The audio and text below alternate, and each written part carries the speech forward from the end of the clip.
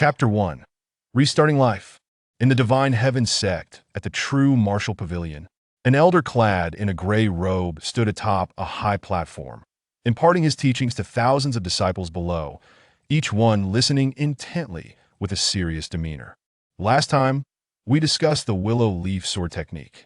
The essence of the willow leaf sword technique lies not in the sword moves, but in the sword intent. Follow your heart, and you shall achieve great mastery.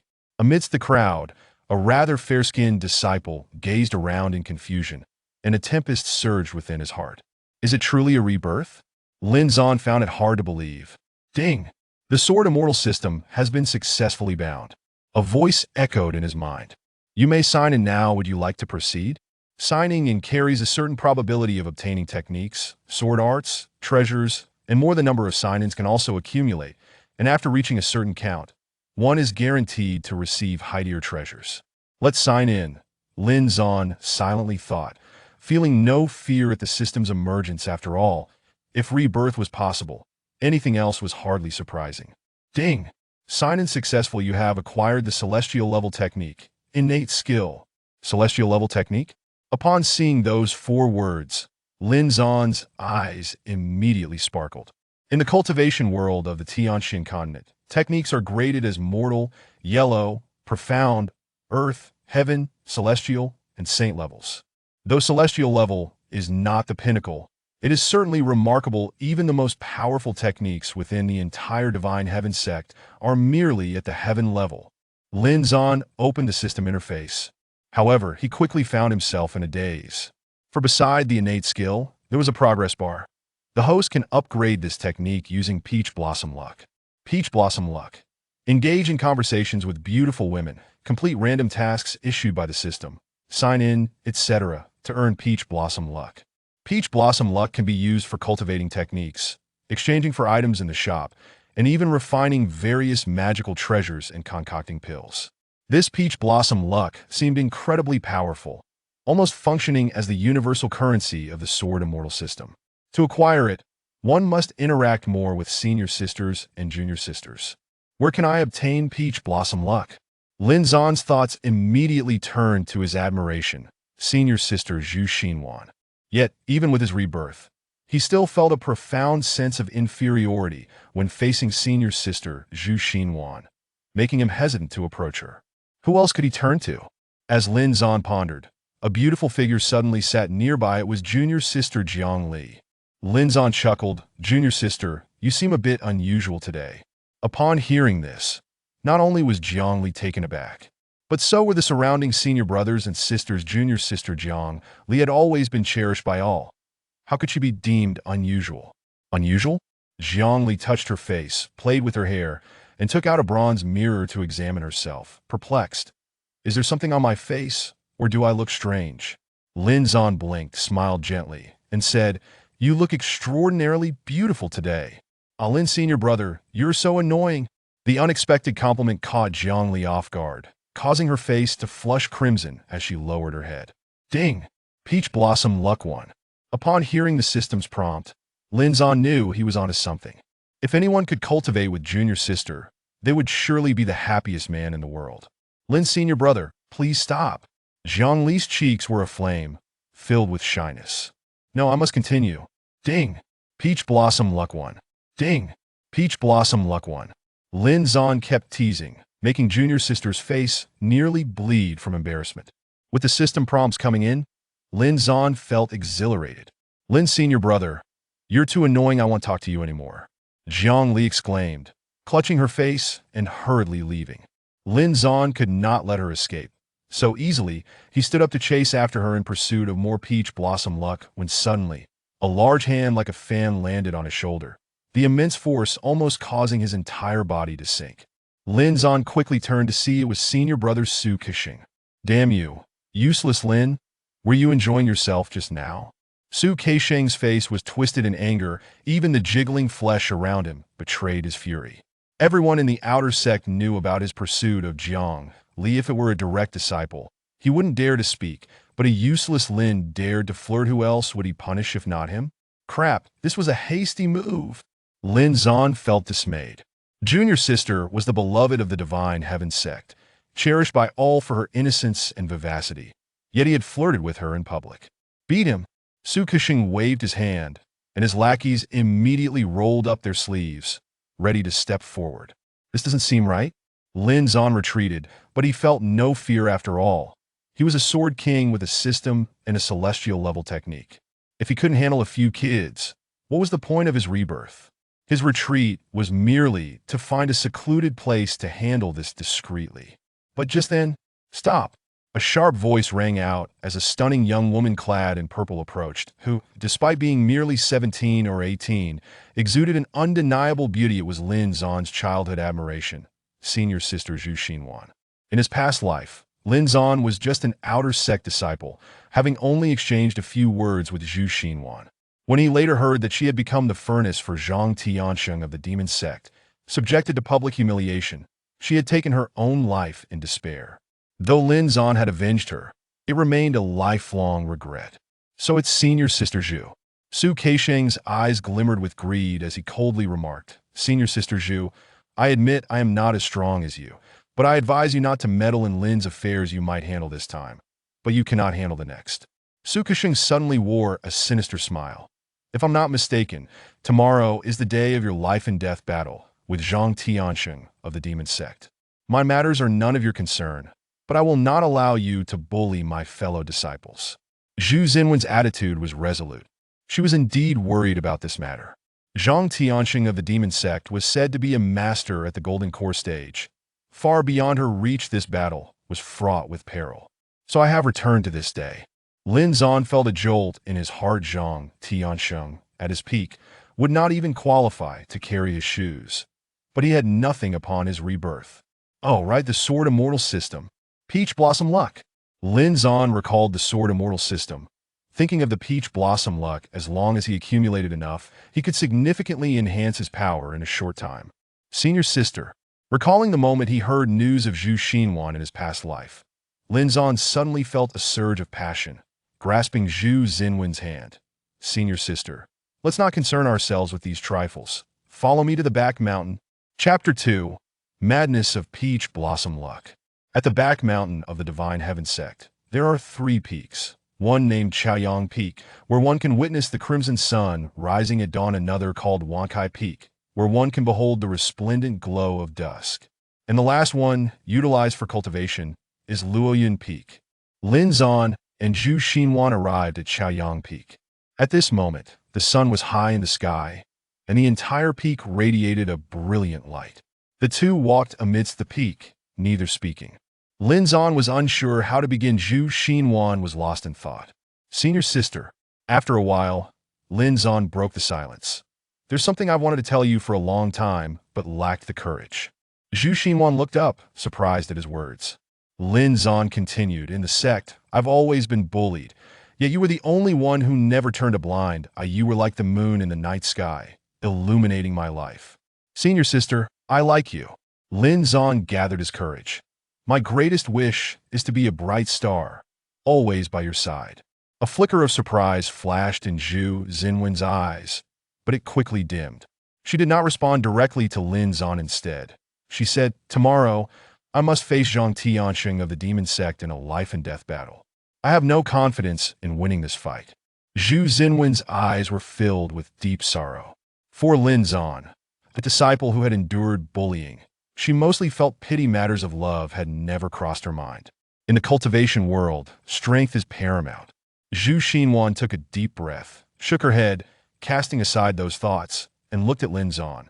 However, before I go, I can fulfill a small wish of yours. She did not know if she would return, so she wished to grant Lin Zan a final moment of beauty. Senior sister? Zhu Xinhuan embraced Lin Zan, and he felt her softness. His hands nearly reached up to caress her waist. Ding! Peach Blossom Luck 10. Peach Blossom Luck 10. Peach Blossom Luck. The system began to flood with notifications. Lin Zan silently chanted, Let the Peach Blossom Luck be wild. Only by possessing enough Peach Blossom Luck could he become stronger and help his senior sister evade this impending calamity. Time seemed to stretch. Eventually, Zhu Xinhuan gently pushed Lin Zan away, a smile gracing her face. All right, I must return to prepare for tomorrow's decisive battle. With that, She flashed a radiant smile and departed. Senior sister, you will surely win. Zhu Xinhuan paused briefly, but left without looking back. Win? Upon exiting the back mountain, Zhu Xinhuan wore a bitter smile. The opponent is a master at the late Golden Core stage. While I am merely at the integration stage, there is a vast difference in realms. How could I possibly win? Zhu Xinhuan was acutely aware that unless a miracle occurred, victory was impossible, and should she fail, death awaited her. If she wished to live, she would have to become a furnace for the other. In such a case, her celestial fate would be irrevocably severed. After Zhu Xinhuan departed, Lin Zan eagerly inquired of the system. System, how much peach blossom luck do I possess now? And to what level can I elevate my strength? The host currently possesses 320 points of peach blossom luck, which can enhance strength to the early stage of the Golden Core and elevate innate skills to the same level. Would you like to proceed? The early stage of the Golden Core. Zhang Tiansheng is at the late stage of the Golden Core and possesses numerous treasures. Even if I were to break through, relying solely on experience would make victory exceedingly challenging. Lin Zan pondered for a moment and asked, how much peach blossom luck is required to advance to the early stage of the nascent soul? 1,000 points. Lin Zan promptly abandoned this notion. In the short term, it would be impossible to amass such a vast amount of peach blossom luck. What to do? The host desires to possess the combat power of the early stage of the nascent soul. There exists another method: renting cultivation. You can rent cultivation? Lin Zan was utterly astonished, asking, what does that entail? By expending some peach blossom luck, you can temporarily gain the power of the early stage of the nascent soul. Once the time elapses, your strength will revert to its original state. Let's do it. The next day, Zhang Tianxing set forth from the demon sect, brimming with confidence. Zhu Xinhuan, my dear girl, I am on my way. A fleeting glimmer of desire flickered in Zhang Tianxing's eyes. In this battle, victory was imperative, and achieving it would be a mere trifle. Moreover, he had no intention of killing Zhu Xinhuan. Such a beautiful girl would be a regrettable loss. Using her as a furnace, to relish her form, what a delightful prospect. Whoosh! As he approached within 10 miles of the Xintian sect, a cloaked figure in black obstructed his path. Observing the stance, Zhang Tianxing realized the individual was targeting him. However, confident in his formidable strength, he showed no fear. Dare to block my way? I shall grant you an opportunity. Kneel and beg for mercy, calling me grandfather, and I may consider sparing you. Block your path? Apologies, I am merely here to await your arrival. Allow me to test 3 ounces of my strength against you. Upon finishing his words, the opponent raised a fist and struck. This punch was executed with utmost directness, yet it imparted to Zhang Tianxing an overwhelming sense of futility.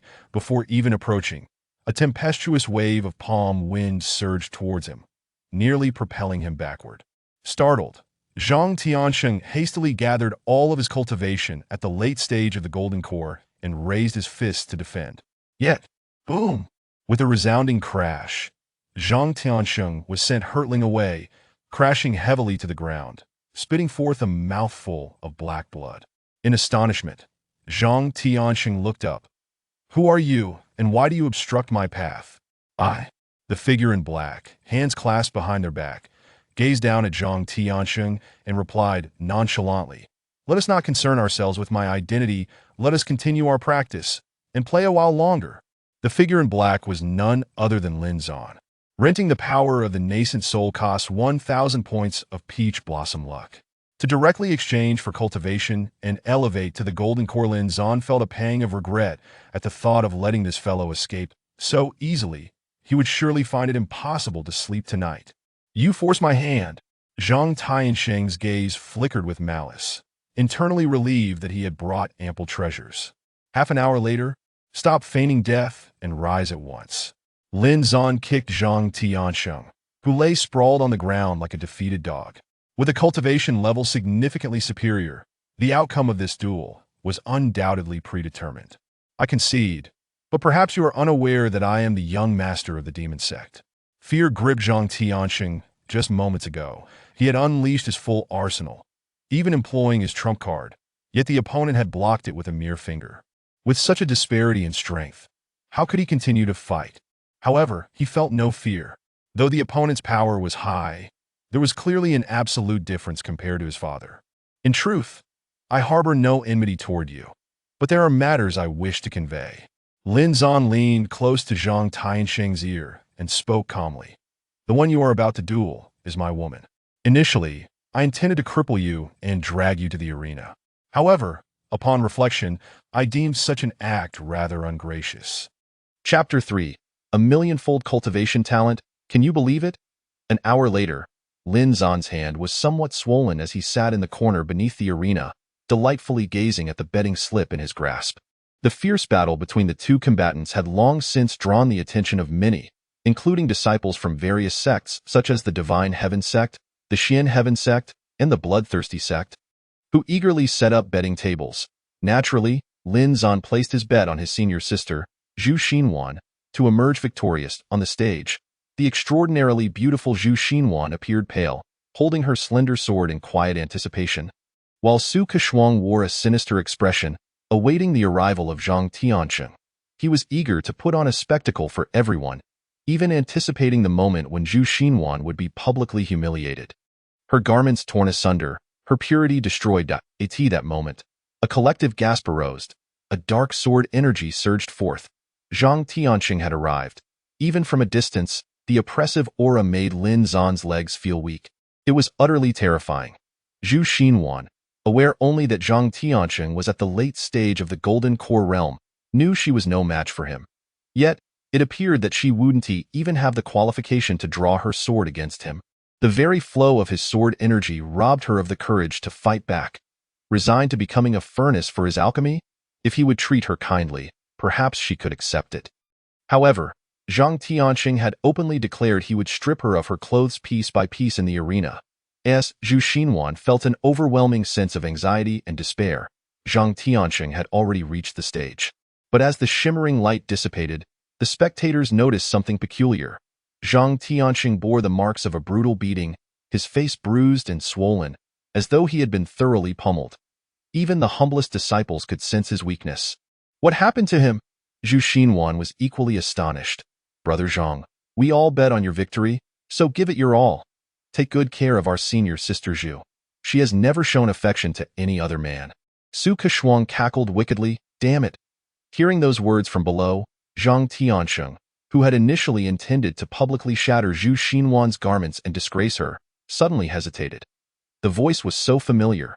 As he turned to look at the young disciple outside the arena, he was taken aback.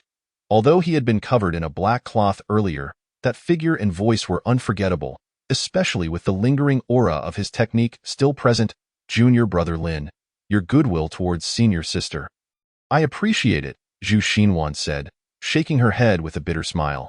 How could Zhang Tiancheng possibly relent because of those words? She feared it would only complicate her situation further.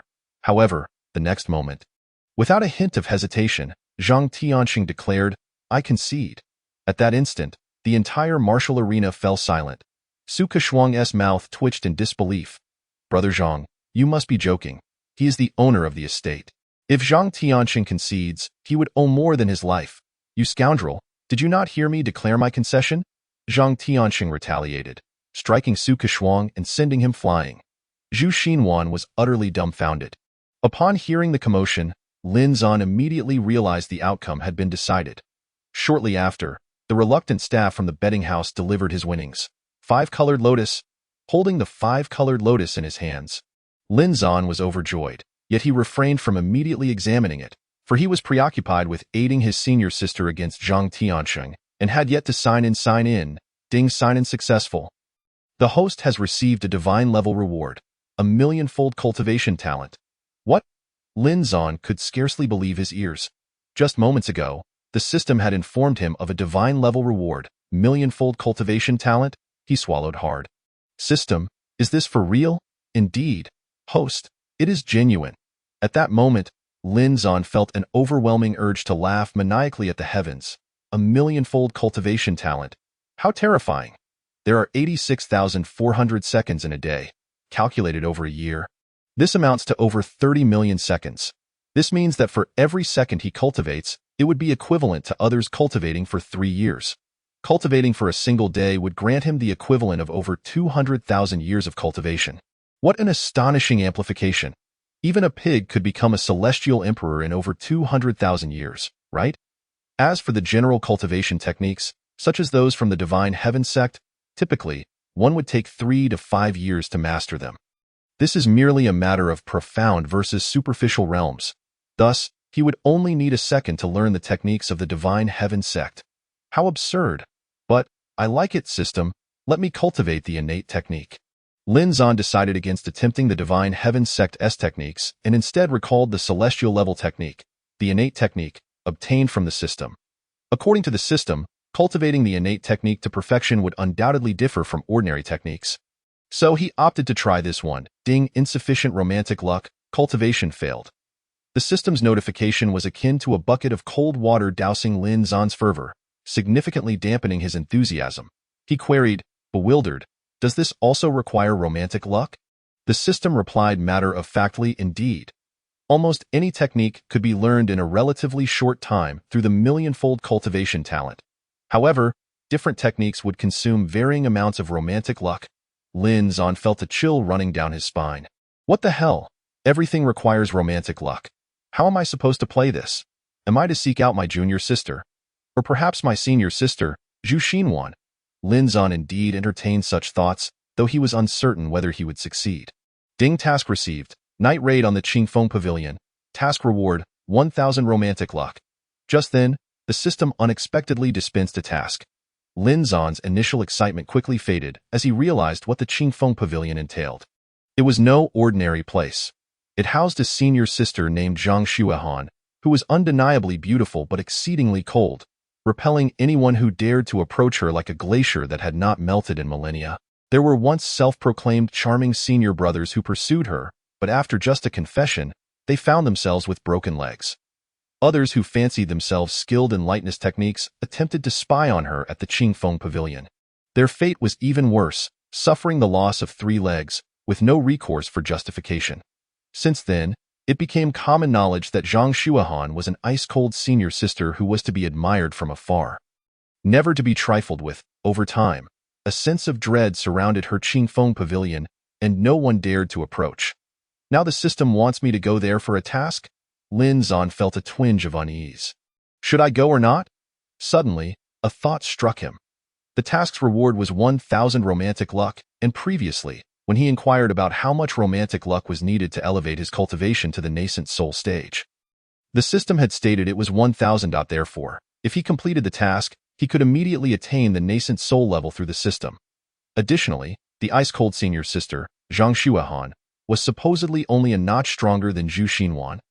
On the brink of entering the golden core stage, this seemed feasible.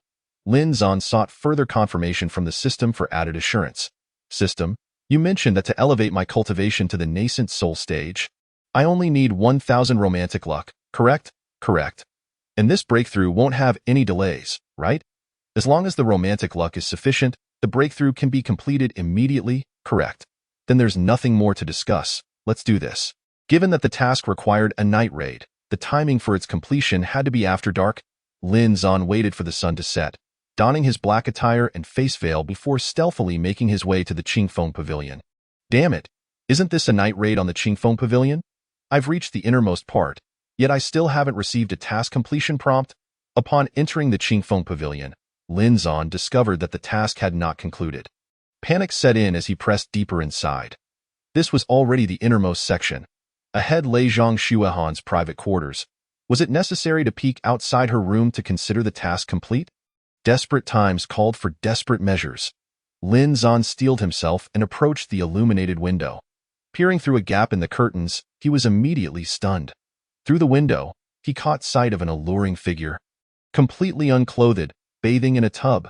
It was indeed senior sister Zhang Xuehan. This is too explosive. Lin Zan felt a tickle in his nose, about to reach for it when suddenly, he noticed something amiss. On Zhang Xuehan's back, he spotted a plum blossom birthmark.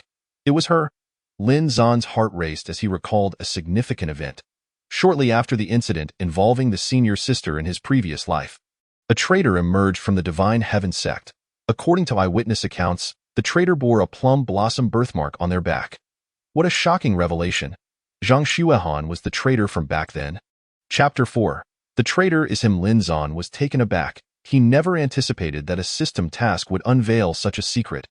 Furthermore, the traitor had caused immense suffering to the Divine Heaven sect. She had first stolen a crucial artifact for setting up formations, then handed over the sect's array diagrams to others, working in collusion to directly dismantle the protective formations. Consequently, the Divine Heaven sect was besieged. And many powerful practitioners met their demise. It was from that moment that the Divine Heaven sect began its decline. As a disciple during that time, Lin Zan had also been relentlessly pursued and cornered by countless enemies. Ultimately, he found himself on the brink of death, having been driven into a desperate situation by those who sought his life. It is fortunate that the sword Immortal system enabled my return to life. So it was you? Lin Zan's eyes ignited with fury. When the Shuntian sect was ambushed, even the grave of his senior sister, Zhu Xinwan, was destroyed. Lin Zan himself was forced to flee to a distant land. Naturally, he harbored no kind feelings towards her. In an instant, he came to understand many things. In a wonder Zhang Xuehan appeared so cold. It was likely a fade to conceal her secrets from prying eyes. Creak! In his moment of anger, Lin Zan inadvertently brushed against the window, producing a faint sound. Oh no! The moment the noise escaped, Lin Zan sensed the impending danger and took flight. Who goes there? Indeed, the next moment, a vigilant voice emerged from within. Zhang Xuehan had noticed him. With no time to respond, Lin Zan fled without looking back. Ding! Mission accomplished. You have gained 1,000 fortune in romance. At this critical juncture, the system unexpectedly provided a notification. Lin Zan's heart settled with relief. As he sprinted away, he communicated with the system in his mind. System, quickly elevate my cultivation to the nascent soul stage. Ding! Breakthrough successful. The host has reached the nascent soul stage. The notification arrived in an instant. Moments after the system's announcement, Lin Zan felt an explosive surge of true essence emanating from his dantian. In the blink of an eye, a miniature figure, identical to himself, manifested, his very own nascent soul. Moreover, this power was far more profound than the borrowed strength he had previously wielded. So this is the nascent soul stage. Lin Zan was elated. This trip to Qingfeng Pavilion had proven immensely rewarding. Vile scoundrel, where do you think you're going? At that moment, Zhang Xuehan caught up. However, to Lin Zan, her speed seemed laughably slow. Did she dare pursue him? A glint of icy determination flickered in Lin Zan's eyes.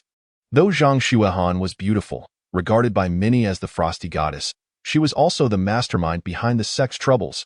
In an instant, Lin Zan turned to face her. Oh, it was you. Zhang Xuehan's expression darkened, revealing her murderous intent. How dare you spy on me while I bathe? You shall perish with that. She lunged at him with her long sword. Zhang Xuehan, now armed with both evidence and strength, Lin Zan shouted with confidence. Remove your disguise. Do not think for a moment that I am unaware. You merely wish to mask your betrayal of the sect. As these words left his lips, Zhang Xuehan's expression shifted dramatically. Had her schemes been exposed? A cold gleam flashed across her stunning face. In her mind, Lin Zan was already a dead man, and she quickened the pace of her sword. Come on, Lin Zan, now at the nascent soul stage. Effortlessly pinched her thrusting sword between two fingers, easily subduing it. Zhang Xuehan strained to pull her sword back, but it wouldn't budge. The disparity in strength was too great. Zhang Xuehan sensed it too. Her face registering shocked, so strong. Humph, Lin Zan scoffed. Non-committal. He then sealed Zhang Xuehan's powers and reached his right hand toward her face, not out of any lewd intention, but rather because he thought that as a striking beauty, she might provide him some fortune in romance, much like Zhu Xinwan. Zhang Xuehan, feeling utterly humiliated, made a decision and bit down on her tongue to invoke a secret technique. Whoosh! A beam of blood-red light shot skyward, quickly vanishing from sight. Lin Zan was taken aback. He hadn't expected her to be able to utilize a secret art even after he had sealed her powers, yet he brushed it aside. The presence she had summoned might very well be a formidable ally lurking behind her. Sure enough, within moments, a figure appeared, coldly inquiring, What summons you? Great One, save me. Zhang Xuehan immediately pleaded upon seeing the newcomer. Great One. At the mention of those words, Lin Zan's eyes narrowed slightly. It seemed this individual was part of the forces Zhang Shuahan had colluded with against the Shintian sect.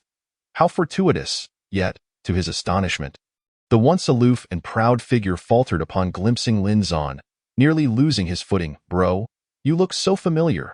Lin Zan's voice rang out. The figure retreated in alarm, appearing ready to flee at any moment, which filled Zhang Shuahan with dread. The Great One's powers were immense. Why was he so afraid of Lin Zan, the supposed waste? You've mistaken me, Zhang Shuahan. You've mistaken me as well. I am merely passing through. If you wish to engage in a duel, I shall not intrude. His primary purpose for coming to the Shintian sect was to recruit Zhu Xinwan as his furnace for cultivation of demonic arts. His secondary aim was to liaise with Zhang Shuahan regarding the progress of their schemes. Little did he know that upon his arrival, he would be ambushed by a young master, thwarting his first objective. The situation was made worse when he received Zhang Shuahan's secret summons, only to encounter this individual again. How could he not panic? I am the Great One. I am Zhang Shuahan. She attempted to rush forward.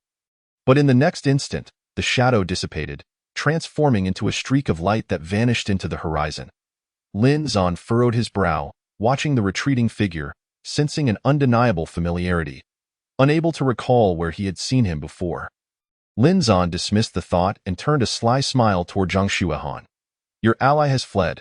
Now that you're left with me, how shall I deal with you? Upon witnessing Zhang Tian's flight, Zhang Shuahan realized that he must indeed recognize Lin Zan and knew he was no match for him. The thought of what awaited her sent a chill through her, draining the color from her face. Chapter 5. A Dilemma. After a moment of silence from Lin Zan, Zhang Shuahan opened her eyes and gazed at him. Will you kill me quickly, or will you prolong my suffering? What, feeling lonely? Have you come to beg me?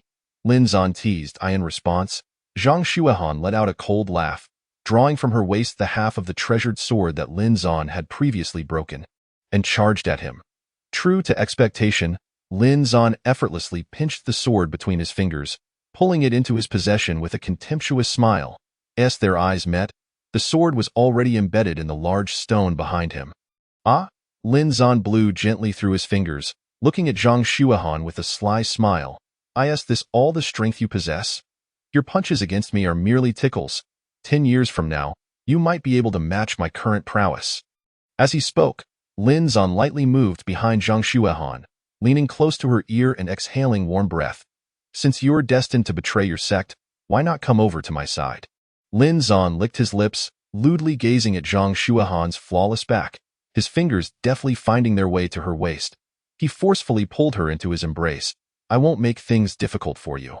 Just tell me why you chose to betray the sect. If you speak the truth, I might let you go. Of course, every word will be scrutinized against the information I possess. I hope you understand. Should you remain obstinate, I won't hesitate to snuff out your life. You are but an ant in my grasp. Though Lin Zan's words were fierce, he found it hard to truly bring himself to harm such an icy beauty. You are delusional. I will never speak. Just kill me. You, such a pristine beauty, even if I do not take you as my furnace, I would still wish to engage in dual cultivation and savor the experience. If you think I would kill you so easily, you are sorely mistaken. With that, Lin Zan moved directly in front of the icy beauty, taking a seat and lifting her chin, scrutinizing her ethereal face. What a pity, you are a traitor to the sect. Feeling Lin Zan's intentions, Zhang Shuahan felt utterly insulted. She drew a sharp dagger from her waist and lunged toward Lin Zan's abdomen. Why do you, a beauty, wrap yourself like a hedgehog? In the face of absolute power, your defenses are meaningless. Lin Zan knew he must remain vigilant against this beauty, so he observed her every move. The moment the dagger was drawn, he snatched it from her grip. I'm curious, what does your master possess that makes you so devoted to him? It's a pity he shows no concern for your well-being.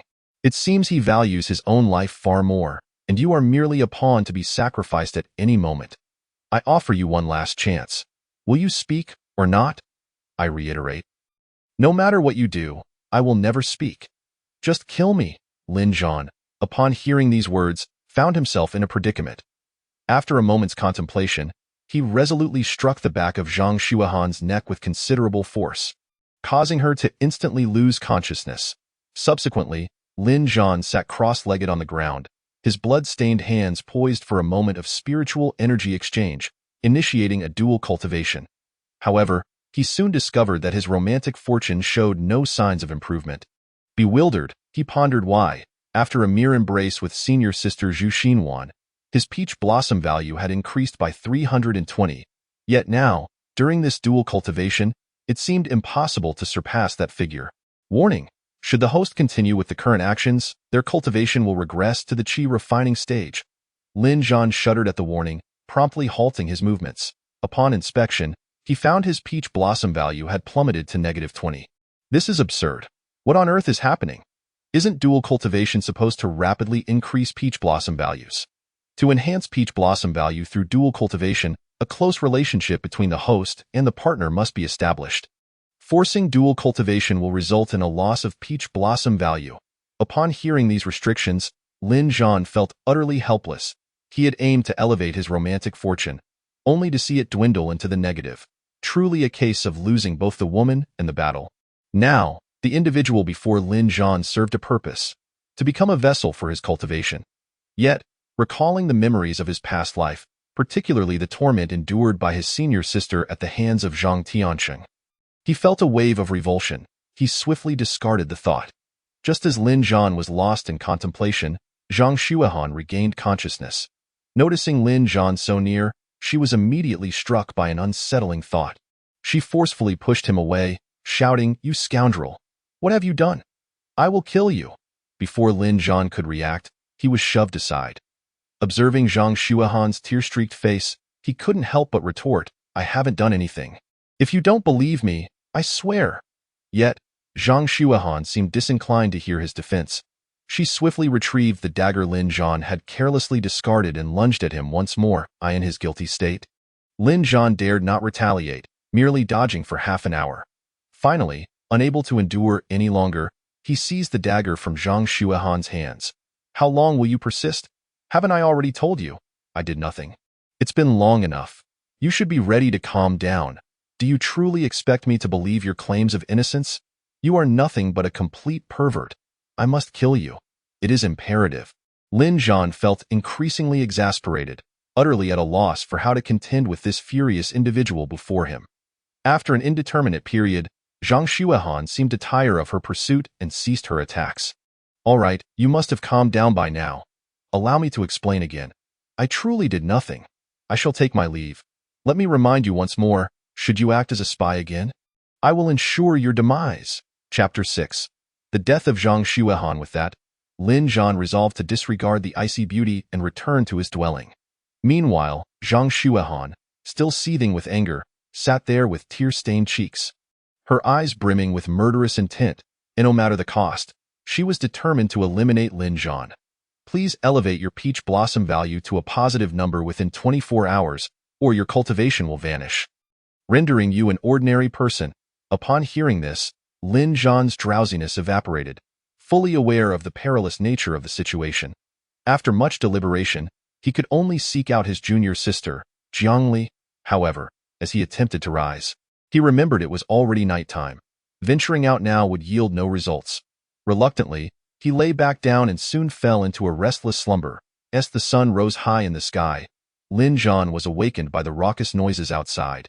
He flung open his door to find a group led by Su Keshuang gathered at the entrance of his cave. "If there's nothing to discuss, be gone.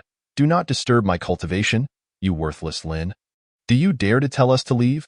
Do you truly think so highly of yourself?" Su Keshuang shouted. "Today is your day of reckoning. Yesterday, senior sister Zhang Xuehan from the inner sect declared that whoever kills you will have the honor of dual cultivation with her. It seems this opportunity is mine." At this, Lin Zhan unleashed his first-stage nascent soul power, slapping Su Keshuang with no restraint, sending him flying.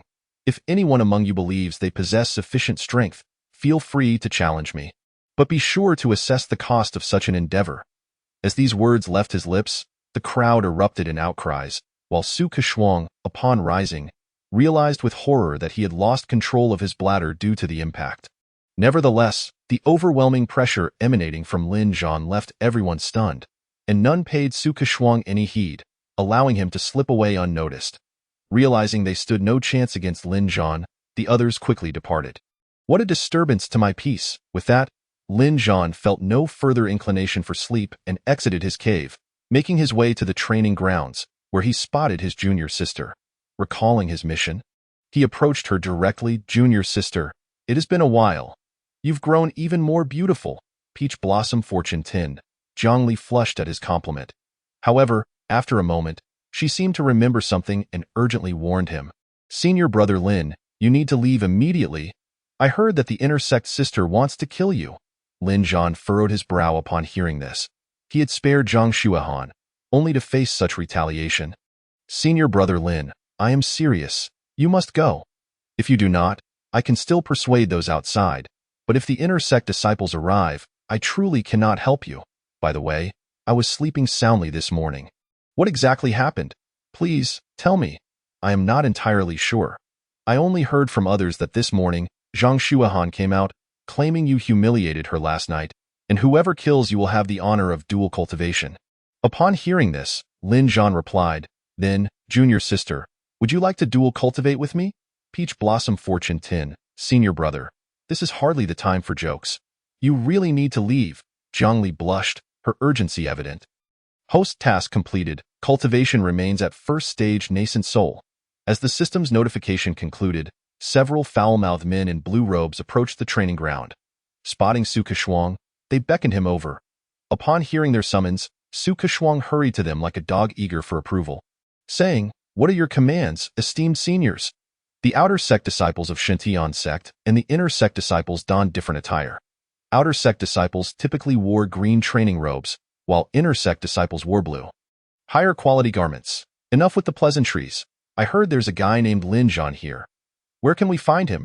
Realizing the gravity of the situation, Su Keshuang recalled his earlier humiliation and pointed toward Lin Zhan. That's him, the audacious one, but be careful.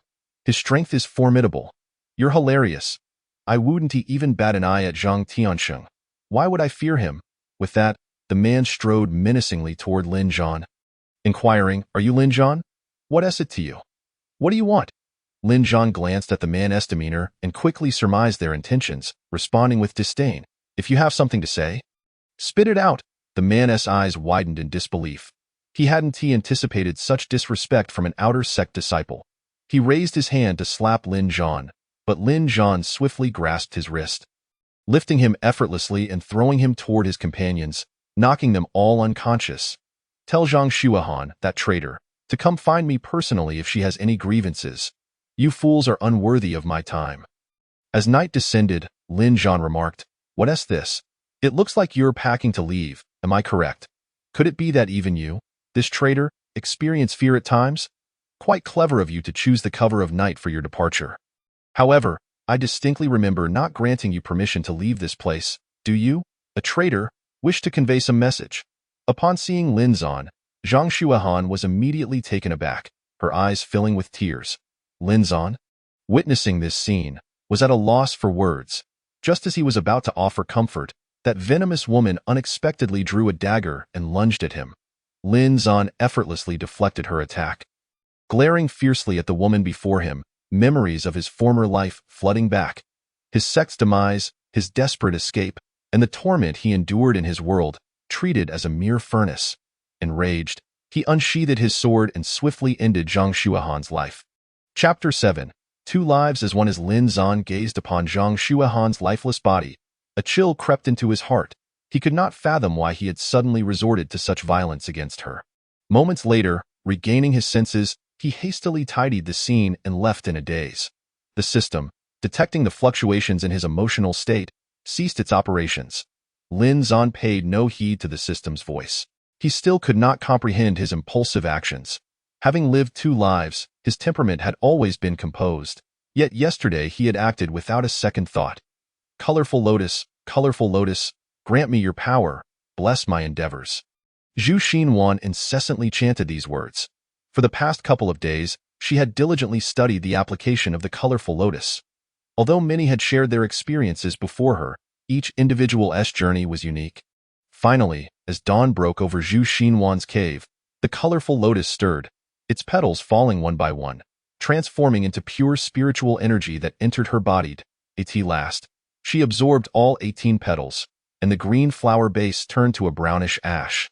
When all was completed, Zhu Xinhuan did not cease her cultivation. Instead, she continued to circulate the energy she had just absorbed through several cycles. Suddenly, a spiraling vortex of spiritual energy formed within the cave. Lifting her gently as it was drawn into her, an hour later, a surge of azure light illuminated the cave, and Zhu Xinhuan's cultivation level astonishingly reached the golden core first stage. Splendid, a significant breakthrough. Usually indifferent to accolades, Zhu Xinhuan felt a rush of excitement. Reaching the golden core was a criterion for entering the inner sect. Without this level of power, even a personal recommendation from an elder would be futile. 3 days had passed. It was time for her to step outside for a breath of fresh air. Joyful events often uplift the spirit, and Zhu Xinhuan felt remarkably buoyant as she basked in the sunlight streaming in. There was also a more pressing reason. Her little junior brother, who had brought her good fortune before the competition. Though his strength was modest, he had unknowingly planted the seeds of affection in her heart. "What are you all whispering about?" Upon exiting her cave and arriving at the training grounds, Zhu Xinhuan noticed a few individuals pointing at her. She despised this kind of attention, frowning as she addressed them. "And nothing, senior sister," they stammered before attempting to leave. Zhu Xinhuan intercepted one of the slower ones, her irritation evident. "What is going on? What do you mean by pointing?" Well, senior sister, since you asked, I shall speak. With no escape routes left." The individual bowed his head and continued. "Senior sister Zhang Shuahan from the inner sect was killed last night, stabbed to death." At this revelation, Zhu Xinhuan felt even more perplexed and inquired, "What does this have to do with me? Do you believe I was responsible? I haven't left my quarters these past few days, moreover. Do you think I could overpower her with my strength?" No, senior sister, that's not what I meant. It's just that everyone is saying it was that Lin Zan fellow who did it. We were just wondering if you might help him." "What, are you serious? Did I hear you correctly? Do you think Lin Zan could defeat her? That woman was a golden core expert." "I'm not quite sure of the details, but that's the word going around. The sect's enforcement team is likely on their way now. Senior sister, I think it's best if you stay out of this." After saying this, the person hurriedly left. Zhu Xinhuan glanced at him but did not stop him, instead heading directly to Lin Zan's cave. She pushed the door open and found Lin Zan still lying in bed. Stepping closer, she exclaimed, "You still asleep? Don't you realize you're about to face calamity?" Startled by her voice, Lin Zan bolted upright. "Senior sister, you're here." Seeing the facade he put on, Zhu Xinhuan felt a pang of sympathy. "What is going on? Is Zhang Shuahan's death connected to you?" As she gazed at Lin Zan's concerned expression, he felt a strange sense of comfort. After a moment of silence, he replied, "Senior sister, can you trust me? If you can't even trust me, then truly no one in this sect can help you." "Very well, senior sister, I will confide in you alone." Moments later, Lin Zan recounted the events of the previous night to Zhu Xinhuan. "You must be joking.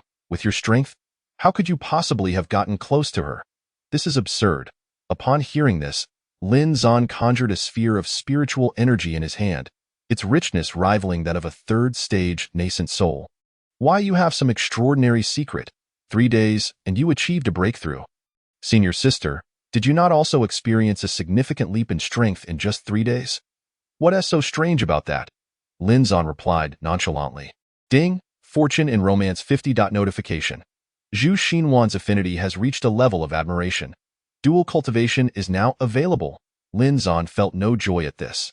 Instead, he perceived his sword Immortal system as a burden. A nagging sensation that all of this would not have transpired without it. "So, you truly are responsible for Zhang Shuahan's death?" "Yes, senior sister, do you believe me?" "I do." For reasons unknown, Zhu Xinhuan found an unusual sense of trust in this young junior brother before her. "Let me tell you, having lived 2 lives, Zhang Shuahan is a traitor. The Shen Tian sect was destroyed last time because of her in my previous life. You did not prevail in that competition. So, you assisted me?" Zhu Xinhuan's mind cleared. She finally understood why her victory against Zhang Tianqing had been so inexplicable. "Everything fell into place, I believe you. Since you punished an evildoer, you did nothing wrong. If it weren't for you, I might have perished, and this sect could have been annihilated. Thus, you have done a good deed. Why do you look so dejected?" "Senior sister, you think too simply. Only you can believe in me. No one else will. Then let us find evidence. If she is indeed a traitor, there must be proof." I will handle the enforcement team. You maintain your strength at the 4th stage of Foundation establishment and leave the rest to me. Chapter 8. The Secret of Elder Qi Who Goes There, Making Such a Ruckus.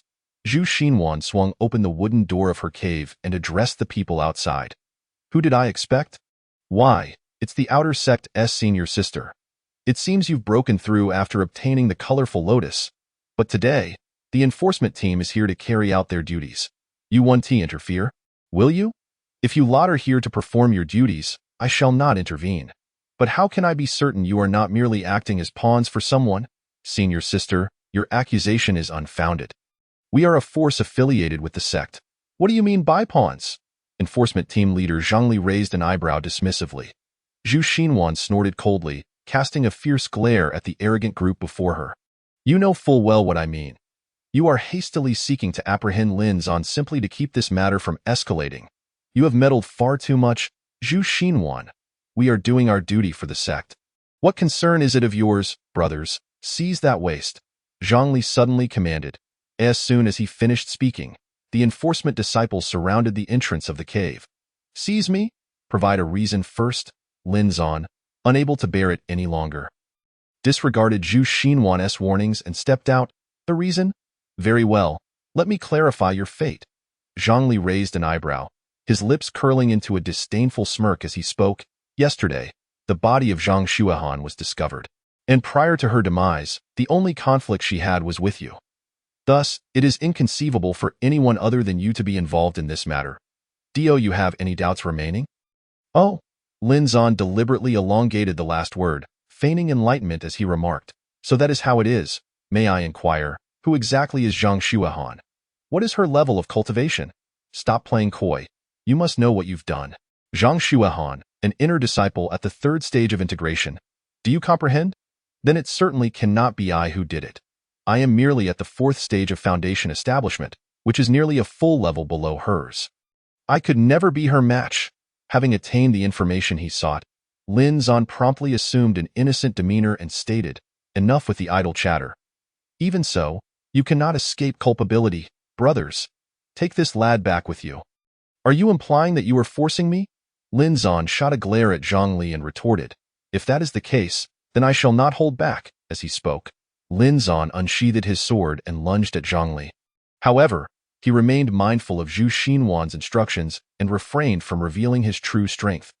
Zhongli sensed the feeble aura of the attack and casually deflected it, preparing to counter when a blade of qi struck his arm, causing it to bleed profusely. I must say, your law enforcement team is becoming increasingly lawless.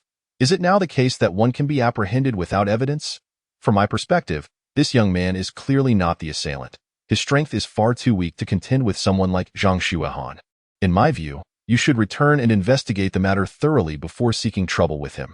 After all, he remains here and poses no threat. However, should you wrongfully accuse him, I assure you, I will not stand idly by. Upon hearing this, Zhongli clutched his injured arm, daring not to utter another word, for he was acutely aware of the speaker's background and power. He simply nodded and summoned the enforcers to depart. Lin Zan, upon hearing this exchange, realized that his ally was none other than Ling Jian, one of the top 10 core disciples of the Divine Heaven sect. I am well aware of the situation regarding Zhang Shuahan. I have been investigating her for quite some time. Even if you do not take action, I will. Since you have already reached the nascent soul level, there is no need for you to conceal your strength any longer. With your current power, you could easily rank among the top 10 core disciples. As he spoke, Ling Jian approached Lin Zan and patted him on the shoulder, saying, "Thank you, senior brother Ling, I owe you one." Enough of this. There is no need for such formalities. I have 2 reasons for assisting you. The first I have already disclosed. The second is merely to repay a favor to junior sister Zhu. What happens next is up to you. I have more pressing matters to attend to, so should they come looking for trouble again, I may not have the energy to assist you with that. Ling Jian quietly departed. That was a close call. I was terrified until he arrived. Lin Zan thought. There is some truth in what he said. If you are now a core disciple, even if you were to kill that fellow, the sect would not take drastic measures against you. Zhu Xinhuan pondered for a moment before continuing. I will become a core disciple, though not at this moment, sister.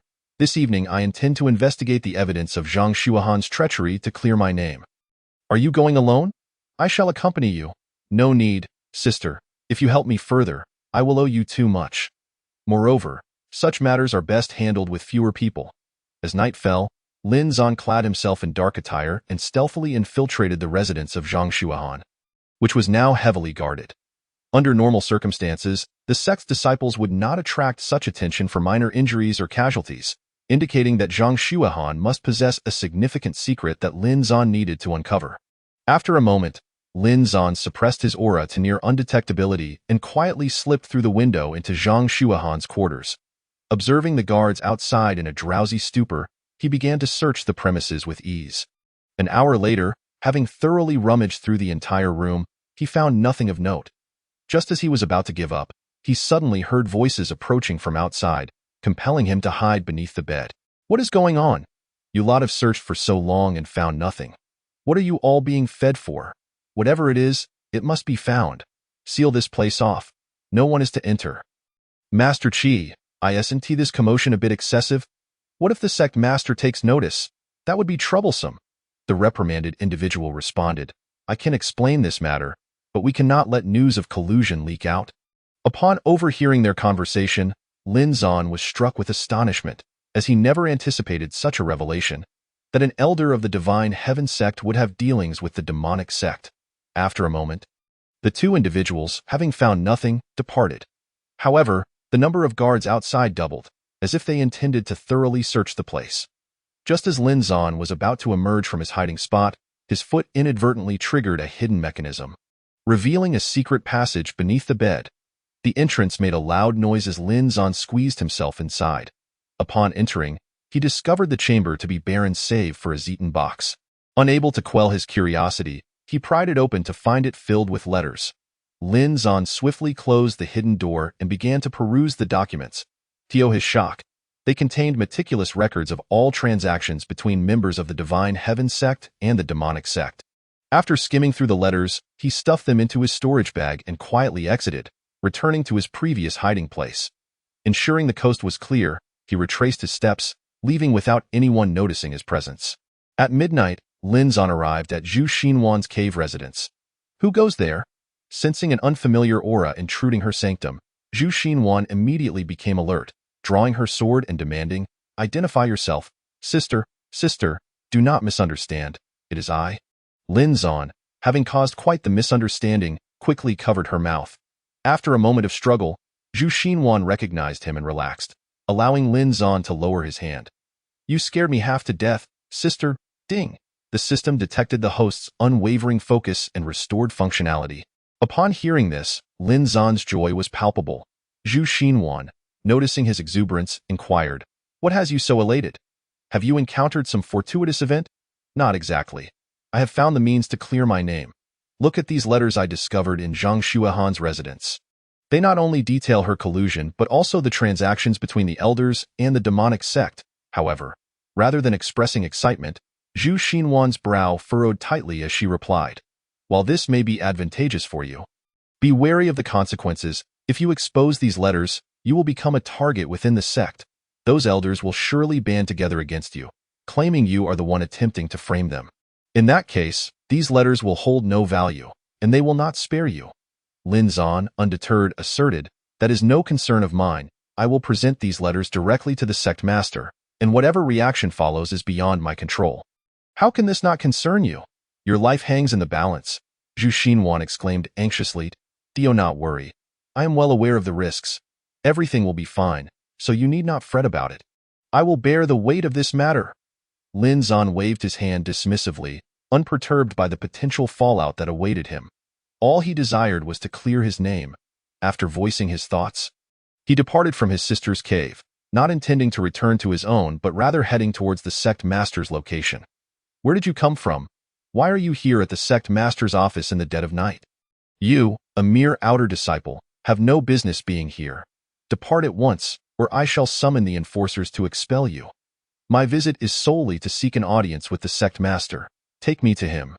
Upon hearing this, Lin Zan boldly retorted, You should consider your own standing. Though you expect me to summon the heavenly king for you, I shall state this once more. Vacate this place, for it is not meant for you. Then I must apologize. With that, Lin Zan charged at the arrogant guard, delivering a powerful punch that sent the man soaring into the air. The prowess of a ninth-tier golden core cultivator proved futile before Lin Zan's might. As the guard descended, Lin Zan caught him and declared, "Now, take me to see the sect master immediately. Should this matter be delayed, you will find that your lives are insufficient to atone for it. Do you wish for me to strike you again? Are you a core disciple of this sect? Why are you dressed as an outer disciple? This is unusual. Who exactly are you? If you do not reveal your identity, I must regretfully inform you that I cannot grant you entry. Who I am is inconsequential. The intelligence I possess is of utmost importance. Take me to the sect master at once. I am merely an ordinary outer disciple. Albeit with exceptional talent, I have yet to have the opportunity to challenge for core disciple status. Stop wasting my time and hasten to lead me to the sect master. Do you understand?" Lin Zan directed at the stern figure before him. The man, furrowing his brow at Lin Zan's words, after a moment of contemplation, finally conceded, "Very well, I shall escort you in. However, you must agree to one condition. I must bind your hands behind your back. After all, I cannot ascertain your true capabilities, and should you pose a threat to the sect master, I would be in grave trouble. Then why do you linger here? Hurry up." Upon hearing this, Lin Zan impatiently extended his hands, and the man swiftly bound them with golden silk ropes. Observing that Lin Zan offered no resistance, he proceeded to lead him into the grand hall of the sect. At that moment, the sect master was occupied in a side chamber, addressing matters concerning the clan, while the spiritual sword that had once saved Lin Zan was also present. The sect master has an outer disciple requesting an audience.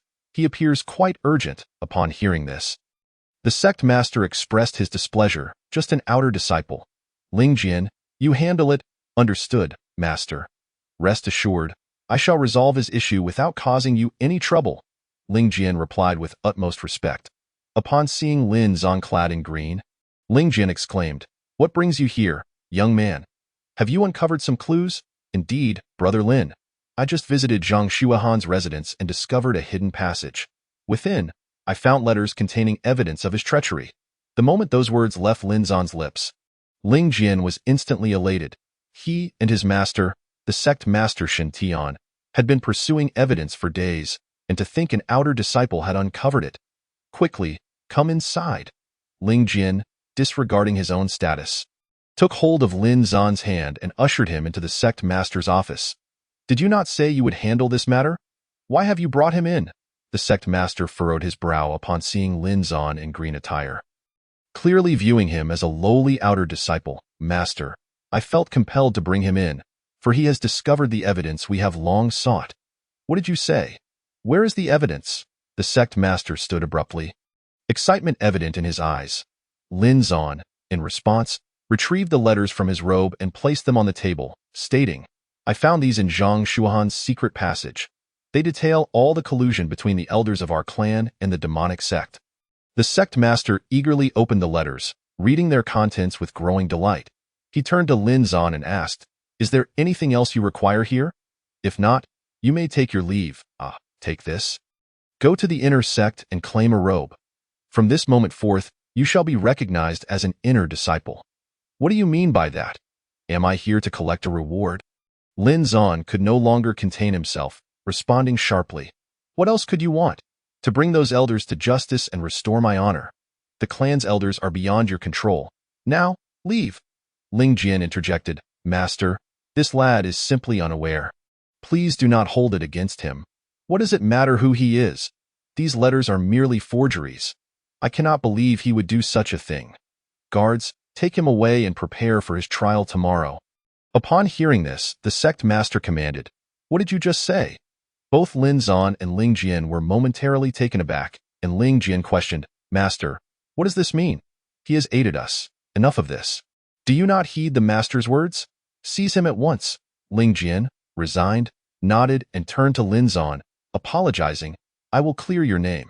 He then struck Lin Zan unconscious, leaving him bewildered by the turn of events.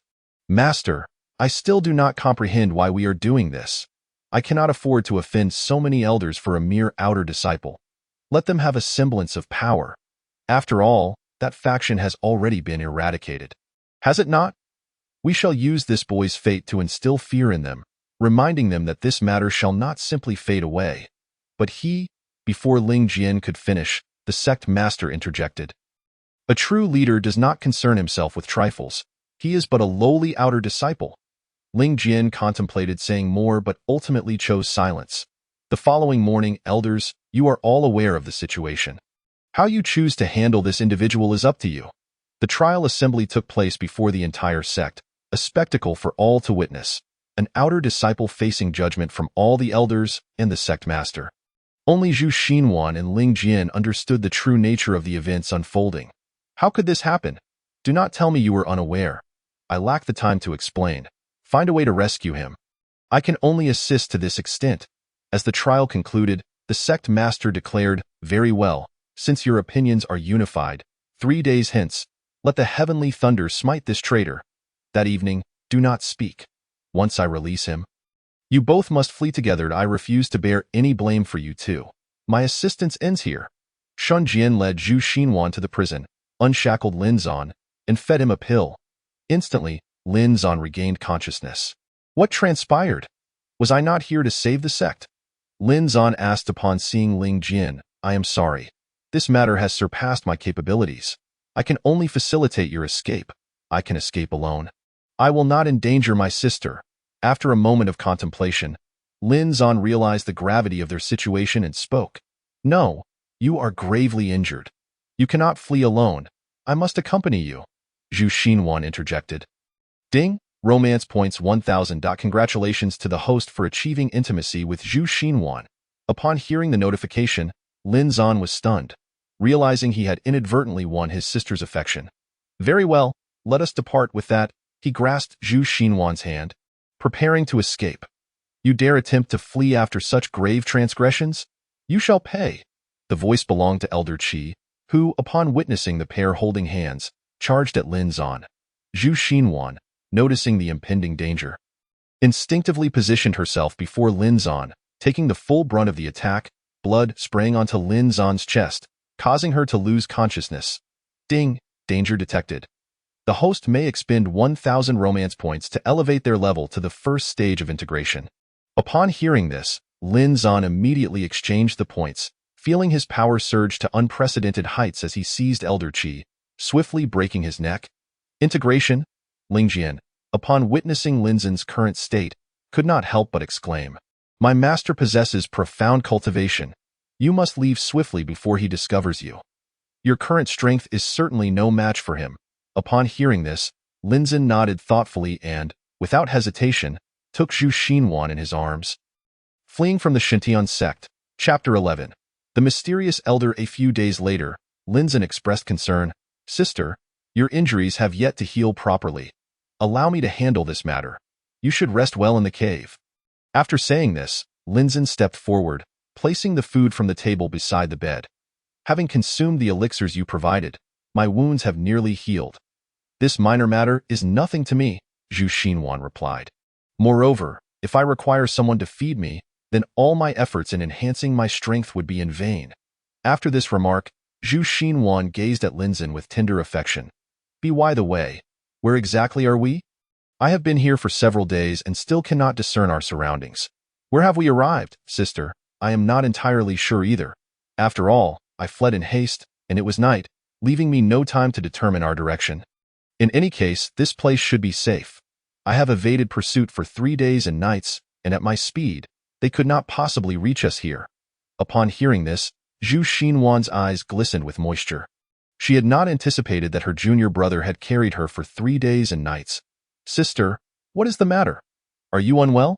Lin Zan inquired, noticing the redness around her eyes, approaching her with concern. It is nothing. It is just that you have carried me for 3 days and nights. Don't tell me you have not rested at all? Zhu Xinhuan responded. It is fine, sister. I can endure. Once your injuries have sufficiently healed, I will find a time to rest. Lin Zan insisted. I am well now. You should focus on recuperating, for it has been several days. Even with your strength, you cannot withstand this much. Ding. Peach Blossom value 10. Do not worry about me. I am not fatigued. Sister, you should prioritize your recovery. If your injuries lead to lingering complications, it could result in significant trouble later on. As long as I am here, you need not worry about anything else. There will be no issues, ding. Peach Blossom Value 10. Listening to this, Zhu Xinhuan felt reluctant to see Linzhen so weary. After pondering for a moment, her cheeks flushed as she softly suggested, "How about we cultivate together? This way, my injuries will heal faster, and you won't be so exhausted." Linzhen was taken aback by her words, momentarily in disbelief before wiping the corner of his mouth where saliva had gathered. "Sister, wouldn't that be somewhat inappropriate?" "Never mind then," Zhu Xinhuan replied, her shyness intensifying. Linzhen, however, paid her no heed and, like a rabbit, leaped onto the bed. "Hey, what are you doing? Get down," Zhu Xinhuan exclaimed, startled by Linzhen's actions as she stood up. "Sister, isn't this what you suggested? What are we waiting for? You can stay below the bed too," Linzhen responded playfully. Zhu Xinhuan admonished him sternly. Upon hearing this, Linzhen appeared dejected, like a wilted eggplant, and reluctantly jumped down to sit cross-legged on the floor. Zhu Xinhuan then placed her hands atop Linzhen's, and in that instant, their energies intertwined. Ding! Peach Blossom Luck 10. Ding! Peach Blossom Luck 10. As Linzhen's potent and vigorous energy flowed into Zhu Xinhuan's body, it swiftly targeted her still damaged meridians. After a night of uninterrupted healing, all of Zhu Xinhuan's injuries were miraculously cured. Following this night, Linzhen's Peach Blossom Luck had accumulated significantly. System, what is my current Peach Blossom Luck? Peach Blossom Value 9990. Linzhen was filled with ecstatic joy. He had not anticipated that a single night of shared cultivation would yield nearly 10,000 Peach Blossom Values. "Sister," Linzhen called out with a mischievous grin. What is it?" Having recovered from her injuries after a night of cultivation, Zhu Xinhuan appeared revitalized, her complexion rosy, though it was unclear whether it was from shyness or the effects of her training. Without responding, Linzhen leaned in and kissed Zhu Xinhuan on the cheek. "Ding! Peach Blossom Luck 10. All is well now." Linzhen licked his lips, savoring the moment. When Zhu Xinhuan regained her senses, she found Linzhen grinning at her, causing her face to flush a deep crimson as she playfully retaliated with a flurry of light punches. "Do the two of you not know what you are doing in my cave?" Just as they were teasing each other, a cool voice interrupted them. They looked up to see an elderly man clad in white robes observing them. "Please, do not misunderstand, esteemed friend. We do not intend to take over your residence. We merely fled here a few days ago and were unaware it belonged to someone. We apologize for the disturbance and will take our leave," Linzhen explained, grasping Zhu Xinhuan's hand as he prepared to exit the cave. As they passed the elder, his pupils suddenly narrowed, and he commanded, "Wait." Linzhen froze in place, sensing that the elder's strength was far beyond his own.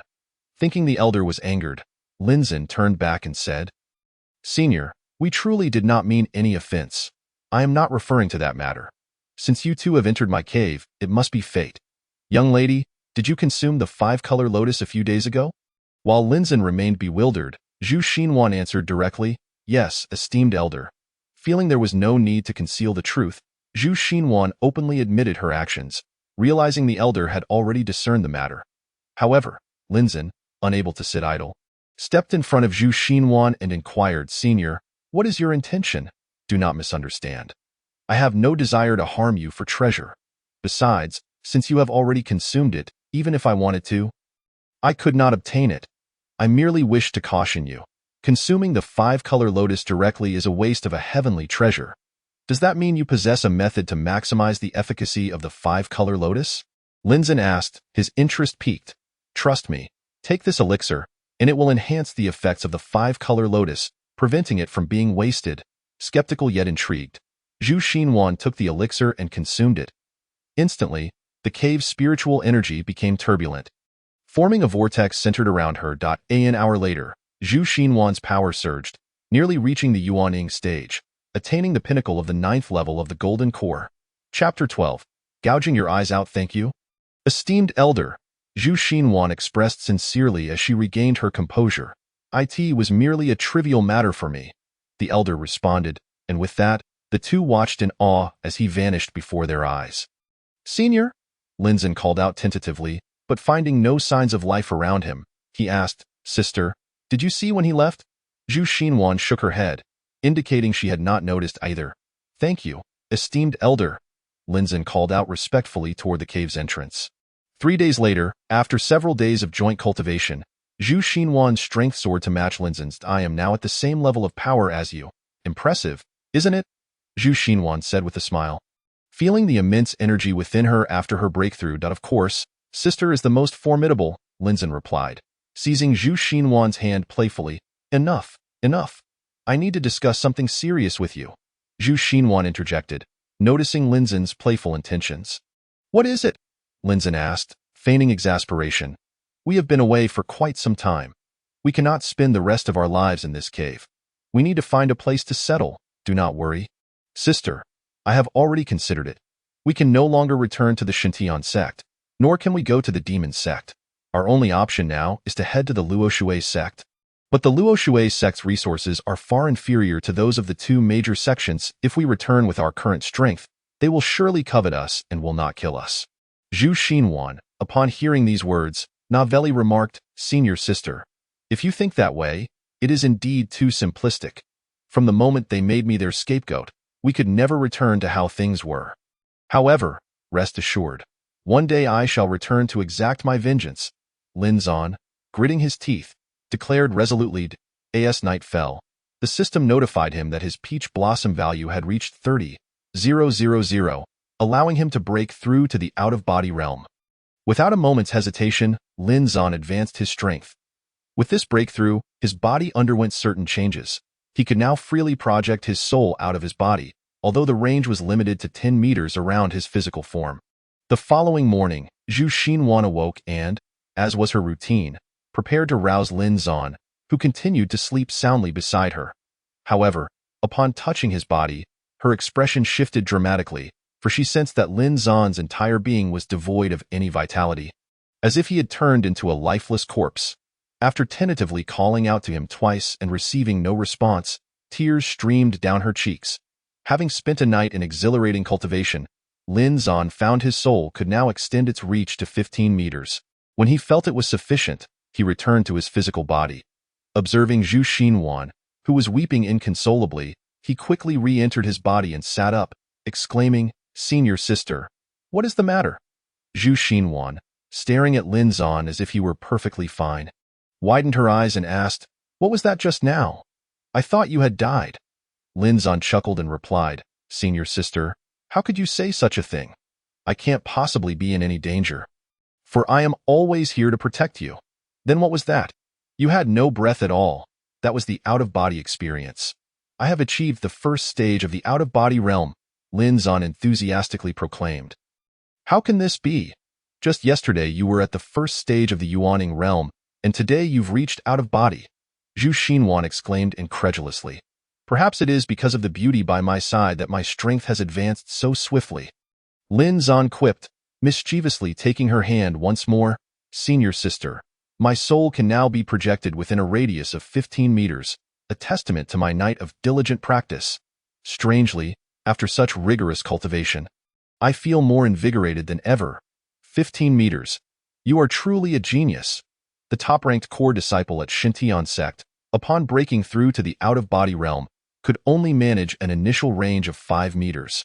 How could such an insignificant creature compare to me? Besides, he lacks a beauty like you at his side. Lin Zan continued to flirt unabashedly, seizing the moment to plant another kiss on Zhu Xinhuan's cheek when she was not paying attention. All right, senior sister, have we not agreed to visit the falling water gate today? With my newfound strength, perhaps we both could become core disciples. I believe it is certain, as the threshold for core disciples at Shintian sect is merely the Yuaning realm. Zhu Xinhuan responded, her cheeks still flushed from Lin Zan's earlier teasing. Falling water gate, this is where they recruit disciples, right? We both aspire to join, despite being loose cultivators. After a day of travel, they arrived at Falling Water Gate, where Zhu Xinhuan addressed the disciple in charge of recruitment. The individual lazily lifted his gaze upon hearing her words and, upon seeing Zhu Xinhuan's stunning beauty, perked up, smiling, Yes, indeed. May I ask what kind of disciples you wish to become? You fat fool, if you keep staring at me, I'll gouge your eyes out. Lin Zan, feeling a surge of discomfort at the exchange, shouted sternly. Who do you think you are? Can't you see I'm conversing with this beauty? If you wish to apply to be a disciple, kindly form a line at the back. Upon uttering these words, Lin Zan unleashed the formidable aura of his first stage of out-of-body realm, causing the plump man to retreat in terror, his eyes wide with feared, out-of-body cultivation. If you dare to look at my woman with those lecherous eyes again, I assure you, you'll see nothing ever again. Fellow cultivator, please do not misunderstand. I truly meant no offense. The plump man attempted to explain, but Lin Zan, growing impatient, interrupted, There's no need for that. Your intentions were clear to anyone. Now, can you assist us? Or are we to waste our time here? Chapter 13. Slaughtering the sect. The plump man wiped the sweat from his brow and replied, It's not that I'm unwilling to help you. But you are too strong, and I do not know where to direct you. If you cannot assist, why linger here? Hurry and find someone who can. Lin Zan scoffed dismissively. The plump man, feeling unnerved by the intensity of Lin Zan's gaze, nodded and hurried away. What are you doing? We came here to become disciples, yet you offended him right from the start. Zhu Xinhuan chided, though inwardly, she felt a sweetness akin to honey, inexplicably satisfied. I care not. Who told him to gaze at you with such lechery? You are mine, and no one else may look, Lin Zan replied, pride swelling in his chest. Moments later, a cultivator clad in purple hurried over. Addressing Lin Zan and Zhu Xinhuan, you two, that outer sect disciple was ignorant. I have just given him a thorough reprimand. Please do not be upset. Are you truly here to join Falling Watergate? Nothing serious. That fellow deserved a good scolding. However, we wish to join the sect. Is that permissible? Lin Zan inquired. Of course. Follow me. I will take you to meet the sect leader. The pair nodded in agreement and followed the purple-clad cultivator directly to the sect leader's residence. Demon Sect Ah! A thunderous shout echoed as Zhang Tianqing opened his eyes and emerged from the medicinal pool, which was surrounded by several naked women. His captured furnace stings. Do not look at me with such fearful eyes. I have just achieved a breakthrough, and you are of no further use to me. It is a pity, for I had yet to indulge in each of you. See, can we leave now? One woman asked. Her eyes filled with hope. Leave? Certainly. I shall see you off. He stepped forward, grasped her neck, and greedily drew in her essence. Moments later, he discarded her lifeless body to the side, addressing the remaining women. Who else wishes to leave? The others lowered their heads, and Zhang Tianqing declared, These will be your rewards. With that, he departed the cultivation chamber, leaving behind a chorus of screams. He? Lin Zan, prepare to meet your end, Zhang Tianqing thought darkly, glancing at the wounds Lin Zan had inflicted upon him. Shortly thereafter, Zhang Tianqing, accompanied by his father Zhang Ba and the sect's masters, set off toward Shintian sect. A day later, at Shintian sect. What is the meaning of this from your demon sect? We have always maintained a policy of non-interference. I have already shown you considerable leniency regarding past matters. Now, do you wish to provoke conflict? Shintian glared at the members of the demon sect, his anger palpable as he shouted at them, Brother Shintian, do not misunderstand. I am here to avenge my son. Recently, one named Lin Zan from your sect injured him. I have come to reclaim justice. If you are wise, hand Lin Zan over immediately. Otherwise, I cannot guarantee what will ensue. Upon hearing this, Shintian felt a flicker of recognition regarding the name and turned to his spiritual sword. Who is Lin Zan? He is the one who delivered a message to us a few days ago. He has long since departed. At that moment, Ling Jian felt a tumult of emotions. The events within the sect had severed his ties. And had it not been for his bond with the sect leader, he would have left long ago. Zhang Ba, the person you seek is no longer within the sect. We were planning to judge him, but now do not even know where he has fled. You should take your leave. It was apparent to any observer that Shintian was at a disadvantage in this terse exchange. I shall grant you two choices. Either hand him over, or I will raze your Shintian sect to the ground and find that boy myself. The decision is yours. Zhang Ba had no intention of showing any courtesy to Shintian, as his purpose was to eradicate Shintian's sect. I have already shown you enough mercy. Should you insist on this path? Do not blame me for being impolite. Elders, prepare for defense. Shintian finally realized that this group intended to annex his sect. He addressed the experts of the Shintian sect directly. However, upon hearing his words, the elders showed no intention of intervening. Brother Shintian, from my perspective, it would be wise for you to awaken to the truth. These individuals have long been in my employ. Otherwise, why would I come to trouble you? With that, he declared, embrace your demise. The demon god descends. Zhang Ba had no intention of granting Shen Tian any opportunity to react. He unleashed a powerful attack, and immediately, 2 pairs of black wings sprouted from his back. In his state of panic, Shen Tian was preoccupied with confronting Zhang Ba and failed to notice the looming danger behind him. A toxic dagger pierced through his heart, the tip emerging from his body. Excellent, excellent. I shall remember this deed. Zhang Ba remarked with a grin. What are you waiting for? Attack. At his command, the experts from the demon sect and several elders from the Shantian sect joined forces, ruthlessly slaughtering the disciples of Shantian sect. Why, son?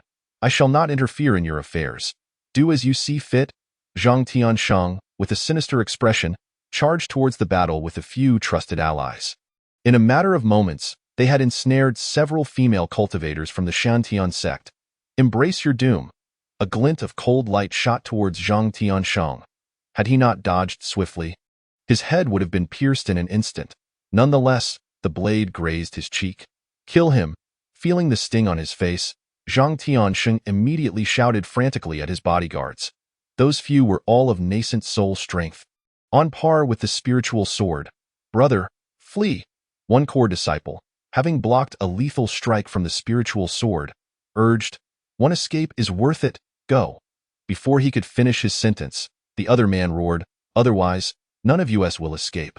Go. With that, he detonated his nascent soul, dramatically enhancing his strength as he charged at the enemies before him. Witnessing this scene, the spiritual sword realized he must escape. He needed to leave a legacy for his sect. Truly courageous, restrain him. I shall savor the pleasure of tormenting him later. I wish to see if such a person can relinquish his pride. With that, Zhang Tiansheng produced a porcelain vial from his storage pouch, stating, this contains excellent substances for your enjoyment. Chapter 14. The End of Shan Tian Sect. After a desperate resistance, the man felt that the spiritual sword was about to escape and drew his sword across his neck, blood gushing forth. What are you doing? Did I not instruct you to leave a few alive? Upon witnessing this, Zhang Tiansheng lost all amusement, glaring fiercely at his bodyguards. Enough. It seems today I am in a generous mood. I shall spare you this time. With that, Zhang Tiansheng resumed his absurdity. After indulging for over 2 hours, Zhang Ba issued a command for his subordinates to cease their actions. All right, disciples of the Shantian sect. Today, I shall not make things difficult for you. I offer you a chance to live. Either join our forces or face death. Upon hearing this, the weary combatants immediately lit up with hope, disregarding their dignity in favor of survival. Looking at the comrades who had perished for them, they cast aside their weapons, having forgotten all shame. I am truly disappointed. However, you outer disciples may be excused. I shall add one more condition. Only those at the first stage of the Golden Core and above may surrender. As everyone laid down their weapons, Zhang Ba said with disappointment. This proclamation turned the faces of the outer disciples pale. As the most powerful among them had only reached the peak of the fusion stage, Zhang Zhengzhu, do not kill me. I am from the Su family. You know our wealth. Whatever you desire, they will provide. Su Keshuang, already marked for doom due to his outer disciple status, pleaded for his life. Wealth? How much can you offer? Zhang Ba inquired, intrigued. If you spare my life, I am willing to offer 30,000 taels of gold and 10 nascent soul pills on behalf of my family. Zhang Ba was astonished by this figure, having never anticipated such wealth from the young man. He nodded, very well. If that is the case, I shall spare your life. Stand over here. Do not get hurt in the fray. Zhang Ba gestured to a spot beside him. All of you who choose to surrender, come here quickly. You have 1 minute to decide. I have no time to waste. Zhang Ba continued impatiently. Upon hearing this, the crowd surged forward as if possessed, eager to preserve their lives, regardless of their strength. However, the elders tasked with filtering them swiftly dispatched those deemed too weak, causing many to flee in fear. Son, how do you propose we deal with those remaining? Zhang Ba inquired of the trembling outer disciples.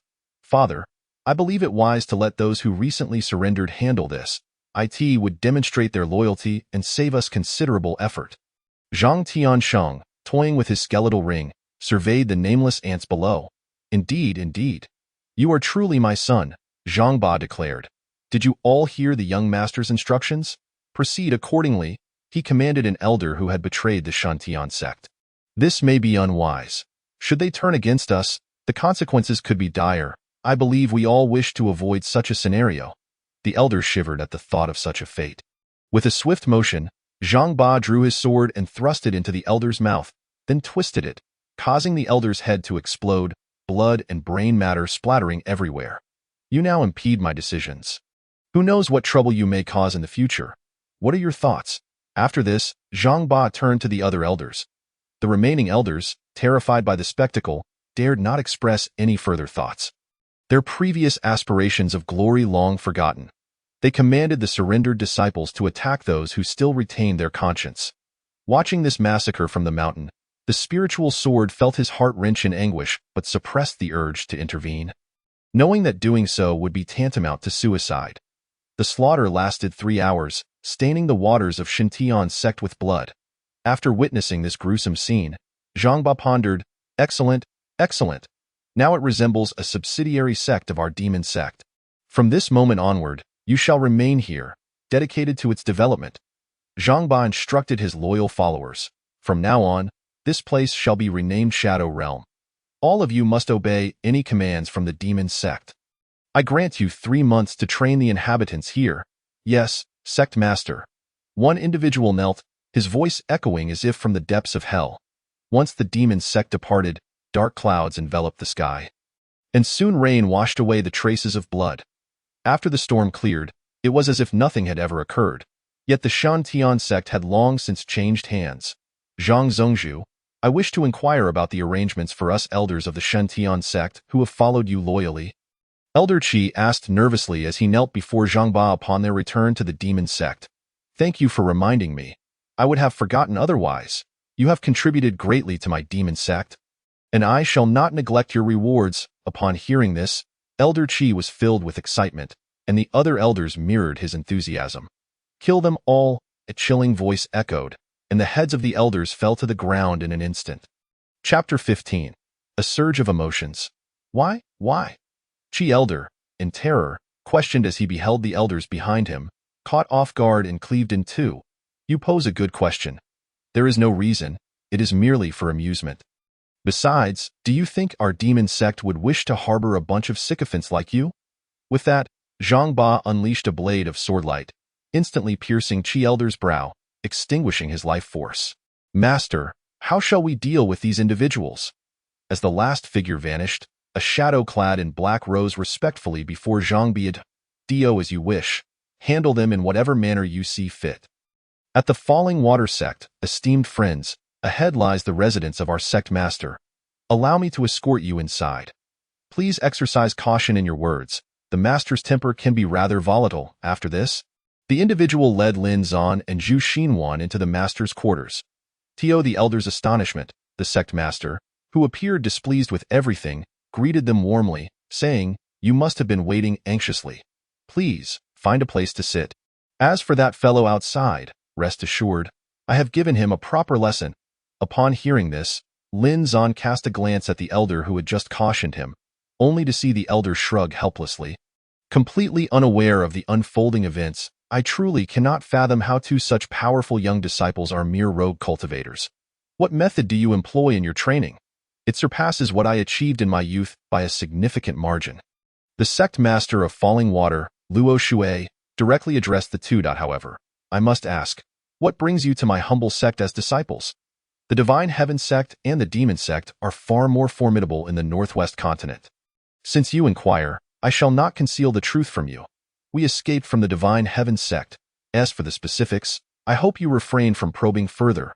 Rest assured, I will not bring any trouble. You two are disciples of the Divine Heaven sect? That is hard to believe. Surely, you have not committed some grave error that led to your exile here? Forgive my candor, but I cannot withstand the wrath of the Divine Heaven sect. Weighing the pros and cons, Luo Shui reluctantly replied, "Fear not. I do not believe you will cause any disturbance to the Falling Water sect. Should you doubt my word, allow me to elaborate." Lin Zan then recounted the events that had transpired. "Is that so? The old fellow from the Divine Heaven sect deserves it for losing 2 such exceptional disciples. In that case, I shall certainly accept you both," Luo Shui declared confidently, thumping his chest.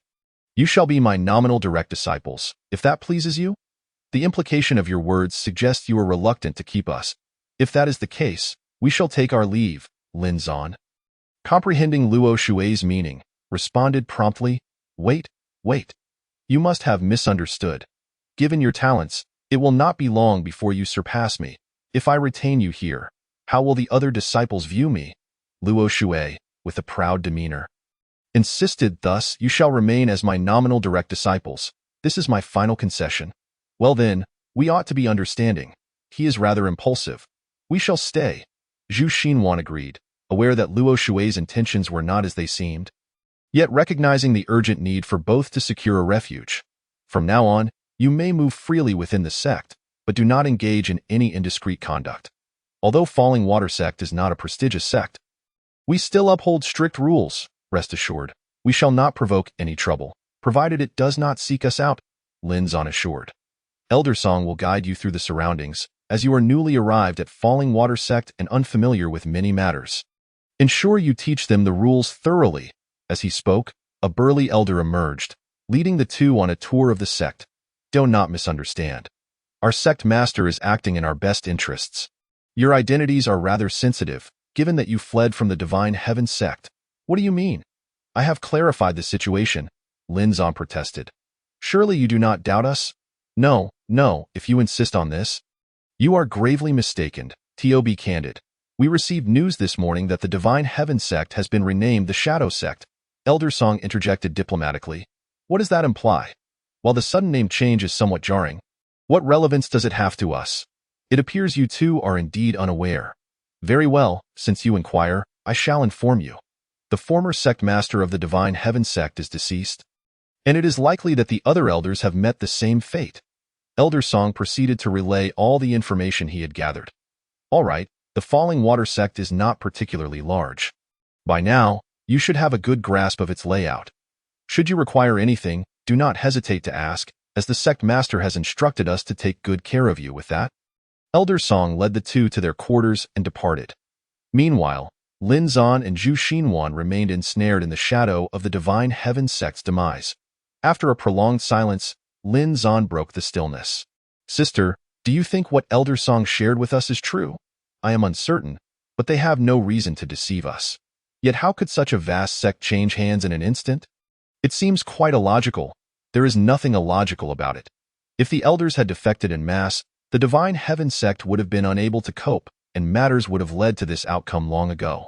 Lin Zan pondered, recalling his near-fatal encounter while attempting to save the sect, feeling a sense of unexplainable vindication. However, memories of friends within the sect caused his spirits to plummet. I in the wilderness. Something is amiss. I distinctly saw that lad fleeing in this direction, yet his aura has vanished. Surely he has not perished? If he has died, we must locate the body. We have been expressly ordered to capture that lad Ling Jian. Chapter 16. Rescuing Ling Jian. He possesses crucial treasures concerning the Divine Heaven sect. Should he escape, we would find ourselves in dire straits. Summon all our team members to this location and initiate a comprehensive search within this vicinity. We must locate him, you lot. Commence round-the-clock surveillance here. The slightest sign of movement, assemble immediately. That lad will be left with no means of escape. The contingent dispatched by the demon sect had encircled Ling Jian, leaving him no avenue for retreat. 3 days later, given that we have been here for quite some time, I suddenly wish to visit the Divine Heaven sect. Perhaps we can find our friend. After all, if it were not for Ling Jian, we would never have escaped. I am certain he is unscathed. Let us head that way in hopes of finding him. Indeed, I have thought the same. Many of my friends remain there, and I cannot help but wonder how they fare. I believe most of the core disciples of the Divine Heaven sect are likely unharmed. Even if they were unable to fight, they would have fled. Sister, since you feel this way, I am reassured. I shall set out now. You remain here and await my return. This endeavor is no trivial matter. Fear not, I shall return within 3 days. Despite her concern, Zhu Xinhuan nodded, understanding that accompanying Lin Zan would only be a burden. Big brother, our entire team has been searching this vicinity for quite a while now. That lad cannot have vanished completely. If necessary, we should expand our search radius. Losing him would spell trouble. Our numbers are limited. Should we expand our search area, we would encroach upon Falling Water sect. We are not currently adversaries, best to avoid provoking trouble. The leader of the demon sect pondered for a moment before continuing, however. If we fail to capture that lad, we would truly find ourselves in dire straits. Let us act swiftly. We might as well question Falling Water sect directly. I refuse to believe a mere second-tier sect can intimidate us. We have already merged with the Divine Heaven sect. We are now invincible in the Northwest continent. It is imperative that we do not bring any trouble to the sect. Continue searching for me. I will seek assistance from above and request reinforcements. In any case, if we remain without any flaws in our plan, that individual must surely be lurking nearby. At this moment, Ling Jian has already overheard these words from the shadows, fully aware of the situation.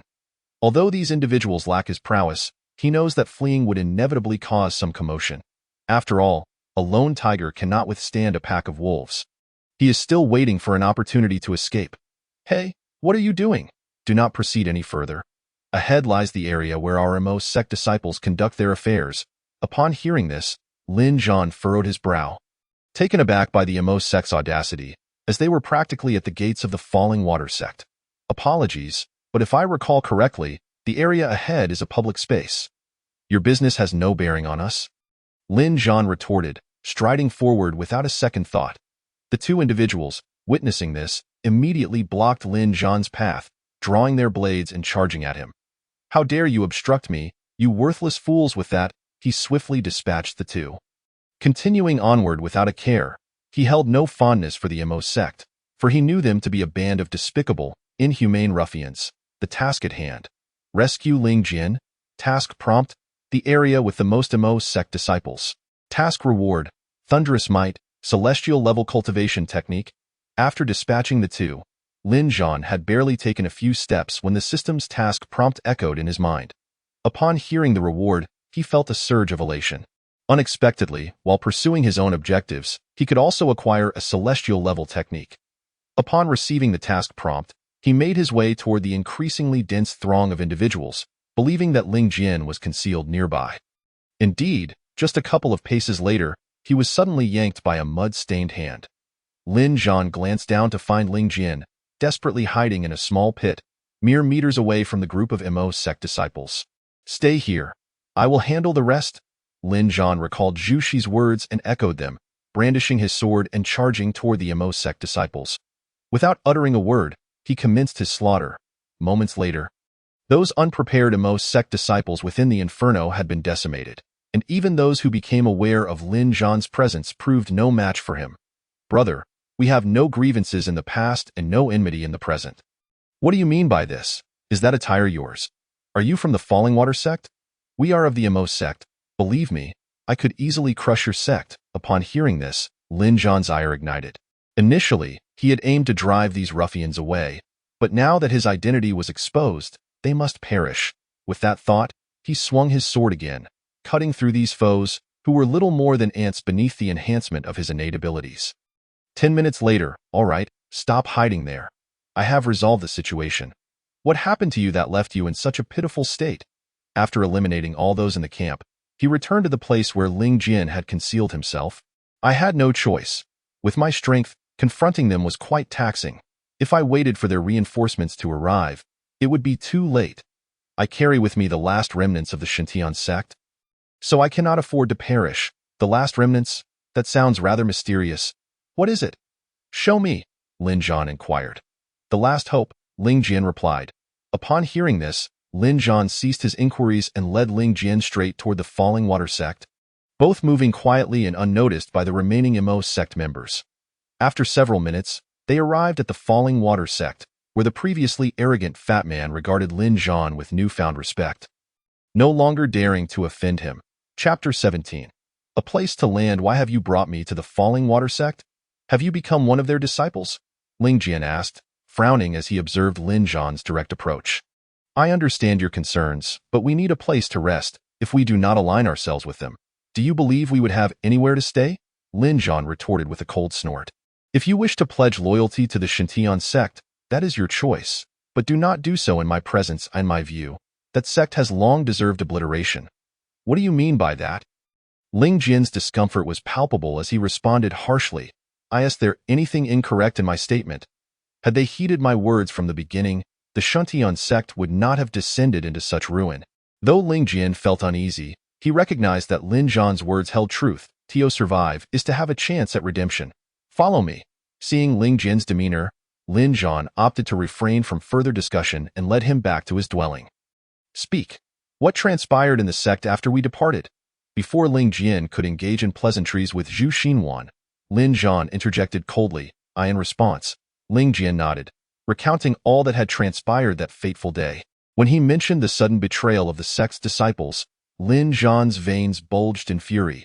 He could hardly believe that the Xintian sect, which had nurtured them for so many years, could be so easily forsaken.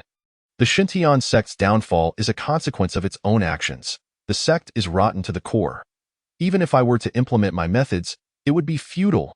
Ling Jian remained silent, understanding that Lin Zhan's grievances were justified, as he alone had sought to save the sect. What are your plans moving forward? We cannot remain in the Falling Water sect indefinitely. After a moment of silence, Ling Jian posed the question. We do not intend to linger here for long, nor do they regard us as true disciples. They merely wish to exploit us for their own gain. Let us set that aside for now. I am curious if you are interested in rebuilding a new, righteous Xintian sect with us? Lin Zhan asked, his gaze fixed on Ling Jian. The two locked eyes, and Ling Jian nodded in affirmation. For this was indeed his purpose for survival and his sole belief in continuing to live. Are you truly willing? Given how the sect treated you both, do you still wish to rebuild? If you were unwilling, I would not even broach this topic. Do you agree? If so, speak plainly and do not dilly-dally. Lin Zhan pressed. I certainly agree, but what should our next steps be? We cannot remain here. Ling Jian replied, excitement coursing through him, having found like-minded companions. Unfortunately, with our current strength, we cannot discuss rebuilding the sect just yet. For now, we must use the Falling Water sect as a stepping stone and bide our time until we grow stronger. But how long will that take? After all, you mentioned that the Falling Water sect does not treat us as true disciples, so they will hardly provide us with resources. Do not worry. I will secure the cultivation resources. Your primary concern should be obtaining a legitimate identity, Lin Zhan assured Ling Jian. You do not expect me to join the Falling Water sect, do you? Ling Jian replied, his voice tinged with resistance. That is out of the question. My sect has just fallen. I cannot simply become a disciple of another sect. In that case, remain in self-pity. You will need a suitable identity eventually. What difference does it make now or later? Upon hearing this, Ling Jian fell into deep contemplation. Lin Zhan's words rang true. His current sentiments of self-importance were mere pretensions. If you have made up your mind, follow us. I will give you time. For now, let us go outside to cultivate.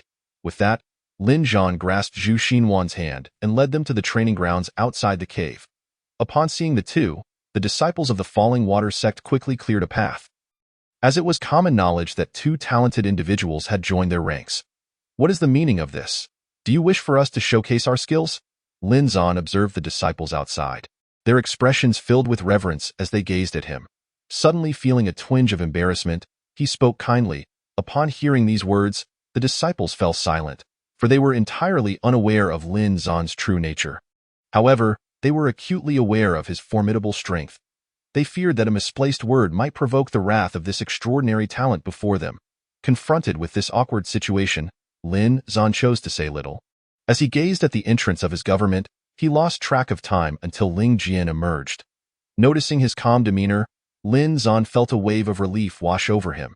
It signified his concession. He approached Ling Jian and inquired, "Are you certain you have given this due consideration? I am willing to share an equal status with you, but I wonder if the master of the Falling Water sect will consent." "I am uncertain about this matter myself," Lin Zhan continued.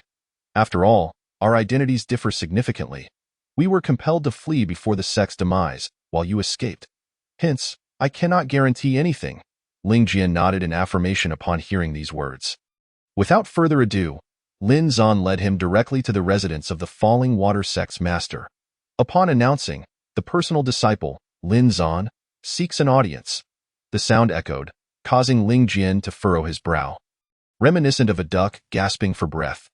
Lin Zhan, however, was already accustomed to such sounds and ushered Ling Jian inside. Upon their arrival, the master of Falling Water approached and inquired, "What brings you here after several days of absence?" Lin Zhan replied nonchalantly, "There is no pressing matter for the sect master.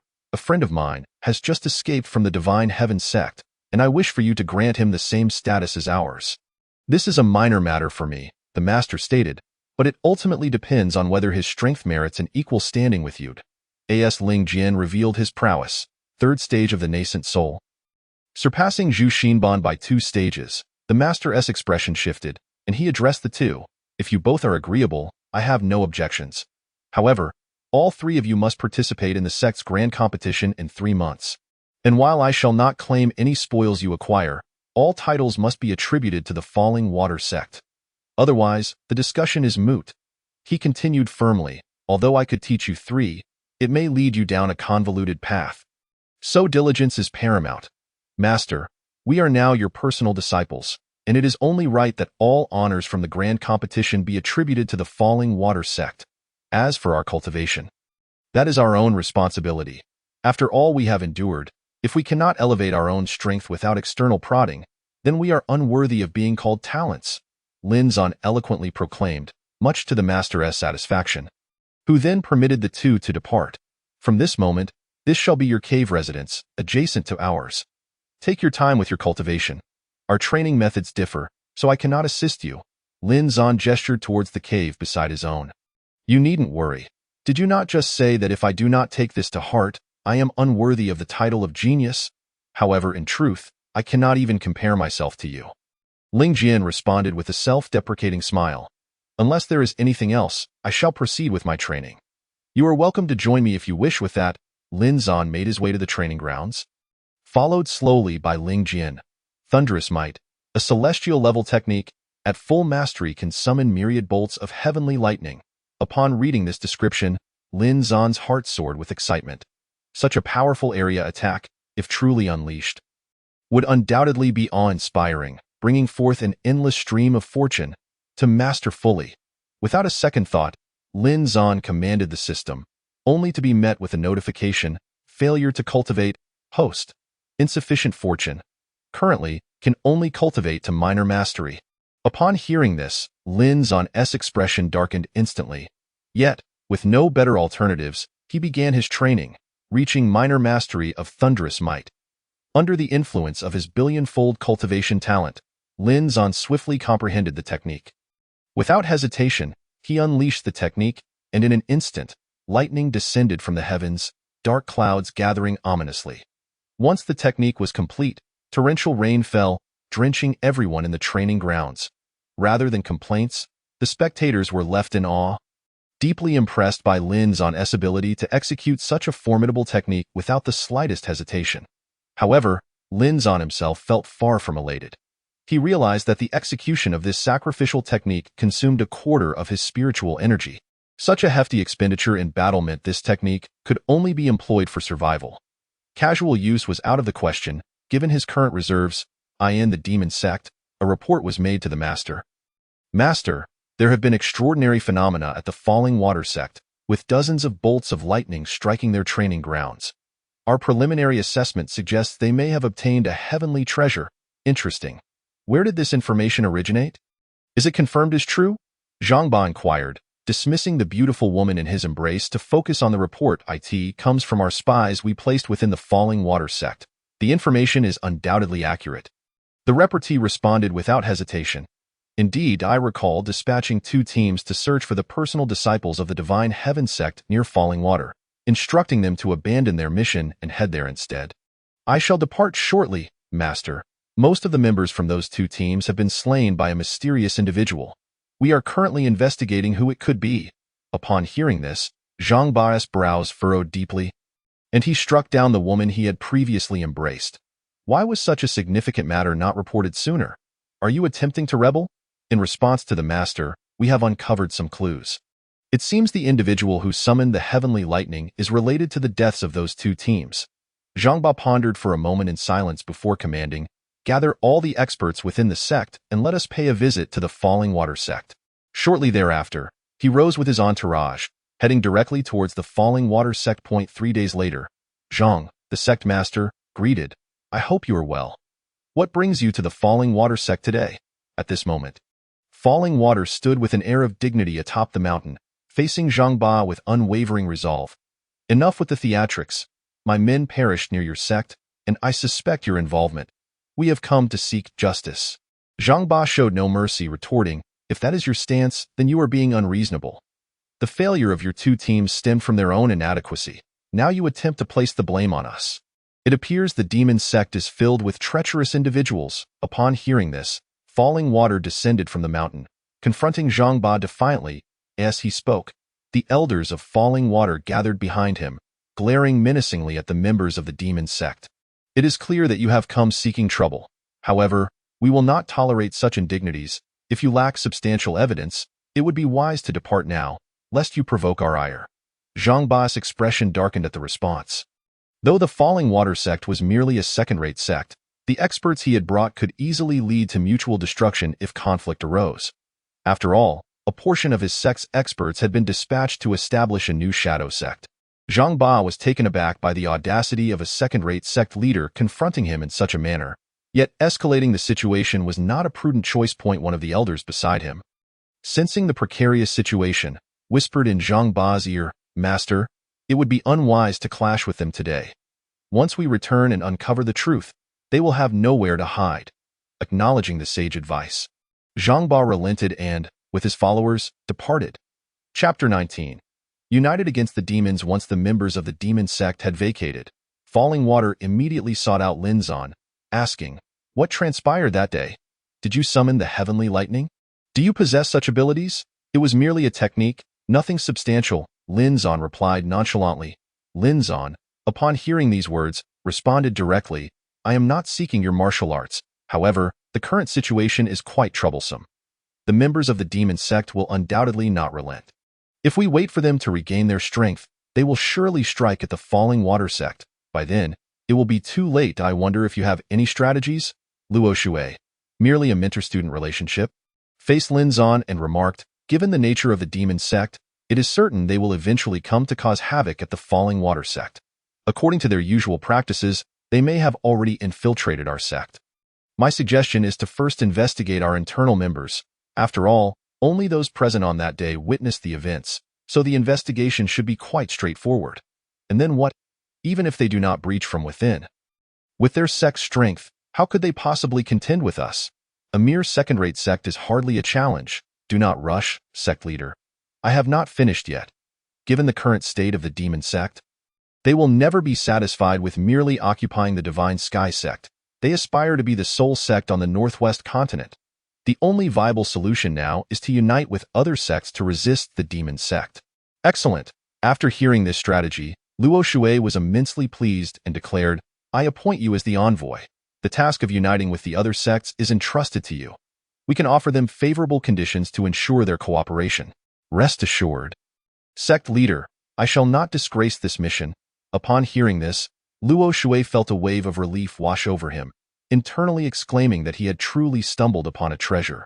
Without further ado, Lin Zan took his spiritual sword and set off, their first destination being the Flowing Fire sect. 3 days later, "You two youngsters from the Falling Water sect? What brings you here?"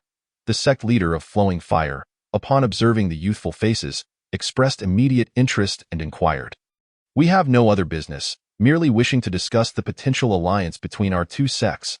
"Ha ha ha, how amusing. Has Falling Water grown so old that you send these two little kids to discuss such significant matters? If it were him in person, that would be different. You two should return and let him come himself." "Ha ha ha." At this, Lin Zan laughed unabashedly. "What are you laughing at, you little rascal?" "Oh, nothing much. I merely think the outside world has painted you in too flattering a light. Righteous and honorable, noble and selfless, all mere fabrications. The esteemed leader of the Flowing Fire sect is but a petty man concerned with his own reputation." Upon hearing this, a close disciple of the Flowing Fire sect immediately brandished his whip towards Lin Zan.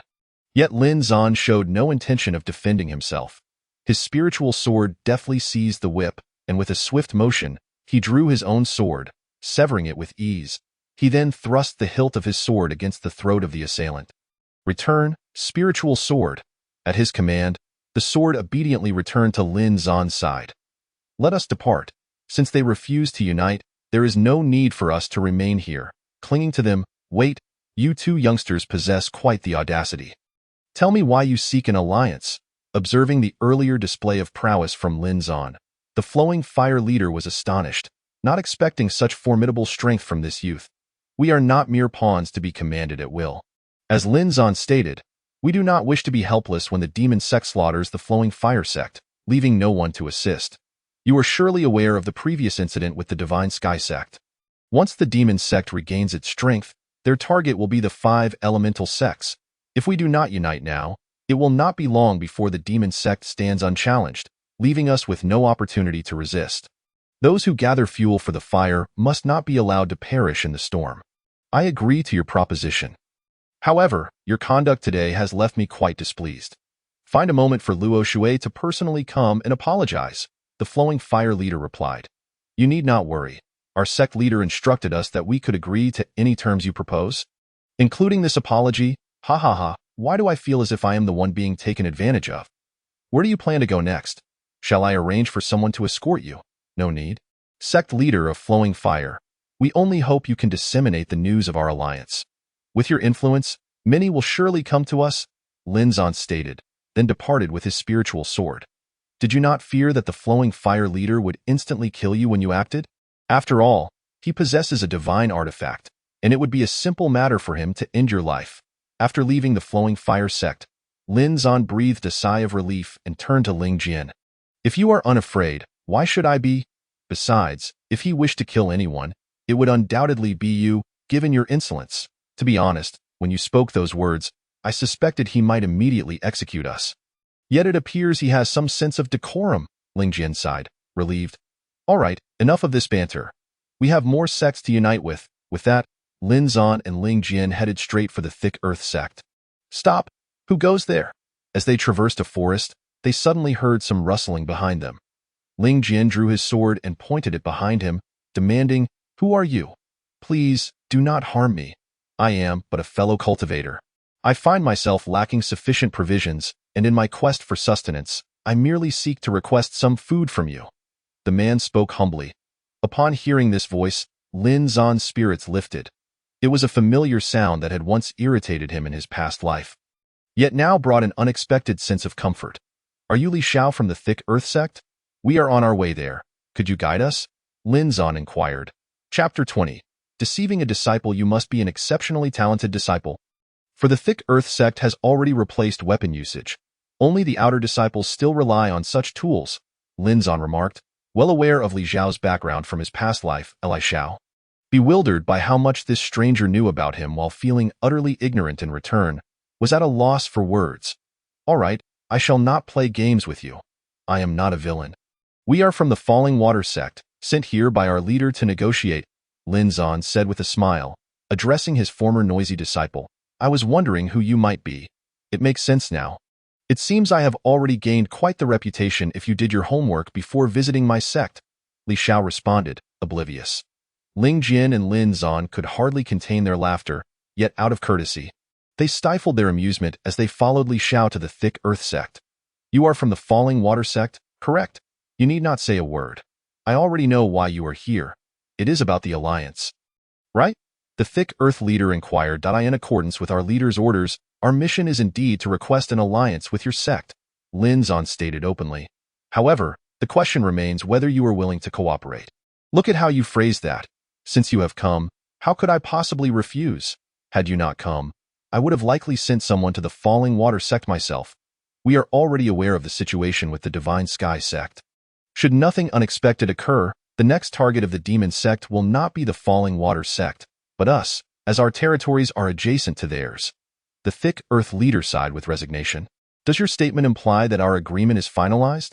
I have one more request. I am unsure if I should voice it. Lin Zan, taken aback by how smoothly the negotiations had proceeded, mischievously encouraged him. Feel free to express your request.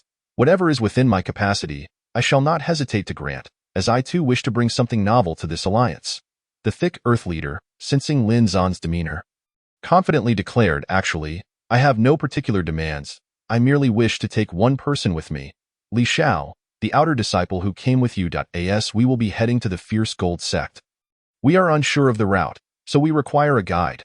Lin Zan cleverly crafted an excuse, stating, of course, there is no issue with that. When the time comes, you may approach him and mention that it was my command. However, if he has departed and you require a true guide, I can certainly find a few more experts for you. After all, I am aware of Li Zhao's capabilities. His talent is commendable, yet he tends to be rather impetuous. It would be unfortunate if he were to hinder the significant matters at hand for the two of you. This is certainly not trivial, as urgent matters necessitate someone who can act swiftly. Only then can we unite all possible forces without delay. Once we consolidate our 5 great elemental sects into a formidable entity, the demon sect will have no means to contend with us. Upon hearing this, Lin Zhan, filled with righteous indignation, replied, "Very well indeed. The younger generation is formidable. Since you have articulated it thus, I have no further objections. Let us take him along." The two bid farewell to Ho Tu and proceeded to the outer sect, where they found Li Xiao still boasting to his fellow disciples in the training grounds. "I advise you to cease your rambling and come with us at once," Lin Zhan, growing impatient as he observed Li Xiao's brazen self-aggrandizement, interjected. Yet, Li Xiao seemed oblivious to Lin Zhan's words. Upon noticing the two had arrived, he eagerly pulled them into the crowd, exclaiming, "See, I truly did not deceive you. These two emissaries are indeed from the Falling Water sect. The moment they laid eyes on me, they recognized my prowess. Surely, you must have some inkling of my strength by now." After making this proclamation, Li Xiao turned to Lin Zhan and his companion, adding, "Am I not correct, esteemed sirs?" Lin Zhan, reluctant to shatter Li Xiao's illusions, conceded, "Indeed, he speaks the truth. Otherwise, your sect leader would not have dispatched him to assist us. Li Xiao, my friend, have you concluded your affairs? If so, might you escort us to the Lianjian sect?" Lin Zhan inquired with a demeanor of utmost respect. Li Xiao, taken aback by their deference, responded, "There is no need for such flattery. Since it is the sect leader's directive, I shall execute it with utmost diligence. Please, allow me a moment to prepare." With that, Li Xiao hurried to his quarters and hastily packed a few belongings before rejoining the two. "Li Xiao, carrying all those cumbersome items will impede our progress. Here, take this spatial pouch. It will facilitate our journey," Lin Zhan graciously offered, presenting an invaluable spatial pouch to him. The moment Li Xiao accepted the pouch, he was momentarily stunned, fully aware of its worth, an amount equivalent to half a year's salary for an outer sect disciple. After a brief moment, he caught Lin Zhan's meaningful glance and feigned a mysterious demeanor, saying, "Under these circumstances, I would feel remiss not to accept it. Thank you, Lin Daoyu." Thus, Li Xiao placed all his belongings within the spatial pouch, and the trio departed from Ho Tu's sect amidst the whispers of astonishment and envy from the onlookers. As soon as they were out of sight, Li Xiao halted the two and remarked, "Lin Daoyu, I appreciate your kindness, but I cannot fathom your motivations. After all, I am merely an unremarkable individual. Surely, you would not go to such lengths for someone like me? Not at all. I have brought you from your sect leader for the purpose of providing you with some tangible benefits. Otherwise, how could you genuinely wish to accompany us?" Lin Zhan replied, a scheming smile adorning his face. "What does that imply? Are you suggesting that I am no longer a disciple of the Ho Tu sect?" Li Xiao exclaimed, his expression filled with regret. "Had I known this, I would have taken everything with me." As this realization struck him, he turned to the two, laughing bitterly. "You too should have mentioned this sooner. Tell me, do you not feel a twinge of sadness at being led away by us? I am but a lowly outer sect disciple. Whether I feel sorrow or not is inconsequential," Li Xiao replied, glancing at Ling Jian with a hint of exasperation. "Our fates are thus. Perhaps by following you, my future will be considerably brighter." "What manner of person are you?" Lin Zhan inquired, furrowing his brow. "Let me assure you, there is no need for such self-deprecation. From this moment forth, I shall take you as my disciple. One day, you shall achieve heights that many cannot even aspire to. Will you accept my mentorship?" Upon hearing this, Li Xiao stood frozen, and after a brief moment, he responded eagerly, "Of course, I am willing. What could possibly dissuade me? I could not be happier." After this exchange, the trio set forth towards the Lianjian sect. "To think that emissaries from the Falling Water sect have arrived," the demon sect's envoy remarked with a smile to the Lianjian sect leader within the Grand Hall. "It appears they too can no longer contain their ambitions. I trust the Lianjian sect leader comprehends the importance of his alliances. Rest assured, since they have arrived, it would be prudent for you to take your leave for now. Wait until I have sent them away before returning." The Lien Jin leader replied, exuding an air of deference that belied his status. I believe it unnecessary. We shall remain here and clarify matters directly. This way, we can be forthright, he added, his tone resolute. The envoy from the demon sect, showing no inclination to yield, retorted, if you insist on this course of action, it may prove challenging for me. Feigning difficulty, the Lien Jin leader countered, we are willing to enhance our previous offerings by half. Surely, this would ease your burden. The demon sect envoy, brimming with confidence, announced, very well, summon the emissaries from the Falling Water sect. As soon as this was uttered, the Lien Jin leader's face lit up with joy. This was the outcome he desired. I was wondering why it took so long to summon us. It seems the demon sect's dogs have outmaneuvered us. An astute strategy, distant alliances, and nearby assaults. You have played your cards well. Lin Zhan remarked as he entered the grand hall, observing the attire of the two demon sect envoys with disdain. Say what you will. From our perspective, it will not be long before you are rendered obsolete. The envoy from the demon sect, maintaining a dispassionate demeanor, chose not to engage Lin Zhan further. Lien Jin leader, since we have already established terms, kindly dismiss these three. The envoy from the demon sect said with unwavering confidence. Hold on, we have yet to negotiate. What grounds do you have for dismissal? Lin Zhan interjected, sensing the pivotal moment. Enough. There is no need for further discussion. I can unequivocally state that we have formally allied with the demon sect. Rendering your interests moot? You may take your leave. The Lien Jin leader, unfazed, replied coolly, ha ha ha. Lin Zhan, unable to contain his mirth, chuckled heartily. What sort of conditions did the demon sect offer to secure such a swift alliance with one of the 5 great elemental sects? 15 celestial-grade weapons. Can your Falling Water sect match that? The demon sect envoy boasted with pride. Ah, it is no wonder. The demon sect truly is making grand gestures this time. However, how unfortunate.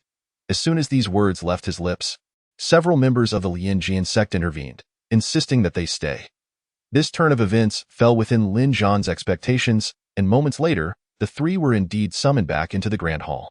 Young man, what did you mean by your previous statement? Why did you imply that our acquisition would lead to our demise? The Lien Jin leader questioned, locking eyes with Lin Zhan. Surely you must already be aware of this. Esteemed leader, I explained the reasoning upon entering the hall. They are engaging in distant alliances while preparing for local assaults. Why do you think they would bestow such significant gifts upon the Falling Water sect? Do you truly believe they wish to form a genuine alliance with you? They merely seek to divide the resources among the 3 sects in your midst. What do you anticipate you will gain from this alliance? Even with your formidable strength, you cannot expect to receive more than they do. Once they regain their footing, your sect will be the next target. At that juncture, you will not merely lose allies but your entire sect. Regrettably, you have already accepted their offerings. Thus, there is little to discuss regarding our alliance, Lin Zhan replied, a note of resignation in his voice. If I were truly that foolish, I would be unworthy of my position as sect leader. The Lien Jin sect was established under my guidance. If I lacked the capability, how could I possibly occupy this position? I did not retain the items. Truth be told, anyone presented with such enticing offers would be hard-pressed to resist. It is fortunate that you have arrived. The esteemed leader of the Lien Jin sect spoke with profound enlightenment. If that is the case, it could not be better. I wonder if we might now discuss matters pertaining to the alliance of our 5 element sects. Upon hearing this, Lin Zhan was filled with elation and exuberantly replied, there is nothing more to discuss. I have already resolved to join the alliance. I have dealt with that fellow, Luo Shui, and he seems to be a fair individual. However, I am uncertain about his leadership capabilities. The leader of the Lien Jin sect, with an undertone of concern, assured him, rest assured, once this alliance is established, it will not be dictated by a single individual. Many matters will require thorough discussion, thus negating any notions of unilateral dominance that you may harbor. Lin Zhan responded, if that is the case, I, representing the Lien Jin sect, hereby agree to join your alliance. However, you 3 must exercise caution upon your departure. Given the temperament of those from the demon sect, they will undoubtedly be lying in wait. After all, the alliance line has yet to be formed, and many details remain unconfirmed, thus I cannot proactively assist you. The leader of the Lien Jin sect spoke calmly. You need not worry. If such trivial matters could deter us, we would not be worthy of discussing the alliance with you. Lin Zan understood that it was no small feat to have secured the leader of the Lijian sect's agreement to the alliance, so he resolved not to raise any further demands once the alliance was formed. Having concluded their discussion, the three departed from the Lijian sect, while the people of the demon sect had been waiting in ambush for quite some time, pouncing on the trio like ferocious tigers. Humph! Overestimating yourselves, Li Xiao. Today your master will teach you your first lesson. Spirit Sword, do not intervene. With that, Lin Zan unleashed a powerful strike, and the members of the demon sect were instantly scorched by the descending lightning. Master, I do not know how to execute this technique, Li Xiao exclaimed. His face darkened as he gazed upon the dazzling display of power. Indeed, you do not, for what I have imparted to you is not merely a technique, but a lesson in how to confront one's enemies. One must not be soft-hearted. With that, Lin Zan drew forth his treasured sword and thrust it towards a slightly stronger adversary who was still struggling to survive, resulting in the demise of three from the demon sect. There are many matters yet to attend to on this journey. The Tomu sect is not far from here.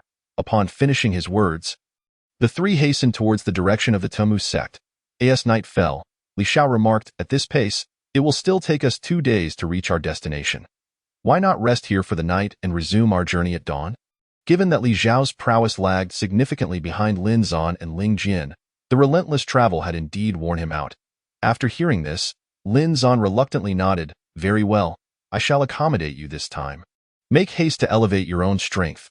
Otherwise, you will become a burden to both of us, and I would prefer to avoid that. With that, the three began to construct a temporary shelter. As they prepared, Lin Zan suddenly sensed something amiss in their surroundings and immediately became alert. Ling Jin, noticing his unease, quickly scanned the area, while Li Xiao remained oblivious to the danger. Curiously, he inquired, Master, what is troubling you two? No sooner had he spoken than a poisoned arrow shot forth from behind him. Lin Zan, quick to react, swiftly threw his weapon to knock down the incoming projectile. Thunderous might! Lin Zan shouted, and in an instant, lightning struck down, igniting the lush trees around them. The members of the demon sect lurking in the shadows were also forced into the open by the searing flames. It appears fate has brought our foes to us. Prepare for battle. Upon uttering these words, Lin Zan drew his sword, and the other two readied themselves for combat. Three little brats wish to challenge us. How laughable today! You need not intervene, my comrades. Allow me to handle them. With that, a disciple from the demon sect stepped forward, and Lin Zan realized that this individual possessed a cultivation level of the 9th stage of the nascent soul. Reflecting on the earlier comment about others being referred to as elders, it became evident that the strength of the remaining individuals far surpassed this level. Together, the dozen or so of them could easily obliterate a small sect. Even a minor sect like the Falling Water sect would stand no chance against such a surprise attack. Ding. Host's life detected as being in jeopardy. Would you like to expend 1,000 Peach Blossom points to activate Berserk mode? Yes, Lin Zan did not hesitate. Facing such a formidable group, he realized that even his out-of-body strength would struggle to evade capture, especially with two friends at his side. Thus, he knew he must unleash all of his power in this confrontation. Suddenly, he felt an overwhelming surge of strength coursing through his body, as if his very blood was boiling, propelling him to the brink of the 9th stage of out-of-body cultivation. The members of the demon sect, witnessing Lin Zan's transformation, were met with a derisive smile from their leader. Interesting, 13th brother, step back. You are no match for him in a one-on-one. Upon hearing this, the disciple who had intended to eliminate Lin Zan and his companions immediately retreated, recognizing the shift in Lin Zan's energy. Thunderous might! Lin Zan understood that he must seize the initiative in this battle, and the fervor within him only intensified. With a strike of thunderous might, the descending lightning transformed into a pale yellow hue. The brash individual who had boasted about single-handedly taking on Lin Zan and his companions was promptly knocked unconscious by the strike. Altogether, kill him! The leader of the demon sect, sensing the burnt scent emanating from himself, became infuriated and shouted vehemently. The other members of the demon sect, having been struck and left in disarray, were ablaze with fury as they charged towards Lin Zan. You little brat, let me deal with you. The leader of the demon sect drew his sword and rushed at Lin Zan. Despite the disparity in their levels, Lin Zan, relying on his own abilities, managed to hold his ground. However, with the other two occupied. The remaining members of the demon sect soon turned their attention to Lin Zan and began to encircle him. Minutes later, Lin Zan found himself unable to withstand the onslaught, and his berserk state began to wane. Gradually, he felt his consciousness fading, and just before he succumbed, he caught a glimpse of a group of young women joining the fray. I know. It must be this lot from the demon sect causing trouble. The elders of the Tomu sect commanded, "No disciple from the demon sect shall escape today. Eliminate them." Lin Zan could never have imagined that his saviors would be the leaders of the Tomu sect. With their numerical advantage, the Tsuemu sect's leader and the elders swiftly resolved the conflict, rendering the members of the demon sect utterly insignificant in their eyes. There are still 3 who can draw breath. Judging by their attire, they seem to be from the Falling Water sect and the Earth sect. What should we do? Shall we bring them back? After the battle concluded, one elder from the Tsuemu sect posed the question. We shall rescue anyone who opposes the demon sect, regardless of their origin. Bring all 3 back and ascertain the situation, the leader of the Tsuemu sect declared. Tsuemu sect, where is this place? After an indeterminate period of unconsciousness, Lin Zan awoke, a throbbing headache assailing his senses. After a while, he could not help but inquire, what is this place? His question roused a disciple of the Tsuemu sect, who had been napping at his bedside. You have finally awakened. I shall summon the sect leader. Oh, by the way, you are in the Tsuemu sect. Upon hearing this, Lin Zan's heart soared with joy. He had not anticipated waking up at his destination. Moments later, the disciple returned and informed Lin Zan, you are well now, but our sect leader wishes to see you. Hurry and prepare. I shall lead you to him. Lin Zan, feeling no lingering effects, nodded and quickly tidied himself up before following the female disciple toward the grand hall of the Tomu sect's leader. You are a disciple of the Falling Water sect? Considering how far you are from here, how did you come to be besieged by the disciples of the demon sect? The leader of the Tsuemu sect inquired. We have come on the sect leader's orders to unite the 5 element sections. The ambitions of the demon sect are exceedingly vast, and they will not be satisfied with merely devouring the Shintian sect. It is only a matter of time before they seek to consume all 5 elemental sects. Lin Zan discerned from this that they were indeed seeking an alliance. I have long awaited this day. Finally, there is someone willing to stand alongside the Tsuemu sect to confront the demon sect. Upon hearing this, Lin Zan could hardly believe his ears. He had not expected the leader of the Tsuemu sect to so readily agree to his proposal. Chapter 23. The Alliance Gathering. My friend, how lacking in courtesy you are. My master has already consented. Why do you still remain doubtful? The voice was as melodious as a lark in the forest, rendering Lin Zan momentarily speechless. Disciple, do not act so rudely. The leader of the Tsuemu sect turned to regard the petite and lively figure with a look of mild reproach that nonetheless revealed an affectionate undertone. Do not take offense. This is my disciple, who has been spoiled and lacks decorum. Ha ha ha. Lin Zan, having finally regained his composure after listening, awkwardly chuckled a couple of times before responding. It is indeed my excessive indecisiveness that has led to such a predicament. Now that you, Master Tsuemu, have given your consent, I shall promptly return to the Waterfall sect to report back. Please rest assured regarding the matter of the alliance of the 5 sects. After concluding his words, Lin Zan departed from the Tsuemu sect alongside Ling Jian. Brother, we have finally completed the task entrusted to us by the master of the Waterfall sect over these past half a month. Ling Jian remarked with a look of satisfaction as the 3 exited the Tsuemu sect. Hold on, we are still far from completing the task. We have merely obtained their preliminary approval. The subsequent discussions will require our careful deliberation. Do not adopt such a languid demeanor. Hasten back to report. As he spoke, Lin Zan led the 2 directly towards the Waterfall sect. 5 days later. At the Waterfall sect, you have finally returned, and I must say, I have been eagerly awaiting your arrival. Upon seeing Lin Zan, the master of the Waterfall sect greeted him with delight. And who might this be? He inquired, noticing the unfamiliar face of Li Xiao.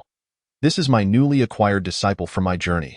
By extension, he could be considered your grand disciple, Lin Zan teased, to which the master of the Waterfall sect responded. Enough of your jesting. You are no ordinary being. The relationship between us master and disciple is merely a guise. Lin Zan smiled lightly at this, choosing not to elaborate further, as it was indeed the truth. The alliance of the 5 elemental sects is undeniably gaining momentum, and we must discuss the specifics without delay. We cannot afford to postpone this matter. I estimate that within half a month, the forces of the demon sect will have nearly recuperated. After all, during the battle against the divine heaven sect, they sustained almost no losses. They will undoubtedly seek to disrupt our alliance. Noticing the master of the waterfall sect's silence, Lin Zan swiftly shifted the topic, saying, "Rest assured, I am well prepared. What are your thoughts on Linglong City?" Upon hearing this, the master of the waterfall sect's eyes sparkled with intrigue as he retrieved a map from his robe. Linglong City? He pointed to a location on the map, and Lin Zan examined it closely, excitement bubbling within him as he exclaimed, "Master, this location is simply perfect. It is equidistant from all major sects, signifying our intent for a fair alliance rather than a desire for dominance. Since you agree, I shall send invitations to the leaders of the other 4 sects to convene and discuss the significant matter of confronting the demon sect." The master of the waterfall sect's spirit was invigorated as he declared, "Before proceeding with this, I must caution you. Our sect has many eyes and ears. Although we have conducted a cleansing, there may still be unnoticed vulnerabilities. Therefore, it is best that as few people as possible are aware of this undertaking. Moreover, those sent to deliver messages must be your most trusted confidants. If we lack manpower, enlisting the elders is acceptable." The waterfall sect differs from the divine heaven sect. The latter experienced years of decay before betrayal emerged among its elders, whereas the upper echelons of the waterfall sect remain steadfast. This alliance is of paramount importance and must not be compromised by traitors. Lin Zan resolutely reassured him, "You need not worry. If I were incapable of considering this, then all my efforts over the past half-month would have been in vain. Bring forth the letters to be dispatched to the other 4 sects." Upon finishing, the master of the waterfall sect produced 4 letters from his garments and handed them to the awaiting team. Witnessing the master's confident demeanor, Lin Zan breathed a sigh of relief. "You 3 should take the time to rest. Tomorrow we shall prepare to depart for the negotiation venue." The master of the waterfall sect addressed Lin Zan and his companions. "It seems you have anticipated everything. And perhaps I have worried too much. Very well, I shall surely attend the meeting first thing tomorrow." Afterward, as Lin Zan reached the entrance of the cave, he noticed the 2 preparing to follow him inside and promptly sent them away. "Uncle Master, what does my master mean by this? Why should you teach me?" Ling Jian rolled his eyes in annoyance, responding, "Isn't that obvious? Your master has accompanied your master's wife." A night passed without incident. After an evening of dual cultivation, Lin Zan's romantic aura surged once more. As he emerged from the cave, hand in hand with the blushing Zhu Xianwan, he discovered that the others had been waiting outside. "Look away, or I shall pluck your eyes out," Lin Zan exclaimed, giving Li Xiao a playful kick in the rear as he noticed the latter's gaze lingering. Only then did Li Xiao realize his impropriety and hastily avert his eyes. "Master, all is ready. Let us set forth." Lin Zan, with an inquiring expression, turned to the master of the waterfall sect and remarked, "We are fine, but I wonder if this young lad can endure the journey." The master of the waterfall sect, intrigued, teasingly replied, "What a question!" This statement has made even Lin Zan, who is usually unashamed, blush ever so slightly. Meanwhile, Li Xiao and Ling Jian were beside themselves with laughter, tears streaming down their faces. "Keep laughing, and we shall tear your mouths apart." After a bout of playful banter, the 5 set off towards Linglong City, the demon sect. "Master, our spies embedded in the Lijianzong have reported that the master of the Lijianzong departed early this morning, heading straight for Linglong City." Upon hearing this, Zhang Ba urgently commanded his subordinates to retrieve a map. As he gazed at the location of Linglong City, a light of inspiration ignited within him. "Gather all capable experts from our sect and direct them to Linglong City. Even those currently assigned to external missions must cease their tasks and head to Linglong City." The messenger, caught off guard by Zhang Ba's sudden intensity, stood frozen in place. "What are you still doing here? Do you want me to tear your ears off and speak directly into them?" Zhang Ba thundered, his fury palpable. The messenger, startled, scrambled to execute Zhang Ba's orders. Chapter 24. The charming rogue. 5 days later, in Linglong City, no one could have anticipated that this inconspicuous little town would etch its name into history today. After exchanging pleasantries, the various sect masters settled into their respective seats. Observing that no one was inclined to speak first, the master of the waterfall sect cast a glance at Lin Zan. He was the architect of this meeting and thus the one to mediate. Since none of the esteemed sect masters wished to lose face, allow me to preside over this meeting, Lin Zan declared, but noticing the silence from the sect masters, he could only sigh in exasperation. In this gathering, each sought to outshine the others, and Lin Zan's words signaled his unwillingness to retreat. Clearly, Lin Zan had no intention of sparing these masters any consideration, as he resolutely stated, since you all choose to remain silent. Let me present the proposal I had drafted earlier. In this alliance of the 5 sects, none shall assume the role of leader. Each sect's status is equal. Such a statement seemed simple enough. But what would happen if decisions needed to be made? The master of the Lijianzong, displeased, interjected to challenge him. That is quite a pertinent question. Lin Zan appeared unfazed by the provocation and continued. Each sect will appoint a trusted representative. Should any matters arise that require discussion, they will relay their sect's opinions to one another for deliberation. This way, the masters of the 5 sects need not be present at all times. And we can achieve consensus on our decisions. Of course, disagreements may arise, in which case the majority shall prevail, for it is the satisfaction of the majority that will stabilize our alliance. Lin Zan laid out his meticulously crafted plan, and the assembly nodded in approval, indicating their tacit consent. With all sect leaders in agreement, the matter was settled. After all, an alliance necessitates formal documentation. Lin Zan then produced 5 prepared agreements, placing them on the table for signing. One by one, the sect masters inscribed their sect symbols, each retaining a copy, thereby formalizing the alliance. With this concluded, Lin Zan finally exhaled in relief. Just as he settled into his seat, a dark arrow streaked through the window. Thunderbolt arrow, demon sect. The master of the Lijianzong, well versed in such matters, shouted in alarm. Upon hearing this, the other sect masters hastily ushered their followers out of the negotiation room, as the building was soon reduced to rubble. How could you, Waterfall? I had believed you to be an upright individual, yet you have drawn the demon sect here. What is your true intent? As they gasped for breath, the master of the Lijianzong confronted the Waterfall sect leader with accusations. How dare you tarnish my reputation without cause? This matter is known only to a select few core members of our sect. It is absolutely impossible that we are the ones who leaked the information. Upon hearing this, Luo Shui could no longer contain himself and exclaimed to the leader of the Lijianzong, "Stop with the nonsense. We only came here because of the news we received from you. Who else could it possibly be? Now is not the time for squabbling. The alliance has just been formed. Do you wish to see it torn apart?" Lin Zan observed the once lofty sect leaders now bickering like children and roared. Enough! Upon hearing this, the 2 leaders immediately fell silent, though they turned their heads away in indignation. Regardless of who is at fault, we must first find a way to escape from here. After the commotion subsided, Lin Zan continued, at present, the members of the demon sect lurking in the shadows seemed to have no intention of attacking. One elder of the demon sect could not help but inquire of Zhang Ba. Master, this is a golden opportunity. If we eliminate all these sect leaders at once, the 5 major sects will be as good as ours. No need to rush. Let them engage in their internal strife for a while. Once they have exhausted themselves, we can reap the benefits as opportunistic bystanders, which would be far more convenient. Zhang Ba replied leisurely from his position. However, unbeknownst to Zhang Ba, this alliance was no longer a loose coalition. Lin Zan had subtly become the adhesive binding the sects together. Lin Zan, what are your thoughts?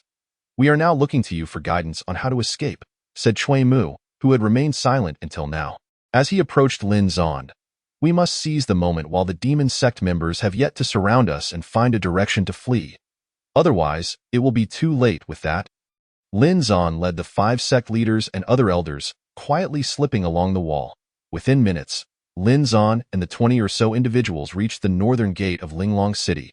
Let us act before they realize we have escaped, Lin Zan declared, and with that, the group unleashed their respective powers.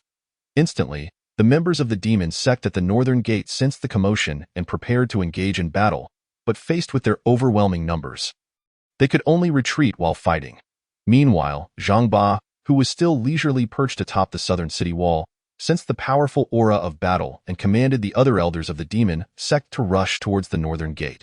In a heartbeat, the members of the demon sect surrounded Lin Zan's group. "It seems we cannot escape now. Let us take down as many as we can." Luo Shui observed the rapidly increasing numbers of their opponents. which had doubled those on their side, and noted that the strength of the demon sect members exceeded that of the Alliance's forces. This battle was undoubtedly a losing endeavor, though not lose heart. "Master, I am here to ensure your safety," Lin Zan exclaimed, turning to the system and asking, "How much peach blossom luck is required to elevate my strength to the peak of the Union stage?" Ding! To reach the peak of the Union stage requires 100,000 points of peach blossom luck. Lin Zan was taken aback by this figure, realizing he was still more than half short. Ding! To elevate to the first level of the Union stage only requires 50,000 points of peach blossom luck, 49,980 points. Just 20 more. Seeing his peach blossom luck, Lin Zan made a bold decision, grasping Zhu Xinwan's hand and kissing her lips. Ding! Peach blossom luck 10, peach blossom luck 10. What are you trying to do, you rascal? The onlookers gaped in astonishment at this scene, while Zhang Ba observed with a lewd grin, but alas, you can only be charming for a few seconds. Oh, is that so? Ding! The host's strength has reached the first level of the Union stage. Time limit 30 minutes. As Lin Zan spoke, he spent 50,000 points of peach blossom luck, instantly elevating his strength to the Union stage. This scene left everyone present dumbfounded. Such a significant leap in realm was an impossibility for even deities, yet it was unfolding before their very eyes. It's merely the first level of the Union stage. Keep me occupied while my subordinates handle this lot, and soon enough, I'll besiege you. Though Zhang Ba possessed only the strength of the peak of the division stage, he felt no fear towards Lin Zan, as the situation clearly favored them. Is that so? Lin Zan retorted, then bellowed, "Thunderous might." In an instant, crimson lightning descended from the heavens, striking each elder of the demon sect squarely on the head, rendering them charred. The dozen or so individuals below the division stage were instantly knocked unconscious by this attack, and the remaining division stage elders nearly lost their fighting capability. Now, what do you say? After this strike, Luo Shui and the other sect leaders exhaled in relief. This single move had turned the tide of battle. They had not anticipated that someone who seemed so unremarkable could so dramatically alter their fate. The leader of the demon sect inhaled sharply, a sharp, burnt odor invading his nostrils as he beheld the disheveled appearance of himself and his subordinates. Without hesitation, he hurled a dart at such close range. Lin Zan had no way to evade. The dart pierced his body and emerged from his back, slowly descending. Kill! Li Xiao, witnessing his master sustain such a grievous injury, felt an overwhelming surge of rage and charged at the fleeing members of the demon sect. Ling Jian swiftly blocked his path, stating, "Saving the master is paramount." The other sect leaders, observing this scene, hesitated to pursue blindly, knowing that despite their full strength, they stood little chance against the peak leader of the demon sect. They hastily carried Lin Zan into a dilapidated, uninhabited house. "It's a poison dart." Cui Mu frowned as he watched the green blood oozing from Lin Zan's body. And no kidding. Everyone knows that. The key question is, how do we detoxify it? At that moment, Li Xiao was solely focused on his master, disregarding rank, and shouted, "What are you going to do about it? You, shut up and get out of here. Stop causing trouble." Ling Jian scolded, kicking Li Xiao out the door. After Li Xiao left, Cui Mu's expression softened slightly, but upon seeing Lin Zan's condition, she could only shake her head helplessly. "I've never seen such a poison.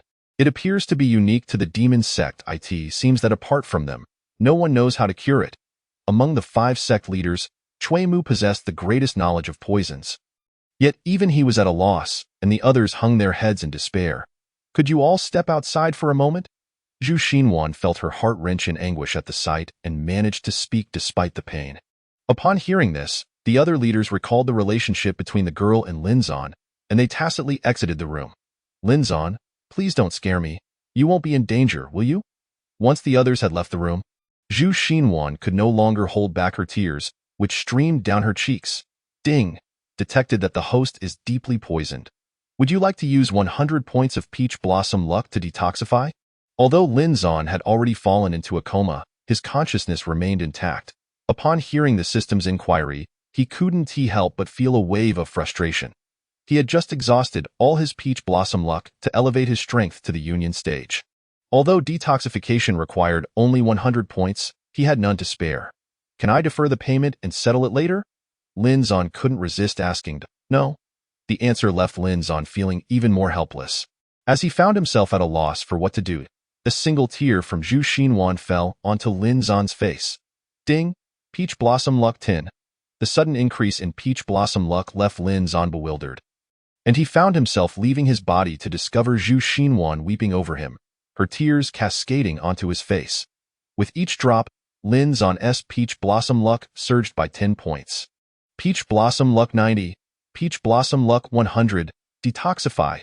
In that moment, as this beautiful woman wept for him, Lin Zan, unwilling to waste a second, felt the poison within him dissipate as his Peach Blossom luck reached 100.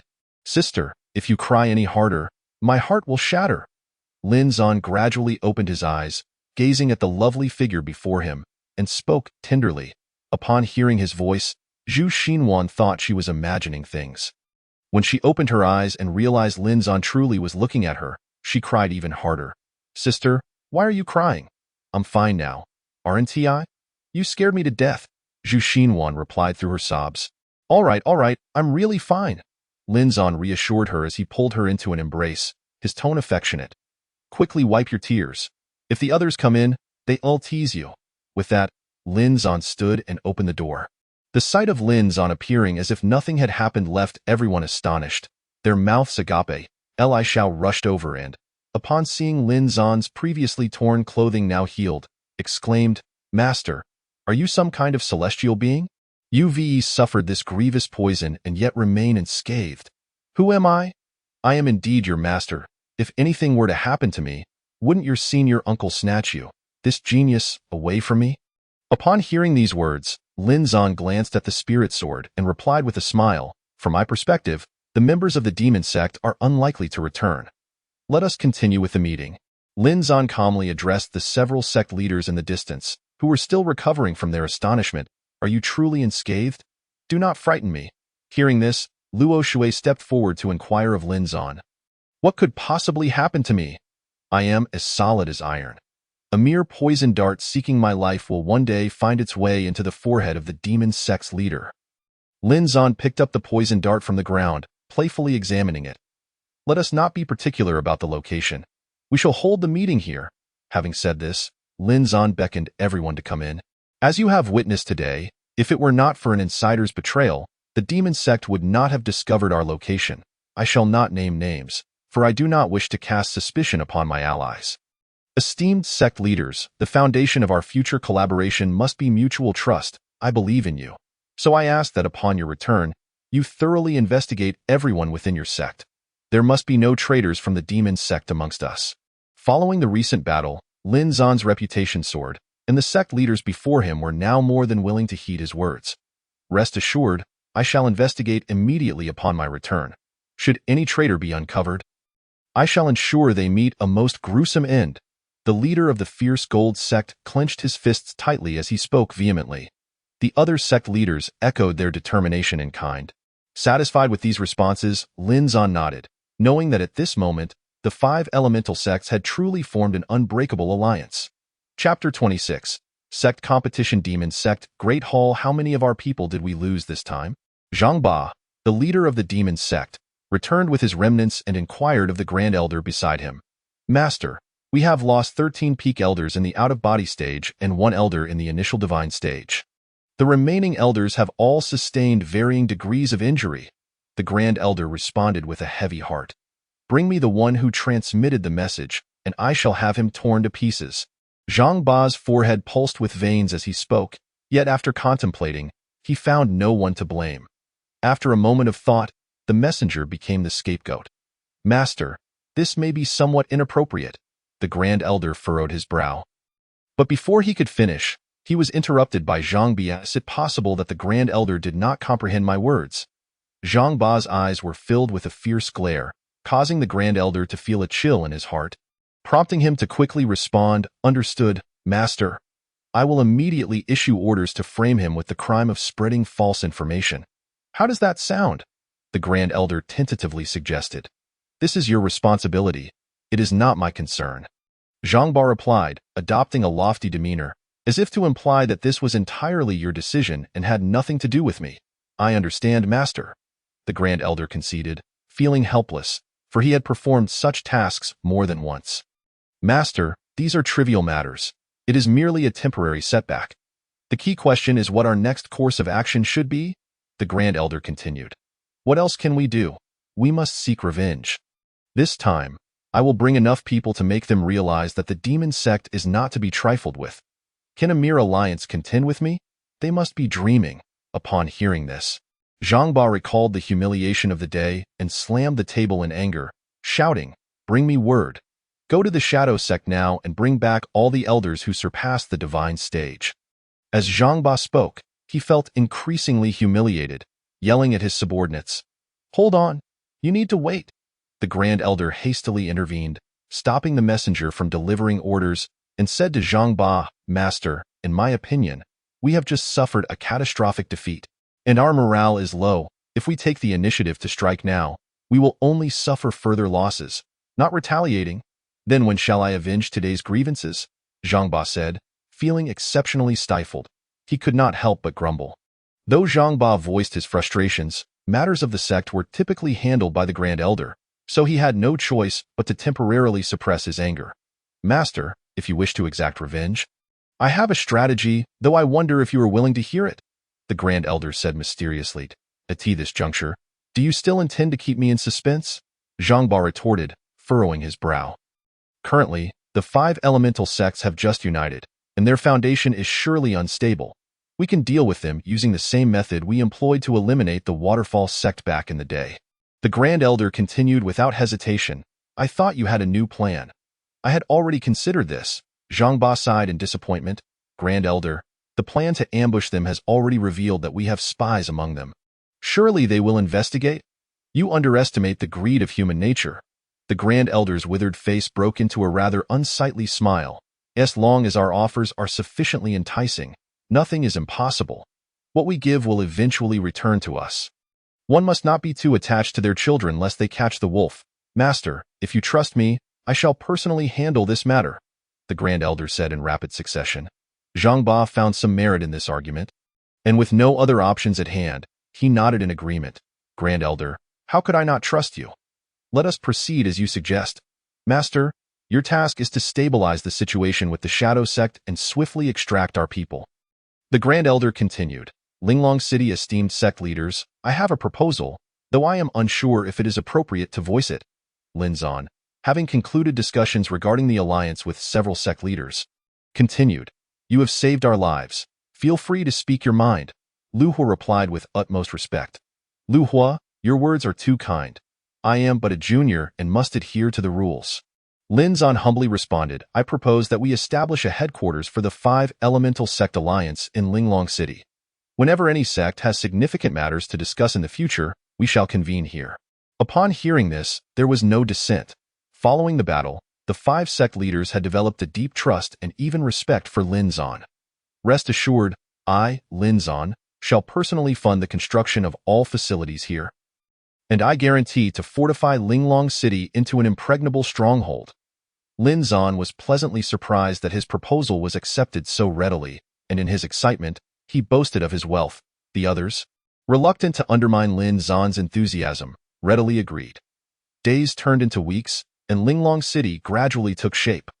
More and more small sects, pressured by the demon sect, began to send representatives, all seeking to join the alliance, thus strengthening the resistance against the demon sect. Demon Sect Grand Elder, half a month has passed, yet there has been no movement on your end. If this continues to bear no fruit, the demon sect may truly be attacked by the 5 Alliance. Zhang Ba gazed at the ever-growing alliance sects with a heavy heart. "Master, rest assured. We are merely one step away. We have nearly swayed the entire Fierce Fire sect, even those investigating the traitors." The Grand Elder assured him confidently. "The most pressing matter now is to stall those individuals and prevent them from seeking trouble with us." The Grand Elder pondered for a moment, his eyes darting around. "Eureka!" The Grand Elder slapped his forehead, suddenly struck by a brilliant idea. "Master, do you recall the sect competition that once took place in the Northwest continent?" "I remember, but it has not been mentioned in over a decade.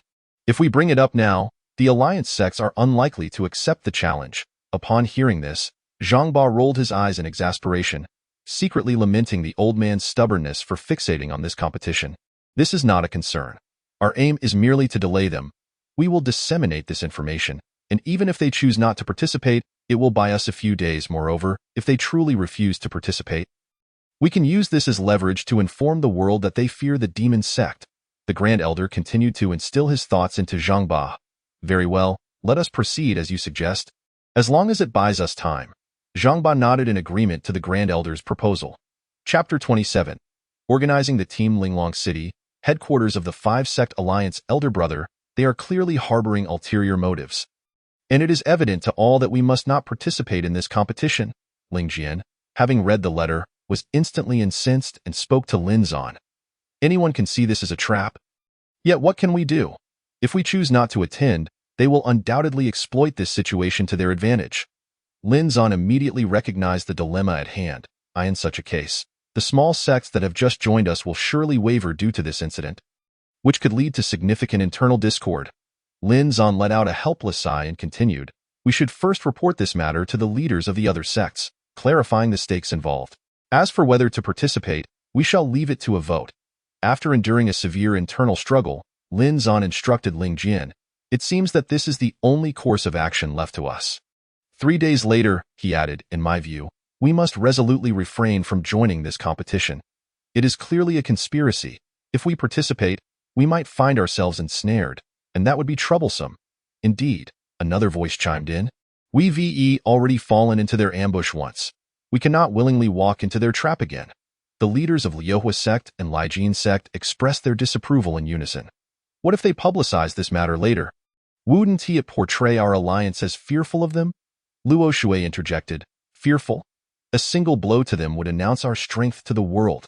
Lijin sect leader slammed the table and exclaimed. And what about the smaller sects that have allied with us? If they see us shy away from this issue, will they remain loyal to us? Cui Mu, unable to contain himself, asked, as long as the 5 major sects stand united. Those smaller sects are of little concern to me. I was never keen on their inclusion from the start. Liuhua sect leader, crossing his arms in impatience, remarked, those fellows are weak. Why should we share our benefits with them?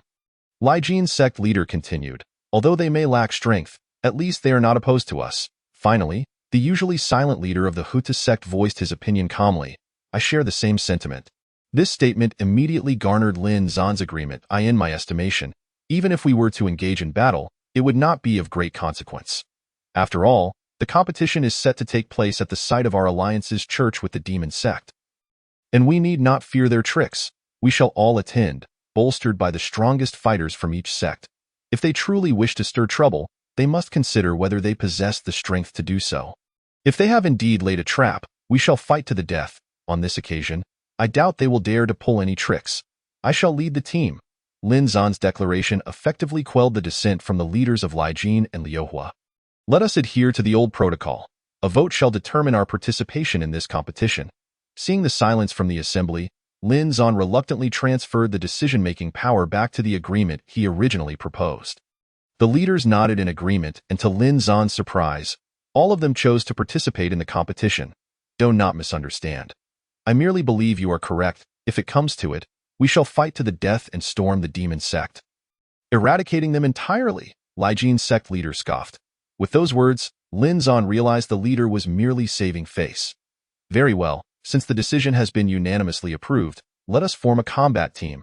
Ling Jian and Li Xiao shall join me in honing our skills. I wonder if the esteemed leaders would be willing to send their core disciples to participate in this competition. Lin Zan earnestly asked the 4 leaders present. Upon hearing this, the leaders fell silent. After all, their core disciples were their most treasured assets. One was eager to relinquish their students for such a perilous competition. Esteemed leaders, if everyone desires to participate, let us not be so reluctant. You have seen my disciple before. His strength is still far from yours. I am nurturing him as my successor, and if anything were to go awry, it would be troubling. Cui Mu could not hide his conflicted expression and remarked, I assure you, if this battle is not one we can win, I will not permit them to participate. They will be safeguarded from any threat. Moreover, he continued, the guardians of our team will be the strongest elders among all the sect leaders. So they shall be perfectly safe. I will handle all the most challenging battles myself. Observing the unwilling expressions of the leaders, Lin Zan pressed on, since you are hesitant, Then let me take 2 core disciples from Luo Shui's sect. Luo Shui gritted his teeth and replied, Luo Shui, do not play coy here. Your sect has already dispatched Lin Zan and Ling Jian, have you not? Do not think to deceive us with mere inner disciples. Should you say that, you misinterpret the situation. We recently reached an agreement, and those 2 no longer count as disciples of Luo Shui's sect. Their current actions are to maintain the alliance here in Linglong City. Enough of the idle chatter. I have set the precedent, and you must not remain indifferent. Luo Shui turned to the 4 leaders. If that is the case, I, as the leader of Huta sect, will also send 2 core disciples to compete. But you must ensure their safety. The leader of Huta sect expressed his concerns.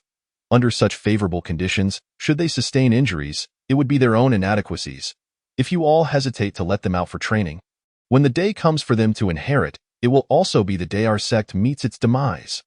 Lin Zan turned to the remaining 3 leaders. Upon hearing this, the 3 leaders fell silent. Every word I spoke rang true, yet asking them to part with their treasured disciples proved a daunting task. After a prolonged silence, Chui Mu's sect leader finally spoke. I agree to allow my core disciple to accompany you in this battle, but I can only send 1 disciple. Lin Zan nodded in acknowledgement and turned to the remaining 2 leaders. Under the scrutinizing gazes of all present, they too reluctantly acquiesced. Chapter 28. Special Training for Talent's Esteemed Leaders. The next phase involves my specialized training for them. During this period, no one is to intrude, as this is my affair. Rest assured, I guarantee that upon completion of this training, you shall receive a completely transformed core disciple. Their strength will undoubtedly surpass their former selves, and their character will exceed your expectations.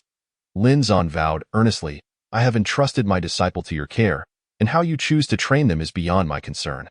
This is a necessary experience for them, you are correct. Should they continue to grow under our protection and shelter, the day they inherit will coincide with our sect's downfall. Chui Mu's sect leader sighed. Very well, please, upon your return, send all your core disciples to Linglong City. 10 days later, at the training grounds of Linglong City, Lin Zan surveyed the discontented faces before him under the scorching sun. What do you all resemble? Do you dare to call yourselves core disciples with such pitiful strength? What do you mean by that? Do you wish to compare yourselves to us, these core disciples?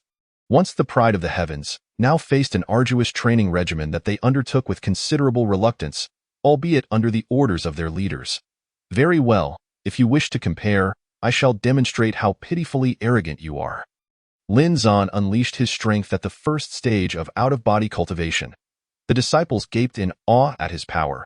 Even the strongest among them had just barely broken through to the Yuaning stage.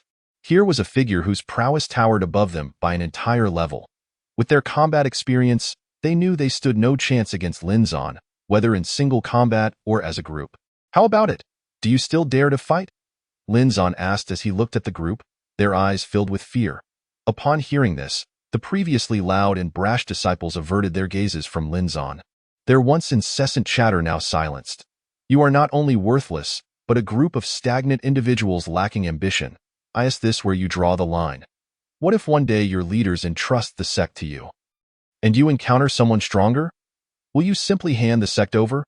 I truly did not anticipate that they would send such a group to join the competition. In my eyes, you are nothing. Not even worthy of being called refuse? Lin Zan scolded them fiercely. Under Lin Zan's relentless mental humiliation, one disciple could no longer contain himself and lashed out with a whip. Lin Zan effortlessly seized the end of the whip, following its length to find the young woman he had seen at Chui Mu's sect. You lot, not a single one of you men possesses the courage that she does. She dares to take action. Yet you do not. Upon uttering these words, Lin Zan exerted all his strength to grasp the whip, swinging it backward. Under the influence of inertia, the core disciple of the Chui Mu sect was flung away. Witnessing this scene, the remaining core disciples became incensed, each brandishing their weapons and charging towards Lin Zan. However, Lin Zan had no intention of showing mercy. In a matter of moments, he dispatched these individuals to the ground. Observing the groaning figures sprawled on the ground, Lin Zan remarked with a smile, "Not bad. Not bad, at least you now possess the awareness to resist. If this continues, when I take you to compete, you will at least have the courage to strike. Your current ability to do this is commendable." Looking at the group of so-called geniuses on the ground, clutching their wounds and grimacing in pain, Lin Zan remarked, whether in mockery or admiration, come at me together and kill him. The remaining core disciples, influenced by the woman's demand, disregarded their own pain and charged at Lin Zan like hungry tigers pouncing on their prey. Lin Zan observed their disjointed coordination with a sense of helplessness, swiftly putting them back on the ground. It seems your words are ineffective. You urge them to attack collectively, yet they still approach me one by one. In a one-on-one scenario, you will never defeat me. At this moment, even your combined efforts may not match my strength. In such circumstances, you still consider how to confront me. Cease your heroics and improve your teamwork. Lin Zan appeared resolute in not granting any leniency to these geniuses, as his objective today was to make this group recognize their own inadequacies. After what felt like an eternity, the group of geniuses finally lay incapacitated. And Lin Zan stepped on a core disciple of the Lai Hua sect, addressing the others. How do you feel now? Still as arrogant as before?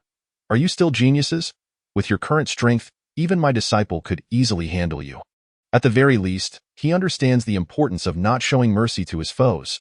Upon hearing this, Li Xiao instinctively took 2 steps back, fearing that Lin Zan might become agitated and force her to engage with these individuals. Fortunately, her concerns proved unfounded. The core disciples lay almost catatonic on the ground, unwilling to rise, knowing that the only outcome of standing would be a return to the ground. Brother, is it wise for you to undermine them so ruthlessly? Regardless, they are still the chosen ones. If you truly trample them into the dust, what if their spirits are shattered and they can never rise again? Ling Jian, observing the pitiful state of the group, couldn't help but plead with Lin Zan. That is their own issue.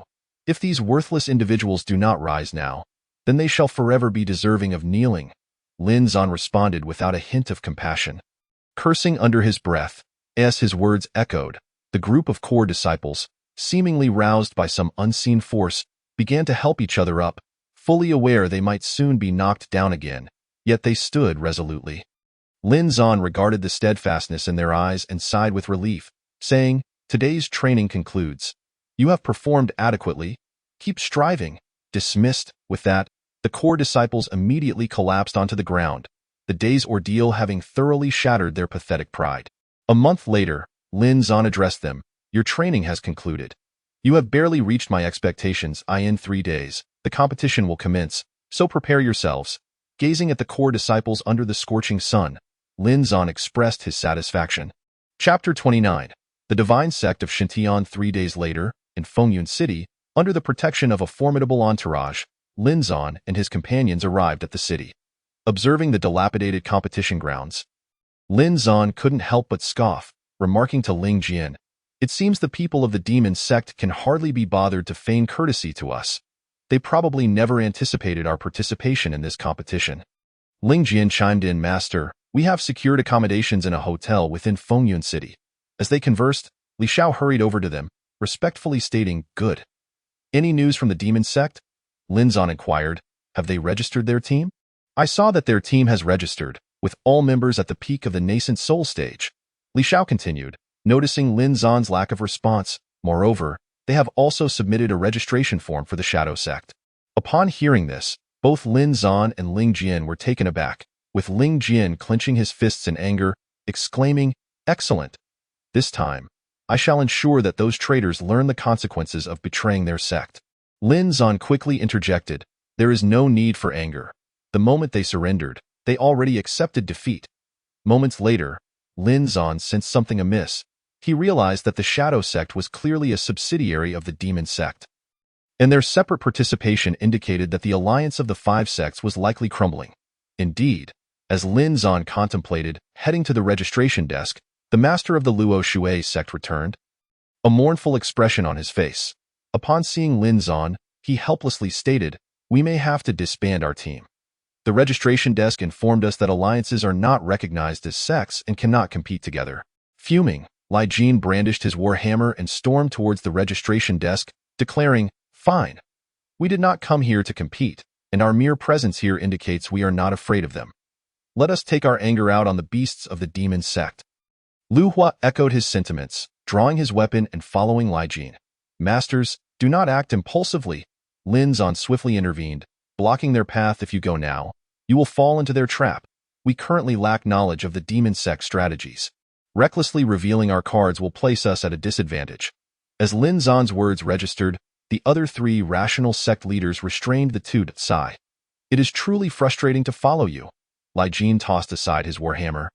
Exhaling in resignation, Masters, it will not be long before you can vent your frustrations, I assure you. Lin Zan replied, relieved and smiling, I will handle this matter. You all wait here. After calming the group, Lin Zan, accompanied by Ling Jian and Li Xiao, made his way to the registration desk. Master, that fellow is quite unreserved. Look how he treats the people of the demon sect as if they were his masters. Li Xiao remarked disdainfully as he observed the sycophantic demeanor of the registration clerk. This is already evident. There is no need to further discuss ourselves. You all stay here while I investigate the situation. With that, Lin Zan approached the elderly man at the desk. Hey, old man, I wish to register. Lin Zan stated with complete disregard for respect, casting a scornful glance at the old man. Wait, can't you see I am busy? The old man retorted, clearly dismissing Lin Zan. What are you waiting for? Waiting for me to stand here like a dog? Lin Zan shot back, not intending to spare the man any dignity to this. The representatives of the smaller sects laughed openly, and the old man's face turned a shade of deep purple. You truly are a pitiful sight, an old man who has yet to master his cultivation. Yet excels at being a lapdog. Lin Zan toyed with the ring on his finger. Friend, Elder Bai is our ally.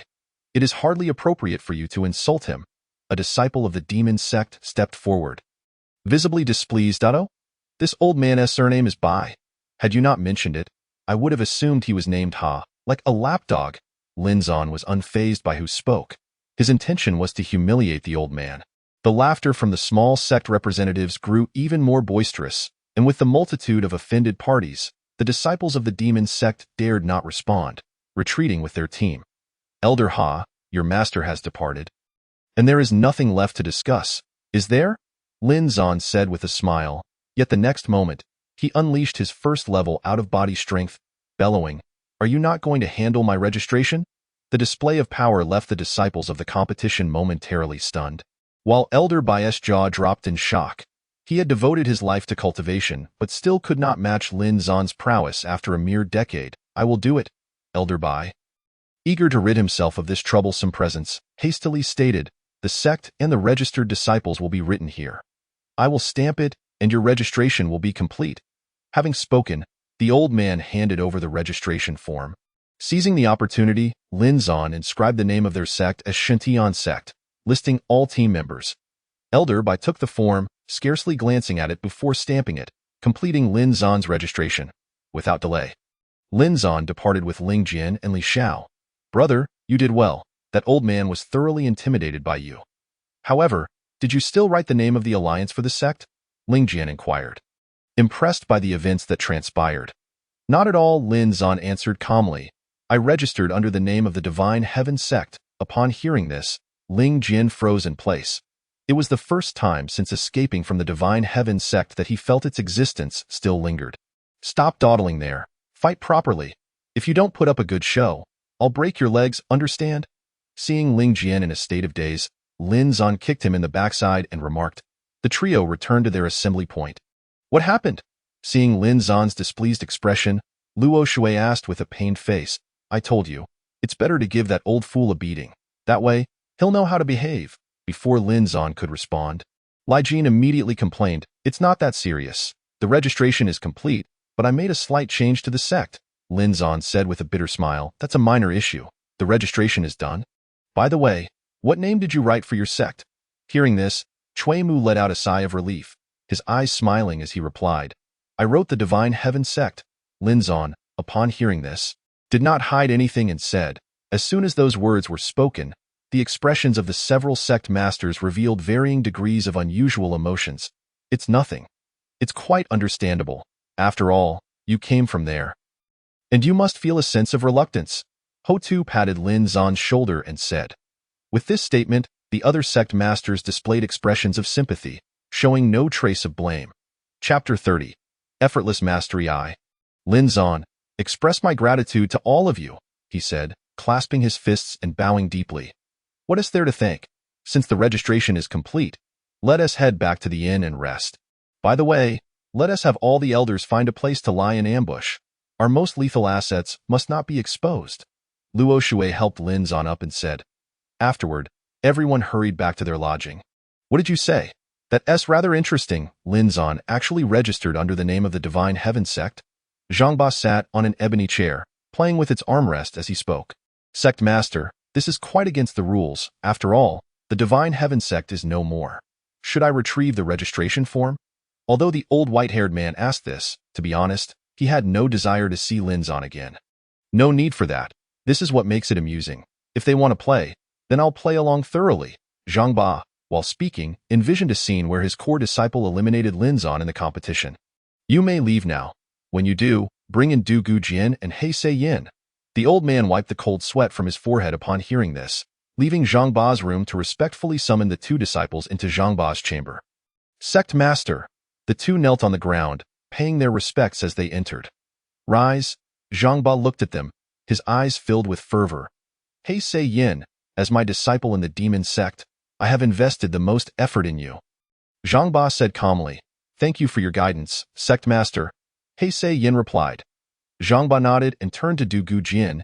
You were originally a disciple of the Divine Heaven Sect, having forsaken darkness for light to follow me. I have also invested considerable resources in you. Thank you, Sect Master. Du Gu will certainly go through fire and water for you. Du Gujian clasped his fists and replied. The reason I called you both here today is to assign you a task.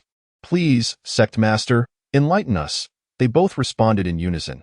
Do not concern yourselves with the competition rules. Eliminate Lin Zan. You two must work together to kill him, Zhang Ba instructed, looking at them earnestly. Rest assured, Sect Master. Tomorrow in the competition, Lin Zan will surely perish on the spot. Du Gujian promptly answered, eager to show his loyalty.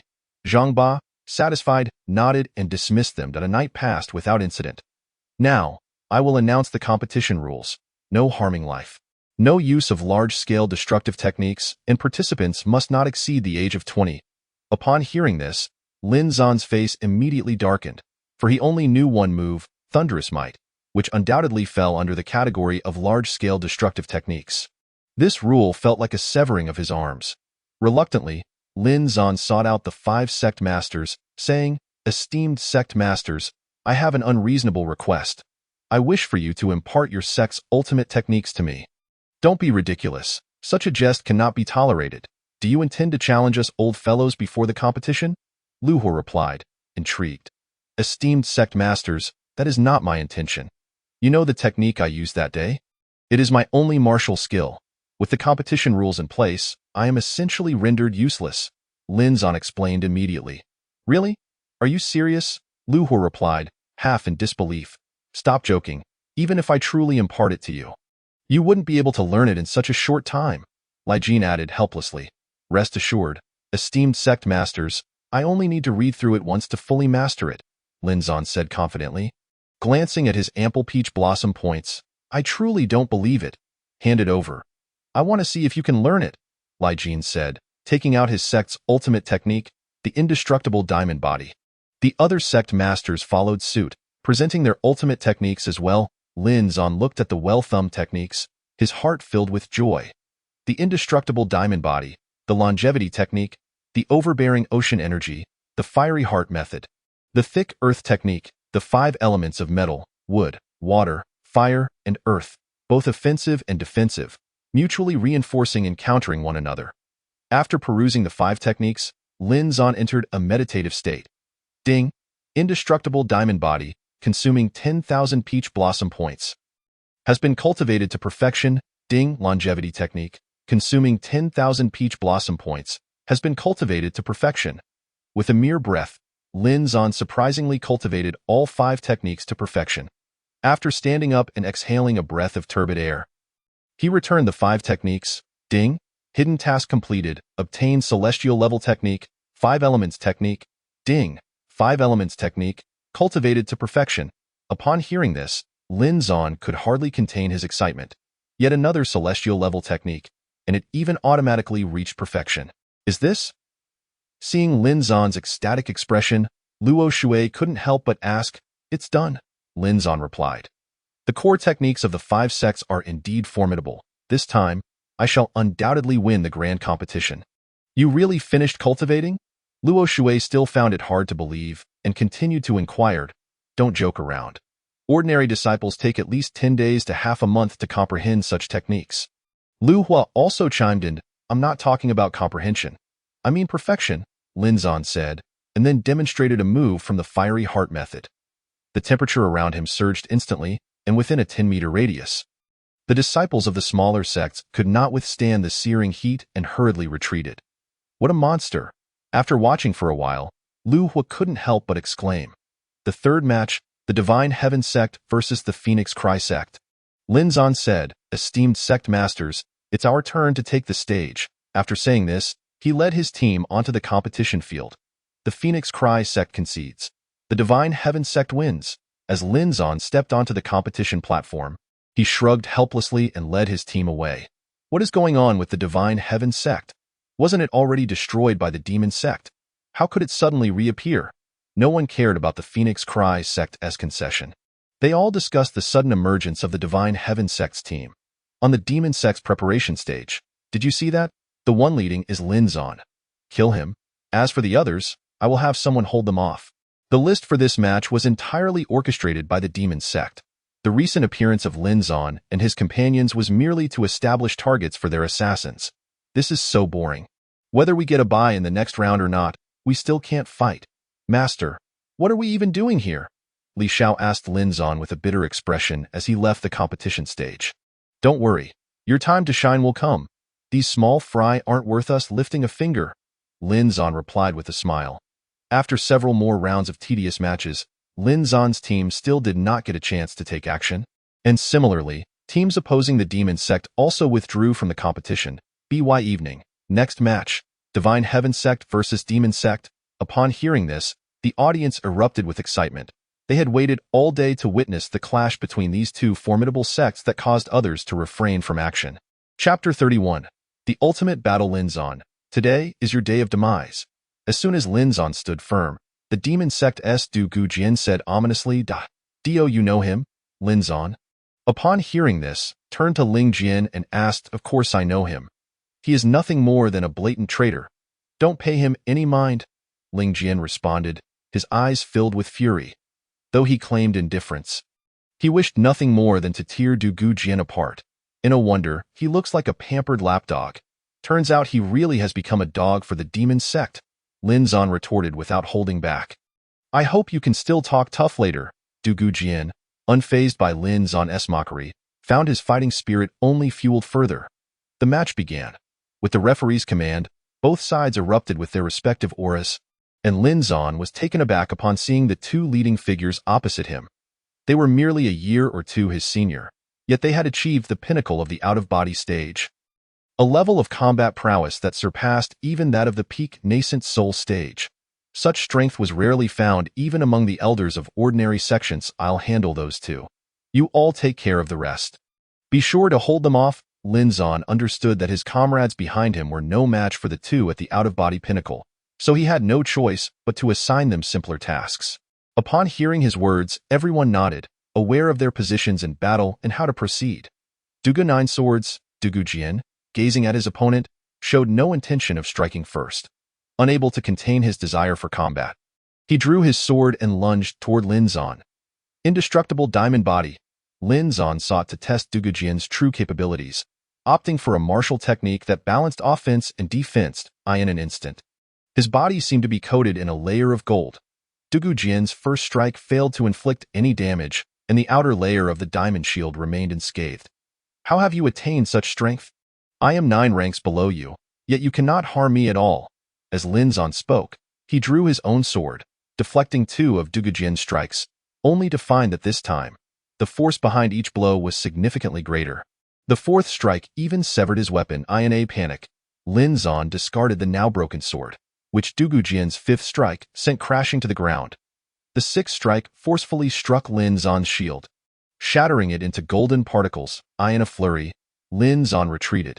He managed to evade the 7th strike, but had to rely solely on his physical body to withstand the last 2. However, to his surprise, the 8th strike did not come. I say, are you too eager to specialize? Starting off with such a powerful move, How will you fight later? You've ruined the sect master's plan. Just wait for your demise. Lin Zan had yet to comprehend the situation when the dark-skinned Yin from the demon sect disdainfully addressed Du Gujian. Yet at that moment, Du Gujian, having exhausted most of his spiritual energy, gasped heavily and replied, "If you had attacked earlier, we would have already finished. Now you're blaming me? It's simply because you're useless. Watch me take him down in one move." Hearing this, Yin shot a scornful glance at Du Gujian, clasping his hands together, and instantly, armor resembling dark rock sprouted from his body. Die! Yan's fist charged toward Lin Zan, who effortlessly dodged the heavy blow, chuckling, "With that speed, I could have taken you down when I was 3 years old. To think you believe you can hit me with such sluggishness. What a dream! Longevity technique? Endless inferno." In an instant, green vines sprouted beneath Yan's feet, wrapping him tightly. Lin Zan withdrew another sword from his mustard seed bag and thrust it toward the dark figure, only to find it inflicted no harm whatsoever. "What, do you think you're just tickling me with that?" Yin mocked, feeling a slight itch on his skin. Realizing his attack was ineffective, Lin Zan quickly retreated. But the next moment, Yin multiplied, and the binding vines tightened even further, charging toward Lin Zan once more. However, as Yan's form enlarged, his speed did not diminish as Lin Zan had anticipated.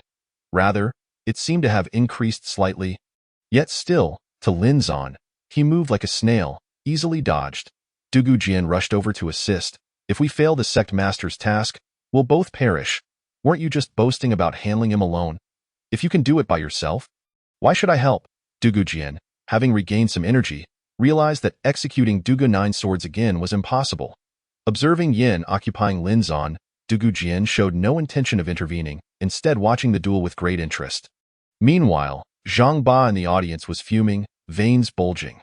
He had expected the two at the pinnacle of the out-of-body stage to dispatch Lin Zan as effortlessly as slaughtering pigs and dogs. Yet there had been no cooperation between them, leading to this considerable trouble. Lin Zan hardly exhausted himself and had already worn Yin to the bone, the rocky armor on him gradually shedding. Moments later, Lin Zan discovered a patch of exposed skin on Yin and seized the opportunity to strike.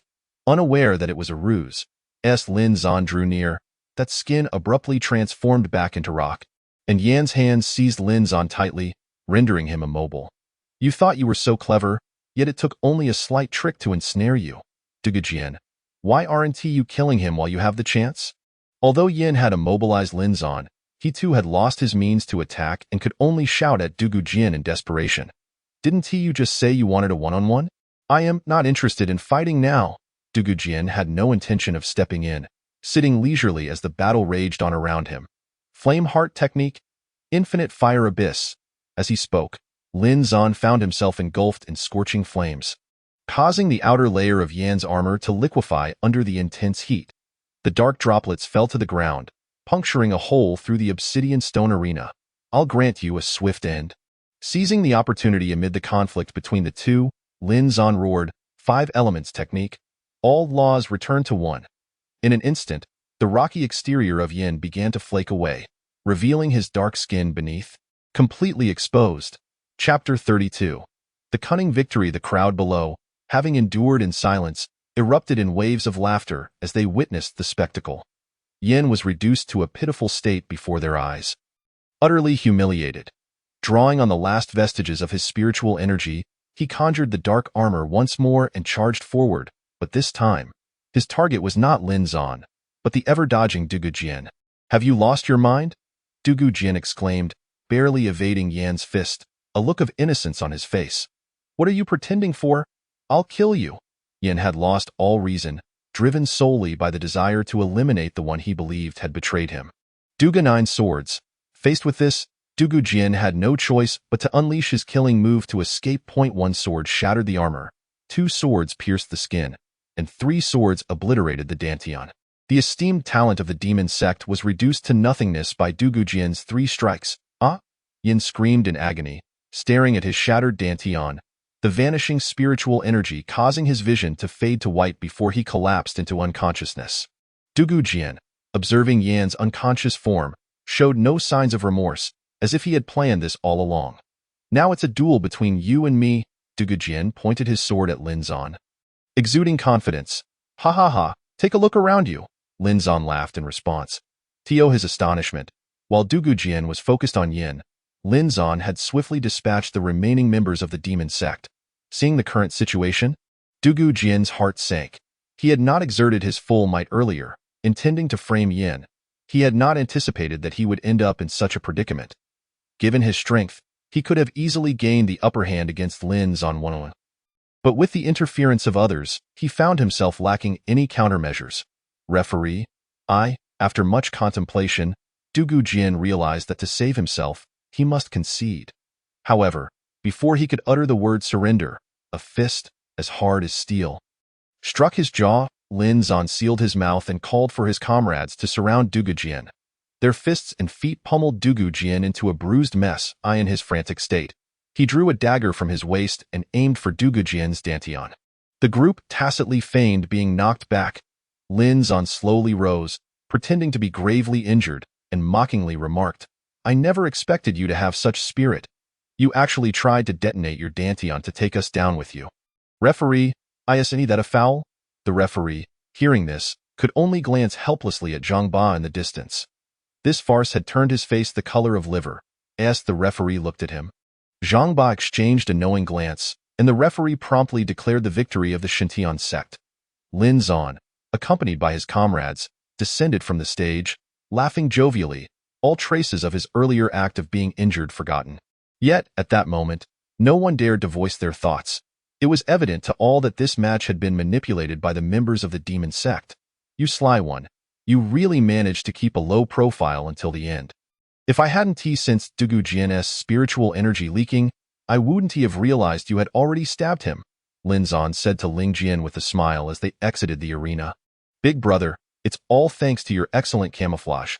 Otherwise, I wouldn't have executed it so smoothly. Ling Jian smiled as he spoke. The two showed no signs of restraint, clearly intent on provoking the demon sect to reveal its true colors for the world to witness its shamelessness. From the viewing platform of the demon sect, Zhang Ba observed the unconscious Heisei Yin being carried away and the barely breathing Dugu Jian. With a swift motion, he drew his treasured sword and pierced it through Dugu Jian's throat. After wiping the blood from his hands, Zhang Ba turned to the elder behind him with a fierce glare, demanding, "If you tell me you are still unprepared after all this time, I will also drive this blade into your throat. Rest assured, sect master, we have already made arrangements with the Li Jin sect. The operation is set for tonight, and the elders will assist us," the elder replied, swallowing hard, his voice trembling with anxiety. "But what about our people? Are they ready?" Zhang Ba raised an eyebrow, his hawk-like eyes filled with malice as he inquired. In response to the sect master, "Everything is in place," the elder, gazing into those eyes, cautiously remarked. Upon receiving this answer, Zhang Ba clenched his fists, gritting his teeth. "Today, all of you shall perish." The flames of fury in his gaze seemed ready to erupt, scorching the five-sect alliance celebrating on the viewing platform. Lin Zan, feeling the intensity of Zhang Ba's stare, turned and disdainfully raised his middle finger at him, exuding an air of defiance that only fueled Zhang Ba's rage further. "Lin Zan, do not provoke him. We must leave this perilous place at once. The demon sect will not easily swallow this insult," Luo Shui cautioned, observing Lin Zan's every move. "Sect Master Luo Shui, I have a plan. We shall leave under the cover of night." Luo Shui, initially eager to depart, recalled that their sect's territory lay a mere 10 kilometers away, assuaging his concerns. "Very well, let us proceed as you suggest. Sect Master Luo Shui, what do you fear? We are many.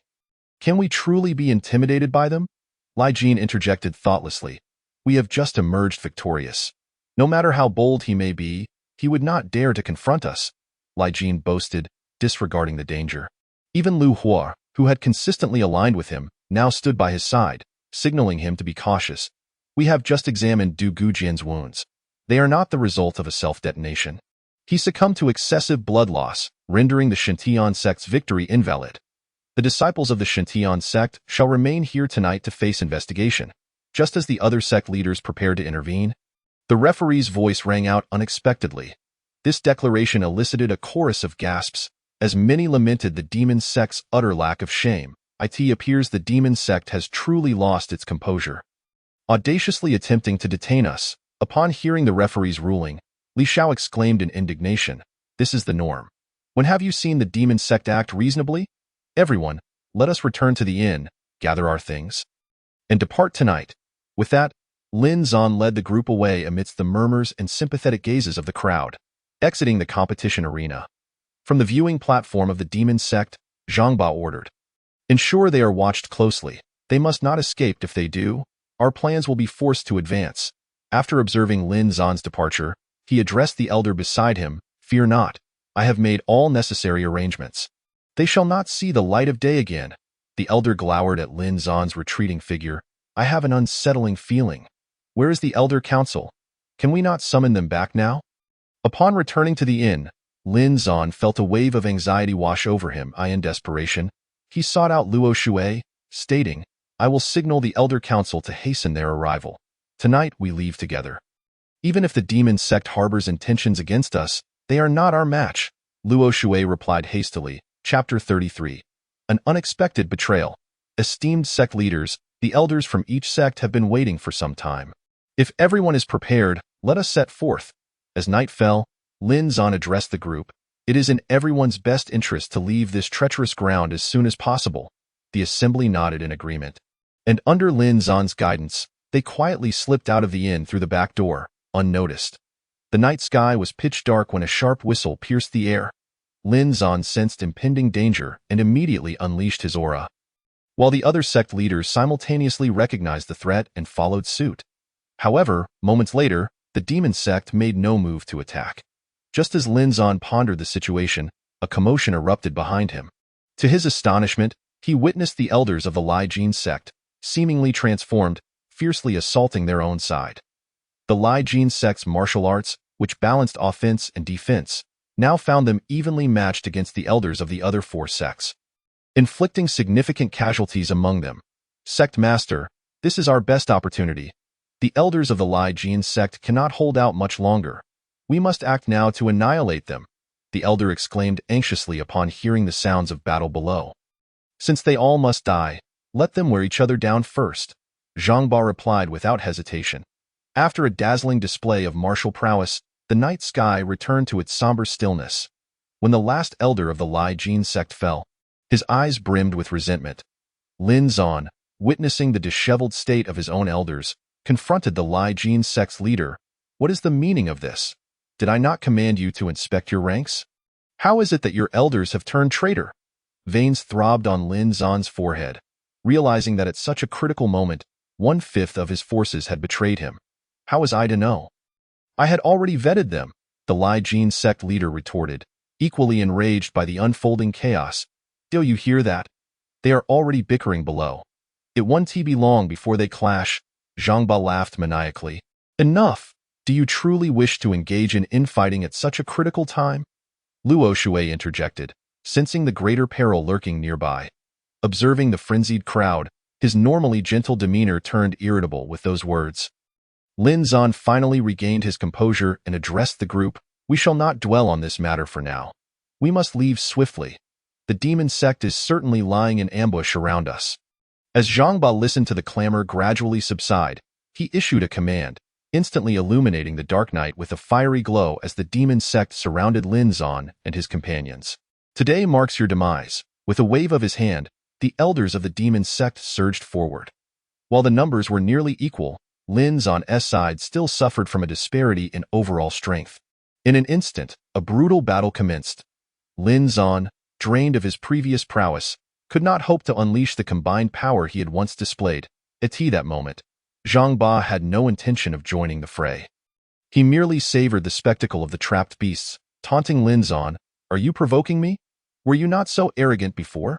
Lin Zan paid no mind to his jibes, recognizing that the priority was to find a way for more people to escape. After deflecting an attack from an assailant, Lin Zan made his way to the 5 sect leaders, declaring, "I promise to ensure the safety of your disciples, yet I never anticipated they would resort to such treachery. I am willing to perish alongside you, creating an opening for their escape." Lin Zan conveyed this to the 5 elders, who, seasoned by countless battles, understood their role. Through precise coordination, the 6 of them swiftly opened a breach in the encirclement of the demon sect. Ling Jian, Take all the core disciples and flee. The rest are in your hands. As the gap began to close, Lin Zan shouted to Ling Jian. Ling Jian, understanding the gravity of the situation, felt compelled to act without hesitation. Though reluctant to abandon Lin Zan, he recognized that failing to escape now would mean the imminent closure of the fragile opening they had just created.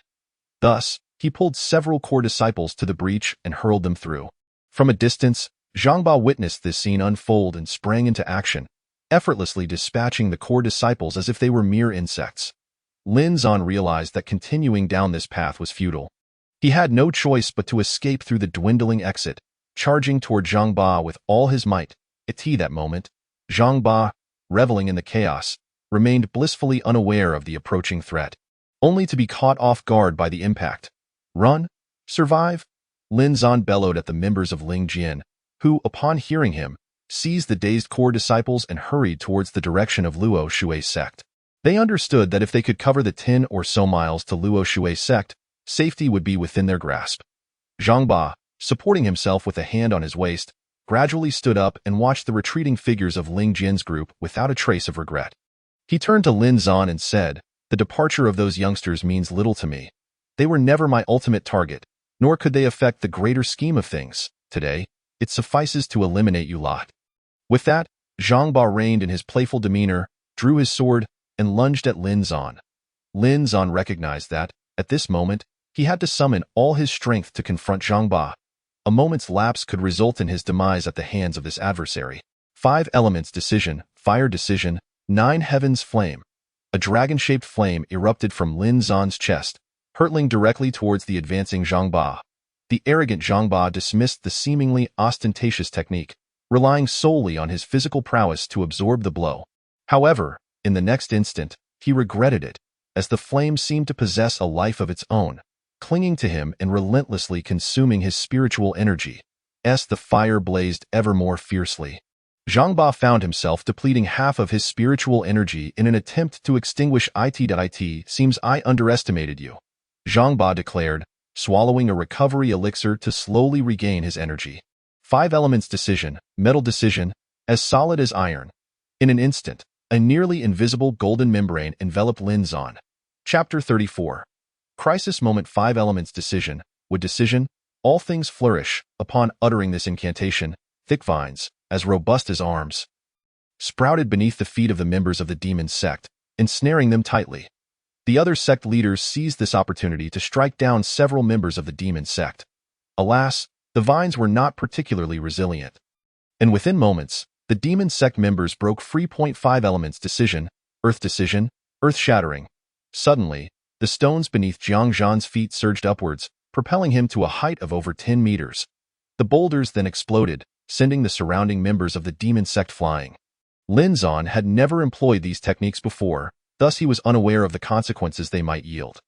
Upon realizing that he had inadvertently harmed several elders, he hesitated to use the technique surging waves, for he could not fathom how many more might be injured. At this moment, Zhang Ba of the demon sect found himself in a dire predicament, forced to solely defend himself against Lin Zan's onslaught, with no opportunity to counterattack.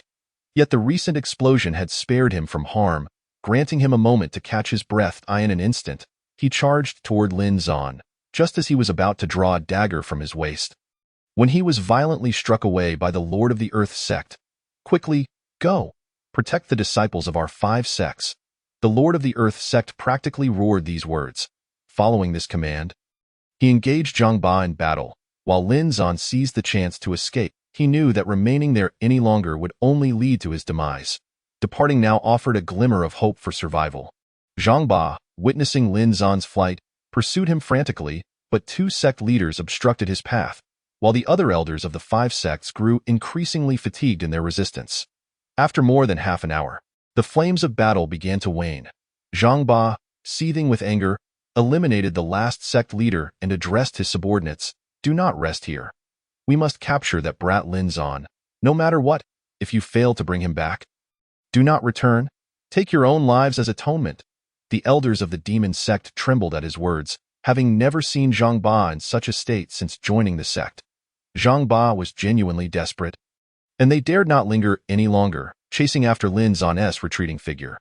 During his escape, Lin Zan deliberately chose a direction different from that of Ling Jian and the others, hoping to alleviate some of the pursuit pressure on them. Yet moments later, he regretted his choice, discovering that he had fled to the summit of a mountain, with an endless abyss stretching before him. Observing the approaching elders of the demon sect, Lin Zan gathered his resolve and leaped from the precipice. "Master, are we leaving just like this? What about our teacher?" After an indeterminate amount of time, Ling Jian finally ordered a halt. Ignoring his own fatigue, Li Shao approached Ling Jian and inquired, "If you wish to rescue him, then go ahead. I shall not stop you."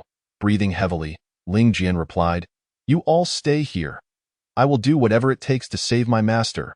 Upon hearing this, Li Shao gritted his teeth and began retracing his steps. However, Ling Jian obstructed him, striking him across the face. "Are you willing to cause unnecessary casualties? Their sacrifices were made for our survival. If you choose to return now and meet your demise, can you truly face them for paving this path for us?" Li Shao, hearing this, slumped down, panting heavily. "Is this how it ends? My master dies in vain." "You're talking nonsense," Ling Jian retorted, raising his hand again, but was stopped by Mu Linger, a core disciple of the Chui Mu sect, who interjected, "Enough. He is only acting out of concern."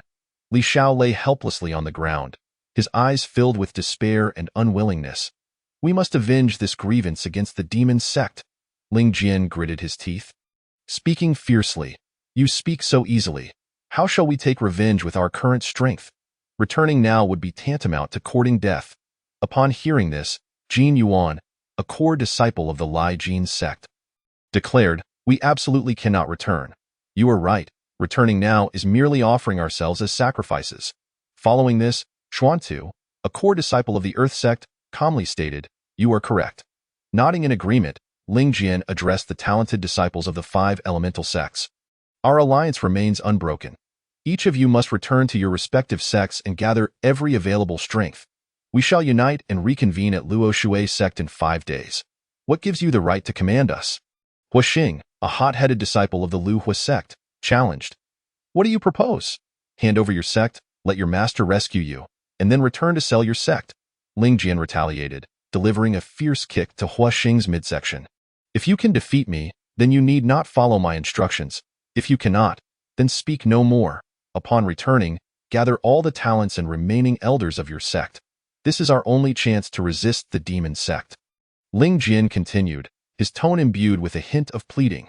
Upon hearing this, the group fell silent, recognizing that this was their sole opportunity and choice. In the demon sect's main hall, the lord of the sect remarked, "Lord, the sect's forces are prepared. They can reach the borders of Luo Shui sect within 3 days. We shall seize Luo Shui sect within a day." The Grand Elder replied respectfully, "I care not for such matters. What of Lin Zan? I wish to see him alive or dead. 10 Luo Shui sects pose no threat compared to him." Zhang Ba, in response to the indifference surrounding Lin Zan's fate, crushed the obsidian cup in his grasp. "Lord, is it not true that Lin Zan has already perished in his fall?" The Grand Elder asked, bewildered. "Do I need to repeat myself? I want to see him alive or dead." Upon hearing this, Zhang Ba seized the Grand Elder by the throat, his bloodshot eyes revealing his unrestrained ferocity. The Grand Elder felt his feet leave the ground, Zhang Ba's iron grip nearly choking the life out of him. "Lord, please, regardless of whether he is alive or dead, I will bring Lin Zan back to you." Zhang Ba finally released his grip, watching the wheezing Grand Elder with disdain. "Should you fail in this task, your life is forfeit." The Grand Elder, bowing deeply, exited the main hall. Chapter 35. A cry for help. "Master, the Demon Lord's army has already encroached upon our borders. What shall we do?" "I am at your service," Li Shao queried, gazing at the densely packed army of the demon sect outside Luo Shui sect. "At present, we have no choice but to adopt a defensive stance. Activate the protective formation of Luo Shui sect." Ling Jian, shaking his head, turned to the current lord of Luo Shui sect, Shui Long, and said, "While activating the protective formation is feasible, maintaining it requires a powerful individual to continuously supply spiritual energy." Shui Long, hearing this, could only manage a bitter smile. "What of the others from the other sects? It has been 3 days. They should be arriving soon, right?" Upon hearing those words, Ling Jian could not help but scratch his head in anxiety and inquired, "It appears that they are indeed rather unreliable. Clearly, when Mars departed, it was evident they had no intention of assisting us. Shui Long, upon hearing this, understood that Lingjian wished for the other sects to send representatives to maintain the formation. However, he was aware that this hope was almost negligible, with no alternative means at hand. Dispatching the most powerful elders from their sect to uphold the formation might at least buy them a couple of months. Shui Long gazed at Lingjian with a bitter expression and comforted him, saying, "Tonight, I will take Li Xiao and quietly leave to seek reinforcements from several other sections. I refuse to believe they could disregard our past camaraderie." Lingjian, gritting his teeth, replied, "This matter is absolutely forbidden. Right now, the members of the demon sect have completely surrounded the falling water sect, making it incredibly difficult for you to escape." Hearing this, Shui Long sighed in resignation. "But it seems they have no other options available at present. They must come. Otherwise, we will be systematically defeated." Lingjian recognized that this was a desperate measure and could only respond, "Master Uncle, let me clarify. It's not that I am afraid. It's just how do we get out of here?" After they departed, Li Xiao could not help but ask, "To be honest, I don't know how we can escape either, but there must be a way when the time comes. We will find a way to get you out." At that moment, Lingjian's mind was a blank slate. He was utterly at a loss. "Master Uncle, there is something I must tell you." Observing Lingjian's troubled expression, Li Xiao continued, "I think we need not rush regarding tonight's affairs. The pressing issue is how to address Master Ant. After all, we have returned, yet my master remains unaccounted for, and Master Ant has inquired about him more than once. I still dare not approach his cave for fear of being caught." Lingjian, upon hearing this, managed a bitter smile and replied, "Leave that matter to me. I will speak with senior sister Zhu Xinwan." "By the way, how did you inform her?"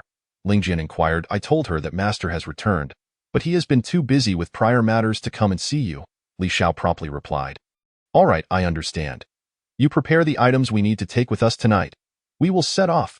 Lingjian gazed at Li Xiao's departing figure, his expression troubled, yet he steeled himself and trudged toward Zhu Xinwan's cave. "Senior sister, are you there?" Lingjian knocked on Zhu Xinwan's door and inquired. The door slowly creaked open, revealing Zhu Xinwan, who wiped the tears from her face and said, "Is there news of Lin Zan?" "What has happened to him?" "Senior sister, you must have guessed. He was surrounded by the members of the demon sect while covering for us." At this, Lingjian's throat tightened with emotion. "I see. You may go." Zhu Xinwan responded, abruptly shutting the cave door with a resounding thud and sinking to the ground in tears. "Senior sister, please do not despair. I believe that brother will be safe and sound." Lingjian called out, but after several attempts to coax her, he sighed and left when he realized the weeping within showed no signs of abating. As the night deepened, Lingjian said, "We are about to leave. I must entrust you with a task." He looked at Shui Long earnestly. "You two are working for the Falling Water sect. Feel free to speak of any matters. I assure you, I will not hesitate to assist in any way I can." Shui Long, exhibiting loyalty, assured him, "Send 2 astute disciples to reside near Zhu Xinwan's cave, providing her with meals thrice daily. We must ensure nothing happens to her. I have faith that Lin Zan will return. If anything were to befall my senior sister before his return, I would take your life." At that moment, Lingjian cared not for Shui Long's status as a sect leader. He spoke resolutely, "Rest assured. Should anything happen to senior sister Zhu, I shall pay with my life." Shui Long, with solemnity, guaranteed, "You have my word." Nodding in agreement, Lingjian gathered his prepared belongings and quietly made his way to the back mountain of the Falling Water sect with Li Xiao. "Master Uncle, are we truly to depart from here? If we were to fall from this nearly 100-foot cliff, it would be nothing short of turning into a pulp." Li Xiao quivered as he gazed into the abyss. "Aside from this place, we have no other means of escape. Today, I scouted the area and found no demon sect troops stationed here, which means we can only proceed from this point." Upon uttering these words, Lingjian observed Li Xiao's legs trembling involuntarily and chuckled, "If you are afraid, I can go alone. After all, this path is not one for the faint of heart. Take care of your master Ant when I am gone." "What are you saying, Master Uncle? I, Li Xiao, have never known fear." Despite his bravado, Li Xiao's legs continued to shake. He clenched his fists and struck his knees a couple of times before steadiness returned. "Then hold tightly to this rope. It is your lifeline. Should you loosen your grip, you will surely become a mere splatter," Lingjian declared as he lowered the ropes, ensuring one end was securely fastened before handing it to Li Xiao.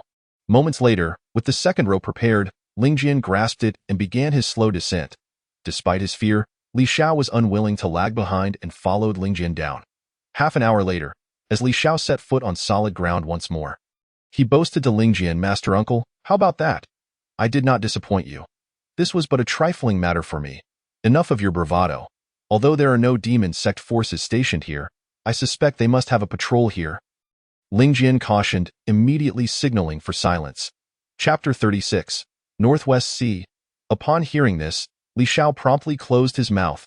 As they progressed, they suddenly noticed movement ahead and swiftly concealed themselves in the nearest thicket. "Brothers, what do you think the higher-ups are thinking? They have been besieging for so long without taking action." One demon sect disciple paused, relieving himself while facing the thicket where Lingjian and Li Xiao hid. "If we were to act, we could have taken the Falling Water sect in a day." Another chimed in, "I have a little insider information. It seems we will not be launching an attack for a while." The higher-ups appear to be searching for someone important. Upon hearing this, a boastful disciple of the demon sect scoffed. "Come on, what kind of person could make our vast sect halt?" The other tightened his belt dismissively. "Believe it or not, my connections are known," the boastful disciple retorted. All right, have you finished? Once you're done, let us hurry along. It's absurd that we were sent to patrol this desolate place." As the two began to bicker, another intervened, and their squad departed the cliff's edge. After the demon sect squad had walked for several minutes, Lingjian cautiously rose, his eyes filled with an unusual excitement as he laughed and asked Li Xiao, "Kid, since I am your master uncle, may I test you?" "Master uncle, I already know what you are about to say." "Those fellows have filled me in," Li Xiao replied, his excitement evident. "It seems master is safe. At least he is still alive. Otherwise, he would not be pursued," Li Xiao exclaimed with joy. Lingjian nodded in satisfaction and continued, "Let us not linger here. We must hasten our pace. We still need to gather reinforcements, and we cannot waste the time your master has bought for us." Li Xiao nodded in agreement and followed Lingjian as they headed toward the nearest Liuhua sect. In a certain fishing village on the northwest continent, the aroma of grilled fish wafted into Lin Zan's nostrils, striking his senses and jolting him awake. "Where am I?" Slowly sitting up, Lin Zan noticed the white bandages wrapped around him and felt a throbbing headache. "Ah, you are finally awake," the fisherman's wife in the small wooden cabin exclaimed with delight. "I cannot believe it took you over 10 days of rice porridge to wake, but 2 grilled fish did the trick." The burly fisherman chuckled heartily. Lin Zan, feeling a tinge of embarrassment, smiled and replied, "Thank you both for your care during this time. Could you please tell me where I am?" Lin Zan gazed earnestly at the two, inquiring, "This is the Northwest Sea. You do not appear to be fishermen. From where do you hail? When we rescued you earlier, you were lying on the shore, not a single part of you unscathed."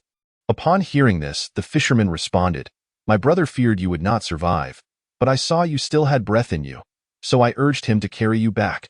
The fisherwoman, upon hearing this, playfully scolded her brother. "Hee, I was too hasty back then. Do not take it to heart." Embarrassed, the fisherman scratched his head and said, "Xiao Yu, what are you waiting for? Quickly bring him the grilled fish. It is ready for him to eat." "No need, dear friends." Lin Zan immediately waved his hand, saying, "I have troubled you for so long. If you continue to care for me, I will truly feel uneasy. Do you know where the water gate is?" "That is where I came from." Lin Zan could not help but ask, "Brother, do not jest with me. The water gate is nearly 1,000 miles away from here. How could you possibly have come from there?" The fisherman, with a rustic accent, replied, "I fell from a cliff. I must have plunged into the river and then been swept out to sea, where you rescued me. I cannot linger. I must return quickly.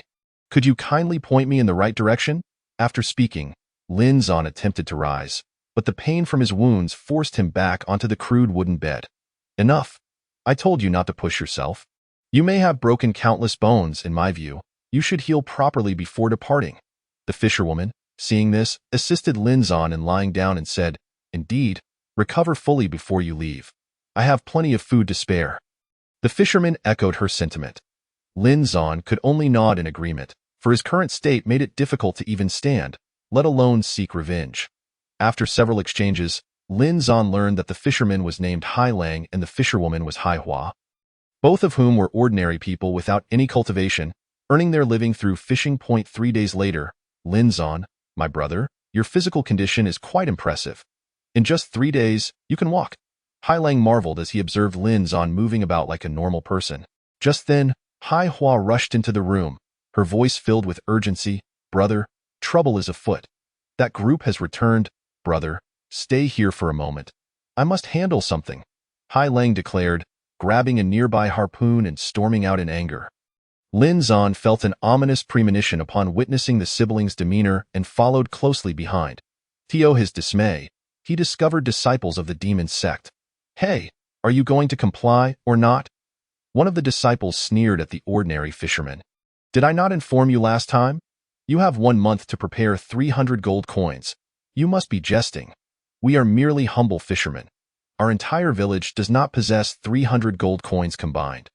An elder from the fishing village approached the disciple, his face etched with worry. That is no longer my concern. Since I have informed you of your lack of funds, we shall resort to seizing people and belongings. With that, the disciple waved his hand, and his fellow disciples began plundering every household. Seeing this, Hai Lang's anger surged, and he brandished his harpoon, ready to charge forward. Lin Zan seized Hai Lang's wrist, saying, They are cultivators. You are no match for them. Allow me to handle this, brother Lin Zan. You are certainly not their equal. Hai Lang protested boldly. Do not worry. There is no need to engage them. I am aware of my current condition. Lin Zan replied, shaking off Hai Lang's grip and striding towards the demon sect disciple. Why must we have our brothers fight for us? Is it not 300 gold coins? I shall provide it. Lin Zan exclaimed, a smile gracing his face as he addressed the disciple. Enough. Look at your pitiful state. Can you truly afford it? The disciple scoffed. Can I afford it? Behold. Lin Zan retorted as he produced a pouch from his storage bag. Declaring, brothers, within this pouch are 500 gold coins. Let the surplus be used for drinks. He placed the pouch into the disciple's hands with a grin, continuing, I kindly ask you to spare these villagers any further hardship. At least you are sensible. Brothers, stand down today. I treat you to a feast. The disciple, inspecting the coins, promptly ordered his comrades to cease their rampage and led them away. Before departing, he remarked to Lin Zan, You are indeed a perceptive lad. Let us not beat around the bush. I shall return at this time next month to collect 500 gold coins. With that, he left, clutching the heavy pouch. Lin Zan, what have you done? By paying them off this time, they will undoubtedly become more relentless next time. Hai Lang approached Lin Zan, his frustration evident. I am fully aware of that. But, before he could finish, the elder whom they had previously pushed down approached Lin Zan, saying, Hai Lang, what are you saying? How can you speak this way to your benefactor? The elder's words made Hai Lang fold his arms in indignation. Breathing heavily, benefactor, this fool lacks understanding. Do not hold it against him. We are immensely grateful for your help. Lin Zan waved his hand, indicating it was no trouble, and continued, Elder, you are well versed in matters. Do you know the origins of those individuals? Did you notice their attire? They are from the demon sect, the elder sighed, explaining. These ruffians have been terrorizing our fishing village for years, pillaging and burning. Many villages have been driven away by their cruelty. Benefactor, while you may be able to intervene temporarily, it would be wise for you to leave soon. We too shall have to depart shortly. After contemplating for a moment, the elder gritted his teeth, declaring, Rest assured, I shall take care of this. If they return, I will ensure they do not leave unscathed. With that, Lin Zan returned to the modest wooden cabin, lying down on his wooden bed to slowly mend his injuries. Outside the flowing fire sect, we are from the water sect. Let us in at once, Ling Jian shouted at the firmly closed gates. Our sect leader has decreed that no outsiders may enter. Regardless of your origin, please leave. The guard atop the city wall called down. Do you truly believe this wall can obstruct me? If you open the gates now, it would be an invitation. Should I force my way in? I shall show no mercy. Ling Jian retorted fiercely. Ling Jian, perhaps it would be best to let this go. Our sect is struggling to protect itself. Who has the capacity to defend the water gate? Just as Ling Jian finished speaking, a voice rang out from atop the wall. What do you propose? As the leader of a sect, do you truly believe that the flames of war will not reach here? Ling Jian, upon hearing this, was consumed by rage and swiftly scaled the wall, declaring, If this wall cannot withstand me, do you think it can withstand the elders of the demon sect? Ling Jian's gaze bore into the figure of Huaxing. You have witnessed the deeds they committed at the Divine Heaven sect. If you do not unite with us, your demise is inevitable. Do you believe the demon sect leader would allow you to remain and hinder his ambition to unify the Northwest continent? Ling Jian seized Mars by the collar, demanding an explanation. Although the elders on the city wall had received Mars's promotion, none dared to intervene, as their strongest member was merely at the peak of the nascent soul stage. However, at this moment, Ling Jian had already reached the out-of-body stage. If you do not accompany me back to the Falling Water sect, I will kill you right now, Ling Jian threatened, disregarding the consequences. Are you lot truly willing to wait for death after receiving a mere trifling favor? This momentary indulgence has rendered you so complacent that you would risk your very lives, am I correct? Ling Jian glared at the assembled group of lofty individuals. I shall not elaborate further. Choose between leaving or dying. Ling Jian cast a cold gaze at the crowd and addressed Mars, who, appearing numb, replied, Let us go. I wish to live. Mars felt a rush of excitement upon sensing the murderous intent emanating from Ling Jian's eyes, fully aware that should he refuse to leave, Ling Jian would not hesitate to end his life in an instant. If we are to leave, bring everyone from your sect along with you, Ling Jian continued. Master Uncle, that may not be advisable, as bringing so many may expose us to ambush, Li Xiao interjected, whispering in Ling Jian's ear. I am not foolish. Heading to Falling Water sect is a trap. We must circumvent this pitfall and take the initiative. With so many teams mobilized by the demon sect, their stronghold must be vulnerable. Our immediate objective is to strike at their lair. Ling Jian, taken aback by Li Xiao's fervent words, exclaimed, Have you lost your mind? We are far too few to contend with those fiends, Li Xiao. Incredulous, retorted, We are not genuinely attacking their base. Ling Jian, irritated by Li Xiao's simplistic reasoning, replied curtly, What we must do is delve into their territory, making our presence known. Ling Jian patiently explained, Do not linger here. There are 3 other sects to consider. Falling Water sect can only hold out for a month at most. We must eliminate those from the demon sect within this time frame. With that, Ling Jian led Li Xiao towards the other sections. Fortunately, matters at the other sects proceeded smoothly, and 3 days later, Ling Jian, accompanied by a contingent of several dozen, infiltrated the demon sect's territory. Master Uncle, where shall we go next? Li Xiao inquired with a mischievous smile, pointing to the nearby Demon Pill City. What else is there to say? Once we enter the city, we shall find a place to stay. Tonight, I will discuss our subsequent actions with you all. Ling Jian declared, leading the group into the city and securing accommodations at an inn. I just surveyed the area. Apart from the ordinary guards, there are approximately a dozen disciples of the demon sect. Their strength is uncertain, but in a border city of the demon sect, it likely isn't too formidable, Ling Jian continued. Tonight, we shall take action against them. Remember, leave no survivors and do not reveal our true strength. As the group gathered, Ling Jian hastily laid out his plan. Does anyone have questions? What if those fiends are stronger than us? Wouldn't that put our lives in jeopardy? Mars, unable to contain himself, sought to excuse his reluctance, clearly wishing to avoid the night's undertaking. There are only a handful of worthy opponents, while we have dozens. Can a few even pose a challenge? Ling Jian frowned, realizing he needed their strength, and finally said, If you do not wish to participate, then leave. I truly cannot fathom how the Flowing Fire sect produced such a coward. Li Xiao, unable to restrain himself, chimed in with disdain. If you want me to join tonight's endeavor, then I must lead the dozen from the Flowing Fire sect myself. Mars contemplated for a moment before responding, Let me be clear, I do not trust you. He surveyed the group, adding, Last time, we were promised a foolproof plan. Yet we suffered losses, including our sect leader. This time, we must act independently.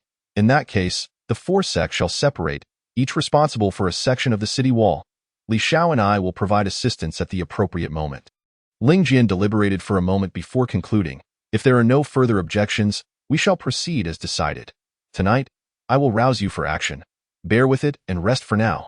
As night fell, Ling Jian remarked, Earlier, I conducted another reconnaissance. The demon sect disciples on the walls possess similar strength, so none shall be at a disadvantage. He surveyed the group, instructing, Head towards your designated targets. Strike stealthily and eliminate those fiends. We shall regroup outside the city. Upon hearing this, The new leaders of the various sects conferred and selected their points of attack. Master Uncle, what are we to do? We cannot simply remain here. Li Xiao asked after observing the departure of the other sect leaders. Our task is to ambush the demon sect's presence here, Ling Jian replied, then stealthily led Li Xiao along the streets to the demon sect's branch within the city. In the darkness of night, those who strike from the shadows hold the advantage, and the two effortlessly dispatched the demon sect disciples before vacating the city. Moments later, the other sects completed their respective tasks. Retreating to the prearranged meeting point, is everyone accounted for? Ling Jian inquired upon noticing the return of the other sect members. Our sect leader did not escape, one elder from the Flowing Fire sect exclaimed anxiously. What were you doing? That is your leader. How could you abandon him? Ling Jian, infuriated, pointed a finger at the elder, rebuking him vehemently. After a brief moment, he gasped for breath and declared, Wait here. If I do not return before dawn, you must leave. With that, Ling Jian disregarded the crowd's protests and stealthily made his way toward Demon Pill City alone. Boss, kill that guy. He has slain many of our comrades. At this moment, 3 disciples of the demon sect had surrounded Mars. Killing him would be too merciful, wouldn't it? Upon hearing this, the leader of the demon sect thrust his sword into Mars's arm, blood gushing forth as the blade was withdrawn. Just as the 3 reveled in their torment, Ling Jian sprang from behind them, swiftly dispatching all 3 in mere seconds. Observing the wounds on Mars, he retrieved a healing salve from his bag and applied it. Do not speak. Conserve your vital energy. He then hoisted Mars and returned to the rendezvous point. Carry your sect leader and retreat quickly. Take refuge in the mountains and await our opportunity. With that, Ling Jian led the group into the depths of the forest. Demon sect. What did you say? Over 20 disciples from Demon Pill City were quietly slain last night. Upon receiving this news, Zhang Ba's hair stood on end, and he couldn't help but envision Lin Zan. Issue an immediate order for all station forces at Falling Water Sect to attack. We must capture it within 3 days. Falling Water Sect. Leader, it is dire. The demons are attacking. At that moment, Shui Long was analyzing how much longer the formation could hold when a disciple rushed in, exclaiming, Hold the line. We must withstand at all costs. With that, Shui Long dashed towards the battlefield, relieved to see the sect's protective formation intact. Do not forget what I taught you a few days ago. Use the formation to counterattack. Upon hearing this, the disciples harnessed the formation's energy to repel the aggressive forces of the demon sect. Well done. Our reinforcements will arrive shortly. They are no match for us now. Once our allies arrive, they will stand no chance. The morale of the Falling Water Sect disciples, initially low, surged as they realized how easily they had fended off the demon sect's assault. Inspired by their leader's words, they focused intently on the enemy, scrutinizing their every move. Yet, amidst this optimism, Shui Long's heart remained heavy, for he had no idea when Ling Jian would return or how many allies he would bring back. Chapter 39. The demise of the demon sect within the forest of the demon sect. Li Xiao, appearing despondent, asked, Master Uncle, we have been here for 5 days. When will there be any movement? Shu, as soon as Li Xiao's voice fell. Ling Jian immediately gestured for silence. Upon witnessing this, everyone else promptly crouched down. While they were still trying to comprehend the situation, several horse-drawn carriages passed by slowly. Ling Jian quickly discerned that the individuals escorting the carriages were disciples of the demon sect. Glancing at their direction of travel, he suddenly realized that the Waterfall sect had already engaged in battle. Presumably, these carriages were laden with provisions. We shall follow behind them and strike when they rest. After watching the convoy disappear into the distance, Ling Jian declared, Master Uncle, with so many of them, it may be unwise for us to take action, Li Xiao remarked. Ling Jian chuckled. What are you afraid of? Their garments are all those of the outer disciples of the demon sect. Eliminating them poses no threat to us. Hua Xing, who had been obedient to Ling Jian ever since he was rescued, immediately chimed in, Ling Jian is right. There's no need for us to engage in direct combat. We can simply burn their supplies. Ling Jian then added, of course, if their strength is inferior to ours, we will certainly fight. He instructed everyone to prepare and follow the tracks of the carriages, planning to act under the cover of night. Later that night, at the demon sect's encampment, one outer disciple said to another, Brother, have you heard? The battle at the Waterfall sect is incredibly fierce. What's there to fear? We are merely delivering provisions. Do they really expect us to join the fray? Replied the leader of the demon sect disciples. Enough chatter. Rest now. We have to set off early tomorrow. With that, he dismissed the others to their rest. Master Uncle, it appears they are all asleep now. Let us quietly infiltrate their tents and eliminate them all. Li Xiao proposed, observing the few ordinary guards stationed. Exactly what I intended, Ling Jian responded to the others. We will enter their tents to eliminate them, while you set fire to the supplies outside.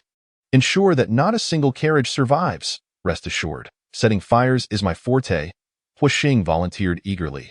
With their consensus reached, Ling Jian led Li Xiao and a few sect leaders stealthily into the tents of the demon sect disciples. The two brandished their daggers, and within minutes, the unsuspecting individuals still lost in slumber ceased to breathe. After completing their task, they exited the tent, and Ling Jian signaled to Hua Xing in the distance that everything was in order. In the next moment, flames erupted into the sky. The carriages, laden with highly flammable provisions, were reduced to ruins before the ordinary drivers even realized what was happening in the grand hall of the demon sect. Zhang Ba, upon receiving the frontline reports, seized the collar of the Grand Elder and pressed a dagger to his throat, demanding, "It has been a month. Did you not claim we would secure victory in a day?" "Master, sect leader, I cannot fathom how this has transpired. The formation of the Waterfall sect is exceedingly formidable, and our assaults have been thwarted," the Grand Elder stammered, "and our disciples and soldiers at the front lack sufficient provisions. Their morale is plummeting." Before he could finish, Zhang Ba thundered, "I did not summon you to lament. I demand to know what we should do. Explain why our supplies are insufficient." Zhang Ba, having lost all rationality, roared, "Sect leader, it is due to a force that has infiltrated our territory, constantly ambushing our supply convoys, and all capable soldiers are at the front line." "Enough!" Zhang Ba interrupted the Grand Elder again. "Order everyone to retreat and recuperate. Take your own life as an act of atonement." His words dripped with malice and determination. Hastily, the Grand Elder knelt, banging his head against the ground, pleading, "Sect leader, you cannot do this. I have devoted my life to the sect. This is your reward from me. If I were to handle it personally, your fate would be far worse. I require an excuse. After such a monumental failure, the disciples must not resent me." Zhang Ba remained silent, then altered his tone, "But do not worry. I will ensure you receive a grand burial, a dignified end. Your son shall be promoted to outer sect leader, which is a fitting tribute to your lifetime of service." Listening to the inevitable death awaiting him, the Grand Elder could only bow his head 3 times before returning to his quarters, taking his personal dagger to end his own life. "Bring him to me." After the Grand Elder departed, Zhang Ba called out to the guards outside, "Fetch the Grand Elder's son. Lie Long, I have matters to discuss." The guard rushed in, acknowledged the command, and quickly left. Minutes later, "Sect leader, you called for me?" Lie Long, towering nearly 2 meters tall, entered like a small mountain, his deep voice resembling that of a mighty bull. Zhang Ba smiled and approached, patting his robust arm. "Not bad, quite sturdy. And your strength is commendable, far superior to that useless son of mine." Lie Long, having learned the art of flattery from his father, though secretly pleased, maintained a humble demeanor. "Sect leader, you flatter me too much. I cannot compare to the young master. He is truly exceptional." Zhang Ba, even more satisfied, declared, "You have a way with words. I have a task for you. Should you succeed, you will become the youngest outer sect elder." Lie Long, utterly unaware of the gravity of the situation, was oblivious to how this golden opportunity had come at his father's expense. "Sect leader, please go ahead. I shall accomplish the task no matter what. Recently, our territory is rife with instability. Our provisions destined for the Waterfall sect have been repeatedly ambushed. I need you to select a few capable individuals to deal with this issue." Zhang Ba calmly elaborated. "Rest assured, sect leader, this is but a trifling matter for me. I shall avenge your grievances." With a firm pat on his well-built chest, Lie Long exited the grand hall. "Sect leader, what a deft strategy. Eliminating the old and then dealing with the young to eradicate future troubles." The guards at the entrance, witnessing Lie Long's departure, could not help but feel a chilled eye in the next moment. A blood-stained dagger plunged into the throat of one guard. His terrified eyes widened as he gazed at the dagger's master. Zhang Ba slowly withdrew his dagger, wiping the blood from its blade, and coldly remarked, "What a pity. You overheard what you should not have." Chapter 40. Return to the battlefield in the Northwest Continent, Northwest Sea. Lin Zan, having spent a month recuperating, finally restored his strength to its former peak. However, at this moment, his concerns lay not with his cultivation, but rather with the meager balance of his peach blossom value. Ding! Remaining peach blossom value. 30. Gazing at this pitiful number, Lin Zan felt a pang of bitterness. Yet, within this fishing village, there were no peers of his age, much less anyone who could harbor feelings for him. Just as Lin Zan pondered, Hai Hua entered the room and, noticing Lin Zan's troubled expression, inquired, "Brother Lin Zan, what troubles you? Why the frown?" Upon hearing this, Lin Zan snapped back to reality. "It's nothing. Just that I've been here for quite some time and wonder when I might return." "How long have I been here?" "A month and 2 days." Hai Hua responded promptly. "Have your injuries healed? Stay a little longer. Although we may not be affluent, we certainly do not lack for food." Hai Hua spoke delicately. "If it were possible, I would love to remain here forever." As Lin Zan gazed at Hai Hua's youthful face, he could not help but fantasize. Ding! Gained Hai Hua's affection. Peach blossom value 1,000. Upon hearing this, Lin Zan's eyes widened in shock. He had never expected this young girl, the sister of his savior, to harbor feelings for him. Realizing this, he quickly shook his head to clear his thoughts and replied nonchalantly, "I must eventually leave. After all, this place does not compare to my home." Hearing this, Hai Hua visibly sank in spirit. Observing the little girl's dejection, Lin Zan felt helpless and smiled.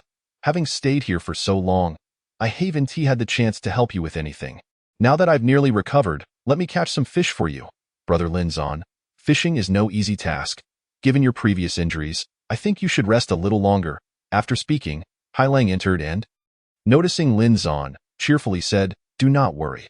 Although we may be poor, the absence of one person does not affect our meals." The simplicity of the brother and sister's words was strikingly similar. "Ha ha ha, have I been idle for too long? I've truly recovered quite well." Upon hearing these words, Lin Zan rose to his feet, stretching his limbs as he smiled and remarked, "Moreover, since there is nothing pressing at the moment, why not allow me to join you in your fishing endeavors? If we manage to catch a bounty, it would be rather delightful to share a meal together, wouldn't it?" To this, Hai Lang nodded in agreement, expressing his eager anticipation. "In that case, I shall not decline. I am curious to see what individuals like you, who possess such cultivation, are truly like." Lin Zan, acknowledging this, followed Hai Lang to a shallow bay. "This is where our villagers typically fish. Once we catch our fill, we transport the catch back to the village. We are reluctant to leave this spot, for the bay is abundant with fish. Who would wish to abandon such a bountiful place?" Recalling an event from a month prior, Hai Lang sighed. "Rest assured, I will handle this matter for you. That fellow should arrive tomorrow. This time, I shall ensure they pay the price." Having said that, Lin Zan drew his sword and made several sweeping motions across the water surface, causing the waves to surge dramatically. Observing this spectacle, Hai Lang's jaw dropped in astonishment. He had not anticipated that such a simple gesture would create such a commotion. Moments later, his mouth widened further, and his eyes grew round as he noticed countless fish floating in the bay, all alive but momentarily stunned. "What do you think? Quite impressive, isn't it?" Lin Zan inquired with a grin. "Goodness, our entire village would be hard-pressed to catch this many fish in a week." Hai Lang exclaimed in awe. After uttering these words, he led the villagers, nets in hand, to the shallow bay to gather the fish and return them to the village. The simple villagers, upon witnessing the abundance of fish, could hardly contain their joy. Just as they were preparing to process the catch, a harsh voice pierced the air. "It seems your haul is quite impressive. With that, you should be ready to settle your debts." "No?" Upon hearing this, Lin Zan furrowed his brow, aware that the disciples of the demon sect had arrived once more. Before the village chief could intervene, he stepped forward and greeted, "Brothers, it has been a while." "Oh, you are still here, intending to put down roots, are you?" One of the disciples, recognizing Lin Zan as an outsider, expressed his surprise. "These villagers saved my life. How could I possibly abandon them?" Lin Zan replied with a smile, approaching the disciple and throwing an arm over his shoulder. Now, let us not get too familiar. Have you prepared the funds we discussed?" The disciple, sensing Lin Zan's insincerity, shrugged off his arm and retorted, "I recall our last conversation was about 800 gold coins." Hurry up with the payment. There are many pressing matters within the sect, and I have no time for delays. Surely you have a moment to enjoy a drink. I happen to have some exquisite wine, Lin Zan replied, producing 2 heavy bags from his storage pouch. Gentlemen, within these bags are 1,000 gold coins. Why not linger here in the fishing village for a while? Enjoy a meal before departing? Hey, Hai Lang, make haste and prepare a room for us. The disciple, though still wary, felt compelled to accept the offer upon seeing the bags of gold. Very well, I suppose we can indulge this time. But do not attempt any tricks, or the villagers will pay the price. Lin Zan, immediately adopting a servile demeanor, responded, How could a mere commoner like me dare to play tricks on esteemed gentlemen such as yourselves? The disciple, satisfied with this response, followed Lin Zan into a dilapidated wooden shack. Why on earth would you prepare such a shabby dwelling? The disciple complained as he entered, frowning in distaste. Because they wished to keep their living space clean? Lin Zan retorted, and once the 2 disciples were ensnared, he transformed, unleashing his formidable power, with his sword aimed at them. Tell me where the nearest demon sect stronghold is. The question sent the 2 disciples into a panic. Making them tremble, ding, mission triggered. Return to the battlefield, reward, 50,000 peach blossom points. The system's voice echoed in Lin Zan's mind. Upon hearing the task, Lin Zan's eyes widened. With that many peach blossom points, he could stand toe-to-toe with Zhang Ba. However, the ambiguous nature of the mission left him pondering how to accomplish it. Did you not hear my question? Where is the nearest demon sect stronghold? Seeing the 2 disciples quaking in fear, Lin Zan glared at them menacingly. If we tell you, will you spare our lives? One of the disciples stammered, If you refuse to speak, I will kill you both. Lin Zan threatened, brandishing his dagger, wiping away the dark red blood from their last encounter, and chillingly stated, I will have the information. I'll tell you, the disciple exclaimed, his voice trembling.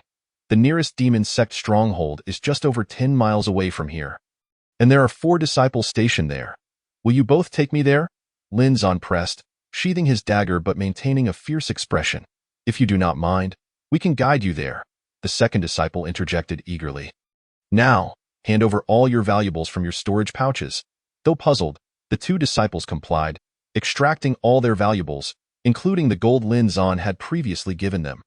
Come with me, Lin Zan commanded as he gathered the items and led the 2 disciples out of the dilapidated shack, where all the villagers had gathered, drawn by the commotion.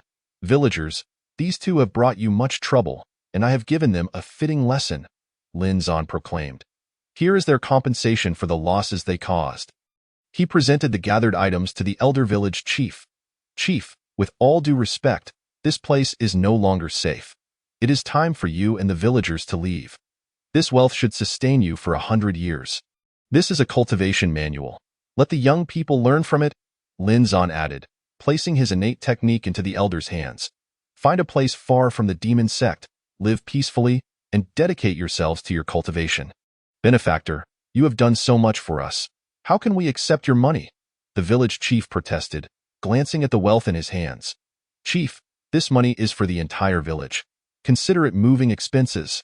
Lin Zan insisted, and without waiting for the chief's rejection, he approached Hai Lang and Hai Hua.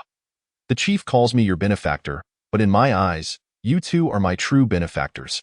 Had it not been for you, I might not be standing here today. This farewell may be long. Allow me to gift you something, Lin Zan said, handing a dagger embedded with 7-star gemstones to Hai Lang. This is my personal dagger.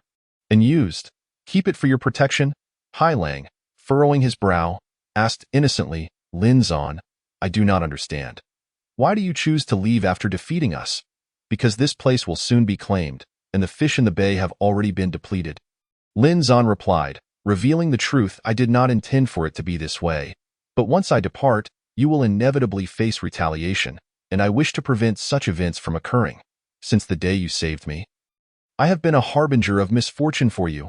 Brother Lin, do not speak like that. Without you, we would have eventually fallen victim to these individuals. Hai Hua interjected, her brows knitted in concern. Hai Lang nodded thoughtfully. Indeed, my sister is correct. Had it not been for you, I would have been loath to leave this place. I understand now, Brother Lin. Until we meet again, Lin Zan replied, nodding as he bound the 2 disciples and set off towards the demon sect stronghold. Following their directions, "Brother, the place you seek is just ahead." One of the disciples indicated toward a structure in the distance. "Will you not let us go? I swear I will not return to inform anyone." Another disciple of the demon sect cautiously remarked, "Considering the assistance you have provided." At this juncture, Lin Zan deliberately paused for a moment, observing the flicker of hope that had just appeared in the eyes of the demon sect disciples. He continued, "Then I shall grant you a swift end." Upon hearing these words, the glimmer of hope in the eyes of the two disciples instantly morphed into despair.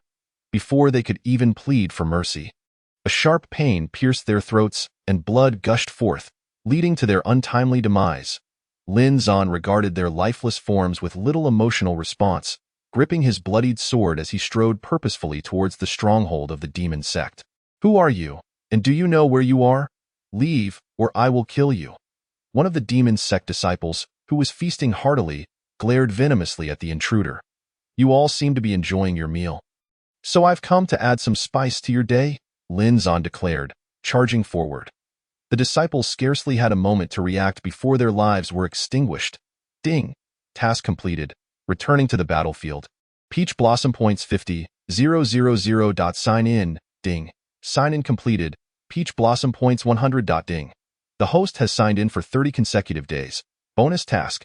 The Femme Fatale of Northwest City. Task triggered. Flirt with the Femme Fatale. Task reward. Peach Blossom points 5,000. Ding. Alert. Task failed. Peach Blossom points will be reset to 0. Lin Zan's countenance darkened at the mention of the task. This was hardly a reward. It was a ticking time bomb. Should he not complete this task proactively, the 50,000 Peach Blossom points he had just acquired would vanish.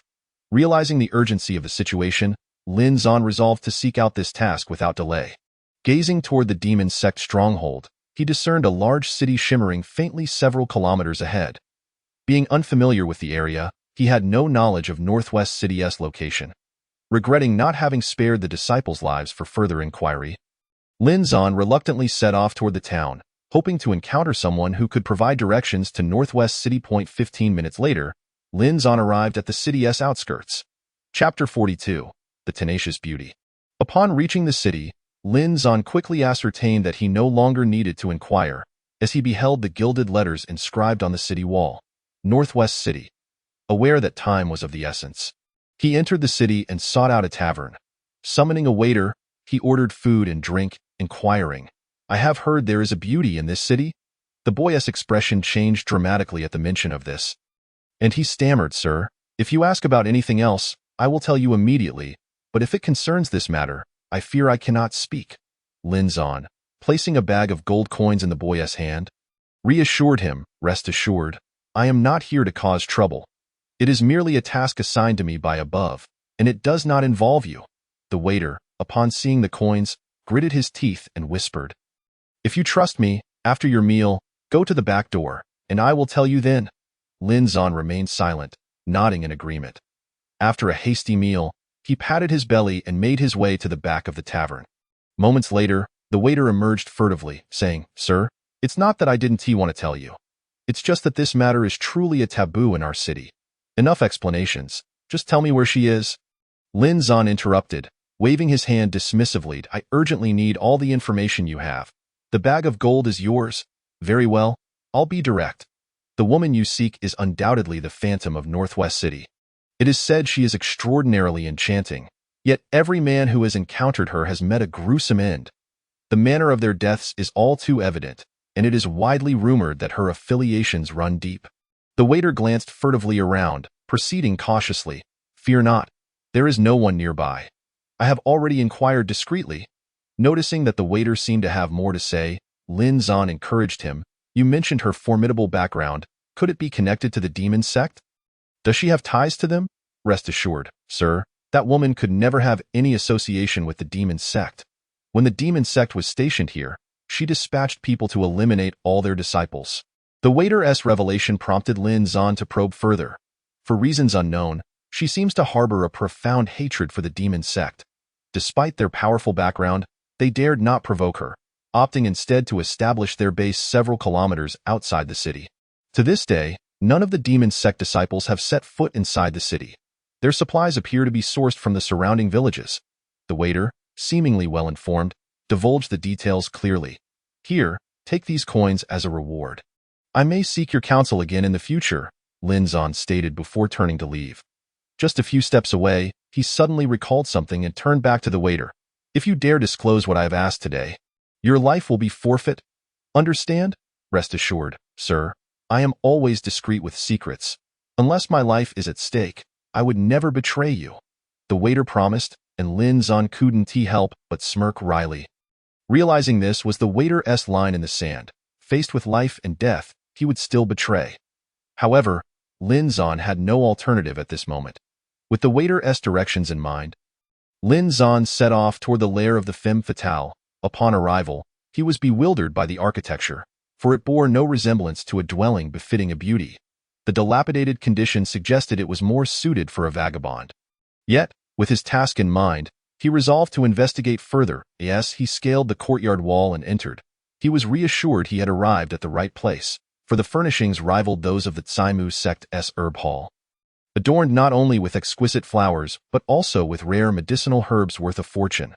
Quietly, Lin Zan followed a narrow path to the door, poking a hole in the window to peer inside. What he beheld nearly caused him to lose control, as a vast expanse of flawless skin lay before him, igniting an urge to breach the door. Ding task.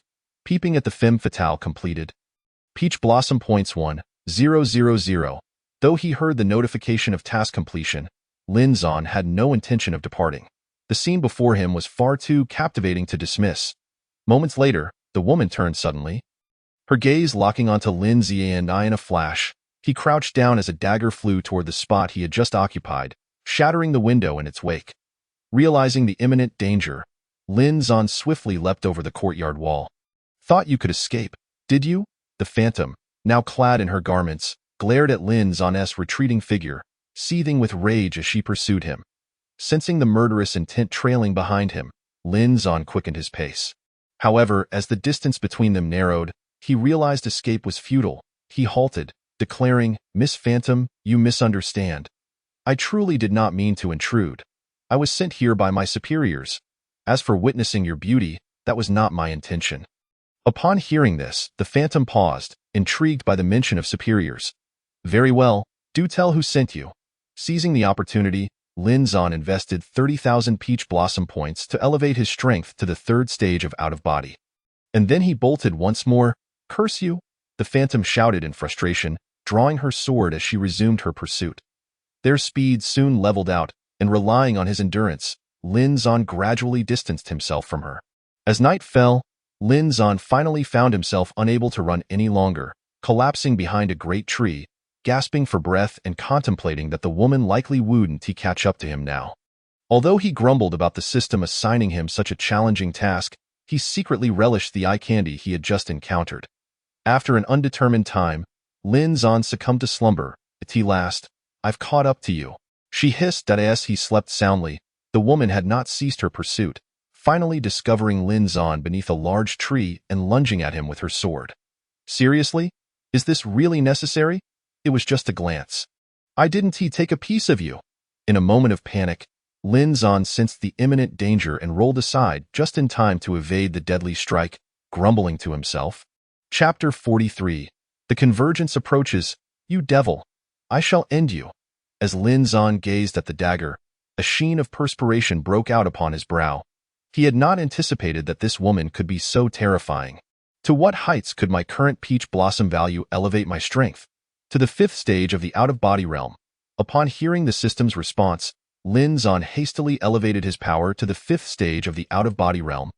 His speed now sufficient to elude the phantom. However, burdened by guilt, he dared not strike first. Observing that the woman showed no signs of relenting, Lin Zan sprinted towards the direction of the falling water sect. Yet, after a day of relentless pursuit, the woman found her own spiritual energy nearly depleted, leaving her unable to pursue him further. Emerging from the forest, Lin Zan instinctively moved towards the city ahead, the dawn light illuminating his path. He was eager to find rest. However, upon arriving at the city's outskirts, he was momentarily stunned, for he had stumbled upon one of the largest cities under the dominion of the demon sect, Matian City. Though Lin Zan wished to circumvent this place, his weary body would not permit such a course of action. With no other option, he disguised himself and stealthily slipped into the city, seeking a tavern where he could finally sleep. When he awoke, the night had already fallen. Lin Zan stretched his fatigued limbs and circulated his spiritual energy within his body, feeling quite satisfied with his current cultivation level. It was then that he recalled he was still within the city of the demon sect.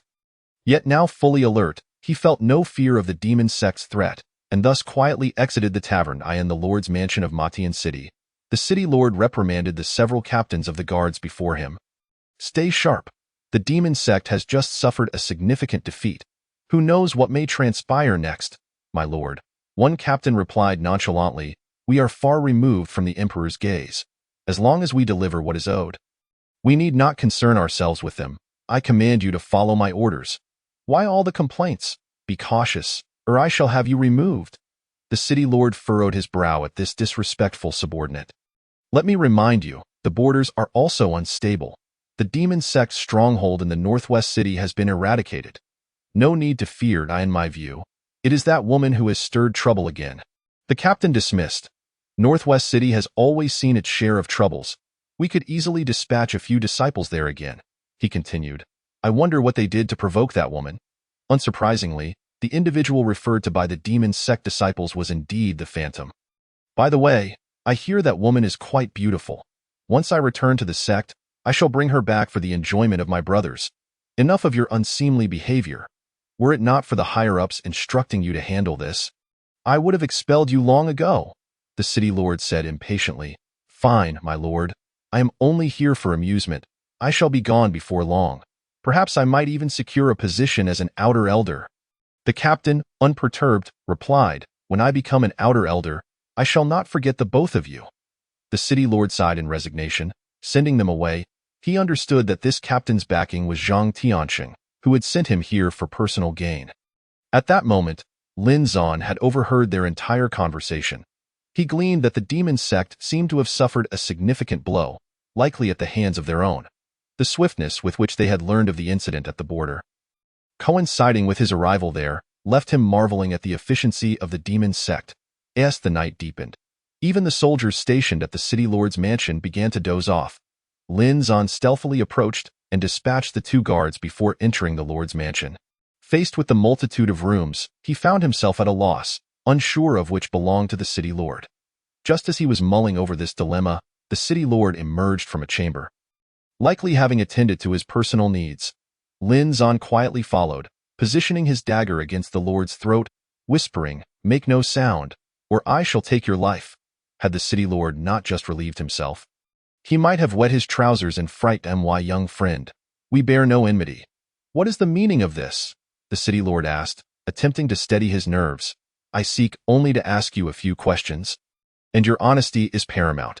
Speak even one false word, and your life is forfeit," Lin Zan replied, adopting a menacing demeanor as he pressed the dagger closer. "Very well, I shall answer your queries," the city lord stammered, sensing the sharpness of the blade. "What significant events have transpired recently within the demon sect? What catastrophe have they faced?" Lin Zan inquired, satisfied with the city lord's compliance. "I thought you would ask something more obscure." "This is common knowledge," the city lord exclaimed, visibly relieved. "The demon sect amassed troops and launched a major offensive against the falling water sect, only to return in utter defeat."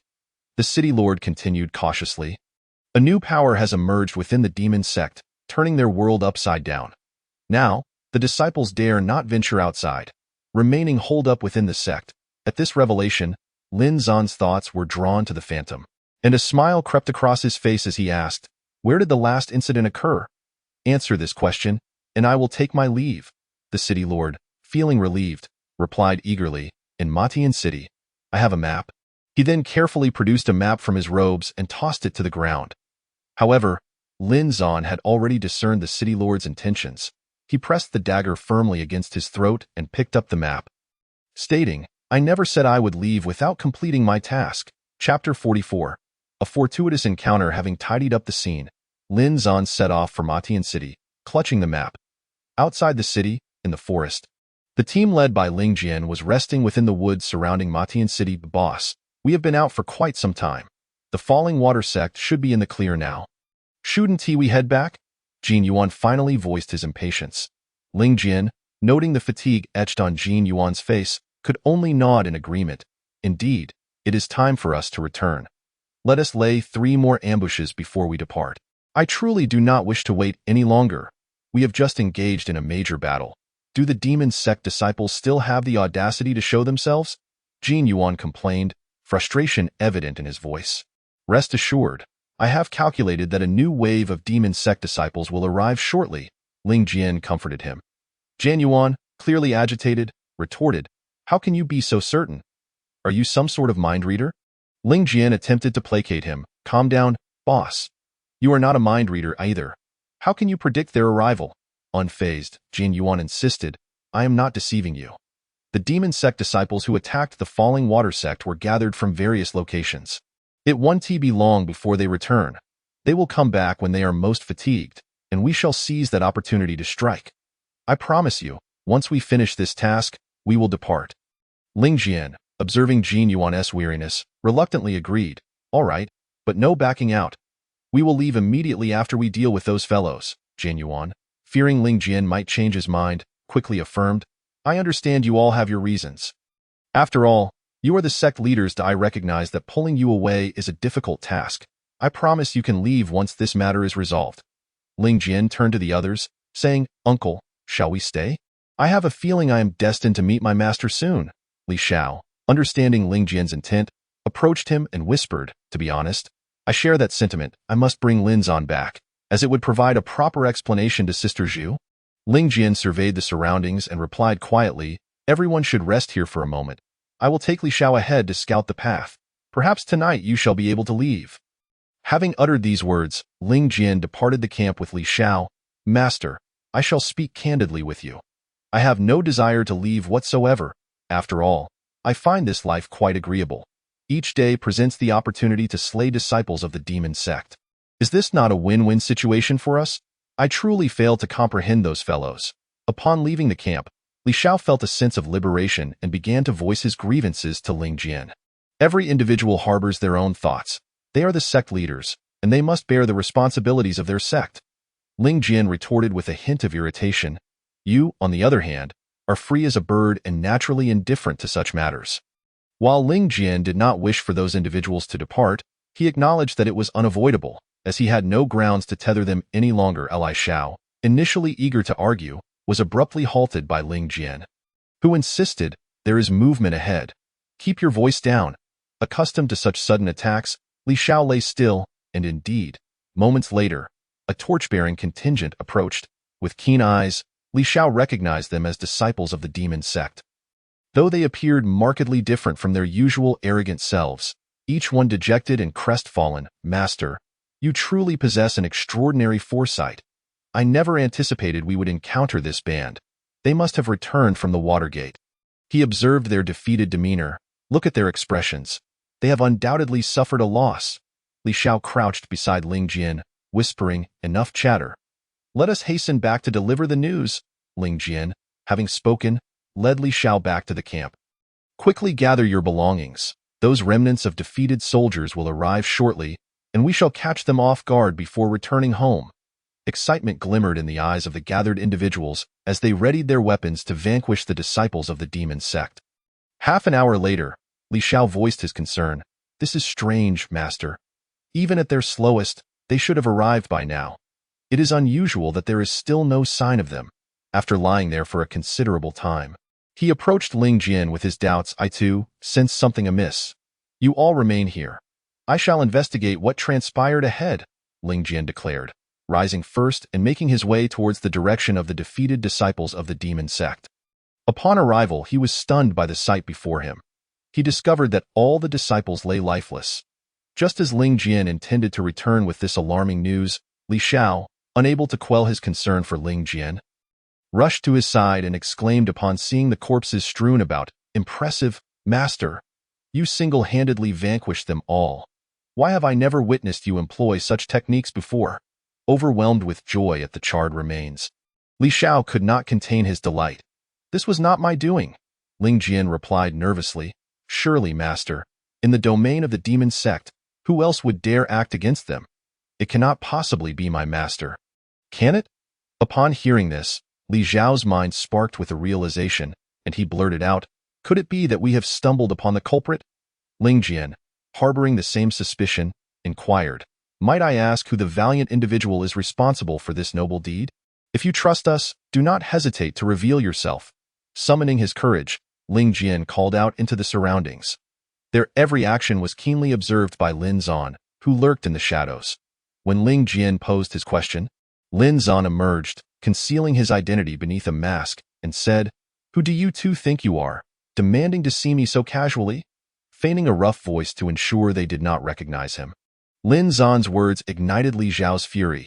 He stepped forward, indignantly declaring, "You have usurped our intended actions and now stand here with audacity. Do you dare to speak so insolently? Believe me, we could easily dispatch you." At this, Ling Jian, grinning, interjected, "Do not involve me in your matters.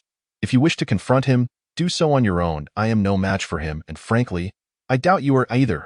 Li Xiao, momentarily perplexed, turned to Ling Jian, asking, "Why have you thrown me under the bus? Are you still my master? Even if I were your true uncle, I would still be unable to contend with him," Ling Jian replied, laughter nearly bringing him to tears. "Lin Zan, do not tease him." With a chuckle, Lin Zan removed his mask. "What, do you plan to kill me, or what?" Li Xiao stood in disbelief, unable to fathom that Lin Zan had truly appeared before him. He rubbed his eyes and stammered, "Master, am I not mistaken? It truly is you. Would you like me to demonstrate a few moves to convince you?"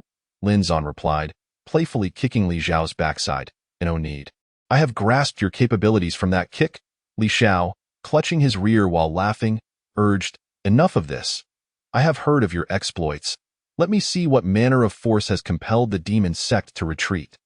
Upon hearing this, Ling Jian led Lin Zan back to the camp, exclaiming to the assembled individuals, "Behold who I have brought."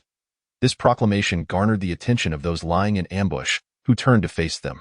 As they recognized Lin Zan alive, their mouths fell agape in astonishment. Tears shimmered in Mu Ling Er's eyes as she approached, her heart swelling with an unfamiliar emotion. "We all thought you had perished," she said, concern evident in her tone. "How could that be? I am simply too fortunate," Lin Zan replied, oblivious to the deeper meaning behind her words. "Are you not preparing to ambush that contingent? It is too late now. I have already taken care of them. What are your plans moving forward?" Lin Zan asked, surveying the individuals he had rescued. His spirits lifted. "Big brother, since you have inquired, I shall not conceal anything from you. We initially intended to complete this task and depart." Ling Jian deliberated for a moment before resolutely stating, "Why is that? Are we not well here? Why the sudden desire to leave?" Lin Zan, evidently unclear on the situation, questioned in confusion, "Big brother, they are not the same as before. They are now sect leaders. If we do not return soon, chaos will ensue within the sect." Ling Jian, upon hearing this, revealed, "Ah, I see. In that case, you truly ought to return." What surprised Ling Jian was that Lin Zan seemed eager for them to depart, rather than wishing to keep them close. "Oh, not misunderstand. I do not intend to drive you away. However, Ling Jian is correct. You must prioritize the affairs of the sect. You are now sect leaders, and cannot afford to roam freely as before. Here is a map of the demon sect's territory.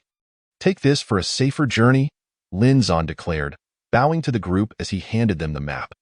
"You claim you are not trying to expel us, yet you will not even spare a moment for conversation?" Mu Ling Er observed Lin Zan's demeanor and internally chastised him as a foolish pig, retorting with a hint of acidity, "Ahem, that was not my intention. To be frank, my forthcoming endeavors are perilous. Should anything happen to you, I would find it impossible to explain to the sect leaders above. Moreover, you are all sect leaders now, so please make haste and return." Lin Zan, shaking his head with a wry smile, replied, "You are hopelessly foolish. I shall not bother with you any longer. We are leaving." With this, Mu Ling Er felt a tinge of embarrassment and refrained from further protest, issuing a command that prompted the other sect leaders to follow her out.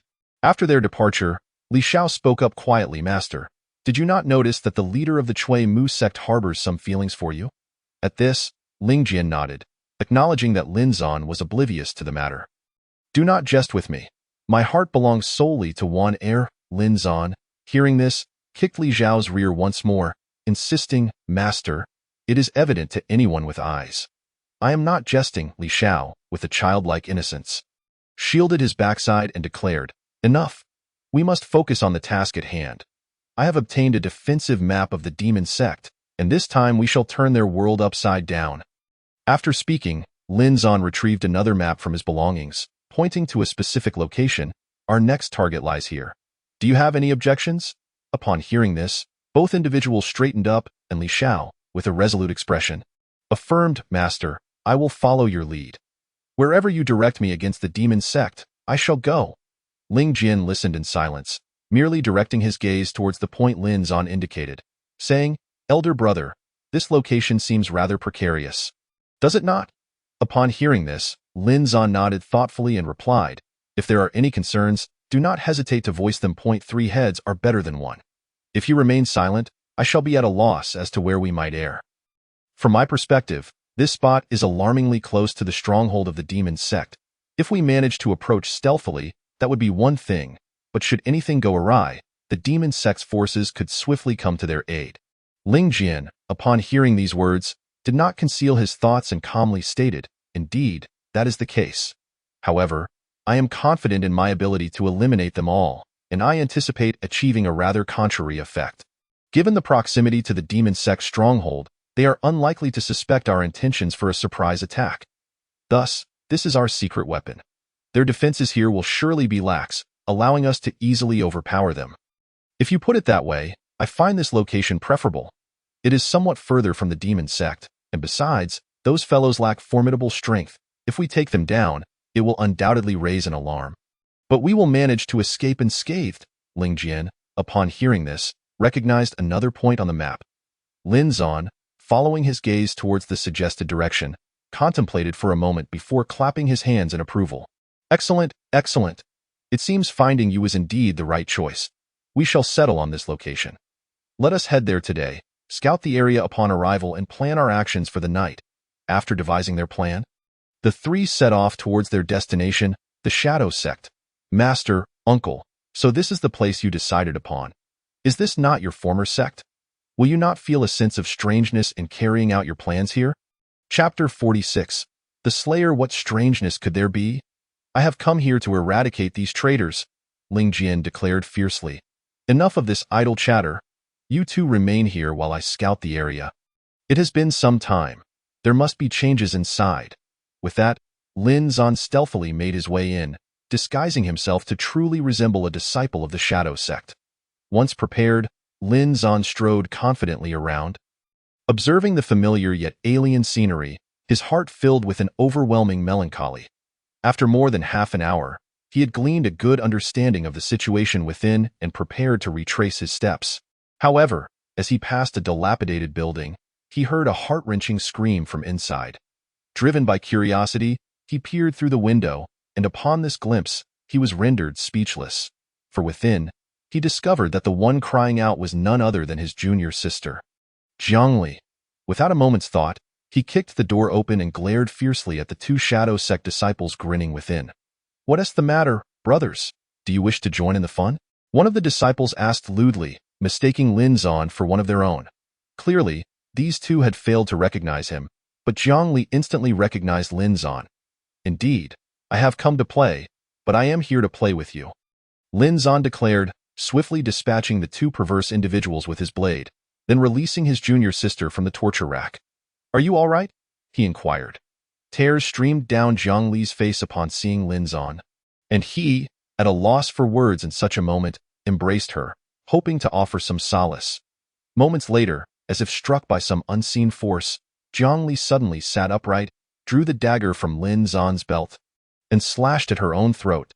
By the time Lin Zan reacted, the dagger had already pierced her windpipe. "System, please save her." Ding detection. Junior sister Zhongli has lost her will to live. Rescue is impossible. Lin Zan was engulfed in despair, tears cascading down his cheeks.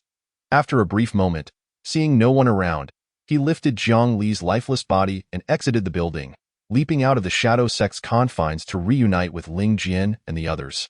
"You 2 listen closely. If anyone shows mercy tonight, I will kill you when we return." With that, Lin Zan began to dig a grave, preparing to lay his junior sister to rest. The two, witnessing the grim scene, understood what had transpired and offered their assistance without further words in the dead of night. Just as the three were preparing to act, a glimmering dagger suddenly shot towards Lin Zan from the distance. Recognizing the familiar weapon, Lin Zan understood who had arrived. As he watched the lithe figure approach, he brandished his sword, stepping forward to confront her. "If you wish to kill me, wait until I have completed today's business.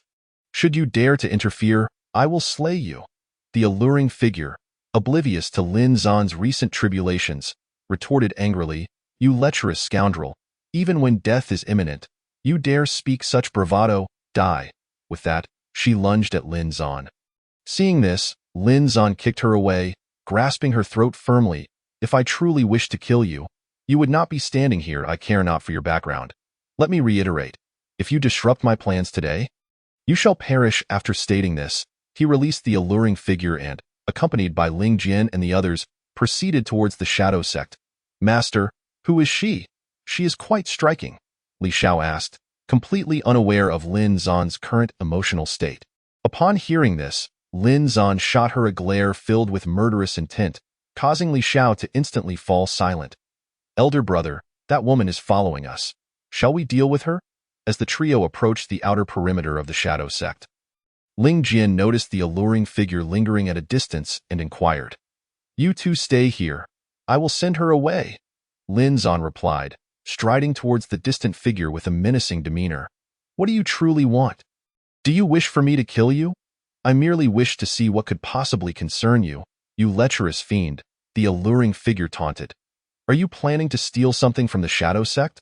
Spare me the nonsense. When I emerge, you may do as you please, but for now, cease your pestering." With that, Lin Zan turned and left, stealthily guiding his companions into the shadow sect. After dispatching the guards, Lin Zan led them towards the barracks, knowing that all external disciples were currently gathered there. Once inside, eliminate them all. Whether you know them or not, they must die, Lin Zan commanded Ling Jian and Li Xiao, enunciating each word with conviction. "Elder brother, rest assured, even if we are acquainted, they have become traitors to the sect. I shall show them no mercy. Tonight, we are here to execute them." Upon hearing this, Ling Jian immediately vowed with unwavering certainty. With that, the three entered the barracks, swiftly drawing their daggers and eliminating nearly 100 external disciples within moments. The remaining ones are scattered. Within an hour, eliminate as many as you can. We shall regroup here in 1 hour. After Lin Zan's command, the two nodded and dispersed. "Who goes there?" After an unknown duration, amidst the pitch-black silence of the night, a voice suddenly rang out. "I am here to kill you," Li Xiao declared, launching a dagger that struck the intruder squarely in the forehead. Extinguishing their life instantly, he dashed out of the cave and arrived at the designated meeting spot, shouting, "Master, uncle, we must flee." Upon hearing this, the two hurried to Li Xiao's side, casting reproachful glances at him, and swiftly departed in search of a safe escape route. "What on earth happened? You turned a trivial matter into this," Ling Jian scolded, clearly displeased as he followed behind. "Enough. We have avenged our junior sister, but I swear I shall return here one day to slay every last one of them," Lin Zan declared, producing his dagger and carving a message into the outer wall of the shadow sect. "Slayer? Lin Zan. So your name is Lin Zan. You entered here with the intent to kill. How amusing, to make such a grand affair out of murder." The alluring figure's words dripped with sarcasm, yet the earlier tension had dissipated, replaced by a hint of admiration for Lin Zan and his companions. "My business is concluded. Do as you wish with me," Lin Zan replied, sitting down calmly. Chapter 47. An unshakable shadow. "I have changed my mind. I no longer wish to kill you. It appears you are an adversary of the demon sect." Upon hearing this, the alluring figure approached, caressing Lin Zan's cheek and saying, "Since you have beheld my form, you must take responsibility. You know well what must be done and likely would relish the opportunity. To speak candidly, my previous actions were born of necessity. I did not wish to provoke you. Now, I must take my leave. Farewell." At this moment, Lin Zan had no intention of engaging further with the woman, for he was acutely aware that roses are often adorned with thorns. Having uttered these words, he gestured to Ling Jian and Li Xiao, preparing to depart from this place with the two of them. "Well, master, it's only been a short while. And you've already deceived another mistress, Li Xiao teased with a smile. Finding the journey rather dull, if you continue to spout nonsense, I'll tear your mouth apart, Lin Zan retorted, rolling his eyes. Master, this is not mere nonsense on my part. Just look behind. That woman is still following us. Are you truly considering bringing her back to the Falling Water sect? Li Xiao pointed behind them at the lingering figure of Mei Ying, speaking with a mischievous intent. Master, that simply cannot be allowed. If you truly bring that woman back, I fear my mistress will break your legs. Lin Zan felt a chill run down his spine at this remark, and in resignation, he approached Mei Ying, who stood before him with a smirk. I have given you the chance to execute me. Now I offer you another opportunity. If you wish to kill me, do so, but if not, do not follow us. In this moment, Lin Zan found himself at a loss for words, knowing that the root of the situation lay entirely with him, making it difficult to voice anything too harsh. What do you mean by that? My legs belong to me. I can go wherever I please. What does it have to do with you? Mei Ying's tone suggested a playful defiance as she draped her arm around his neck, her eyes sparkling with allure. Please, do not cause a scene, and no matter what, I will not allow you to accompany me, Lin Zan asserted, stepping closer to Ling Jian and Li Xiao. You two should return now and inform Sister Zhu that I am safe. I will find a way to shake off this troublesome companion and come back to you, Master. You must be cautious. Do not let her seduce you. Otherwise, I will have a hard time explaining this to my mistress when we return. Li Xiao exclaimed before swiftly dragging Ling Jian away. Hearing this, Lin Zan cursed inwardly, feeling trapped yet knowing that the urgent matter at hand was to rid himself of this persistent shadow. Since you harbor a grudge against the demon sect, I will take you to confront them, but afterwards, you must no longer follow me. Understood? Lin Zan was desperate to rid himself of this burden. Accompanying you to confront them is acceptable, but whether or not I continue to follow you afterward is my decision alone. Mei Ying replied without hesitation, her gaze fixated on Lin Zan's growing frustration. Brother, deep down, you don't truly wish for me to leave, do you? Your body is quite honest. Mei Ying teased, her voice dripping with seduction. If you have any requests, I might consider them. After all, a man as exceptional as you deserves to be savored. With that, she sidled up to Lin Zan, her delicate fingers tracing circles on his chest. Lin Zan felt his face flush. After all, it was challenging for any man to resist such a woman, and he could hardly control his physiological reaction. Enough of this. I will first take you to confront the demon sect, but afterwards, I assure you, I will not take you with me. With that, Lin Zan turned his back and headed towards the heart of the demon sect, while Mei Ying, undeterred, followed closely behind. Are you not afraid? We are not heading to some petty place in the shadows. We are going to the heart of the demon sect, Lin Zan questioned as he glanced back at the woman who was resolutely keeping pace with him. Why should I be afraid? I'm just a child. What do I have to fear? She replied nonchalantly. Even if they capture me, someone will surely come to rescue me. But you, on the other hand, might end up in dire straits. Her words struck Lin Zan as he realized the formidable power behind Mei Ying, which was far beyond anything he could contend with at present, as he stood still. Mei Ying approached from behind, wrapping her arms around his waist and whispering, if you are afraid, I might consider taking you away with me. Her tone was laced with seduction, prompting Lin Zan to shake her off. Fearful that he might fall prey to her enchanting tactics, from now on, we must maintain a distance of at least 1 meter. If you refuse, I assure you, I can easily leave you behind. Mei Ying nodded in agreement. Do not worry. I can always catch up with you, that I am never in a rush. Did you not mention going to the demon sect? Why do you seem hesitant now? Lin Zan pressed on, trying to maintain his bravado. I am not afraid in the slightest. Then why are you lingering here? Let us move. Mei Ying took the lead, striding confidently towards the demon sect's stronghold. In the grand hall of the demon sect, Zhang Ba was taken aback by the news he received. What did you say? The shadow sect was ambushed. His shock stemmed from his inability to comprehend how a task he deemed manageable had spiraled into such a predicament. What are the casualties? Zhang Ba inquired, his gaze fixed on the trembling messenger.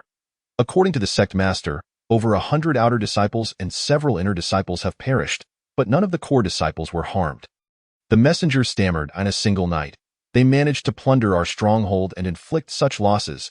I suggest you reconsider your position as sect master, Zhang Ba declared, drawing his dagger and swiftly throwing it, pinning the messenger to the stone pillar of the hall before he could react. If you kill him now, we will have no one else suitable to lead the Shadow Sect, a newly appointed strategist interjected cautiously, unable to contain himself at Zhang Ba's ruthlessness.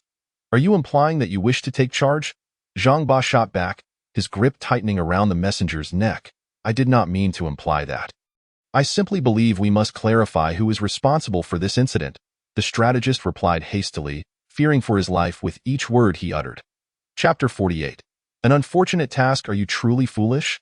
Who is responsible for this? Did that messenger not make it clear? The perpetrator is Lin Zan. How much clearer must it be for you to understand? Zhang Ba's frustration boiled over at the messenger's panicked words, and he tightened his grip further. I have no intention of killing you just yet. I need you to help me devise a plan, not to question my authority. Do you understand? Why, yes, understood, the messenger gasped, relieved to be released from Zhang Ba's grip. Now, what is your plan? Zhang Ba inquired, curiosity piqued. Since they have dared to disrupt our affiliated sect, it is evident they will not back down easily. We must bolster our defenses against potential future attacks. The strategist, no ordinary individual, articulated his thoughts calmly, revealing his keen insight. How do you propose we proceed? Zhang Ba pressed, intrigued by the strategist's ideas. We need to augment our ranks within the demon sect, but we must do so discreetly. Replace some of the guards with those who are elderly, ill, or less astute. This way, when they come to scout, their confidence will be inflated, and their vigilance will be diminished at night. The strategist laid out his plan with confidence, meeting Zhang Ba's gaze. Excellent. It seems I was right not to kill you. Proceed as you suggested, but be warned, if you fail, it will cost you your life. Zhang Ba cautioned, a hint of approval in his tone. Rest assured, Sect Master, I have already devised a detailed plan and will have it executed within half a day, the strategist assured him, emboldened by the trust placed in him. By the way, where is that brat Lai Long? I sent him to pursue the external team, yet he has not reported back. Zhang Ba observed the military strategist as he departed, promptly calling out to him with a question. Master, the situation is as follows. Without a capable assistant, it is likely that he will struggle to even locate the whereabouts of that group after infiltrating the demon sect. Upon hearing this, the strategist arrogantly replied, though this remark pertains to the dragon hunter, it is evidently a veiled compliment directed at myself. Understood. I grasp your intent. Find a way to get in touch with him and bring him back. As soon as these words left Zhang Ba's lips, he comprehended the underlying message of the strategist. However, at that moment, he had no intention of rewarding him. He simply instructed him, in the late hours of the night, at the periphery of the demon sect. Why are you here, you rascal? Are you frightened again? Noticing Lin Zan lagging behind and hesitating to advance, the alluring figure beside him approached, wrapping her arms around his neck, her breath playfully brushing against his face, exuding an air of mockery. Ding! Entering a hazardous zone. Please refrain from self-destructive behavior. At this moment, Lin Zan did not wish to enter. With each step forward, the warning became increasingly pronounced. This made Lin Zan hesitant to act further, fearing that such alerts would disrupt his state during battle. You are right. I am indeed afraid. So what? At this juncture, Lin Zan reluctantly admitted his trepidation. For given his current strength, attempting to ambush the demon sect's stronghold would undoubtedly constitute the very self-destructive action the system warned against. Ha ha ha, I had hoped to play with you a bit longer. It seems you are not as foolish as I thought. Unexpectedly, the enchanting figure laughed heartily in response. Ding! Favorability with the Enchantress 10, Romantic Fortune 100. Upon hearing the system's notification, Lin Zan became even more perplexed. Pondering, what is this favorability? Why have I never encountered it before? Since the system offered no reply, Lin Zan could only drop the matter. He gazed up at the enchanting figure, only to find a progress bar hovering above her head. 0. 1. It took a staggering 10 points of favorability to yield just 0.1. Thus, reaching maximum favorability would require a monumental 10,000 points. Lin Zan calculated silently, a shiver running down his spine. What are you staring at?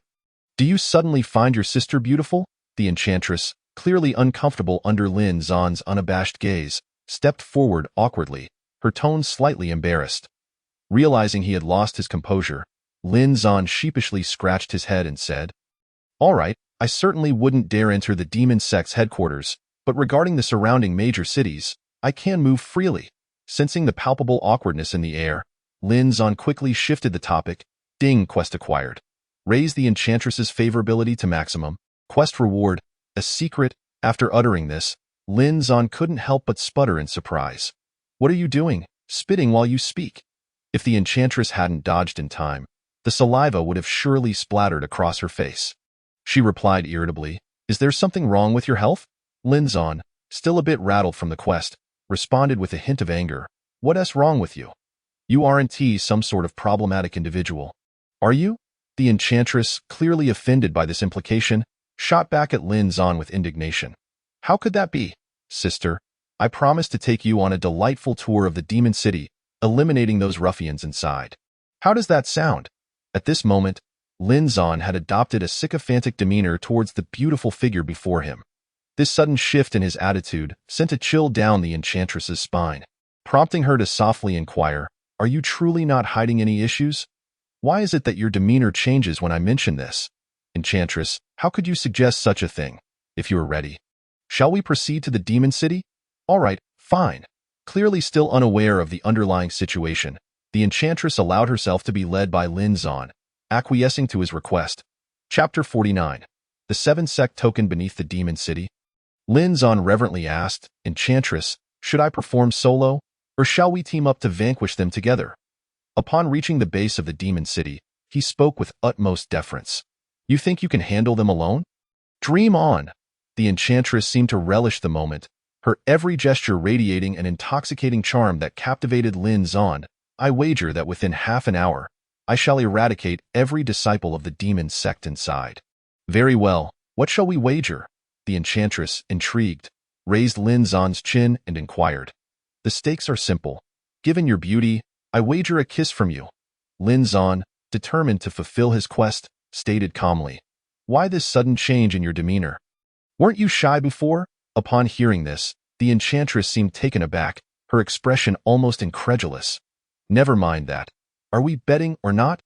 Lin Zan seized the enchantress's hand, a mischievous glint in his eye. What do I have to fear? Let us gamble. The Demon City's lord was a formidable figure. He surely wouldn't be an easy opponent, the enchantress replied with confidence. Yet, Lin Zan appeared utterly unconcerned about the lord's prowess. In a flash, he leaped into the demon city, swiftly dispatching a few guards before unleashing his slaughter upon the disciples of the demon sect. At the outskirts of the demon city, one of the dragon hunter's team members inquired. Boss, why has the sect leader suddenly ordered us back? As they hurried towards the demon sect, another voiced his frustration. What else could it be? We've achieved nothing during our time away. It would be better to return to the sect and accomplish something worthwhile. Ling Long, having been thoroughly vexed during this period, found it all too easy to deal with that small team. Yet they remained elusive, evading her grasp. As the two conversed, chaos erupted atop the walls of the demon city. The fierce dragon, spotting the commotion, exclaimed with excitement, You don't come when I seek you, yet you present yourself right before me, men. Scour the area. I shall confront that fellow. With that, the dragon hunter leaped onto the city wall, his gaze locking onto Lin Zan. You, boy, do not bully these people. Your true opponent is me. With that declaration, the dragon hunter charged forward, yet Lin Zan had no intention of engaging with this slightly stronger adversary, opting instead to continue his massacre of the demon sect's disciples. Utilizing his speed, the dragon hunter found himself unable to exert any pressure on Lin Zan. You'll need to train for several decades before you can catch me. Lin Zan taunted as he stopped momentarily, giving the dragon hunter behind him a cheeky gesture before toppling two disciples of the demon sect and resuming his slaughter atop the city walls. Where is the lord of this demon city? The dragon hunter, now thoroughly exasperated, roared in frustration. This outburst seemed to have an effect, as the lord of the city soon arrived at the battlefield. Seeing the dragon hunter clad in the attire of a core disciple of the demon sect, he approached respectfully and stated, I had no knowledge that a core disciple had graced us with their presence. I apologize for not extending a proper welcome. Nonsense. Spare me the formalities. Capture that man at once. At this moment, Lin Zan felt a chill run down his spine. Given his current power, facing a figure of the divine transformation realm was manageable. But confronting two simultaneously was an insurmountable task. He understood that lingering would be unwise, so he leaped off the city wall and dashed towards the enchantress. Upon reaching her, despair washed over him, for he discovered that she was bound by two disciples of the demon sect, their words dripping with insult. Die! Lin Zan swiftly swung his long sword, severing the heads of the two assailants and freeing the enchantress from her restraints. Just then, the dragon hunter and his companion arrived. You, boy, have lost. Yet the enchantress showed no sign of fear, lightly nudging Lin Zan and whispering, Sister, is this really the time for flirtation? Look at our predicament. Amidst the pressure from their adversaries, Lin Zan could not contain his frustration and shouted at the enchantress, Why the hurry? If they dare to lay a finger on me, I will ensure their sect's annihilation. With that, he produced a token from his storage pouch, directing it towards the two adversaries. Do you know who I am? You should be fleeing. The 7-sect token, upon its reveal, both the dragon hunter and the city lord exclaimed in unison. Miss, forgive my impudence, but we must capture this fellow at all costs. Seeing the token, the dragon hunter stepped forward earnestly, stating, I warned you. If you dare to apprehend us, I will obliterate your sect. I mean what I say. The enchantress, hearing this, transformed from her usual enchanting demeanor into a commanding presence on the battlefield, showing no regard for the two before her. Why are you still standing there? Depart at once. Observing the two remain utterly indifferent, the phantom exclaimed in frustration. Upon hearing this, the individuals exchanged glances, each perceiving resignation in the other's eyes, and thus, with a tacit agreement, they nodded and departed. How about that? Your prowess pales in comparison to the might of my token. After witnessing their exit, the phantom nonchalantly stowed away her token and reverted to her enchanting demeanor, addressing Lin Zan. Might I have a glimpse of your token? Lin Zan was acutely aware of the token's formidable power. There were only 10 such tokens in the entire realm, forged collaboratively by the mightiest sects across the 7 continents, and the former Shintian sect was one of these 7 sections that simply one do. What if you escape with it? The phantom, though vocalizing her objection, eagerly retrieved the token, caressing it in her hand before teasingly remarking, however, if you grant me a kiss, perhaps I might reconsider and allow you to see this token. Lin Zan hesitated, gritting his teeth as he leaned in and pressed a kiss to her forehead. The phantom, taken aback by his unexpected action, stood frozen in place. So, how about it? You said you would honor your word. It's time to show me. Lin Zan exhaled deeply, inquiring. At that moment, the phantom, for reasons unknown, felt her body acting of its own accord, and she placed the token into Lin Zan's hand. As Lin Zan grasped the token, he stroked the blue falcon depicted on it, whose eyes were adorned with a golden gem, symbolizing the Shintian sect. Who exactly are you? Reveal your identity. After a moment of contemplation, Lin Zan returned the token to the phantom's hand, demanding answers. Is this the manner in which you inquire about matters? The phantom, caught off guard by Lin Zan's sudden aggression, furrowed her brows, a hint of anger lacing her tone. Forgive me, but unless you disclose the origins of this token, I cannot allow you to accompany me. Lin Zan's demeanor was unwavering, his voice resolute as he pressed on. With my strength, it would be a trivial matter to discard or eliminate you. Ponder that carefully. Despite his bold words, Lin Zan felt a twinge of uncertainty within. After all, aside from recognizing the phantom's stunning figure, he possessed no other information about her. Conversely, he felt exposed, as if stripped bare, devoid of any semblance of privacy. You truly are a stubborn mule. I shall not conceal the truth from you.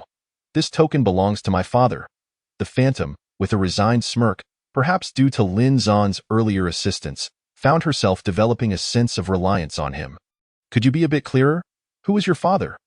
Lin Zan inquired without a hint of gratitude, digging deeper. Are you conducting a census? What does my father's identity have to do with you? The phantom frowned at his words, uncertain of Lin Zan's intentions. If you have questions, feel free to ask them all at once, she added, expressing her discontent. I merely wish to know your background. After all, you are clearly not of the Shintian sect, nor do you belong to this continent. Lin Zan admitted candidly, revealing his thoughts. I have no connections with individuals from other continents, and I have no desire to invite disaster upon myself. You need not worry. I harbor no intention of harming you. If that were my aim, I would have acted long ago. Lin Zan declared. Exhaling in relief, he continued, "As for my secrets, I cannot disclose them. For you do not trust me, just as I have not received an ounce of your trust." At this juncture, the phantom was markedly different from her usual self. Her alluring demeanor vanished, yet her eloquence remained captivating. Lin Zan, upon hearing her words, was either swayed by her reasoning or enchanted by her presence, nodding in agreement. "Very well, what are your plans moving forward? I must return. I lack the time to linger with you." Lin Zan stated candidly, "So you intend to hasten my departure, do you? Allow me to clarify. Before I leave, I will certainly ascertain your intentions."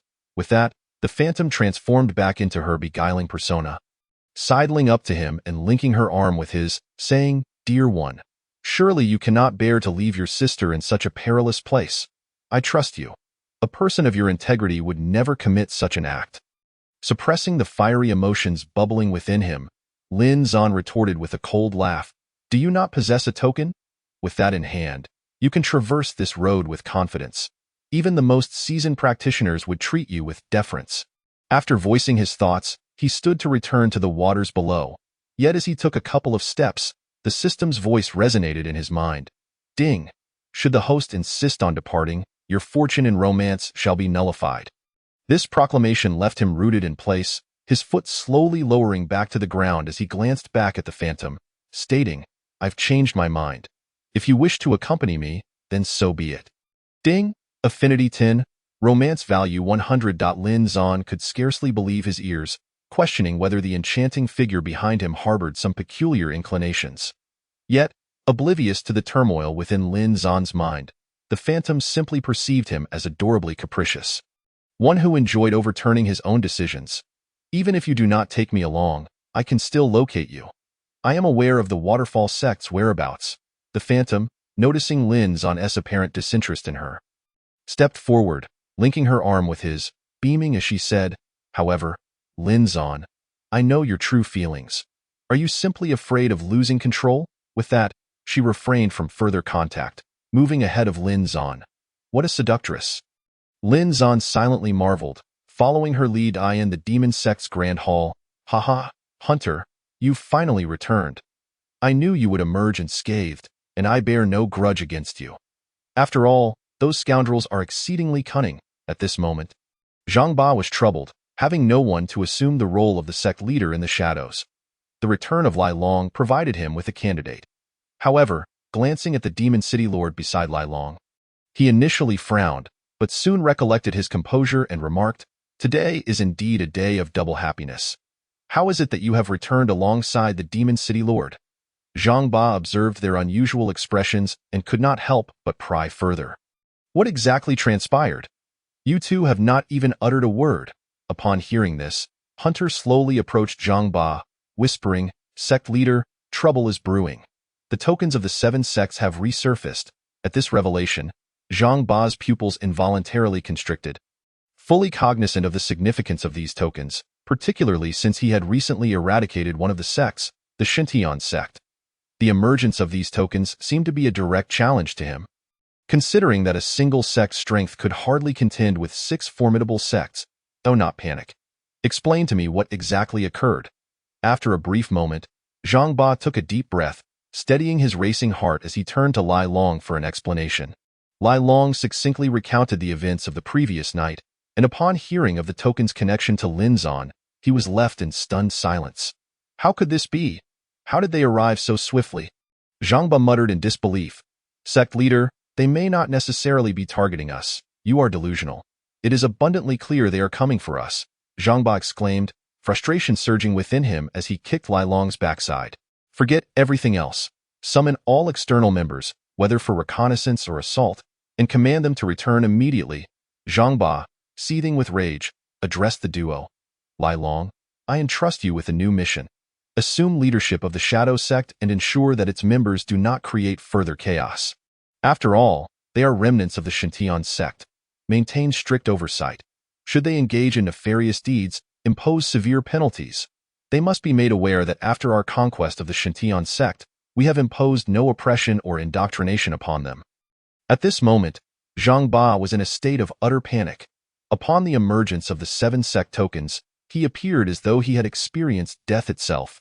Sect Master, if I may speak candidly, the situation remains unclear, and there is no need for such an exaggerated response.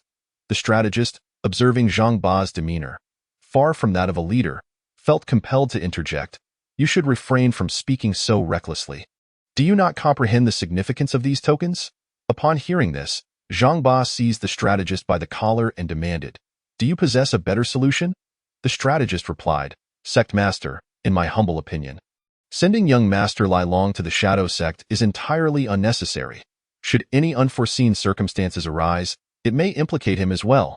We need only recall those members of the demon sect who were dispatched elsewhere. Suspended in the air, the strategist spoke cautiously, Sect Master, the strategist speaks wisely.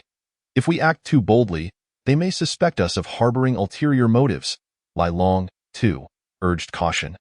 Zhang Ba regarded both men and, with a slow exhale, set the strategist down.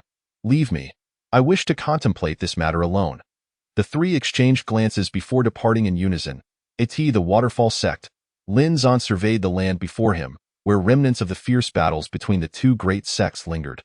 The exterior walls of the waterfall sect bore the scars of relentless combat, rendered a patchwork of decay. Is this truly the waterfall sect you spoke of? It appears rather forlorn. Mei Ying observed the desolate scene and shrugged. Disdain evident in her voice. If you wish to turn back, feel free. I previously stated that I had no objections. However, this is my sect, and if you find it unworthy, you may leave. Noting Lin Zan's disgruntled expression, Mei Ying could not suppress a chuckle. I've endured places 1,000 times worse than this. Do not underestimate me. Lin Zan, however, said nothing and strode directly into the sect. Lin Zan has returned, a voice suddenly proclaimed, and moments later, every gaze within the sect turned toward him. Lin Zan's exploits had already spread among the disciples. Who would have thought you would be so well received here? Mei Ying remarked, a swell of pride filling her heart. As though Lin Zan's popularity reflected upon her as well. Enough with the flattery. I have no time for idle chatter. I am to meet my woman, so do not create further complications, Lin Zan. Showing no mercy, stepped forward and retorted, What concern is it of yours if I meet my woman? Do you truly believe she would envy me? Should I take that to mean you harbor feelings for my sister? Mei Ying teased, her tone playful. Think as you wish, but if you prefer not to be bound by my orders, it would be wise to comply. Lin Zan remained unmoved, firmly asserting, Such matters are not dictated by you. It depends on my mood. If I am in a good disposition, perhaps I might consider your request. For reasons unknown, Mei Ying felt a mischievous urge to tease the young man before her. Playfully jesting, Lin Zan, however, remained steadfast, his priorities clearly defined. Yet the disciples of the waterfall sect, captivated by Mei Ying's enchanting presence, found themselves entranced, some even drooling in oblivion. Did you witness how great her charm is? Even if that fellow is not jealous, what can I do? Mei Ying reveled in the attention, her demeanor becoming more daring in response to the onlookers. With a few casual gestures, several spectators found themselves blushing profusely. Lin Zan, indifferent to Mei Ying's antics, made his way toward Zhu Xianwan's cave.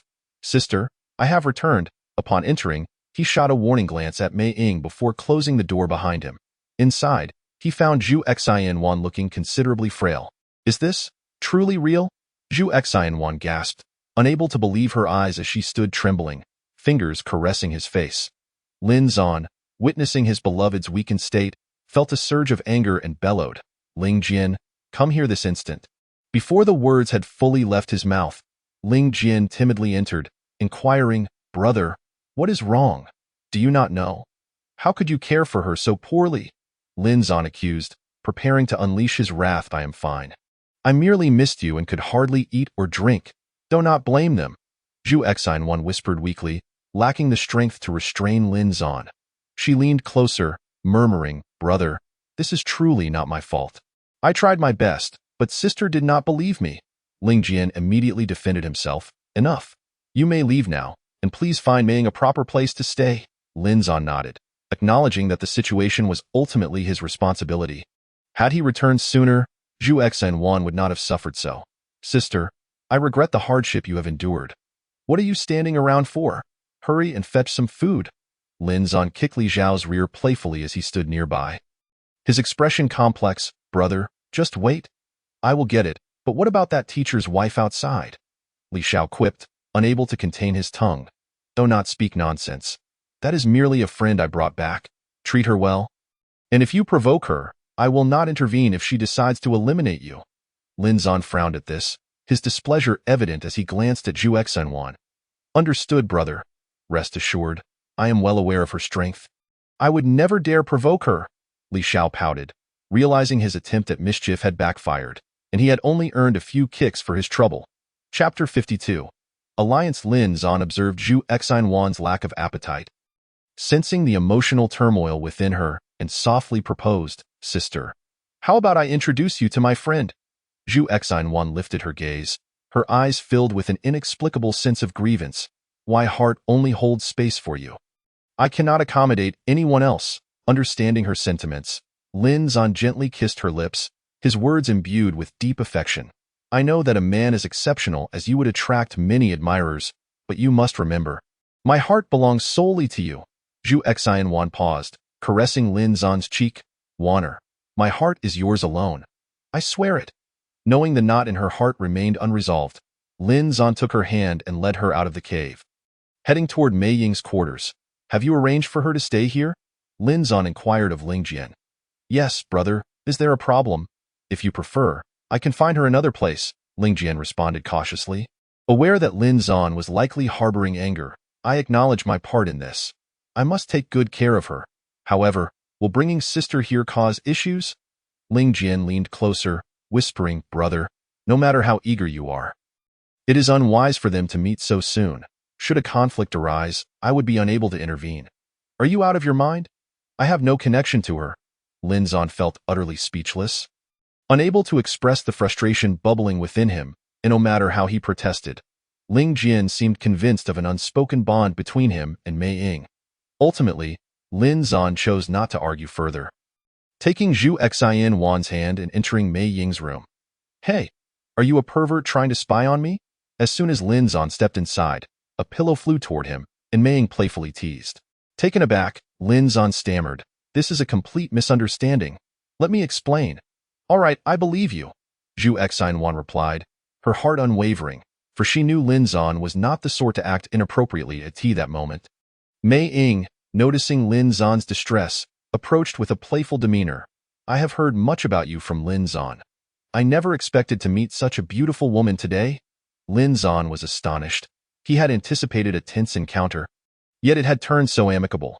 Moments later, Mei Ying and Zhu Exinwan conversed like old friends, leaving Lin Zan feeling like an outsider. What are you still doing in my room? Leave, leave, leave. Do you think it is appropriate for you to linger here? With a chuckle, the enigmatic figure remarked, observing Lin Zan's awkward posture as he sat in stillness. At tea that moment, Lin Zan, exhibiting a sense of propriety, gracefully exited the room. At tea the doorway, Ling Jian and Li Xiao were quietly eavesdropping. Upon seeing Lin Zan emerge, Li Xiao struck a pose, his eyes filled with admiration as he exclaimed, Well done, master.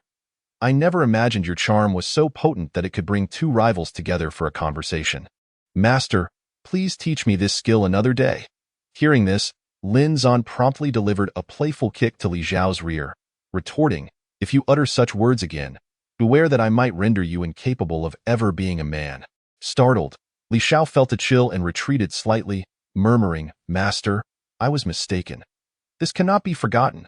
Meanwhile, Ling Jian, amused by their exchange, was in stitches, laughing so hard that tears streamed down his face. Brother, let us set this matter aside for now. I have something of greater importance to discuss with you. Let us go speak with Shui Long. Nodding in agreement, Lin Zan followed Ling Jian to the grand hall of the Falling Water sect. Master, you have returned safely at last, Shui Long exclaimed as he approached Lin Zan, patting him on the shoulder with utmost reverence. No, no, no. I cannot accept such a title, Lin Zan quickly waved his hand, saying, What is there to refuse? If not for you, our sect may have already perished. Besides, you have taught me so much. I am honored to be your disciple, Shui Long, still maintaining his respectful demeanor, replied, Enough of this idle chatter. What matters did you wish to discuss? Lin Zan, unsure of how to proceed, decided to shift the conversation, I have a nagging feeling that something is amiss. The demon sect has recalled all their external personnel. Shui Long's expression turned serious as he said, I have a suspicion that they are concocting a new scheme. Though I cannot ascertain the specifics, I fear that if we forget about them, they may strike us with a fatal blow, a consequence our sect cannot withstand. Lin Zan pondered for a moment, unable to grasp the rationale behind the demon sect's actions. Let them be. We shall fortify our defenses. Even if they come, they will find us unyielding. Ling Jian interjected, however, given our current strength, we are ill-equipped to endure a second assault from the demon sect. Understanding Ling Jian's implication, Shui Long, with concern for the sect's safety, replied, I will endeavor to uncover the reasons for this, but our immediate priority must be to reunite the 5 elemental sects. Realizing that preserving the falling water sect was of utmost importance, Lin Zan suggested, Master, forgive my frankness, but I have contemplated this matter. The other 4 sects seem unresponsive. Aside from Chuimu sect, which has shown some willingness, the remaining 3 appear disinclined to unite with us. Shui Long's fatigue became evident at this revelation. He had already dispatched many envoys to negotiate, yet none had succeeded. This remains a thorny issue, albeit one that is understandable. After all, they are currently grappling with the transition of leadership and must address their internal matters first. Lin Zan, contemplating the situation, assured, rest assured, I shall personally visit their sects in a few days to advocate for our alliance. Then I am grateful to you, Master. Shui Long's heart swelled with emotion, though he stifled his excitement due to his position as sect leader. Do not be hasty in your gratitude. This matter is not guaranteed to bear fruit. They are preoccupied with their own sect affairs and may not be inclined to consider an alliance. Lin Zan waved his hand dismissively, replying, Master, I have faith that if you take the initiative, success will surely follow. This small matter should pose no challenge for you. Shui Long, filled with admiration, declared, Time is of the essence. I shall depart tomorrow morning. The situation with the demon sect is ever-changing, and who knows what unexpected moves they may make next. Ding! A task notification from the system chimed in just as Lin Zan concluded his statement. He had not anticipated that his brief remarks would yield significant rewards. At that moment, he was oblivious to the task's benefits and merely sighed, turning to Ling Jian. Hurry and make your preparations. Tomorrow morning, bring Li Xiao with us to Luhua sect. It has been far too long since we last heard from them. They cannot possibly remain silent. Upon hearing this, Ling Jian nodded and departed. Meanwhile, at the Luhua sect, a tense atmosphere permeated the air. Elders, are your intentions to seize power? Hua Xing inquired, his displeasure evident as he regarded the elders before him. The sect leader is not as dire as you claim. We simply believe you are still too young to hold this position, one of the surviving elders asserted, leaning on their experience. Indeed, a mere child in this role would likely lead the sect into chaos. It would be wiser for us to take the reins for now. Another elder chimed in, dripping with condescension. What you elders are proposing is unjust. The sect has already established an agreement, and I am the rightful heir.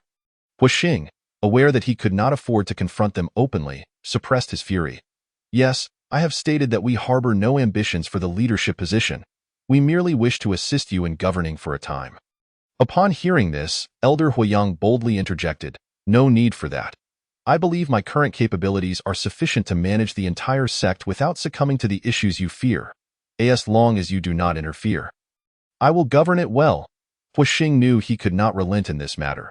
Any sign of weakness could sever his ties to the sect. This discussion ends here. If you dare bring it up again, do not blame me for being unkind. Understanding the necessity of asserting his authority, Hua Xing fixed his gaze on each elder, his eyes betraying a hint of menace, as the elders began to respond. Huiyang interrupted, Sect leader, we understand.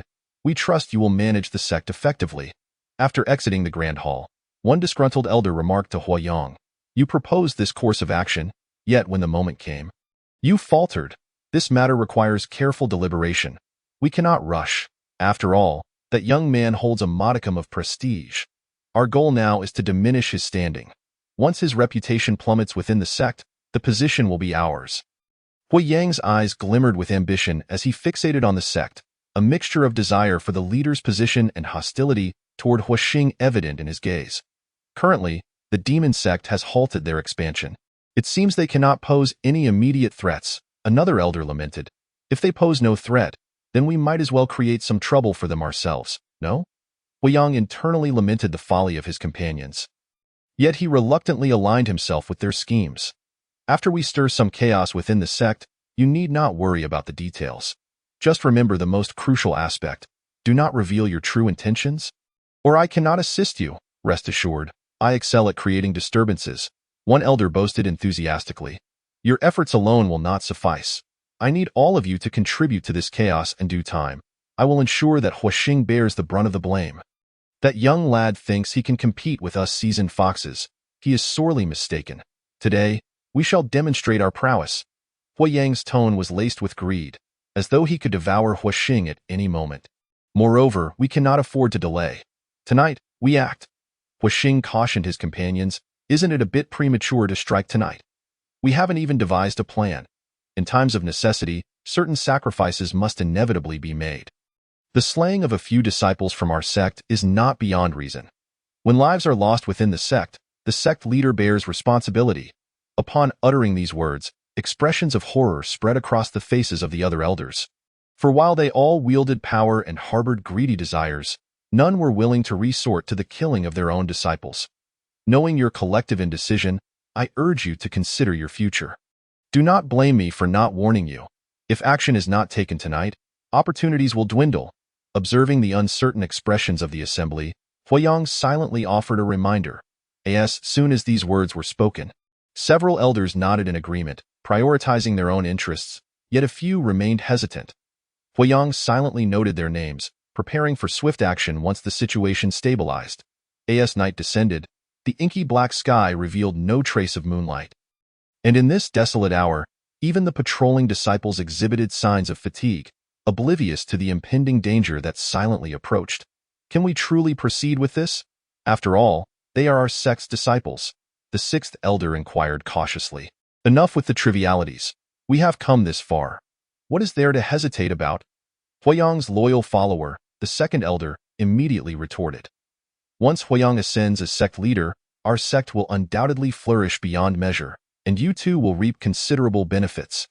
Very well, if that is your stance, let us proceed. Upon hearing this, the ancient sixth elder gritted his teeth and approached the drowsy guard, swiftly snapping his neck. After several elders executed the same fate upon a dozen individuals, they returned to their respective abodes to rest. The following morning, sect leader, did you not claim you could manage our sect effectively? How is it that such a calamity occurred last night? Huixing arrived at Huiyang's residence early, demanding an explanation. At that moment, Huixing, sporting dark circles under his eyes, muttered, "What transpired? I was occupied with sect affairs late into the night. Speak plainly. Such a significant event transpired within the sect, and you act as though nothing has happened? How can you call yourself a sect leader? In my opinion, it would be best for you to resign." Upon hearing this, Huiyang remained undeterred and reiterated, "What exactly are you trying to convey? Why are you stalling?" Huixing's brow furrowed at the response, clearly irritated by his lack of rest from the previous night. "Allow me to enlighten you, and then we shall see if you can still muster such fury." This morning, the patrol discovered the lifeless bodies of over a dozen sect disciples, and from the signs of their demise, it appears the demon sect is responsible. The root of this tragedy lies in your failure to manage the disciples effectively.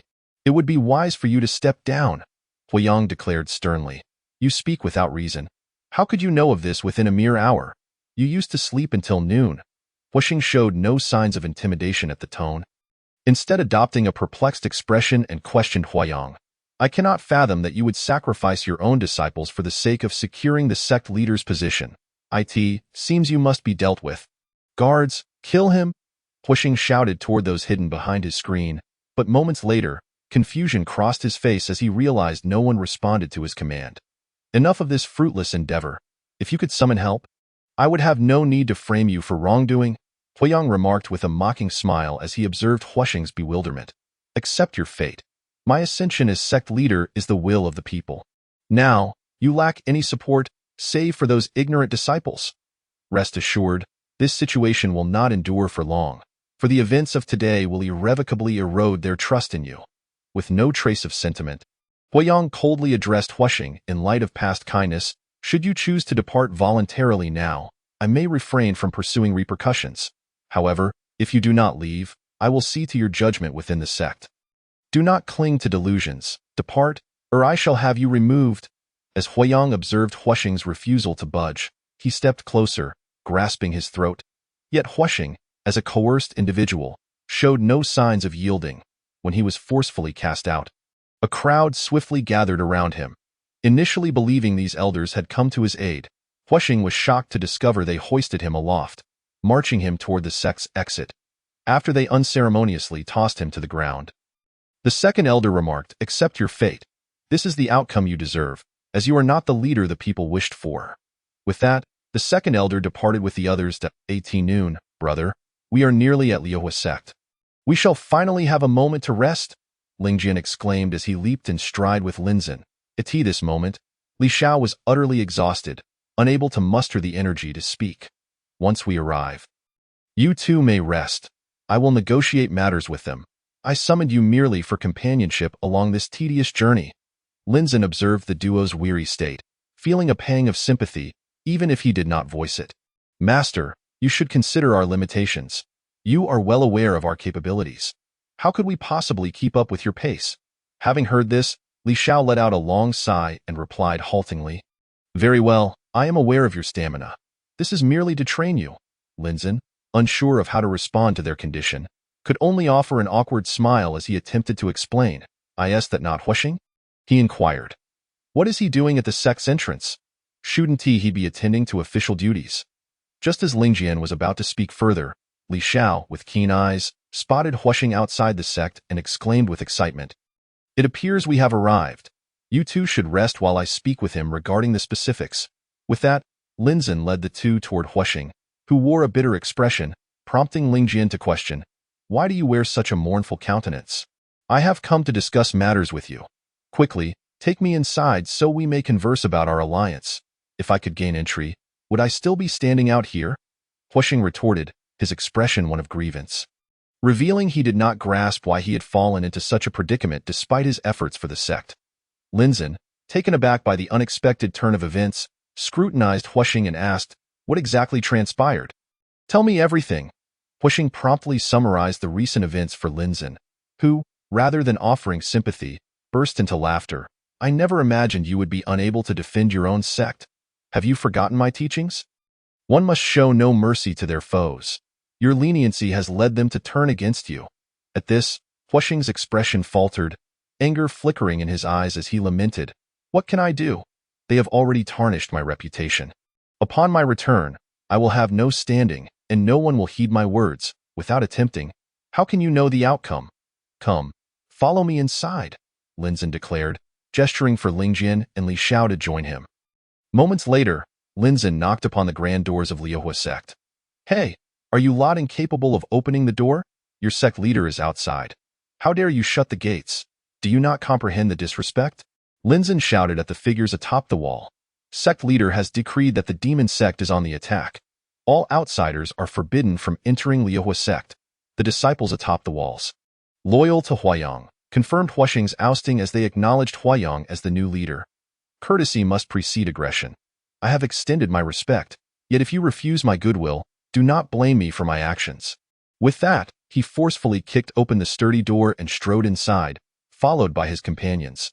The disciples of Liuhua sect were all too familiar with Linzin's prowess. They would not dare provoke him. The trio advanced steadily toward the grand hall of Liuhua sect. Who could it be? "Ah, it is the envoy from Luoshui's sect. I apologize for the earlier rudeness. Please do not take offense. However, there is a matter I must address. It is indeed a grave error on your part to bring this traitor back. This is an internal affair of our Liuhua sect. I hope Brother Linzin allows us to resolve this ourselves.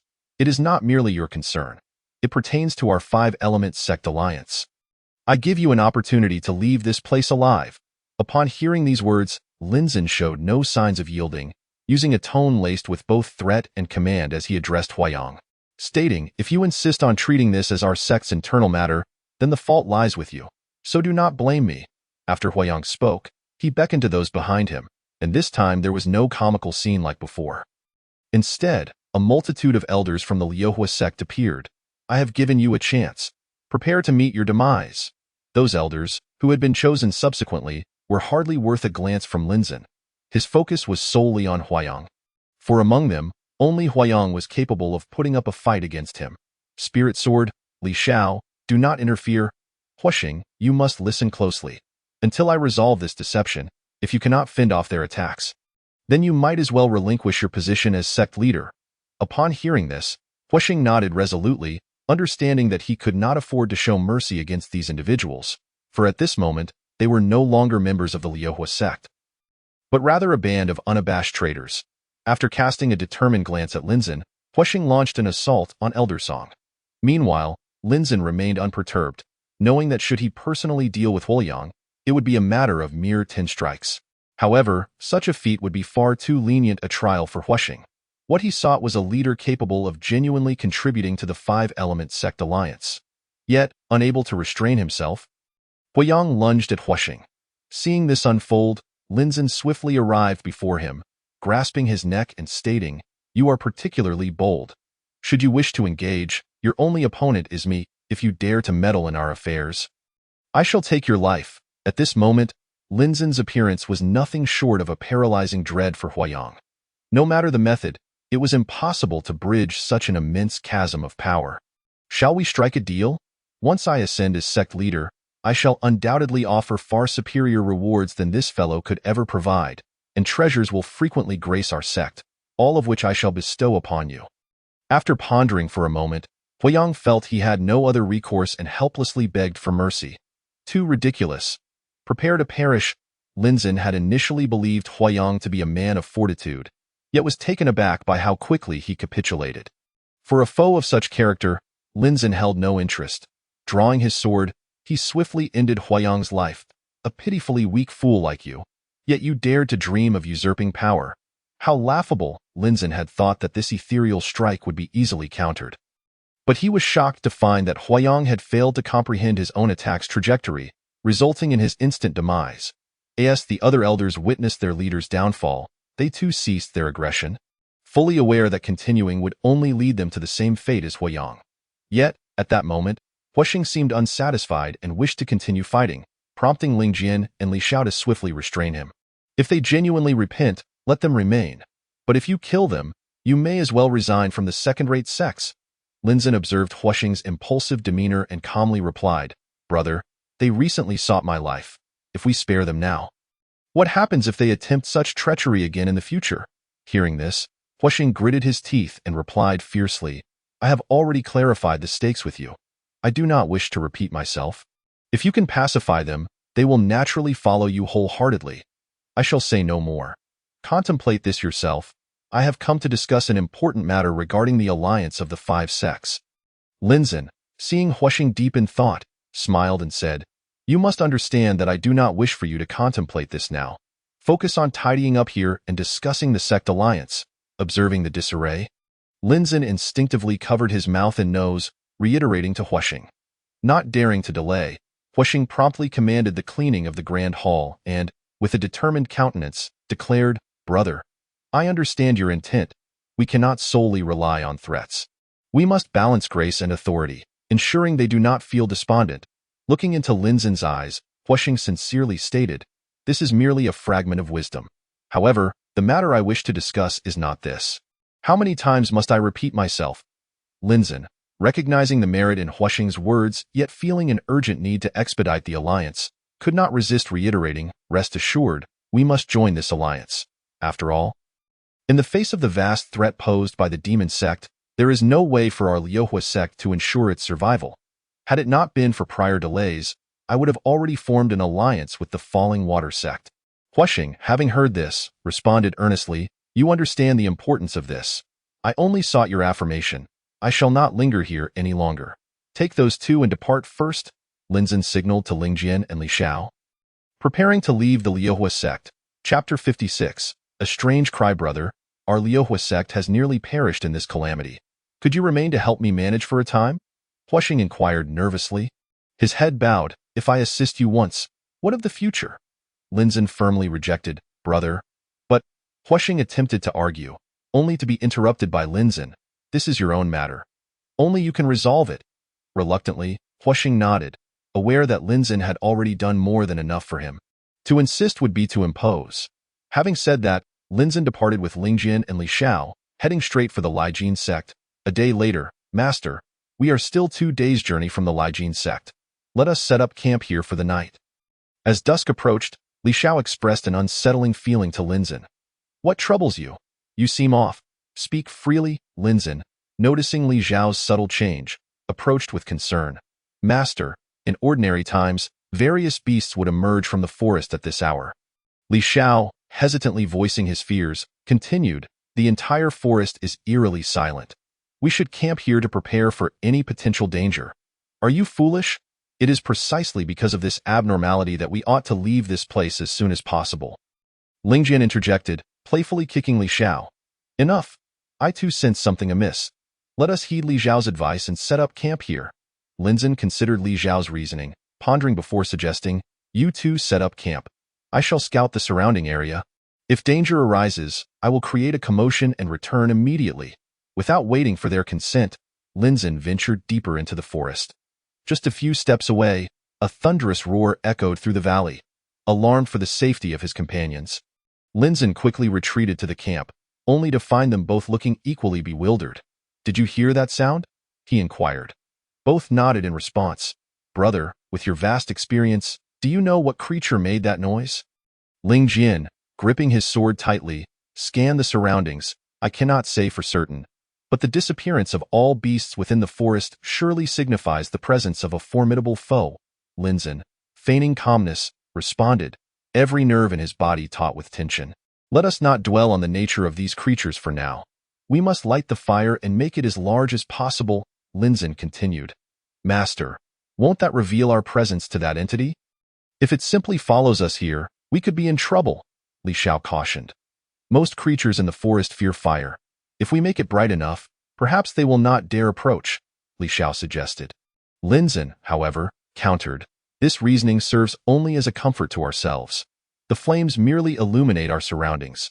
As for the strange entities lurking in the forest, they are unlikely to be deterred by mere fire. A moment later, the flames roared to life, and the three sat beside the fire, feeling a slight warmth. You two should enter the tent and rest. I will keep watch tonight. You have both exerted yourselves greatly and need to regain your strength. Linzin observed their troubled expressions and addressed them. Master, I find it difficult to sleep. Allow me to keep you company. Upon hearing those words, a wave of fear washed over me, and I found myself too apprehensive to return to the tent alone. Unable to restrain myself, I uttered, All right, you rascal, fear not. I shall keep watch outside. Observing Li Xiao's expression, Lin Zan sensed his inner turmoil and feigned anger as he said, If you peek, you won't be able to say anything afterward. Returning to the tent, he tossed and turned restlessly. The campfire indeed provided warmth, and leaning against it, Lin Zan gradually began to feel drowsy. Just then, a resounding roar echoed through the valley, instantly jolting Lin Zan awake, prompting Ling Jian and the others to emerge from the tent. Brother, what is happening? Could it be that creature has arrived? Ling Jian inquired, his face etched with terror. It hasn't he come, but the sound is utterly terrifying. What on earth could it be? Lin Zan confessed, a shiver coursing through him as he considered the possibility of a colossal beast. Never mind, you two stay here. I must investigate this creature. Ignoring any attempts to comfort him, he grasped his sword and began to search the perimeter. Moments later, the roar reverberated once again. Lin Zan sprinted toward the source of the sound, and upon arrival, he found himself blushing with embarrassment. For the source of the noise was not a massive beast, but rather a small creature, no larger than his palm, with a mouth resembling a trumpet. You little rascal have truly put us through a night of torment. Lin Zan chided, capturing the culprit and returning to his camp. The little creature, seemingly unafraid of Lin Zan, calmly perched itself on his hand. You sleep rather soundly, yet we hardly managed to catch a wink. Lin Zan remarked, a smile creeping onto his face as he looked at the little creature. All right, you two, make haste and rest. I have discovered the source of that cacophony. It is this little fellow. With that, he placed the creature beside the campfire. Let us take this creature with us. I suspect that the lack of other animals in this forest is due to its presence scaring them away. We must ensure it does not wreak havoc here. Lin Zan smiled at the exhausted duo, who, upon hearing his words, sighed in relief and retreated to their tent to rest. The following morning, Lin Zan gazed at the little creature in his hand. Feeling a twinge of affection, he turned to his companions and said, "Now that it is a part of our team, why not give it a name? Are you serious, Master? You really intend to keep it? From my perspective, after the trouble it caused us last night, it ought to be our meal," Li Shao lamented, clutching his empty stomach. "If you dare harm it, I shall kick you senseless," Lin Zan replied, his tone earnest, as if he were truly prepared to follow through. "Master, I was only jesting. Now that the danger has passed, having this creature with us will facilitate our passage through the forest." Upon hearing this, Li Shao took a couple of steps back, shaking his head. "Have you two rested enough?" Lin Zan inquired, pondering the logic behind it. "Considering our journey today is supposed to be brief, how could we possibly be fatigued?" Ling Jian answered nonchalantly, "Well then, with its cries leading the way, traversing the forest within this valley will undoubtedly pose no threat." Lin Zan nodded in agreement, cradling the little creature as he set forth in the direction of Li Jin's sect. Unbeknownst to them, danger was silently closing in the distant woods. A colossal black beast moved swiftly, seemingly in a frantic search for something. As the trio walked for a while, the little creature in Lin Zan's arms suddenly let out a shriek. The sound was so piercing that all three clutched their ears, as it could easily deafen an ordinary person. "Brother, I think we should set this little one down. If we carry it further, we might genuinely lose our hearing." Once the creature ceased its cries, Ling Jian shouted, "What did you say?" Lin Zan dug at his ears, clearly having missed Ling Jian's words. After what felt like an eternity, the three regained their composure. Ling Jian repeated, "I have a feeling this little creature harbors a secret, which is why I insisted on bringing it along. After all, such a tiny being could not possibly scare away so many beasts." Lin Zan, calm and collected, replied, "Clearly, you are reluctant to part with this little one, brother.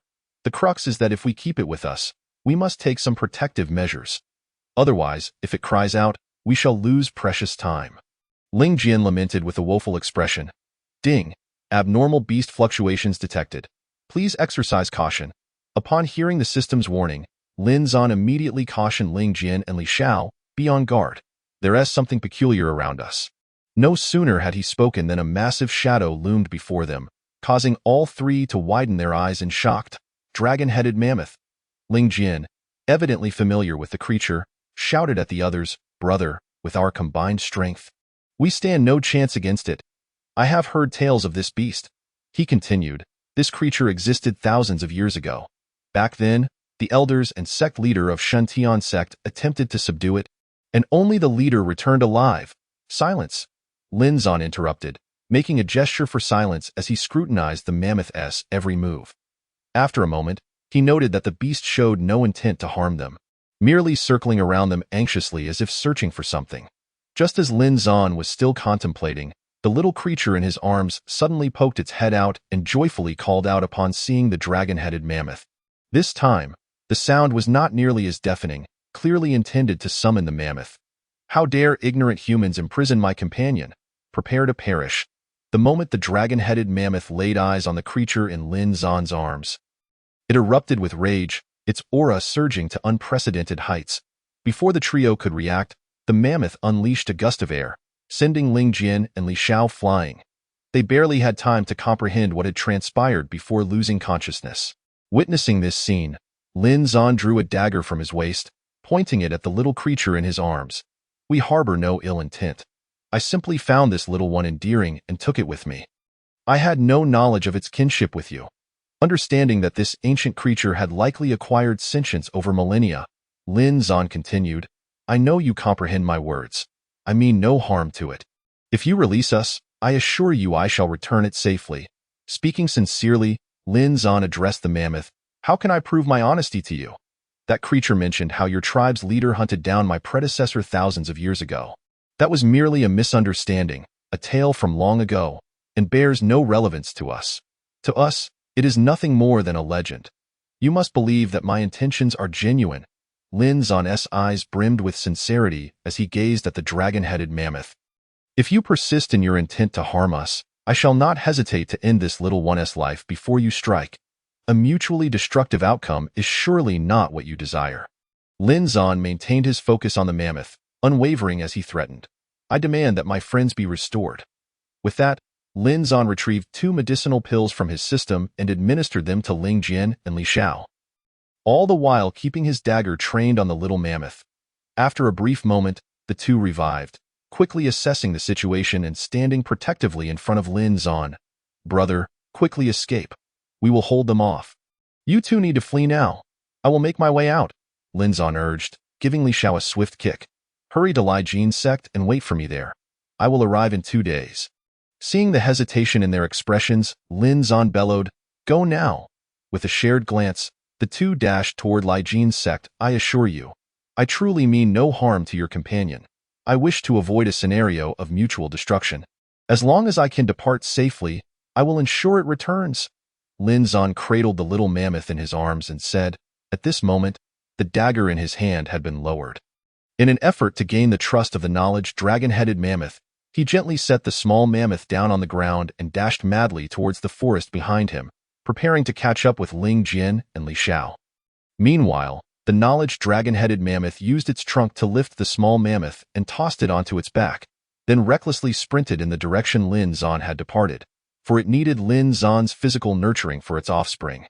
Moments later, Lin Zan was caught up again by the mammoth, which swiftly snatched him up with its trunk, the immense pressure nearly crushing the bones within his body.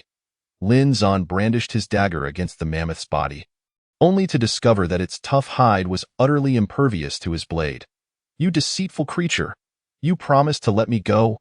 Lin Zan shouted in a frenzy, struggling against the grip. We bear no enmity. Yet you have taken my child. I must avenge this wrong. The knowledge dragon-headed mammoth, seemingly foreseeing the current predicament, calmly replied. Chapter 58.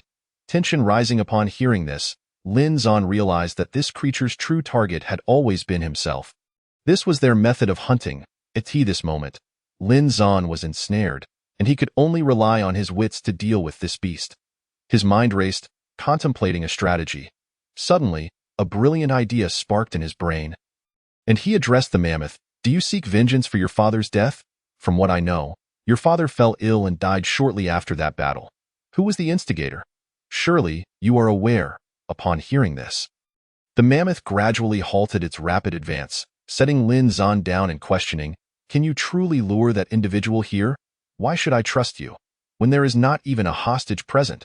Do you think your character warrants my trust? Lin Zan retorted with a hint of mockery. If I were untrustworthy, this little one would have long since perished at my enemy's hands. I undertake these actions out of necessity, and this little creature is with me because I feel a profound connection to it. Lin Zan continued, If you believe in me, I can bring back the master from a millennium ago, allowing you to exact your revenge. Do not deceive me. Such a thing is impossible. He has likely perished long ago.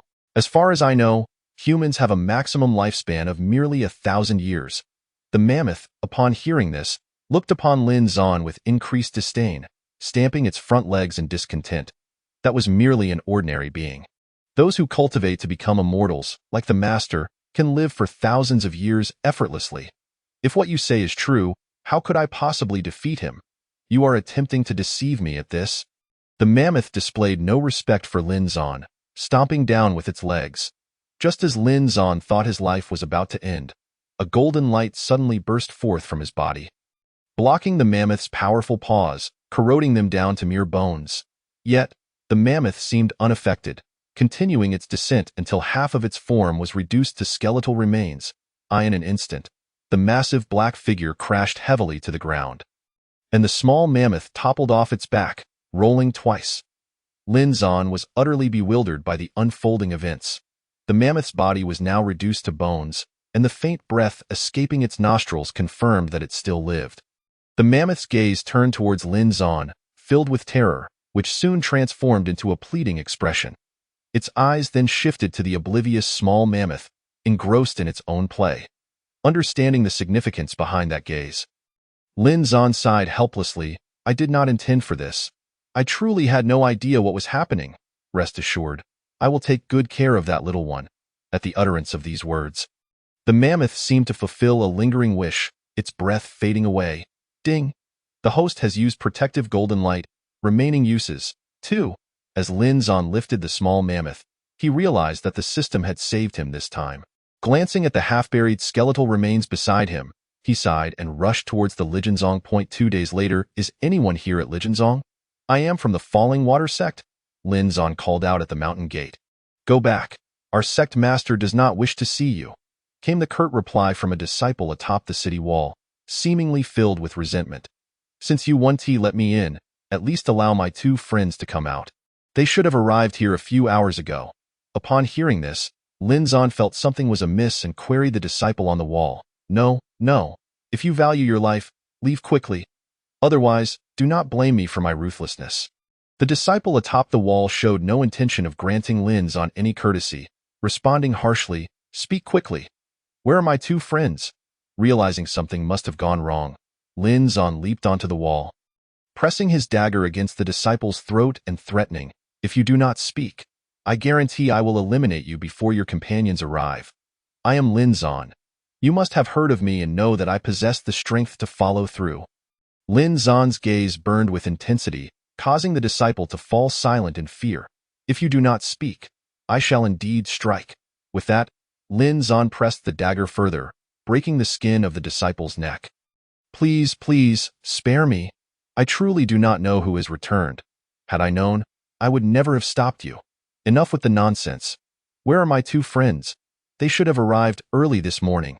If you know what is good for you, take me to them. Once I see them, I will not cause any more trouble here. Lin Zan knew that the most pressing matter was to locate Ling Jian and Li Xiao, ensuring their safety. The disciple, upon hearing this, immediately retreated, while others around were eager to take action against Lin Zan.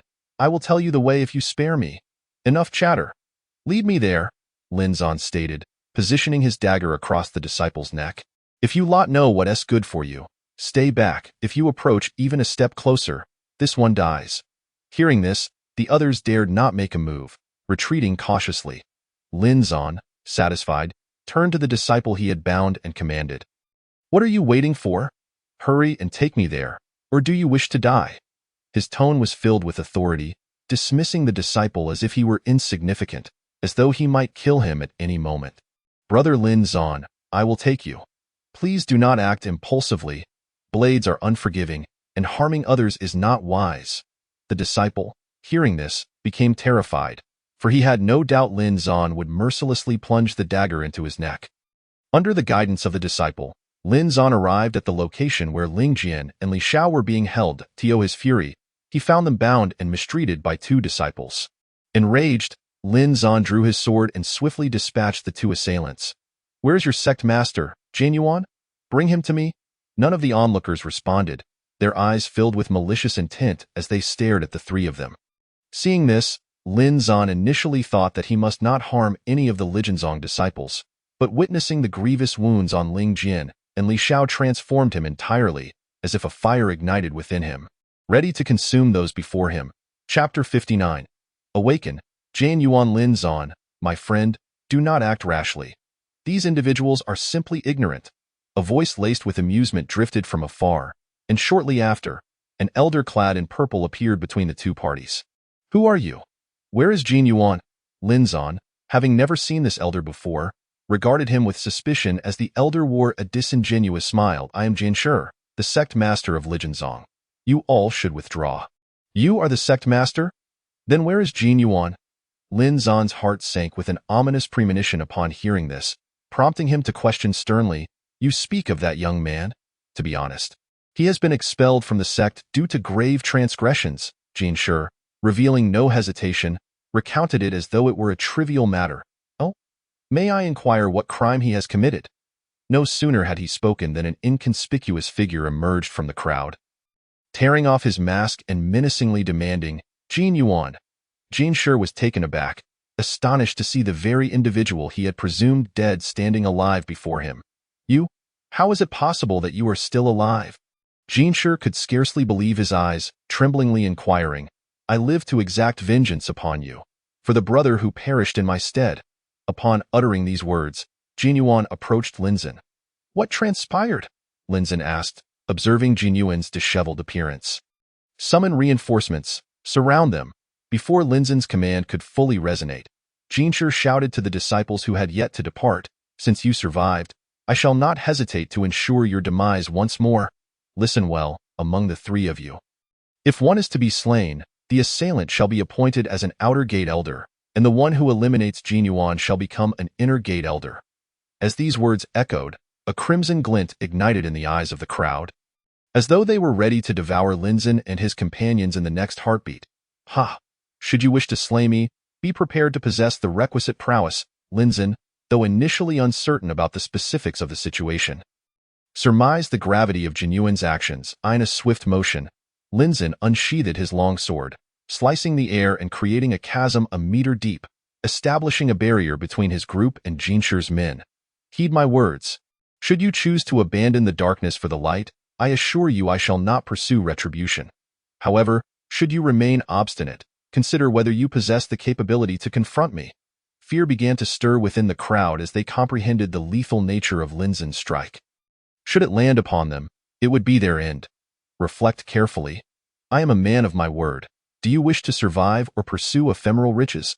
A smile graced Linzhen's face as he casually flicked his sword, the metallic sound seemingly heralding the fate of these men. "I refuse to comply." At this declaration, several individuals discarded their swords, preparing to flee the tumult. "I shall kill you," Jinshi retorted aggressively, swinging his blade towards the individual who had spoken. With a resounding clash of metal, Linzhen effortlessly parried the attack. "Those who leave now shall be spared." Upon hearing this, many discarded their weapons and fled in haste. After decades of cultivation, merely reaching the pinnacle of the out-of-body stage. How dare you aspire to the position of sect master? After the crowd dispersed, Linzhen pointed his sword menacingly at the now bewildered Jinshi, taunting him. "Brother, this matter lies between the two of us. I wish to resolve it myself," Jinyuan interjected, blocking Linzhen's path, resolutely declaring, "If I lose this time, I shall not be worthy of being the sect master of Lijian." Seeing Jinyuan's determination, Linzhen sheathed his sword, saying, "I shall not intervene." "Be cautious," Jinyuan nodded with resolve, brandishing his sword. "I am at the 8th level of the out-of-body stage. This is not an act of bullying. Should you kill me, Lijian's sect shall be yours, and I will bear no grievances." Jinshi, visibly anxious, queried, "What if they make things difficult for me? To the victor go the spoils. I shall not concern myself." Linzhen understood that only by making Jinyuan aware of his lack of retreat could he unleash his full potential. Thus, he calmly stated, "Words alone are unconvincing." Jinshi, growing bolder, threatened, "Should you speak further, I shall take your life." Before Jinshi could finish, Linzhen's sword was already aimed at his heart, fiercely declaring, "I shall strike." Upon hearing this, Jinshi's tone softened instantly. In a breath, the metallic clangor echoed as the two fought to a standstill. 5 elements decision, golden decision, as solid as a fortress. Jinyuan bellowed, enveloping himself in a shimmering layer of metallic armor. You have comprehended it." Jinshi, witnessing Jinyuan clad in golden armor, foresaw his impending doom and resignedly closed his eyes. "Enough talk.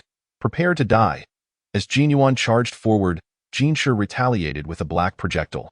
Although Jinyuan noticed it midair, he found no means to evade. In a moment of peril, a glint of cold light emerged, striking the black projectile and pinning it to a tree. An earth-shattering explosion followed, shattering the ancient tree. Such treachery in a fair duel? Linzhen scoffed at Jinshi. "Kill him." Understanding the command, Jinyuan pressed his sword against Jinshi's throat. As the blade pierced, Jinshi resigned to his fate. Exhaling his last breath, as blood flowed forth, Jinyuan raised his voice to the heavens. "Jin-san, I have avenged you. Do you see this?" He then knelt, overcome with emotion. "Stand up. A disciple of the Lijian sect does not require a weeping leader," Linzhen remarked, giving Jinyuan a swift kick. With the support of Lingjian and Li Xiao, Jinyuan rose, though tears still streamed down his face. "You too, assist him in finding a place to rest," Linzhen instructed, feeling unable to say more. As night descended, Jinyuan, with swollen eyes, addressed Linzhen and the others. "Master, I must apologize for the events of the day. And thank you once again." "No need for thanks," Li Xiao began, but was swiftly silenced by Linzhen. "We must depart. This declaration left not only Jin Yuan but also Ling Jian and Li Xiao wide-eyed in astonishment. Master, what do you mean? Jin Yuan inquired cautiously. Do not call me master. I do not have such a cowardly disciple, Linzhen replied bluntly. What are you still doing here? Leave at once. With that, Linzhen pretended to walk away without looking back. Jin Yuan blocked Linzhen's path and, with a thud, knelt before him, proclaiming, Master, I will no longer be weak. Linzhen sought this affirmation, lifting Jin Yuan as he said, That declaration suffices. Find a place for them to rest. I wish to discuss some matters with you. Chapter 60. Li Xiao's jealousy. After sending Ling Jian and Li Xiao away, Linzhen had Jin Yuan sit down, stating, Your solid as a fortress technique has not even attained the small success stage. It is at best foundational. Initially, Jin Yuan assumed Linzhen had summoned him to discuss the alliance, but was taken aback by this critique. This remark rendered Jin Yuan momentarily speechless. You must not always pursue an aggressive stance. This technique, solid as a fortress, should be utilized to its fullest potential. It was not named lightly by the Lijian sect. Master this defense before seeking offense. This is paramount. After this lengthy lecture, Jin Yuan nodded, albeit with a semblance of confusion. Master, this concept is rather profound for me. Were you not going to discuss the alliance? Spare me the chatter. Did you comprehend what I just explained? Linzhen inquired, furrowing his brow. Master, to be honest, I did not fully understand. Good. At least you can be honest. This evening, I shall teach you what to do, Linzhen declared. Jin Yuan chuckled at this, continuing, This is knowledge imparted to me by my own master, and though I have only managed to reach a state of small success, it is sufficient for your learning. Watch closely. Upon saying this, Linzhen executed his technique, enveloping himself in a gossamer-like membrane that appeared to drape over him. Observing this, Jin Yuan's eyes widened in astonishment, having witnessed his master demonstrate this technique only a few times with similar success. Could it be that my master has kept secrets from me? Jin Yuan mused, a twinge of envy creeping in. Impossible. He is not that kind of person. I am not jesting. Today, I shall share all my insights with you.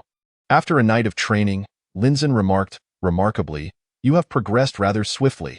Achieving small success in just one night is commendable. If you persist with my methods, you shall grow even stronger. As Linzhen gazed at this eager disciple who willingly called him master, a swell of pride surged within him. I never anticipated my advancement would occur so rapidly. It seems my master truly imparted his ultimate techniques to you. At this, Jin Yuan scratched his head. If you utter such disparaging remarks about the former sect master again, I shall strike you, Linzhen, displeased, retorted. I have imparted all that I can. The rest is for you to comprehend gradually. Now, let us address serious matters. Will the Lijian sect partake in the alliance of the 5 elemental sects? Master, your words are wise. If the Lijian sect does not participate, can it still be deemed an alliance of the 5 elemental sects? Jin Yuan replied with a smile. In that case, I shall say no more. Summon Ling Jian and Li Xiao. We must make our departure.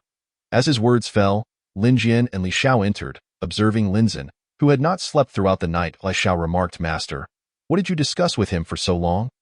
Quickly gather your belongings. We are setting off. Linzhen left the yellow piece behind without responding, instructing the two to tidy up their belongings. Master, just as the 3 were preparing to depart from Lijian sect, Jin Yuan shyly called out to Linzhen, asking, What is the matter? Surely you don't expect me to stay and assist you. Observing the awkward demeanor of his parents, Linzhen, filled with discontent, retorted, Master, how could that be? I merely wish to express my gratitude. Upon hearing this, Jin Yuan immediately waved his hand, explaining, There is no need for such formalities between us. We shall take our leave. Linzhen chuckled softly and departed with the 2, leaving Jin Yuan's sect behind. Master, what sort of potion have you given that lad? Why does he seem so enamored with you after just one night?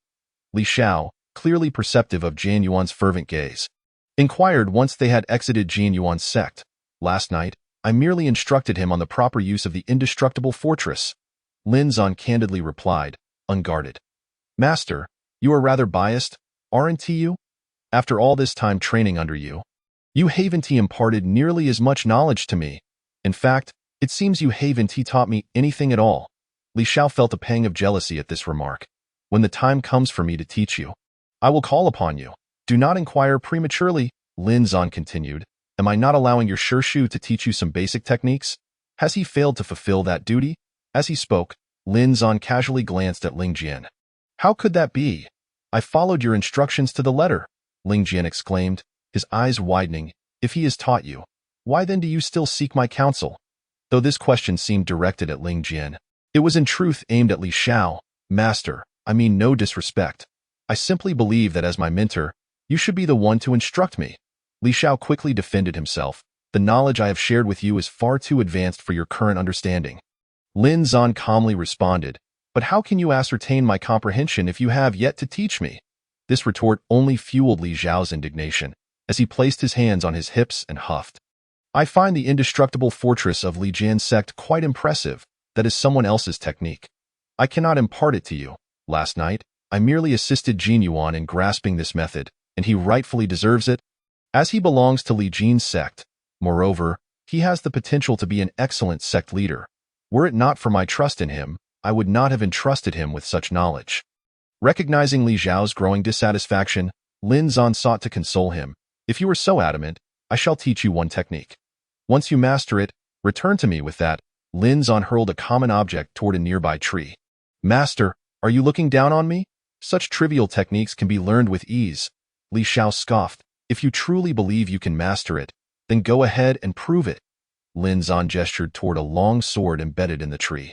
Li Xiao approached and, upon closer inspection, his eyes widened in surprise as he discovered a bug no larger than a fingernail impaled upon it. How about that? This technique should keep you occupied for quite some time.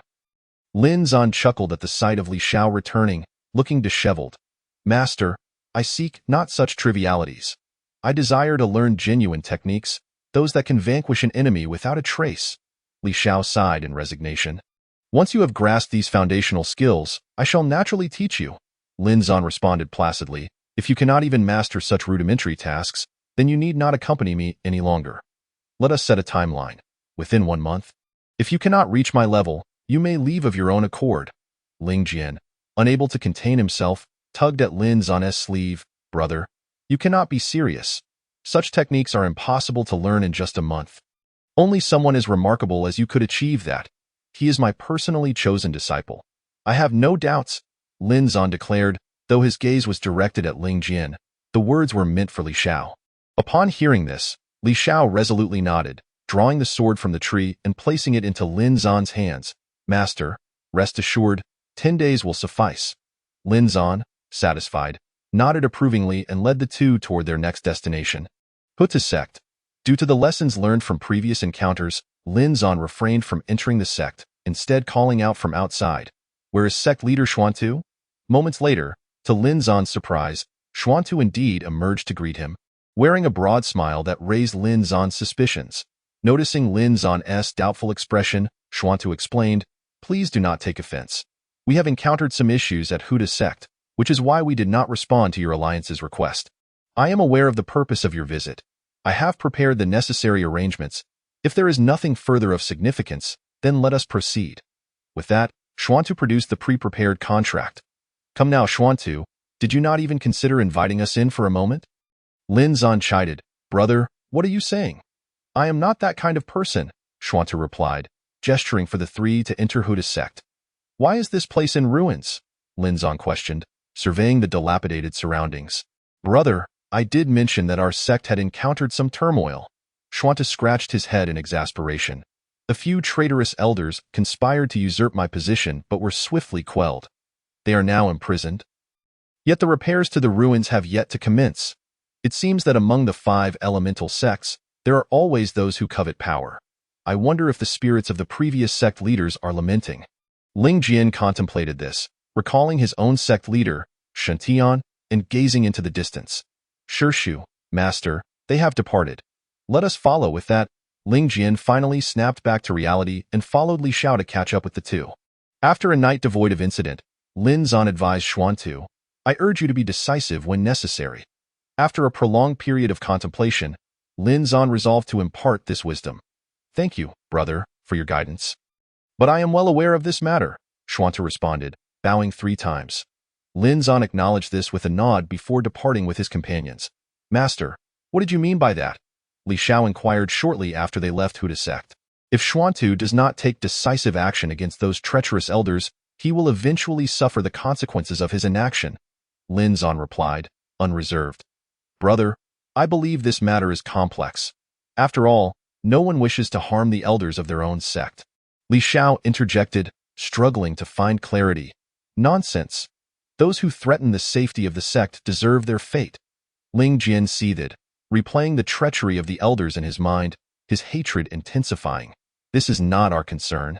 Let us move on. With that, Lin Zan and his companions made their way to Tumu sect in the Grand Hall of Tumu sect. Upon encountering Mu Linger, Lin Zan felt a surge of admiration for her.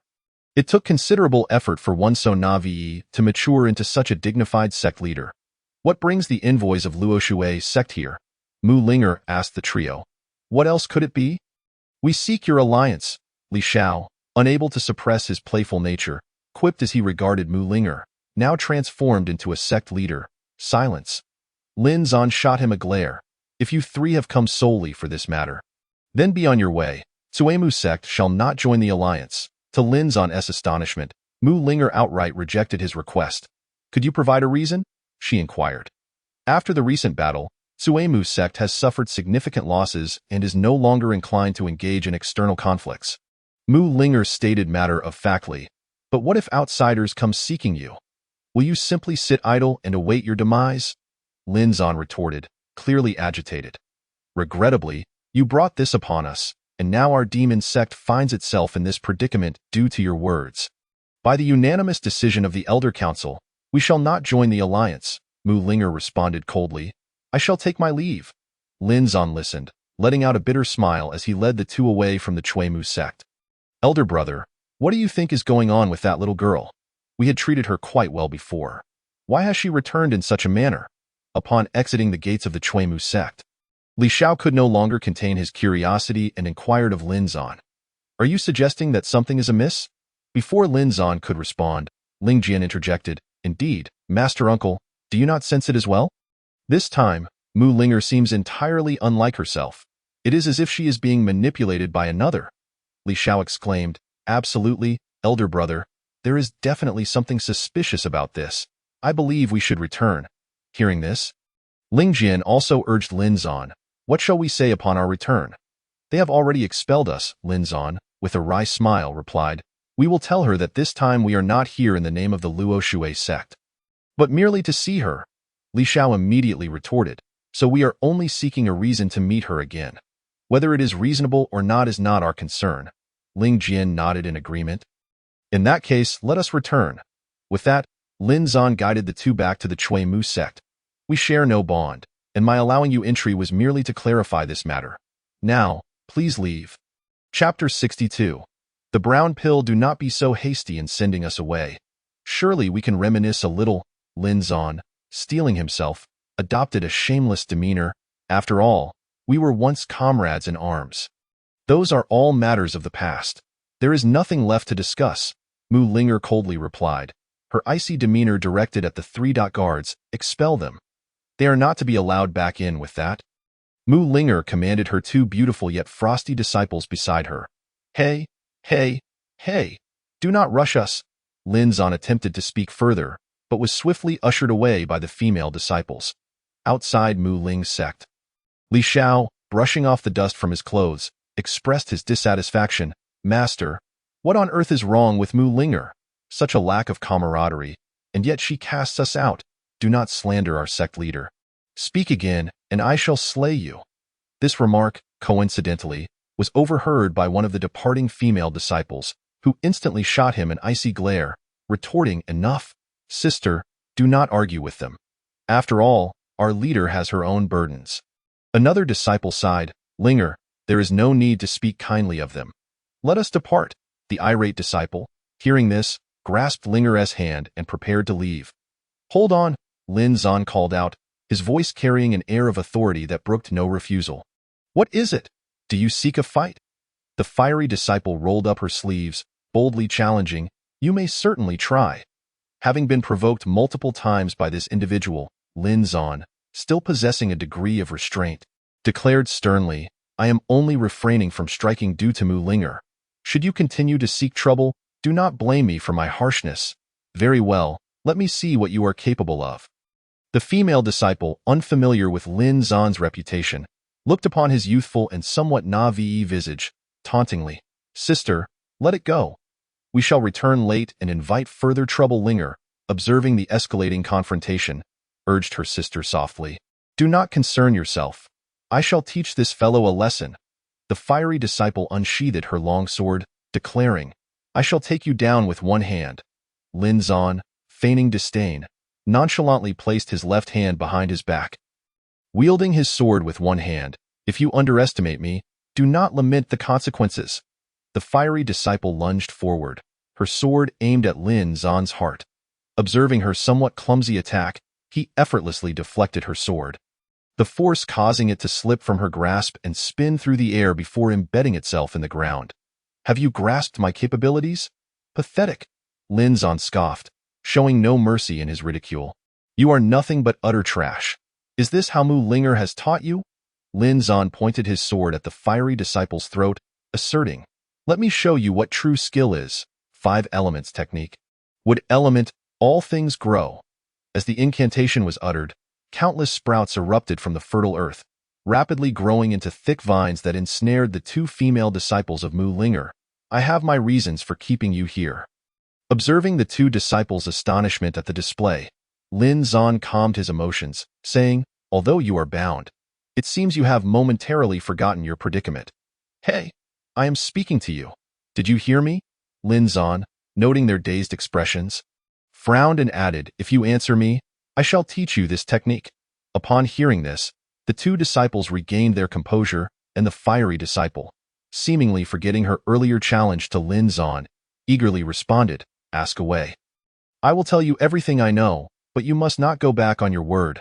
I, Lin Zan, have never gone back on my word, he affirmed firmly. Now, I ask you, what has transpired in the Chui Mu sect? And why has Mu Linger become as she is now? Without hesitation, Lin Zan voiced the questions that had long troubled him. Upon hearing this query, the 2 female disciples hesitated momentarily, but after a brief pause, Linger gritted her teeth and spoke, Can you save our sect leader? Linger, do not. The fiery disciple immediately cautioned. Sister, do you not realize that they are here to assist us? Before the fiery disciple could finish, Linger interjected, He possesses the secret arts of our Mu Ling sect. He must be here to rescue us. Linger reiterated her conviction, though whether her words were directed at Lin Zan or her fellow disciple remained uncertain. However, the other disciple wished to voice her thoughts, but was once again interrupted by Linger. Sister, do not heed the words of those elders. They merely wish to control us. Have you not noticed how you have changed? Control? Changed? What do you mean? Lin Zan, sensing vital information, pressed for clarification. Since the passing of the old sect leader, the elders have forced us to consume a certain brown pill, claiming it enhances our abilities. I tried it once and felt despondent. I have not touched it since. Gradually, many disciples have changed, becoming unlike their former selves. Initially, I thought it was due to the sect's turmoil, but I increasingly suspect it is this pill that is to blame. Linger shared her speculation with Lin Zian. Do you still have this pill? Lin Zan inquired, contemplating the situation. Yes, I have not disposed of today's supply. It is in my storage bag, Linger answered, struggling against the vines binding her. Lin Zan, upon hearing this, waved his hand, causing the vines to retract into the earth. Show it to me. Lin Zan approached Linger eagerly. Linger quickly produced a black pill from her storage bag and placed it in Lin Zan's hand. This substance is addictive. Lin Zan examined it closely, feeling at a loss, when the previously silent fiery disciple suddenly spoke. Oh? What do you mean? Pray tell. Lin Zan, seemingly having stumbled upon crucial information, inquired excitedly. Previously, I would consume one each night during my cultivation. Yet now, upon receiving my daily supply, I find myself eager to consume it. As the fiery disciple spoke, she could not help but swallow hard, her eyes filled with longing for the pill in Lin Zan's hand. Addictive, controlling the mind. It dawns on me. Ling Jian, watching intently, suddenly had an epiphany and exclaimed. This revelation jolted Lin Zan from his contemplation, and he turned to ask, Chapter 63, Taming Pill to the Medicine Valley. You frighten me. Do you know what this is? Speak quickly. I once read in an ancient text about a type of pill that can control a person's mind, compelling them to act according to the commands of the one who administers the drug. Ling Jian continued, the text also mentioned that this substance is addictive. If the administrator does not provide commands, the user will exhibit violent emotions. Everyone's expressions shifted as clarity dawned upon them. All the coincidences suddenly aligned. Is there an antidote for this? Lin Zan understood that it was imperative to counteract the effects of the pill. Otherwise, all would be in vain. Let me think. Ling Jian pondered for a moment, but ultimately sighed in resignation. Elder brother, it is not that I do not wish to help, but I genuinely cannot recall. Qing Ling grass. As hope waned for the crowd, Linger suddenly recalled something, her voice brimming with excitement as she exclaimed, I know, this is the taming pill. Only the elixir crafted from the clear spirit herb can counteract the poison. Do you know where we can find this clear spirit herb, Linger? Lin Zan inquired eagerly, shaking her shoulders in anticipation. This is not a challenge.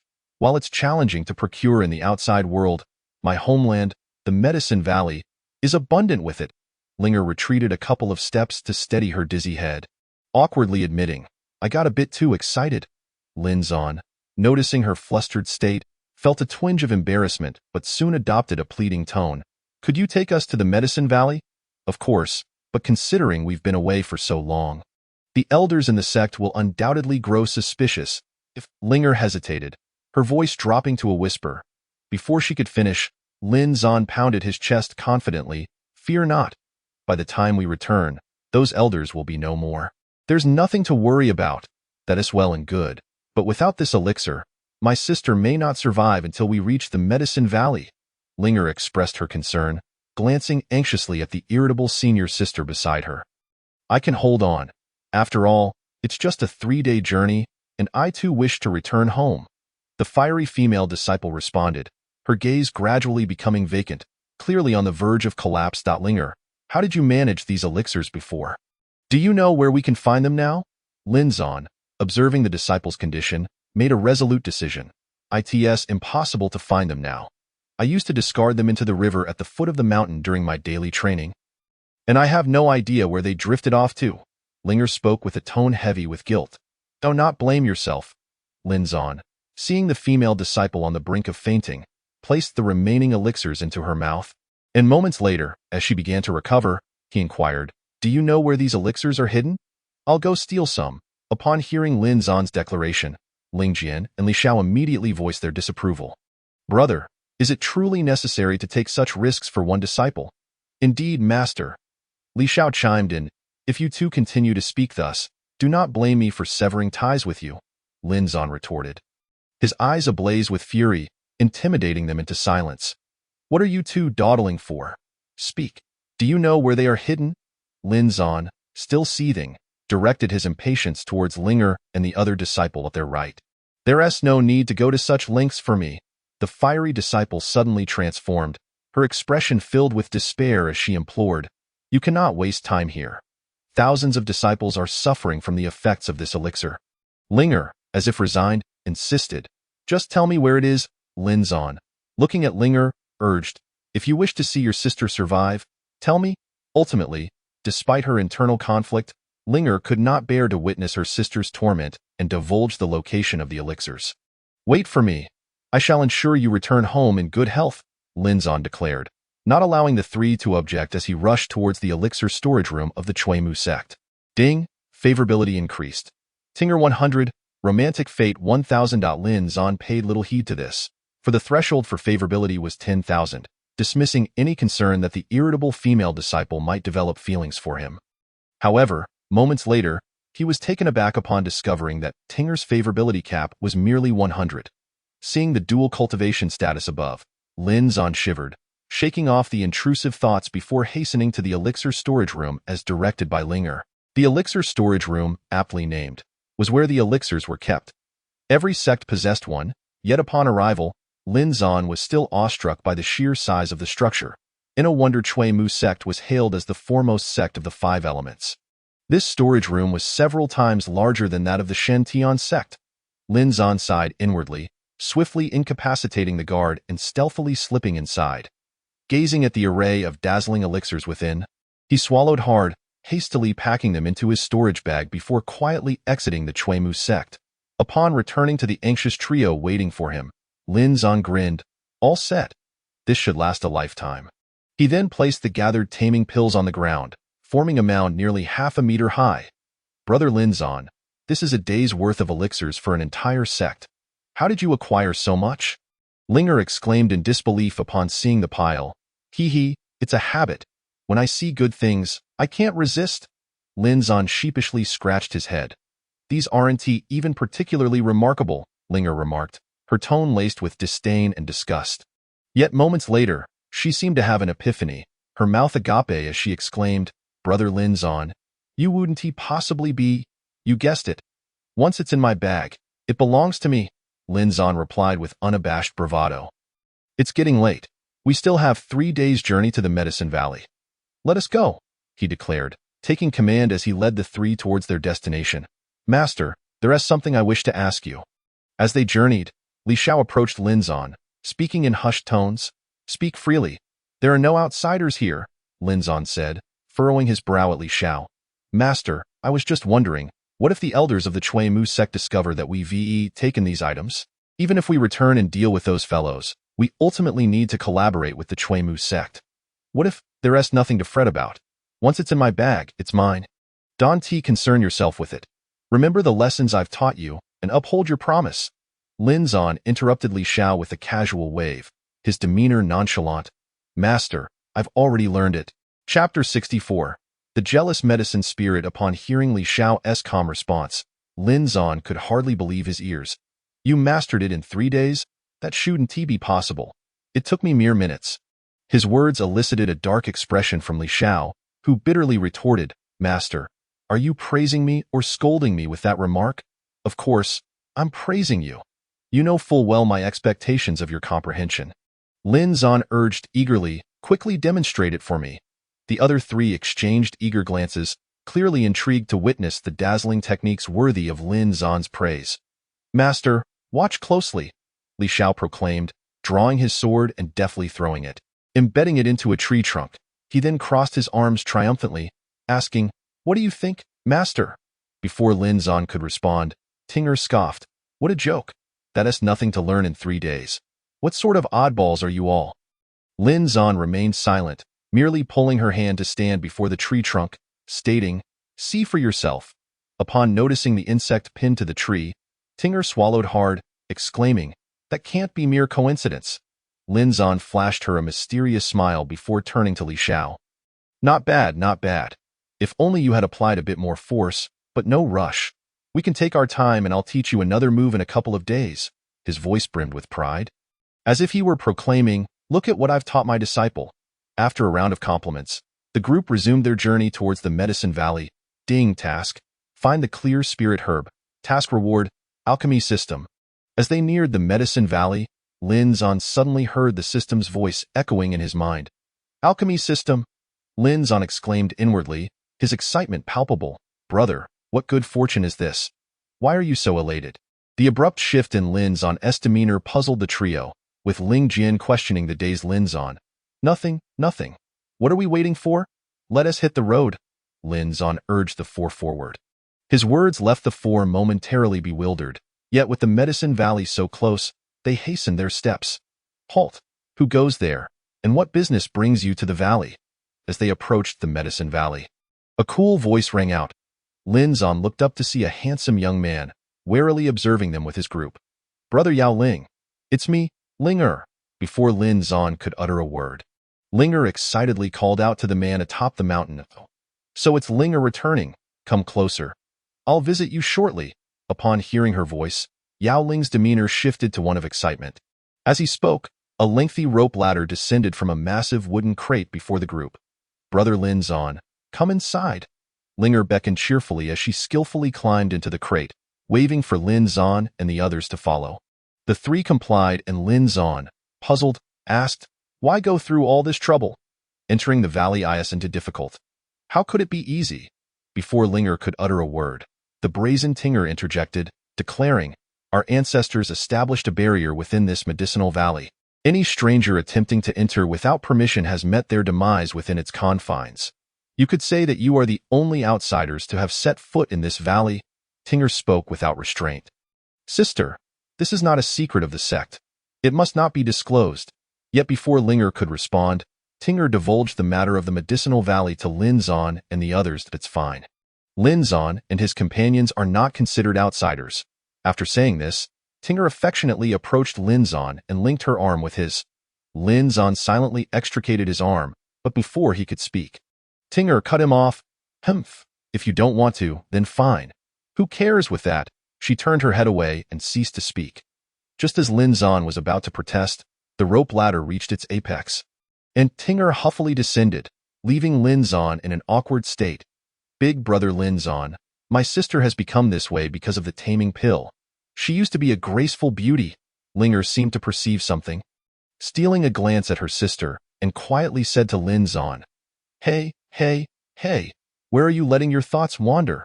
Upon hearing this, Lin Zan could not help but gaze at the seemingly demure yet mischievous little girl before him, bitterly responding, Brother, we all see it. Tell me, how do you possess such charm? Ling Jian chimed in softly, Indeed, master. If only you could teach me that as well. Li Xiao wore an expression of amusement, adding, Away with that. Let us focus on the task at hand. Lin Zan, at a loss for how to defend himself, simply waved his hand in resignation and attempted to escape the situation. Just as he finished speaking, the medicinal spirit approached the group, calling Tinger back from afar, and addressed the sisters. Does the Emerald Wood sect have an external mission? Why have you two suddenly returned? Linger, without hesitation, recounted the events concerning the Emerald Wood sect, embellishing the malevolence of its elders and the excellence of Lin Zan in her narrative. Humph! If it were me, I could do it too. The medicinal spirit's words conveyed a hint of hostility toward Lin Zan. Clearly stated, Lin Zan understood the reason and refrained from arguing, sincerely saying, What you say is quite true, senior medicinal spirit, but the pressing matter at hand is to find the Qingling herb and concoct the elixir to resolve our predicament. What's the rush? Is alchemy a matter of a day or two? Just wait. The medicinal spirit evidently did not accept Lin Zan's goodwill, responding with impatience. Big brother Lin Zan, don't mind him. I'll take you to search. Upon hearing this, Linger immediately pouted, clearly dissatisfied with the medicinal spirit's attitude, while Tinger shot a disdainful glance before departing. This is the Qingling herb. Search for it according to this, the more, the better. Deep within the medicinal valley, Linger merely glanced around and quickly identified the Qingling herb. After showcasing it to Lin Zan and the others, they promptly began their work. Fortunately, there were enough herbs. After a quarter of an hour, they had collected a sufficient quantity. Ding, task completed. Alchemy system unlocked. Ding, system task. Refine the Qingling pill.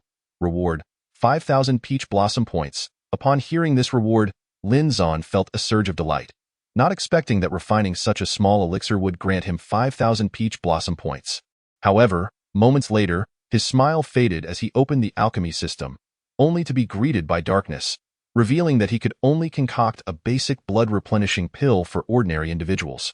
Next to the alchemy system, a proficiency value appeared, and after searching for a while, Lin Zan discovered that refining the Qingling pill required a proficiency of 100. Yet, with no other option, Lin Zan steeled himself and asked, Linger, is there an alchemy room in the valley? There is. But speaking of which, big brother Lin Zan, do you know how to refine pills?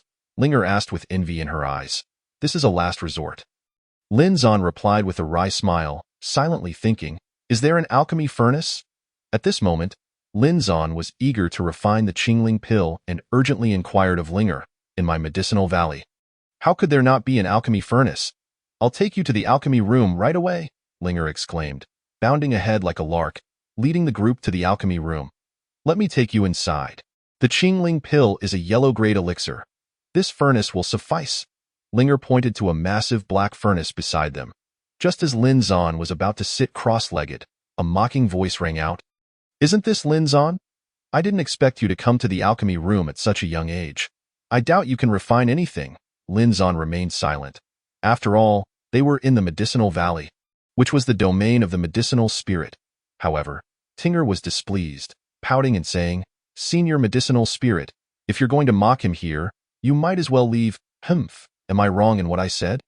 If you don't believe me, watch him refine.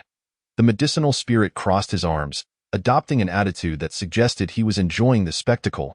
Big brother Lin Zan, don't mind him. Just focus on refining the elixir and don't let him distract you. Linger encouraged, her eyes sparkling with support. However, this only made Lin Zan feel cornered, as he currently knew nothing about alchemy. But looking at the expectant gazes of everyone except the medicinal spirit, Lin Zan had no choice but to take out the Qingling herb.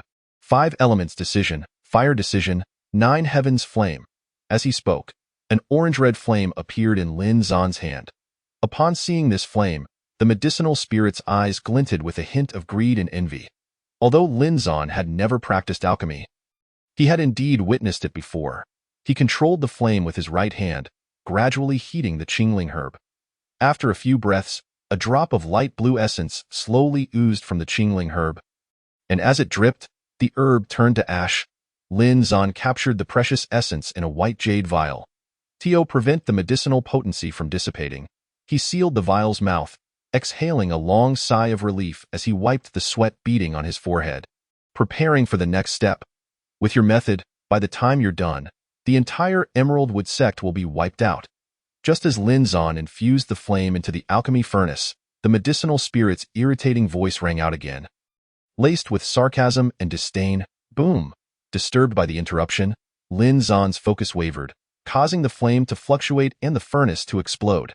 Ding! Refinement of the Qingling pill failed.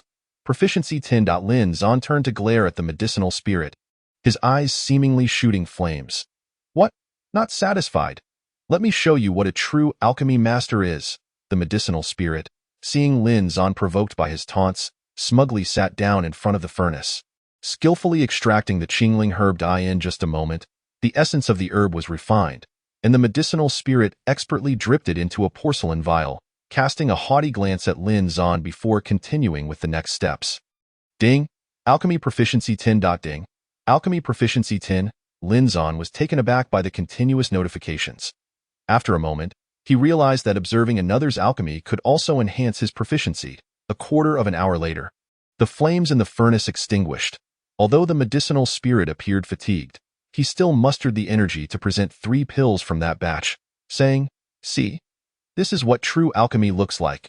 Upon hearing this, Linger and her sister wore displeased expressions, and just as they were about to say something, Lin Zan coldly interjected, "Rubbish. What are you bringing your worthless products before me for?" Lin Zan's tone left no room for the medicinal spirit's pride. After observing the earlier display, his alchemical proficiency had reached 100, just enough to refine the Qingling pill. "What did you say? My work is rubbish." The medicinal spirit immediately stood up, ready to retaliate.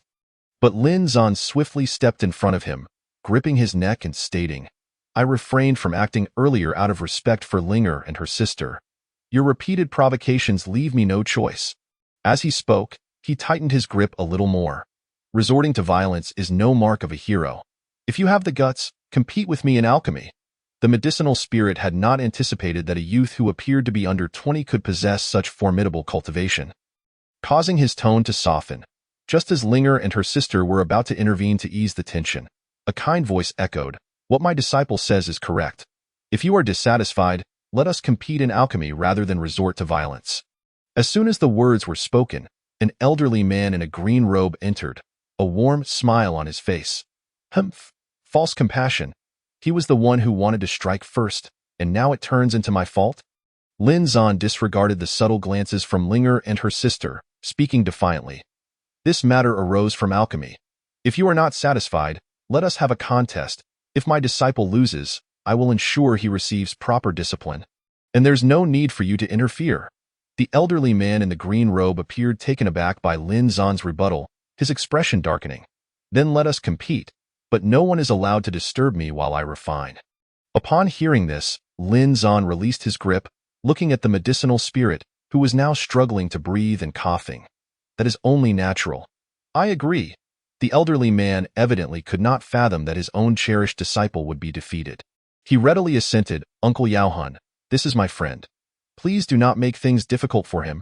Tinger, having just witnessed Lin Zan's skills, fully understood that victory against Yaoling was beyond his reach. She approached the old man, half pouting and half begging, and said, "No, rest assured, I will not trouble him. However, every young person must face some setbacks. One cannot rely solely on one's cultivation to be invincible. Lin Zan, aware that these words were directed at him, merely smiled and chose not to contest them, for he knew that soon enough, the old man would humiliate himself in a mere breath. Lin Zan extracted the essence of the Qingling grass, skillfully igniting the alchemy furnace with his Jotian fire. 10 breaths later, the flames within the furnace extinguished in an instant. Ding! Refinement successful, proficiency 10. Ding!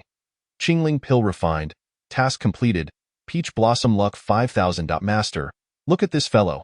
He only knows how to boast. Last time he blew up the furnace. And this time he extinguished the fire. Who said the fire was out? Lin Zan scoffed, opening the furnace, and instantly, the fragrance of the pill filled the entire room, captivating even the seasoned Yao Hun, who had refined countless pills. 1 furnace, 10 pills. With Li Zhao's exclamation, everyone snapped back to reality from the intoxicating aroma. Uncle Yao Hun, 1 furnace, 10 pills. A prodigy indeed. Tinger exclaimed excitedly, as though the pills had been concocted by her own hand. Yao Hun, come and assess the quality of my pill, Lin Zan called out, lacking any semblance of respect, directly addressing him by name. However, at this moment, Yao Hun disregarded the trivialities of decorum, approaching as if he had discovered a treasure. Meticulously observing the pill, moments later, he greedily brought the pill to his nose, inhaling deeply and displaying an expression of sheer delight. Hey, Yao Hun, are you ever going to be done? Lin Zan, unable to restrain himself, reminded him, what level is my pill, after all? The Qingling pill is originally a yellow tier pill, but I believe the batch you refined has reached the mystical tier. Yao Hun, known for his meticulousness and pill refinement, could not help but express his admiration for Lin Zi. My young friend, I must admit I was mistaken about you. I was blind, please forgive me. Upon finishing, Yao Hun unexpectedly knelt on one knee, clasping his fists in a gesture of utmost respect. Everyone present was astonished by Yao Huan's kneeling, their mouths agape in disbelief. What is the meaning of this? Lin Zan, observing the old man's sudden humility, felt a twinge of embarrassment and helped him to his feet, saying, let us consider this matter settled. Settled? How can it be so? Yao Hun immediately shifted his tone, addressing Yao Ling, you shall kneel before this pill for 3 days. If you leave even once, I shall add 3 more days. Previously, Yao Hun had cherished this disciple immensely, yet now, due to Lin Zan, he commanded her to kneel before a single pill for 3 days, a request Yao Ling could not possibly accept. Master, but silence. A loss is a loss. If you do not acknowledge your defeat, you will never win. Yao Huan's tone was unyielding as he reprimanded her. Lin Zan, my friend, may I invite you to the back hall for a discussion? I wish to speak with you. After witnessing Yao Ling kneel obediently, Yao Hun's demeanor changed as he addressed Lin Zan. I'm afraid I cannot at the moment. I need to refine a sufficient quantity of Qingling pills, Lin Zan replied, promptly waving his hand in refusal. That is simple. I will summon all the alchemy disciples in Yaogu. Any who can refine Qingling pills will be brought here. Within half a day, your pills will be ready. Upon hearing such a sincere and enticing offer, Lin Zan nodded in agreement. Please go with Linger and find a place to wait. I shall return shortly, Lin Zan instructed Ling Jian and his companion before following Yao Hun to the back hall. Please, have a seat. Yao Hun hurriedly moved a chair and gestured politely, displaying utmost deference. What exactly do you mean by this? Lin Zan was taken aback by Yao Huan's actions and cautiously inquired, I have no ulterior motives. I simply wish to ask if you could teach me how to refine the perfect Qingling pill, Yao Hun, now shedding any pretense, boldly requested. This? Lin Zan's face immediately displayed a troubled expression as he scratched his head. Unsure of how to proceed, I will not put you in a difficult position. Just observe me refining it once, and if anything seems amiss, please point it out. Yao Hun spoke with an earnest tone, his gaze filled with urgency. But I am uncertain if I will be able to discern any errors, Lin Zan admitted shyly. Not to worry. Simply watch and interrupt me if you perceive anything wrong. Yao Hun reiterated earnestly, very well, but if I cannot discern anything, do not blame me, Lin Zan, unable to refuse the earnest old man, acquiesced. All right. Yao Hun promptly retrieved an alchemy furnace from his storage bag, placing it on the ground with a loud thud. What an exquisite furnace! Lin Zan exclaimed in genuine admiration as he gazed at the deep purple-red furnace. "If you assist me in producing a perfect pill, I shall gift it to you." Yao Han proposed eagerly. "Ha ha ha, let us not speak of such things. A gentleman does not take what others cherish." Lin Zan scratched his head, feeling somewhat embarrassed. "Senior Yao Han, let us not delay any longer. We should begin." Lin Zan urged, and upon hearing this, Yao Han sat cross-legged on the ground, seemingly engaged in a solemn prayer. Lin Zan, unsure of the significance, was about to inquire when he observed Yao Han spring into action. With the Qingling grass in hand, it turned to ashes within seconds, and the pure medicinal liquid dripped precisely into a white porcelain vial. Yao Huan's hands moved gracefully, akin to a dragon and phoenix in harmony. And within mere seconds, the furnace extinguished, yielding another 10 pills.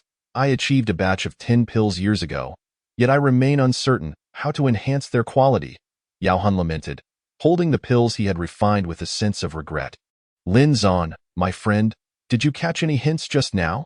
At that moment, Lin Zan stood frozen, for in those brief minutes, his proficiency in alchemy had soared by 1,000. "I did not perceive anything." After a moment, Lin Zan stammered. "Could you perhaps try again at a slower pace?" "I will do my utmost." Lin Zan, now brimming with confidence, realized his proficiency was sufficient to refine most earth-tier pills. Upon hearing this, Yao Han let out a bitter laugh. "Have I pursued perfection too relentlessly?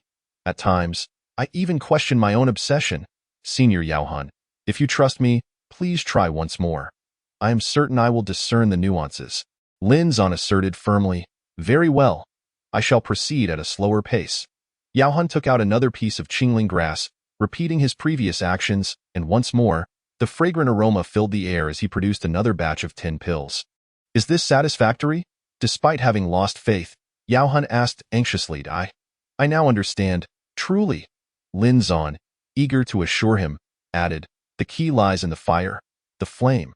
The light in Yao Huan's eyes seemed to rekindle at Lin Zan's words. The aged countenance momentarily rejuvenated. "Lin Zan, my friend, could you elaborate further?" "It is the flame," Lin Zan declared, demonstrating his Jotian fire as he adeptly controlled its intensity.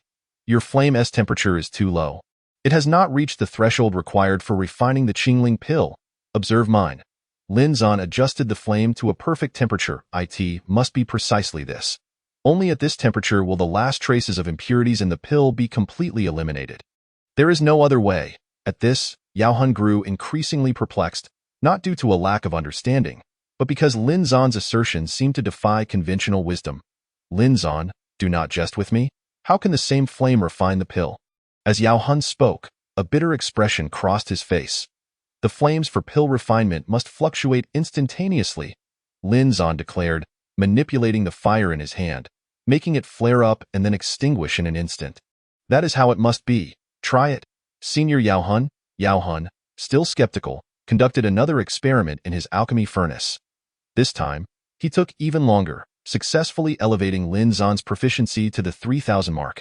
With a loud pop, the alchemy furnace opened, releasing a rich fragrance that filled the room. "Have succeeded," Yao Han exclaimed, his hands trembling uncontrollably as he inhaled the aroma of the pill. "Unless unforeseen circumstances arise, it should be so." Lin Zan replied with a smile. "Here, this is for you." As Lin Zan was about to express further flattering words, Yao Han presented the alchemy furnace, declaring, "I promised you this. It is yours now. I have carried it for nearly a century, and it is time to bestow it upon someone more in need." Yao Han stated resolutely, "Elder Yao Han, if you say that, then I must remind you that a gentleman does not covet what others cherish." Lin Zan retorted, taking a couple of steps back and shaking his head. "Thus, I cannot accept this gift.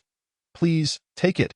It will serve you better than it ever did with me," Yao Han insisted, placing the furnace before Lin Zan without further ado. "This furnace can concoct pills of earth, profound, and yellow grades. I estimate it will suffice for your needs for at least a century." Yao Han continued with enthusiasm. "By the way, this furnace is named Blazing Heat. Not only can it be utilized for alchemy, but it can also serve as a weapon," Yao Han added. "However, this is merely what my master told me. I have never employed it for offense, so you will have to discover its use gradually. This, such a precious item, I truly cannot. Enough. Just take it." Yao Hun interrupted, lifting the alchemy furnace and tossing it towards Lin Zan. Lin Zan had no choice but to catch it, stowing it in his mustard seed bag. Who would have thought? It has already been an entire afternoon. I presume the items you requested are ready for collection, Yao Hun remarked, glancing at the sky. I must return at some point. I will need your guidance then. Yao Hun, with a student-like demeanor, earnestly stated, Please, no more of this. It truly overwhelms me. We should not delay. I must take my leave, Lin Zan exclaimed, eager to exit this environment that felt so alien to him. And he hurriedly retreated from the back hall. Upon his exit, he found that all the Qing Ling Dan were prepared, awaiting his collection. Brother, everything is ready. Let us return.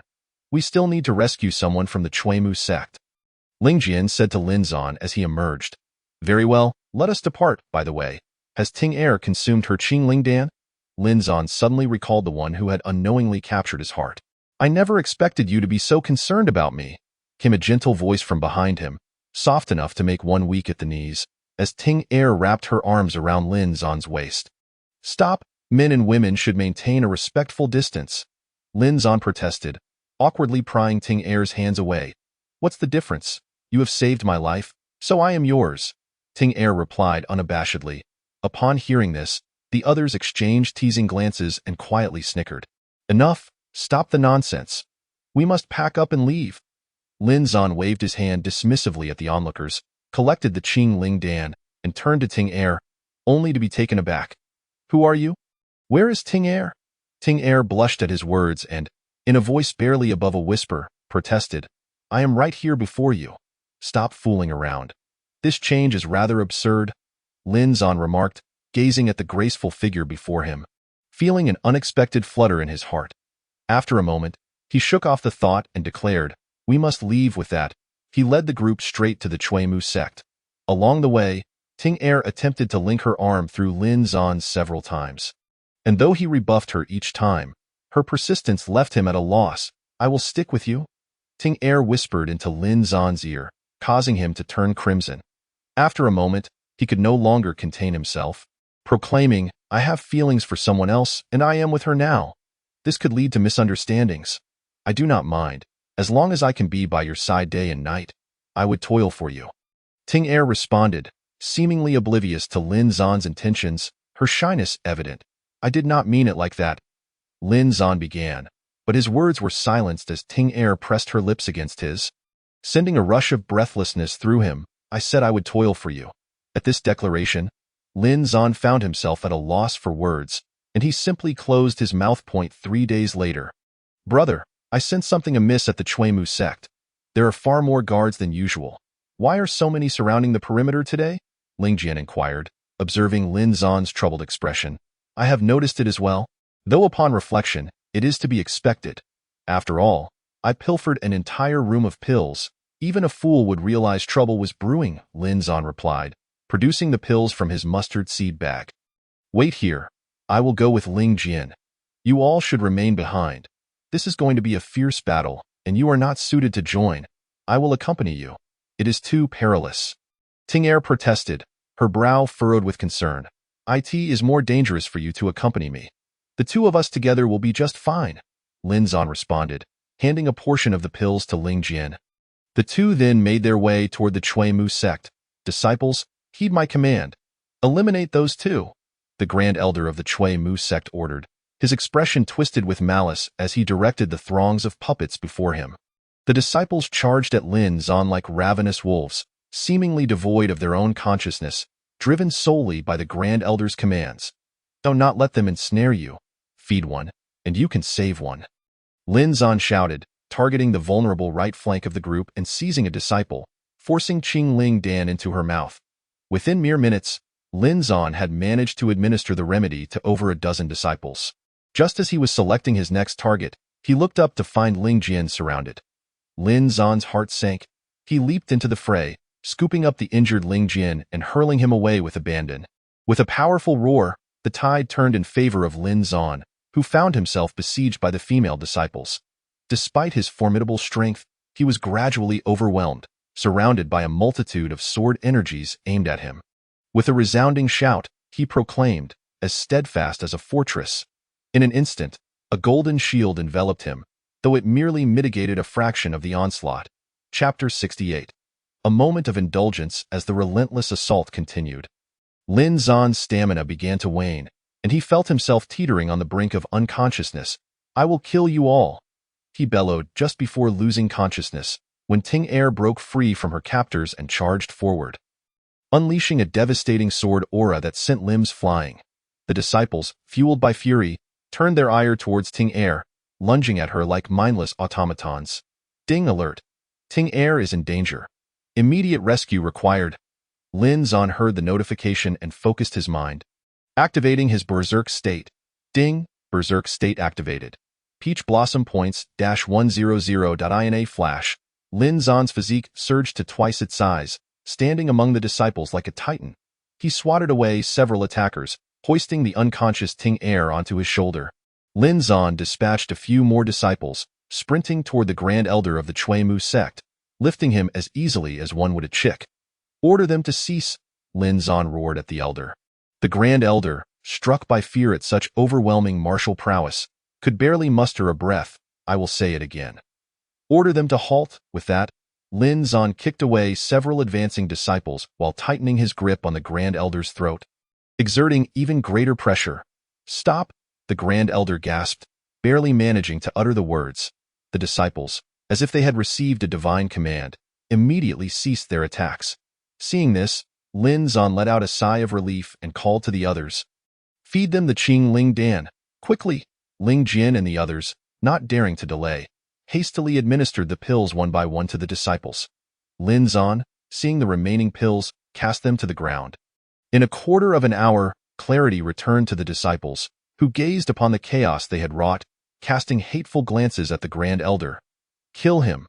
someone in the crowd shouted, igniting a fervor among the others, each clamoring for the Elder's demise. "Silence! Whoever speaks will meet their end," Lin Zan warned, unleashing a sword energy that cleaved a massive stone in two with a resounding crack. The crowd gasped in awe, silenced by the display of power. "Take her to rest. You all follow me," Lin Zan commanded, his demeanor akin to a vengeful spirit risen from the depths of hell, devoid of emotion. After dispatching the Grand Elder with a single stroke, Lin Zan led the remaining outer disciples straight into the Chui Mu sect. "Subdue them and administer this," Lin Zan declared, tossing the Qing Ling Dan and charging toward the Elder standing amidst the throng of disciples. "Block him!" The Grand Elder, witnessing Lin Zan's enormous figure barreling toward him, was instantly thrown into a panic. "Stop!" he stammered. In an instant, several inner disciples surged to intercept Lin Zan, sealing their own fates. "Foolish choice. Do not blame me." Lin Zan initially intended to do his utmost to preserve the lives of the disciples of the Chui Mu sect. However, the recent injury to Ting Er made him realize that he could not afford to show mercy. 5 elements decision, fire decision, 9 heavens flame. Lin Zan roared, unleashing purple flames from his hands. The flames surged forth like a fire dragon, striking towards the inner gate disciples before him. Those disciples practiced wood-based techniques, and the flames that clung to them signified nothing less than slaughter. Still thinking of escaping? Prepare to die. Meanwhile, as Lin Zan was entangled with these disciples, an elder fled 100 meters away. Lin Zan sneered and hurled his dagger, embedding it into the elder's back. After a brief pursuit, he forced a recovery pill down the elder's throat, rendering him unconscious, and stowed him away in his storage ring. As dusk fell, after countless battles and the demise of many exceptional disciples, Lin Zan finally managed to rescue most of the Chui Mu sect's members. "Master, we have searched the entire sect, but we cannot find sect master Mu Linger." Li Xiao gasped as she ran up to Lin Zan. "Out of breath, I understand." "Gather everyone here," Lin Zan responded, his expression devoid of emotion, feeling a dull ache in his heart. "Brother, it's bad." Tinger, upon hearing this, Lin Zan sprang to his feet and rushed to Linger's room, where he found her on the verge of death, tears streaming down his face. "I in the next life. Let us be together forever. I must return to the Medicine Valley." It seemed that Tinger had held on just to see Lin Zan one last time. As her words fell, her delicate hand slipped from his grasp. "Ding, partner, Tinger has perished." The system's notification echoed, taking away Tinger's final breath. "Master." Half an hour later, Li Xiao, observing Lin Zan's silence, felt a chill run down her spine. Under the gazes of the others, she murmured, "Gather your belongings and assemble all the disciples of Chui Mu sect in the square. I will join you shortly." Lin Zan surveyed the crowd, his eyes devoid of light as he calmly stated, "Do as you wish." After exchanging glances, the crowd nodded and left the room, leaving Lin Zan alone, enveloped in sorrow. After an indeterminate period, Lin Zan rose, composed himself, and stepped outside to face the assembled disciples of Chui Mu sect. Ascending the platform, he retrieved the elders he had captured during battle from his storage ring. Among the 5 elders, one had already succumbed due to asphyxiation. Ignoring the deceased, he bound the remaining frail elders to wooden stakes and administered each a handful of pain-enhancing pills, declaring, "They now belong to you. How you deal with them is your choice." The disciples surged forward, and Lin Zan had no doubt that the elders would be mercilessly devoured. Descending from the platform, Lin Zan addressed Ling Jian and the others, his expression impassive. "Come with me. We must find Mu Linger, brother. Is this truly appropriate?" Ling Jian cautiously inquired, observing Lin Zan's demeanor, which resembled that of a soulless being. "This is a one-time affair. Do not concern yourself with me." Lin Zan was aware that his actions were more brutal than those of the demonic sect, yet he was unwilling to suppress his emotions. He merely sought to unleash the fury within him. Ling Jian attempted to voice further concern but was halted by Li Xiao, who whispered in Ling Jian's ear, "Master Uncle, just this once, do not speak." Ling Jian, left with no choice, nodded in reluctant agreement to the undertaking. "Linger, you have had the most contact with Mu Linger. Do you know where she might be?" Lin Zan asked, summoning Linger, who bore a sorrowful expression. "I know of a place." "Follow me," Linger replied, wiping her tears and leading Lin Zan and the others towards the grand hall of Chui Mu sect. Chapter 69. The old woman's Gu technique. Directly beneath this throne lies a secret passage that leads to the mountaintop. Aside from this, I am unaware of any other hidden locations, Linger declared. Pushing aside the throne to reveal a pitch-black tunnel. "Brother, this seems somewhat suspicious. There is no reason to flee to the mountaintop." Ling Jian expressed his doubts. "Master, I too find this odd. It appears to be an invitation for us to capture her." Li Xiao added skeptically. "Linger, do you know of any other places where one could hide?" Lin Zan inquired. "No, this is the only place I know of," Linger replied after a moment of contemplation, affirming, "The mountain is vast. If they are hiding here, it could take us a year to find them. I believe it is entirely possible that Sect Master Mu Linger has been coerced to this location." "Very well. Let us investigate," Lin Zan responded, his eyes reflecting trust as they entered the tunnel. As the 4 traveled through the darkness for half an hour, they finally glimpsed a sliver of twilight. "The exit is just ahead."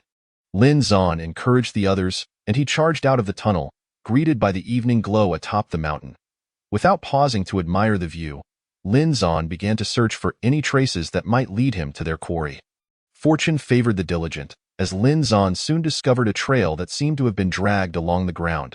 "Brother, this must be the spot. It is seldom visited, and even if someone were here, they would possess formidable strength and would not leave such traces behind." Lin Zan, emboldened by this discovery, followed the trail up the mountain. With the last rays of twilight illuminating their path, Lin Zan spotted 2 figures at the summit and raced towards them. Suddenly, a flash of cold steel whizzed past him, narrowly grazing his cheek. Lin Zan touched his face, feeling a faint trace of blood oozing from a shallow cut. "Go and kill him. After you do, I will take you to see your master." The voice, though gentle in tone, bore the venom of malice. "Is that true?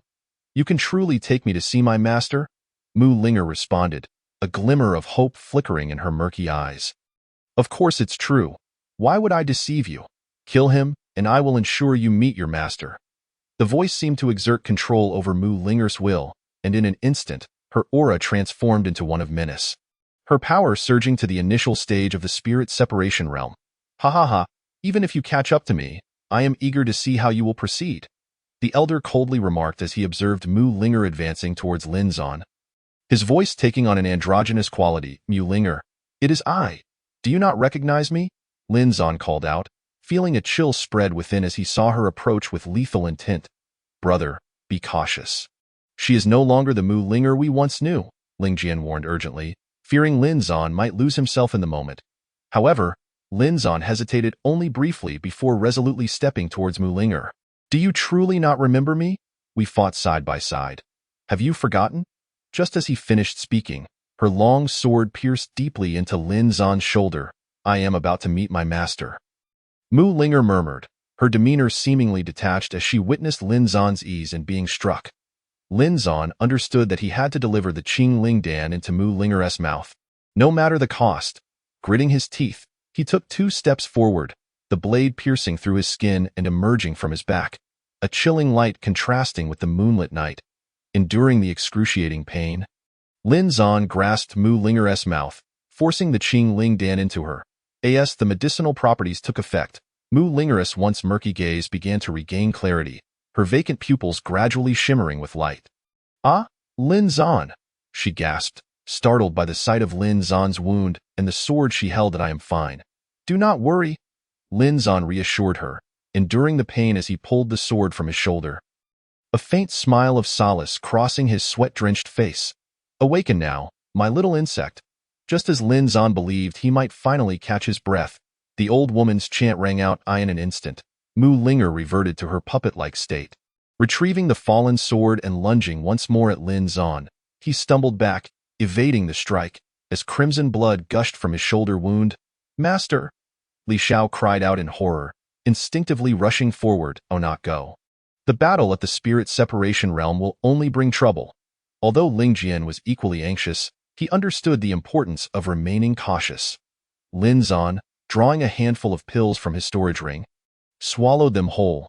Miraculously, his wound began to mend at a visible pace, as if nourished by some hidden power.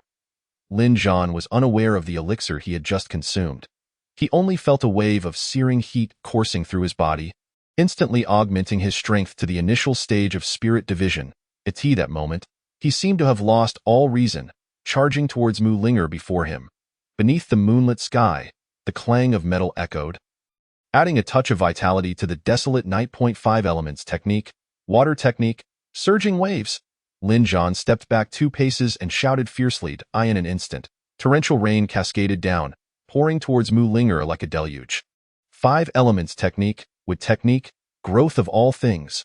Seeing this, Mu Linger let out a roar, and miraculously, towering trees sprouted upon the barren mountaintop. The water crashed against the trees, seemingly on the verge of snapping them. Yet upon closer inspection, the torrent not only failed to harm the colossal trees, but instead accelerated their growth. 5 elements technique, fire technique, flames from the 9 heavens. Lin Zhan pressed his palms together. And in that moment, a roar akin to a true dragon erupted, and a fire dragon surged towards the ever-growing trees. In an instant, the trees were scorched, their leaves withering. Moments later, these giants had transformed into charred remains. 5 elements technique, earth technique, shattering stones. Upon uttering the incantation, the mountain seemed to come alive, as a massive stone erupted from beneath Lin Zhan's feet, exploding and sending fragments of sand scattering, utterly shattering the fragile trees. Die! Lin Zhan roared as he lunged towards the panting Mu Linger. As he approached her, he leaped into the air, targeting the cunning elder behind her. With a swift thrust, his sword pierced the elder's throat and was instantly withdrawn, blood gushing forth from the wound. The woman, even in death, could not comprehend how Lin Zhan had reached her side, her eyes wide open, staring at him with a gaze that would never close. With the elder's demise, Mu Linger seemed to lose all motivation, collapsing to the ground, her eyes still vacant. 3 days later, Lin Zhan suddenly awoke, exclaiming, Mu Linger! In the depths of his nightmare, he had thrust a sword through her heart. Li Xiao, witnessing Lin Zhan's awakening, rose with excitement and helped him sit up, saying, Master, don't be agitated. It's all right. Upon hearing this, Lin Zhan finally calmed down. Surveying the unfamiliar surroundings, he inquired, Where is this place? This is the Tuili sect. Li Xiao promptly replied. Where is Mu Linger? Lin Zhan asked, recalling the nightmare he had just experienced. Master. Li Xiao hesitated, and Lin Zhan, sensing his unease, urged, Speak plainly. Ever since that day you fought him and killed that old bastard, she has turned into a wooden figure, sitting there day in and day out. Where is she now? Lin Zhan pressed, not wanting to waste time. Master, you should focus on recuperating. Visiting her now would be futile. Stop with the meaningless chatter. Where is she? Lin Zhan's impatience was palpable, and he demanded, Master, Please don't rush. I'll take you to her, but you mustn't get agitated. With that, Li Xiao supported Lin Zhan as they made their way to where Mu Linger was resting. Master, she is inside, Li Xiao announced. Lin Zhan pushed the door open, only to find Linger there as well. What on earth is happening? Do you have any knowledge of this? At last, you are awake, Linger sighed in relief upon seeing Lin Zhan, signifying that they now had a pillar of support. If I am not mistaken, this must be a form of witchcraft from the Insect Valley. I never anticipated that the Grand Elder would be affiliated with them. Linger exclaimed angrily. Enough with the irrelevant talk. Do you know how to break this curse? Lin Zhan inquired, his brow furrowing. I do know, but we must go to the Insect Valley to lift the curse on her. Linger replied hastily. Where is the Insect Valley?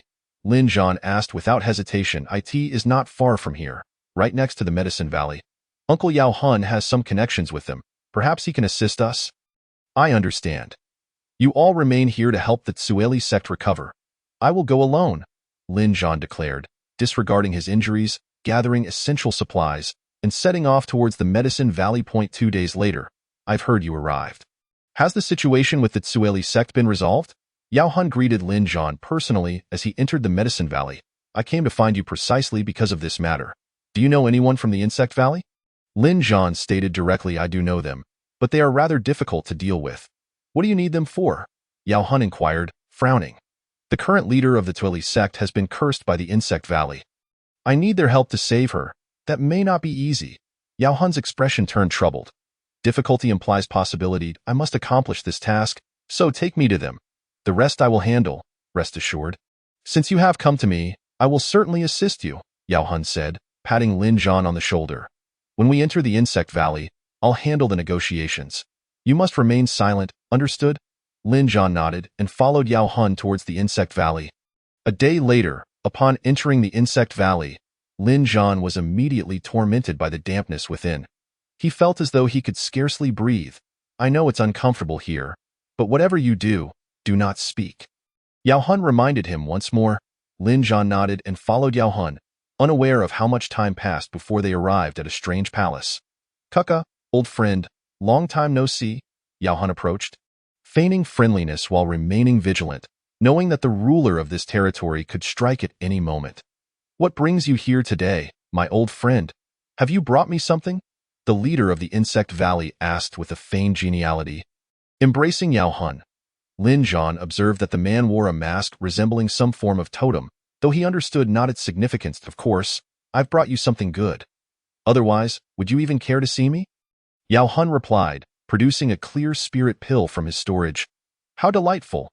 This must be essential for those who constantly deal with toxins, Kaka remarked, his gratitude evident as he gazed at the pill. Absorbing its energy, I knew you wouldn't disappoint me. Kaka secured the pill at his waist, then shifted his tone, coldly inquiring, Now, what is it you seek? Since you are direct, I shall be as well. Yao Hun articulated his purpose. Where is that woman? Kaka asked, urgency and anger in his voice. Yao Hun gestured for Lin Zhan to step forward. Where is that woman? Are you referring to the old hag who cursed her? She's dead. I killed her, Lin Zhan bluntly confessed. What, you killed her? Yao Hun's heart sank, and Kaka's surprise was palpable. Indeed, I was the one who ended her life. Is there a problem? Lin Zhan replied nonchalantly. How could you possibly have killed her? Ridiculous, Kaka scoffed, unable to fathom that his lifelong enemy could perish at Lin Zhan's hands. I don't know how strong she was to you, but to me, she was nothing but garbage. Were it not for her witchcraft, I wouldn't have sought you out. Ha ha ha, do you fear me for saying this? Kaka chuckled heartily for a moment before his expression turned cold and he fixed his gaze on Lin Zhan. If you intended to kill me, you would have done so by now. I killed your nemesis, so asking for a favor seems reasonable. Facing Kaka's overwhelming presence, Lin Zhan showed no signs of fear. Instead, standing proudly among these dangerous individuals. Lin Zhan, silence. Yao Hun warned anxiously. I am merely speaking the truth, Lin Zhan retorted calmly. Ha ha ha, you do have a point, old friend. This lad is indeed more forthright, Kaka remarked. Clapping his hands and dismissing the encroaching disciples of the Insect Valley, then I will assist you. Simply feed this to the one afflicted by the curse. After Kaka casually tossed aside an embroidered bag, he declared, we owe each other nothing. Should you return next time, It will not be so easy for you to leave. Kaka's words clearly indicated his intention to drive Lin Zan away. Upon hearing this, Lin Zan let out a derisive laugh and departed the insect valley with Yao Hun. You've got quite the nerve, Yao Hun remarked, his legs trembling uncontrollably as they exited the valley. What's there to fear? We're unscathed, aren't we? Lin Zan chuckled, teasingly observing Yao Hun's comical demeanor. Truly, the fearless are often the inexperienced. You haven't witnessed his ferocity? Yao Hun quivered as he responded.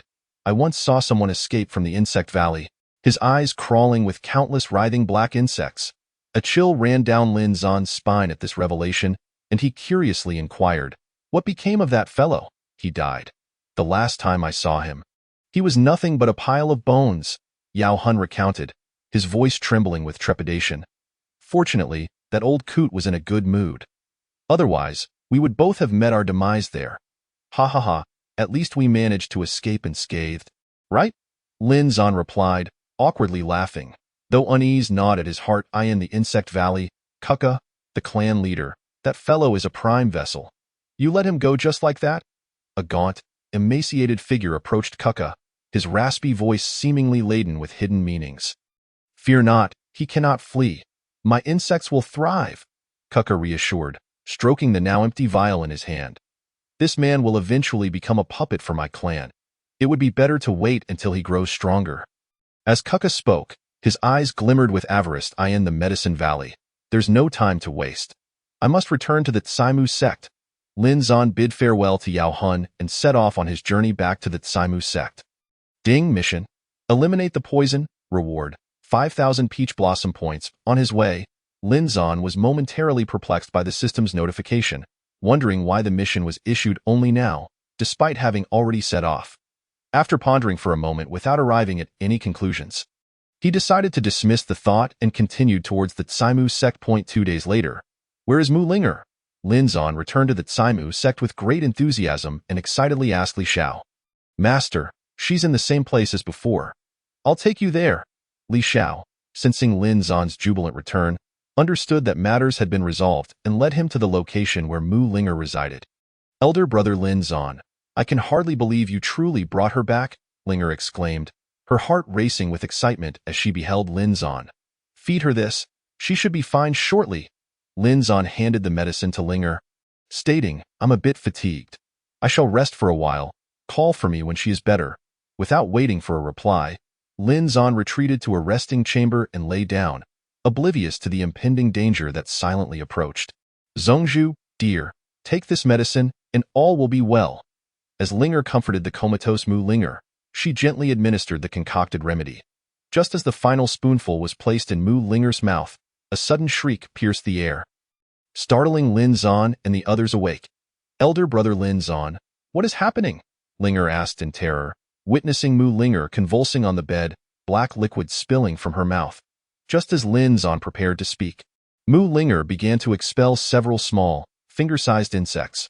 Lin Zan quickly approached, removing the writhing creatures from the floor, which ultimately disintegrated into a puddle of pus. She should be fine now, he reassured, observing the rekindled light in Mu Linger's eyes. Letting out a sigh of relief, I'll rest for a bit. These past few days have been exhausting. With that, Lin Zan returned to his quarters. Ling Jian, though puzzled, said nothing, merely recognizing Lin Zan as an extraordinary individual. After Lin Zan left, Li Xiao whispered to Ling Jian, Master Uncle, don't you think Master is acting a bit strange? He has never mentioned fatigue before. Why is he so lifeless today? Ling Jian's eyes widened in astonishment. You noticed too?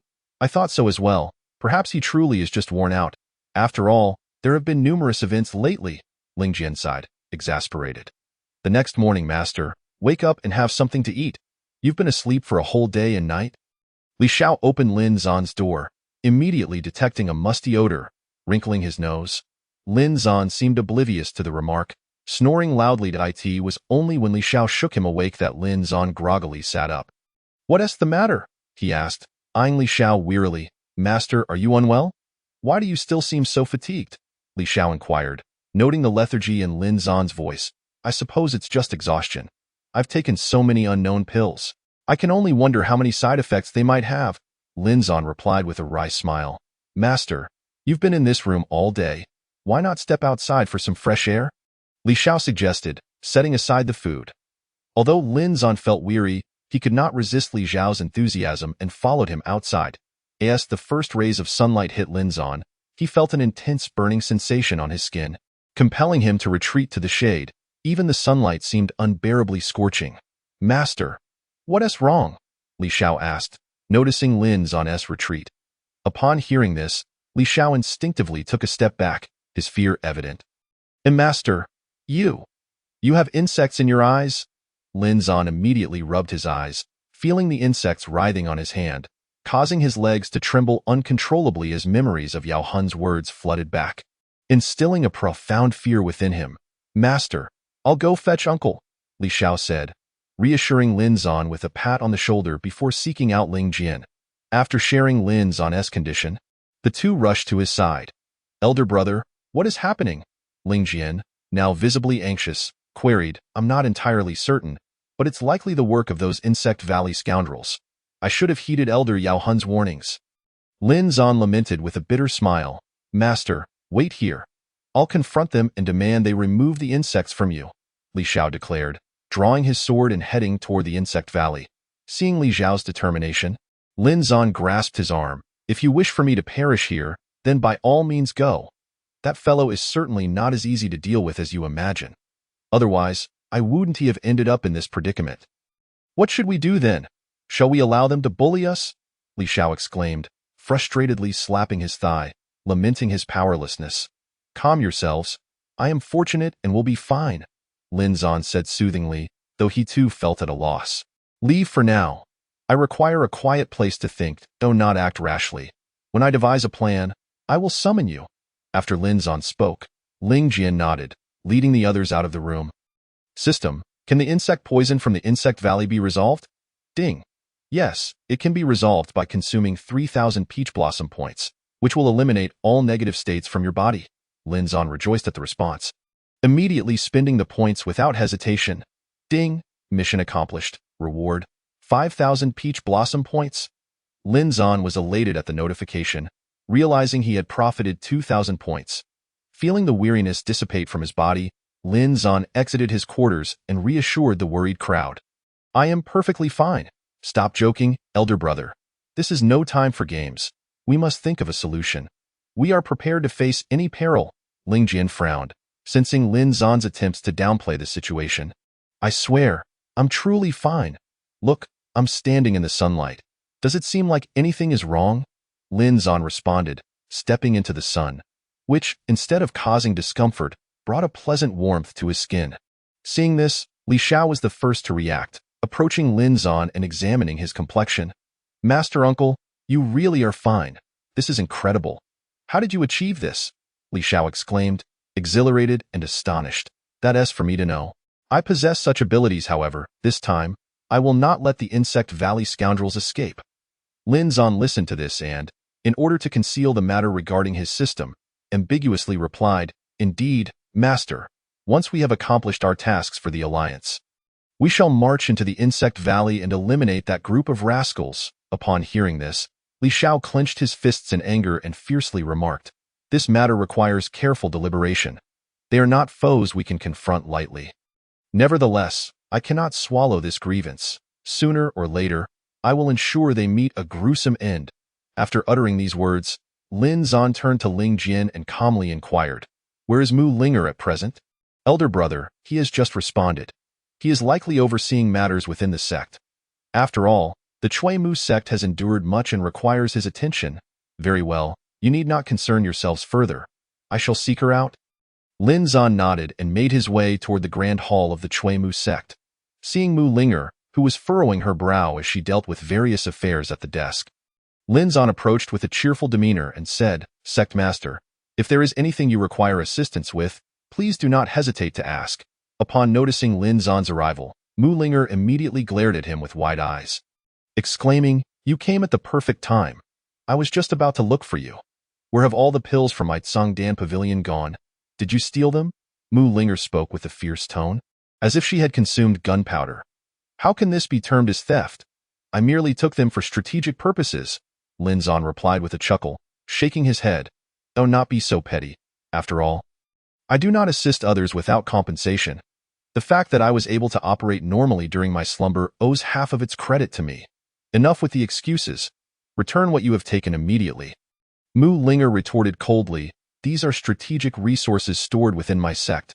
Decades of effort have been pilfered by you. She emphasized the word pilfered, seemingly mocking him, though not be so furious. I certainly would not engage in such thankless tasks. This must be considered my reward.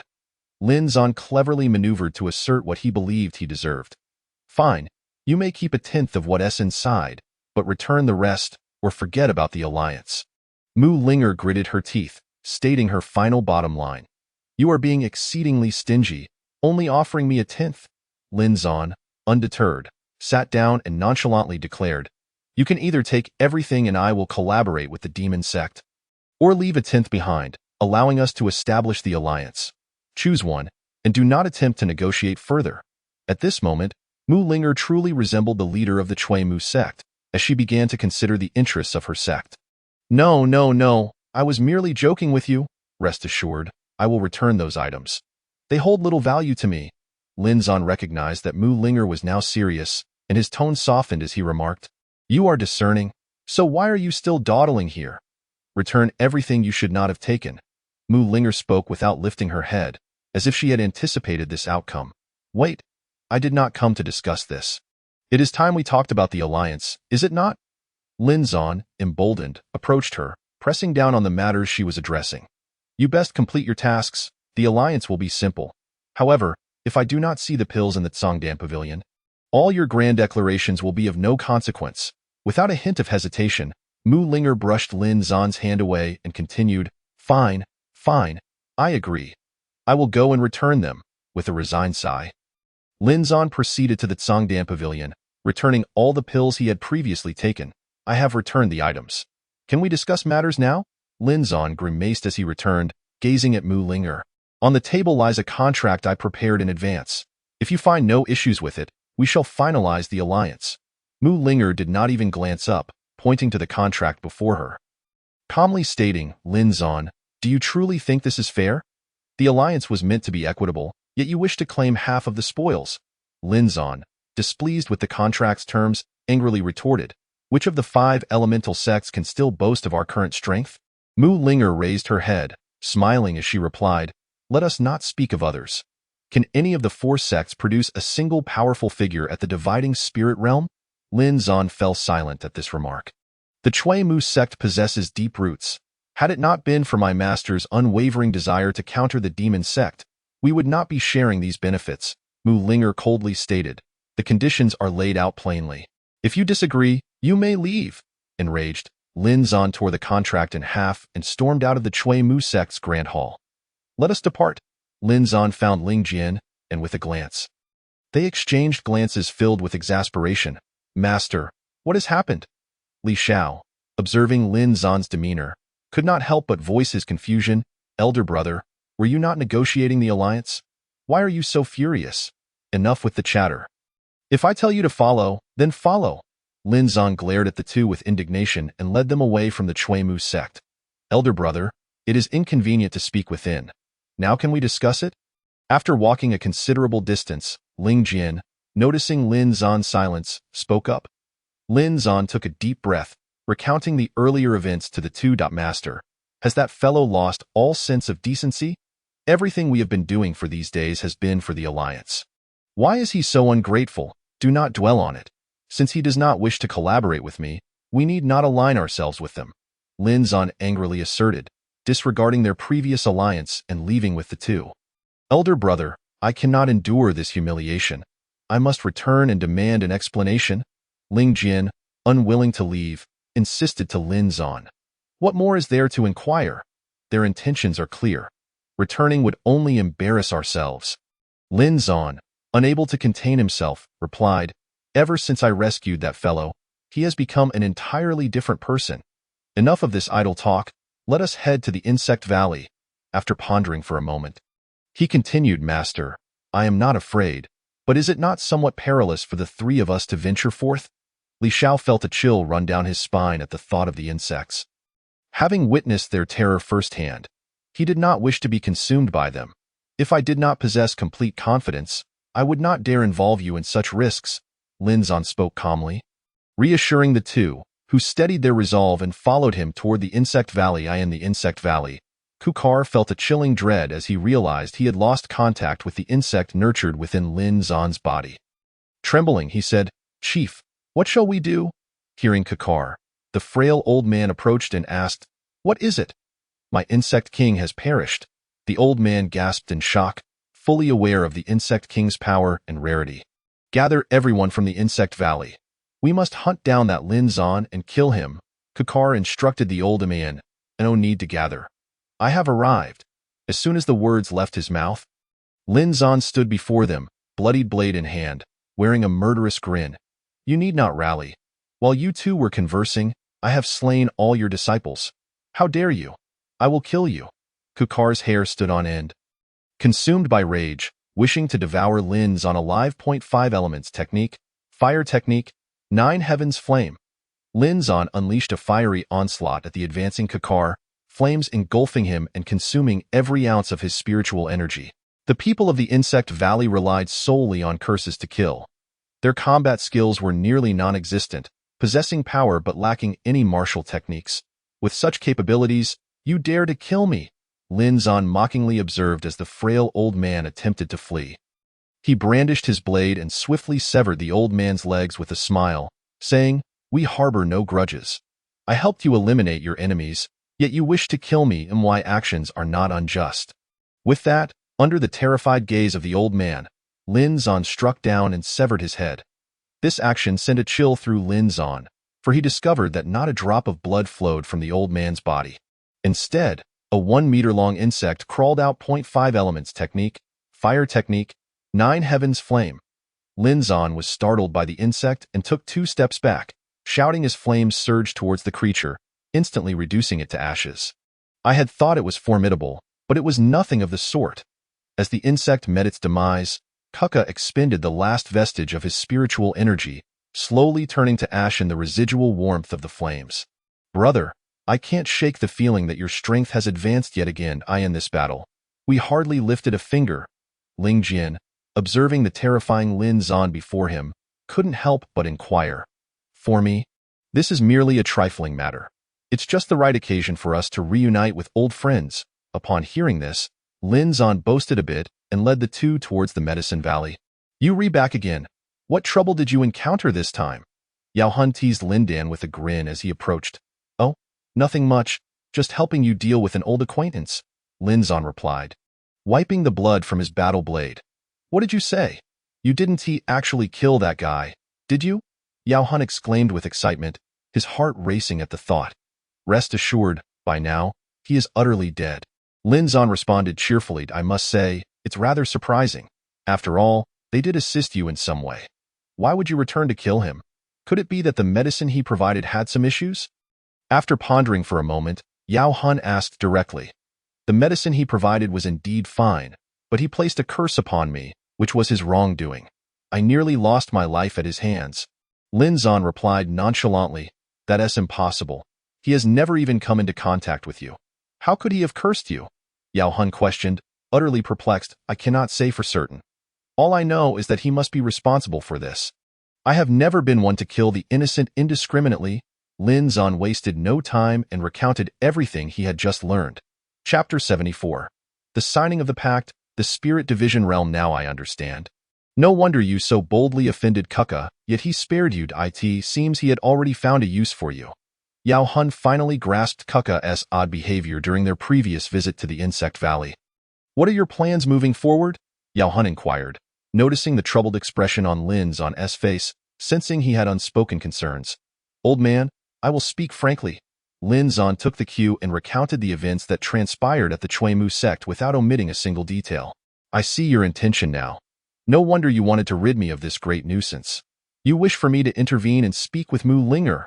To be honest, that is indeed the case." Lin Zan admitted without reservation, "I am eager to assist you, but I advise you not to rush." Yao Hun replied with a calm smile. "What do you mean by that?" Lin Zan asked, slightly dissatisfied. As he failed to grasp Yao Hun's intent, "If you were the sect leader of Chui Mu, faced with such a significant upheaval, Would you not need to assert yourself with some force? Otherwise, how could a delicate woman like Mu Linger command respect? Yao Hun explained, patting Lin Zan's shoulder as he noticed his discontent. If you trust me, return once more. Given their current situation, your negotiations will proceed much more smoothly. After a moment, Lin Zan smacked his forehead, his excitement palpable. Old man, I understand your meaning now. Let us go with that. Lin Zan turned to Ling Jian and the others, his mind suddenly clear. The three of them hastened back towards the Chui Mu sect. Master, are we truly going to do this? What if they humiliate us once again? Li Xiao asked as the outline of the Chui Mu sect came into view. We will go there again. Regardless, this alliance must be established, Lin Zan replied resolutely. Chui Mu sect hall, you've returned again. Although Mu Linger spoke with disdain, a sigh of relief escaped her lips inwardly, and of course, it pertains to the alliance. Lin Zan said with a respectful demeanor. Hearing this, Mu Linger finally lifted her head and said, Have a seat. Now we can have a proper discussion. Lin Zan nodded and sat down, glancing at Ling Jian, who promptly escorted the others away. Now it's just the two of us. Let us get straight to the point. Very well, let us be direct then. The previous contracts were merely a facade. Mu Linger confessed her true thoughts without hesitation. Only through such means can I secure my position as sect leader. After all, a significant part of the current situation is due to my actions. I must obtain sufficient benefits to maintain my stability in this role. This is a last resort, and I hope you can understand. But rest assured, this is merely a matter of paper. The spoils and such will be divided equally when the time comes. Mu Linger laid bare her intentions. Well then, with your assurance, I feel at ease. I have prepared a contract beforehand. If you find no issues with it, let us both sign it, and it shall serve as our agreement. Lin Zan declared, producing a pre-prepared document and placing it before Mu Linger. Without hesitation, she pressed her crimson handprint onto the contract. Ding! Task completed. The 5 sects reunited. Task reward. The technique Thunderclap enhanced to perfection. Cultivation improved to Spirit Division Stage 1. As Mu Linger raised her palm, she sensed Lin Zan's transformation and asked in astonishment, You Haven T broken through, have you? It's nothing. I merely advanced to the Spirit Division realm. Lin Zan replied, feigning modesty. You are simply a monster. Mu Linger couldn't help but smirk, unable to fathom how someone could instantly leap 2 small stages. Now that the alliance agreement has been established, I will notify you, and we shall send someone to Linglong City. With that, Lin Zan exited the Great Hall, finding Ling Jian and Li Xiao anxiously awaiting outside. Why are you waiting here for me? Hurry and pack your things. We must return to the Falling Water sect. Seeing Lin Zan's demeanor, Ling Jian cautiously asked, Brother, what happened? Did the negotiations fail again? Not at all. If they are unwilling to collaborate, then so be it. Off you go. What nonsense is that? With me in the picture, it will be an easy task, Lin Dan retorted, casting a glance at Ling Jian. What are you still doing here? Go pack your things. The two exchanged a knowing look, understanding each other's sentiments, and promptly began to gather their belongings. 2 days later, Master, the Thick Earth sect is just ahead. It has been quite some time since I last visited. May I go back and take a look? Li Xiao asked, a sense of nostalgia washing over him as he beheld the familiar surroundings. Did we not just come here for negotiations? Wasn't that visit sufficient? Lin Zan teased, Master, last time was strictly for business. I certainly didn't have the leisure to indulge in other matters. I merely wish to take a look since we are passing by. Li Xiao, feeling a bit embarrassed, scratched his head. In that case, go ahead and take a look. We will head on first. You must return to the Falling Water sect within 3 days, Lin Zan insisted earnestly. Brother, enough already. What is the harm in him returning to his original sect? It's just a minor matter. There's no need to worry. He won't encounter any danger. Lin Zan recognized his overreaction and, albeit unconsciously, nodded before departing with Ling Jian. Thick Earth sect. Well, Li Xiao, it has only been a few days, and you appear to be thriving. Life outside must be quite splendid.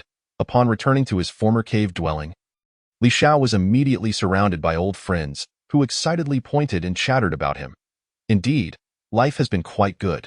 My current master is incredibly powerful, and I've learned a great deal from him. As soon as those words left his mouth, a commotion erupted among the crowd. You've returned, great figure. Show us a trick or two, so we can see how those from the outside world engage in battle. Instantly, The atmosphere became electric as everyone clamored for Li Xiao to demonstrate his skills. Chapter 75. The Deep Blue Gem. The Lost Li Xiao. Originally, I had no intention of flaunting my abilities. But since you all want to see, I suppose I shall oblige.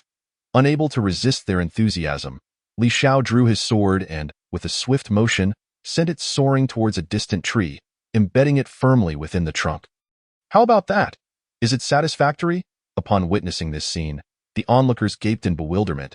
For what appeared to them as a task easily accomplished, I inquired, "What are you all standing there dumbfounded for?" Surprisingly, Li Xiao did not receive any words of admiration, and he couldn't help but open his eyes wide, gazing at the crowd in confusion. "Is this all you have learned? I can do that too."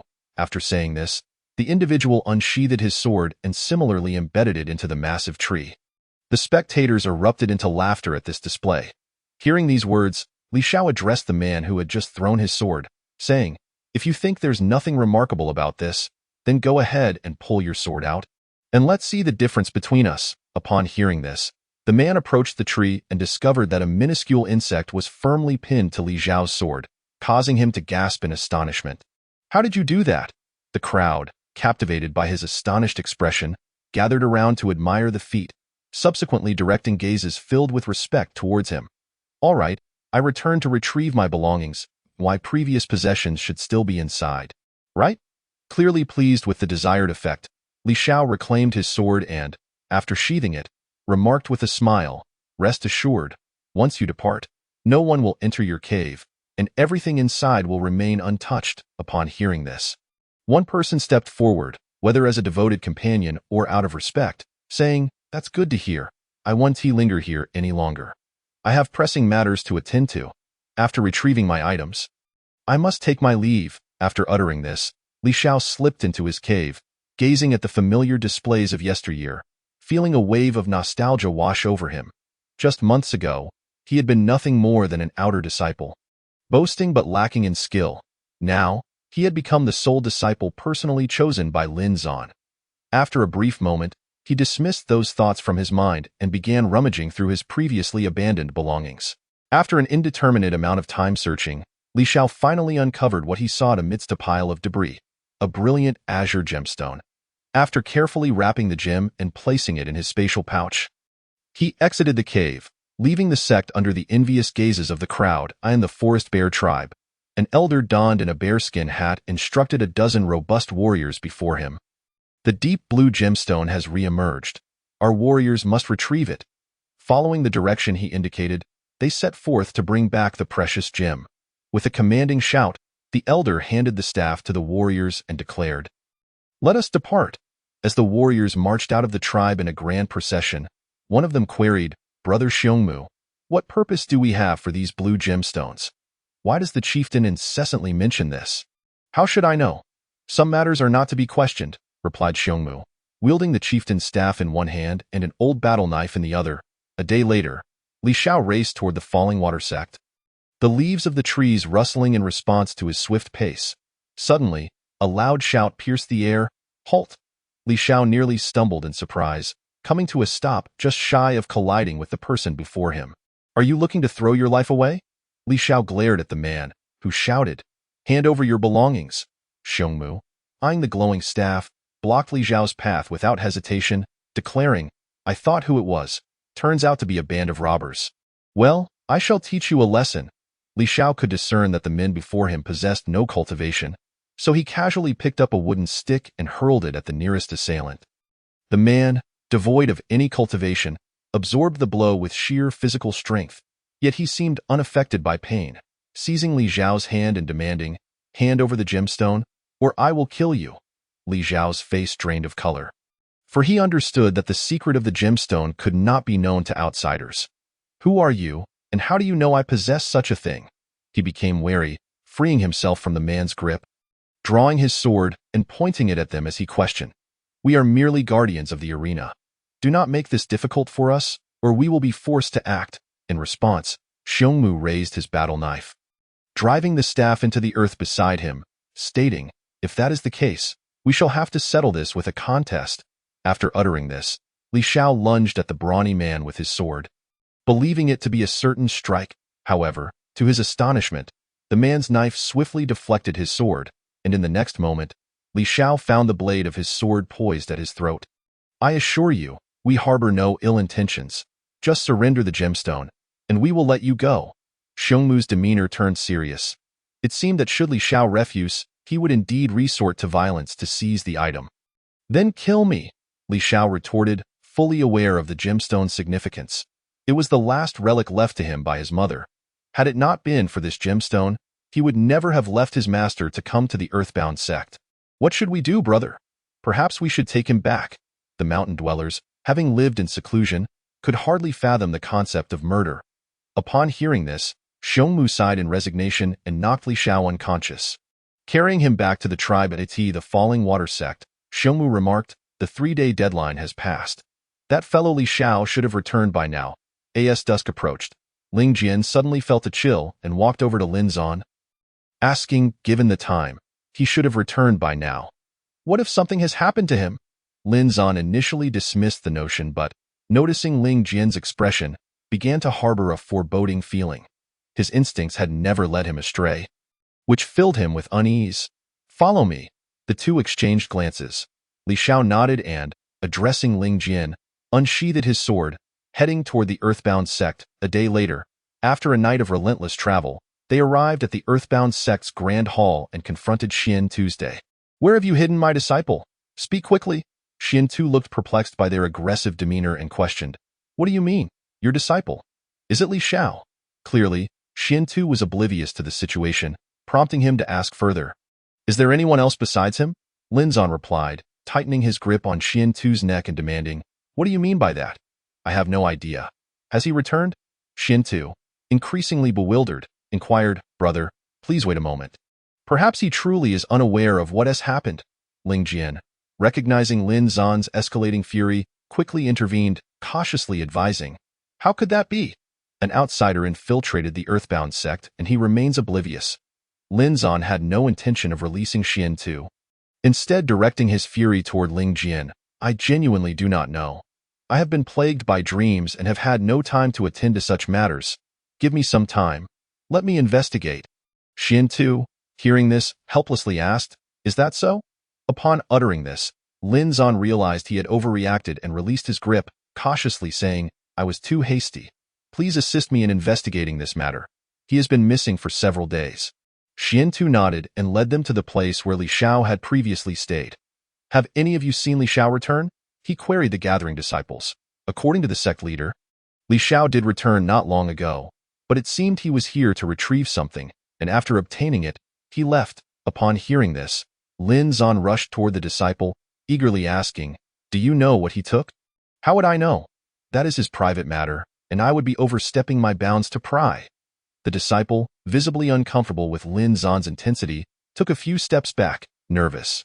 Anyone who is close to Li Shao, come forth, Xian Tu commanded, and several disciples cautiously entered Li Zhao's cave, heads bowed. Do any of you know if Li Shao possessed anything of significance? Without waiting for Lin Zan to speak, Xian Tu asked. We have not heard of anything in particular, however, he did mention possessing a remarkable stone at one point, though we are unsure of the specifics. One disciple stepped forward, visibly anxious. Lin Zan approached him. Speaking gently, do not be afraid. Think carefully. Do you know where that stone might be? Please do not put me in a difficult position. That fellow is exceedingly meticulous about his belongings. Even the arrangement of items must be flawless. And we dare not touch his possessions. Upon hearing this, the disciple couldn't help but frown and said, all right, I understand your meaning. You all may withdraw now. The others nodded in agreement, casting a glance at the sect leader before departing. To be honest, I truly have no idea where that lad has gone, so I am afraid I cannot assist you. Observing Lin Zan's troubled expression, Xian Tu also wore a grim face and remarked, it's all right. This matter does not concern you. I should have never let him leave in the first place. Lin Zan sighed helplessly at these words, but after a moment, as if struck by inspiration, he excitedly exclaimed, Xian Tu, may I inquire if you are aware of any tribes surrounding the Hotu sect? There are indeed a few tribes, but I have had little interaction with them. I am merely aware of their existence. Could it be they have captured Li Shao? Xian Tu asked, half believing, it must be them. Do you know of a tribe called the Bear Clan? Take me to them. Lin Zan recalled Li Zhao's background from his previous life and felt a surge of hope, eagerly questioning Xian Tuesday. I truly do not know, but among the disciples, there must be someone who does. I will find a disciple familiar with the way to guide you. Xian Tu immediately agreed. A moment later, Xian Tu returned with a moderately skilled inner sect disciple. This fellow has encountered members of the Gray Bear tribe during his travels. He can lead you there. Lin Zan, filled with excitement, embraced Xian Tu and said, I truly appreciate your help. I was quite anxious earlier, so please do not take it to heart. With that, Lin Zan took the inner sect disciple by the hand and departed the Hotu sect, leaving Xian Tu, who was still reeling from the unexpected kiss, to wipe the drool from his face. Half an hour later, the disciple stated, if you continue along this path, you will arrive at the Bear clan's territory. However, they are fiercely territorial, so I shall not accompany you further. You too must exercise caution. The inner sect disciple knelt on one knee, clasping his fists respectfully. Thank you very much. Please be careful on your way back. Lin Zan nodded and watched as the inner sect disciple departed, proceeding along the path directly towards the Bear clan's domain. Brother, did you not hear what that fellow just said? It would be wise for us to remain vigilant. Ling Jian, noticing Lin Zan's relaxed demeanor, unsheathed his sword and offered it to Lin Zan. Rest assured, I am confident that Li Xiao is not only safe, but is likely enjoying himself as the local lord. Lin Zan, upon hearing this, leisurely strolled forward, hands behind his back, until he arrived at the Bear clan's territory. This is our land. Outsiders are not welcome. Please leave. Moments later, 3 individuals emerged from the bushes, the leader being the very same Xiong Mu who had captured Li Xiao. Please do not misunderstand. We are here seeking someone. A few days ago, my friend was taken by you, and we have come to retrieve him. Upon hearing this, Xiong Mu felt a chill run down his spine. He had no idea who this person was, or how he seemed so well informed about their affairs. I'm sorry, but I do not comprehend what you are saying. Kindly leave, he replied after a moment's thought. Deciding to dismiss these two, do not feign ignorance in my presence. You are aware of the matter regarding the deep blue gemstone, are you not? Lin Zan recognized the underlying tension in Xiong Mu's demeanor and chose to reveal his hand. Do not tell me you are unaware. If you truly did not know, you would not appear so flustered. Lin Zan, with a grin, addressed the seemingly dazed individual before him. You two, follow me, but do not act recklessly, or the archers surrounding us will shoot you on sight. Pointing to several concealed positions, Lin Zan noticed the weaponry they had laid out, prompting a chuckle from him. Chapter 77. Teaching you the thunderous might. Xiong Mu, witnessing Lin Zan's imposing demeanor, fell silent and led him into the heart of the tribe. Hey, I have entered with you. Where is my friend? Lin Zan asked, observing that Xiong Mu showed no signs of movement. His disdain evident. I have told you to wait here. He will arrive shortly. This time, Xiong Mu could no longer withstand the provocation and snapped at Lin Zan. Just then, Li Xiao bounced into view, and upon seeing the grim faces of Lin Zan and Ling Jian, he immediately lowered his head and cautiously approached them. Master, I do not know what happened. I was captured by these people. Li Xiao, standing beside Lin Zan, spoke carefully. Upon my arrival, they initially intended to kill me, but for some reason, they later sought to elevate me to the position of chief here. Seeing Lin Zan remain silent, Li Xiao continued, this is only right, for your mother left you a deep blue stone, which serves as proof of the chief in this tribe. Lin Zan calmly explained, how did you know I possessed that stone? Your little secrets cannot escape my notice, Lin Zan replied, aware that he could not divulge his past life's memories. Now, do you understand? Will you come with us, or remain here as chief? Lin Zan inquired of Li Xiao. Completely disregarding the sentiments of the Bear clan members. Master, I will certainly go with you, Li Xiao exclaimed without a moment's hesitation. Very well, then this trip shall not be in vain. Gather your belongings, and let us depart.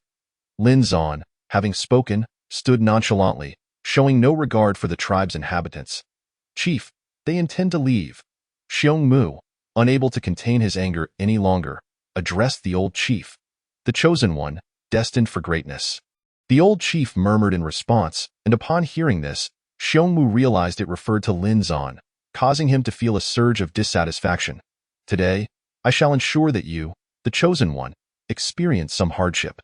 With that, he drew a weathered battle knife and lunged at Lin Zan. Lin Zan found the man's actions laughable, effortlessly stepping back and tripping him, causing Xiongmu to tumble face first into the ground. Even if I am not the chosen one, I can evade your mindless attacks with ease. If you are merely driven by rage, it would be better to perish. Xiongmu, still seething, attempted to charge at Lin Zan once more, but was swiftly restrained by the old chief. Such actions will bring you misfortune. Angrily, Xiongmu turned his head away, choosing to remain silent. After a brief pause, Li Xiao gathered his belongings, tightly clutching the deep blue gemstone as he approached Lin Zan. Master, let us leave. Lin Zan, who had little faith in superstitions, nonetheless showed respect and bowed 3 times to the old chief before departing the Bear Clan. Once outside the Bear Clan, Li Xiao finally exhaled in relief, saying, Master, you cannot imagine how terrifying those people are. Noticing Lin Zan's somewhat sullen demeanor, Li Xiao tentatively attempted to lighten the mood.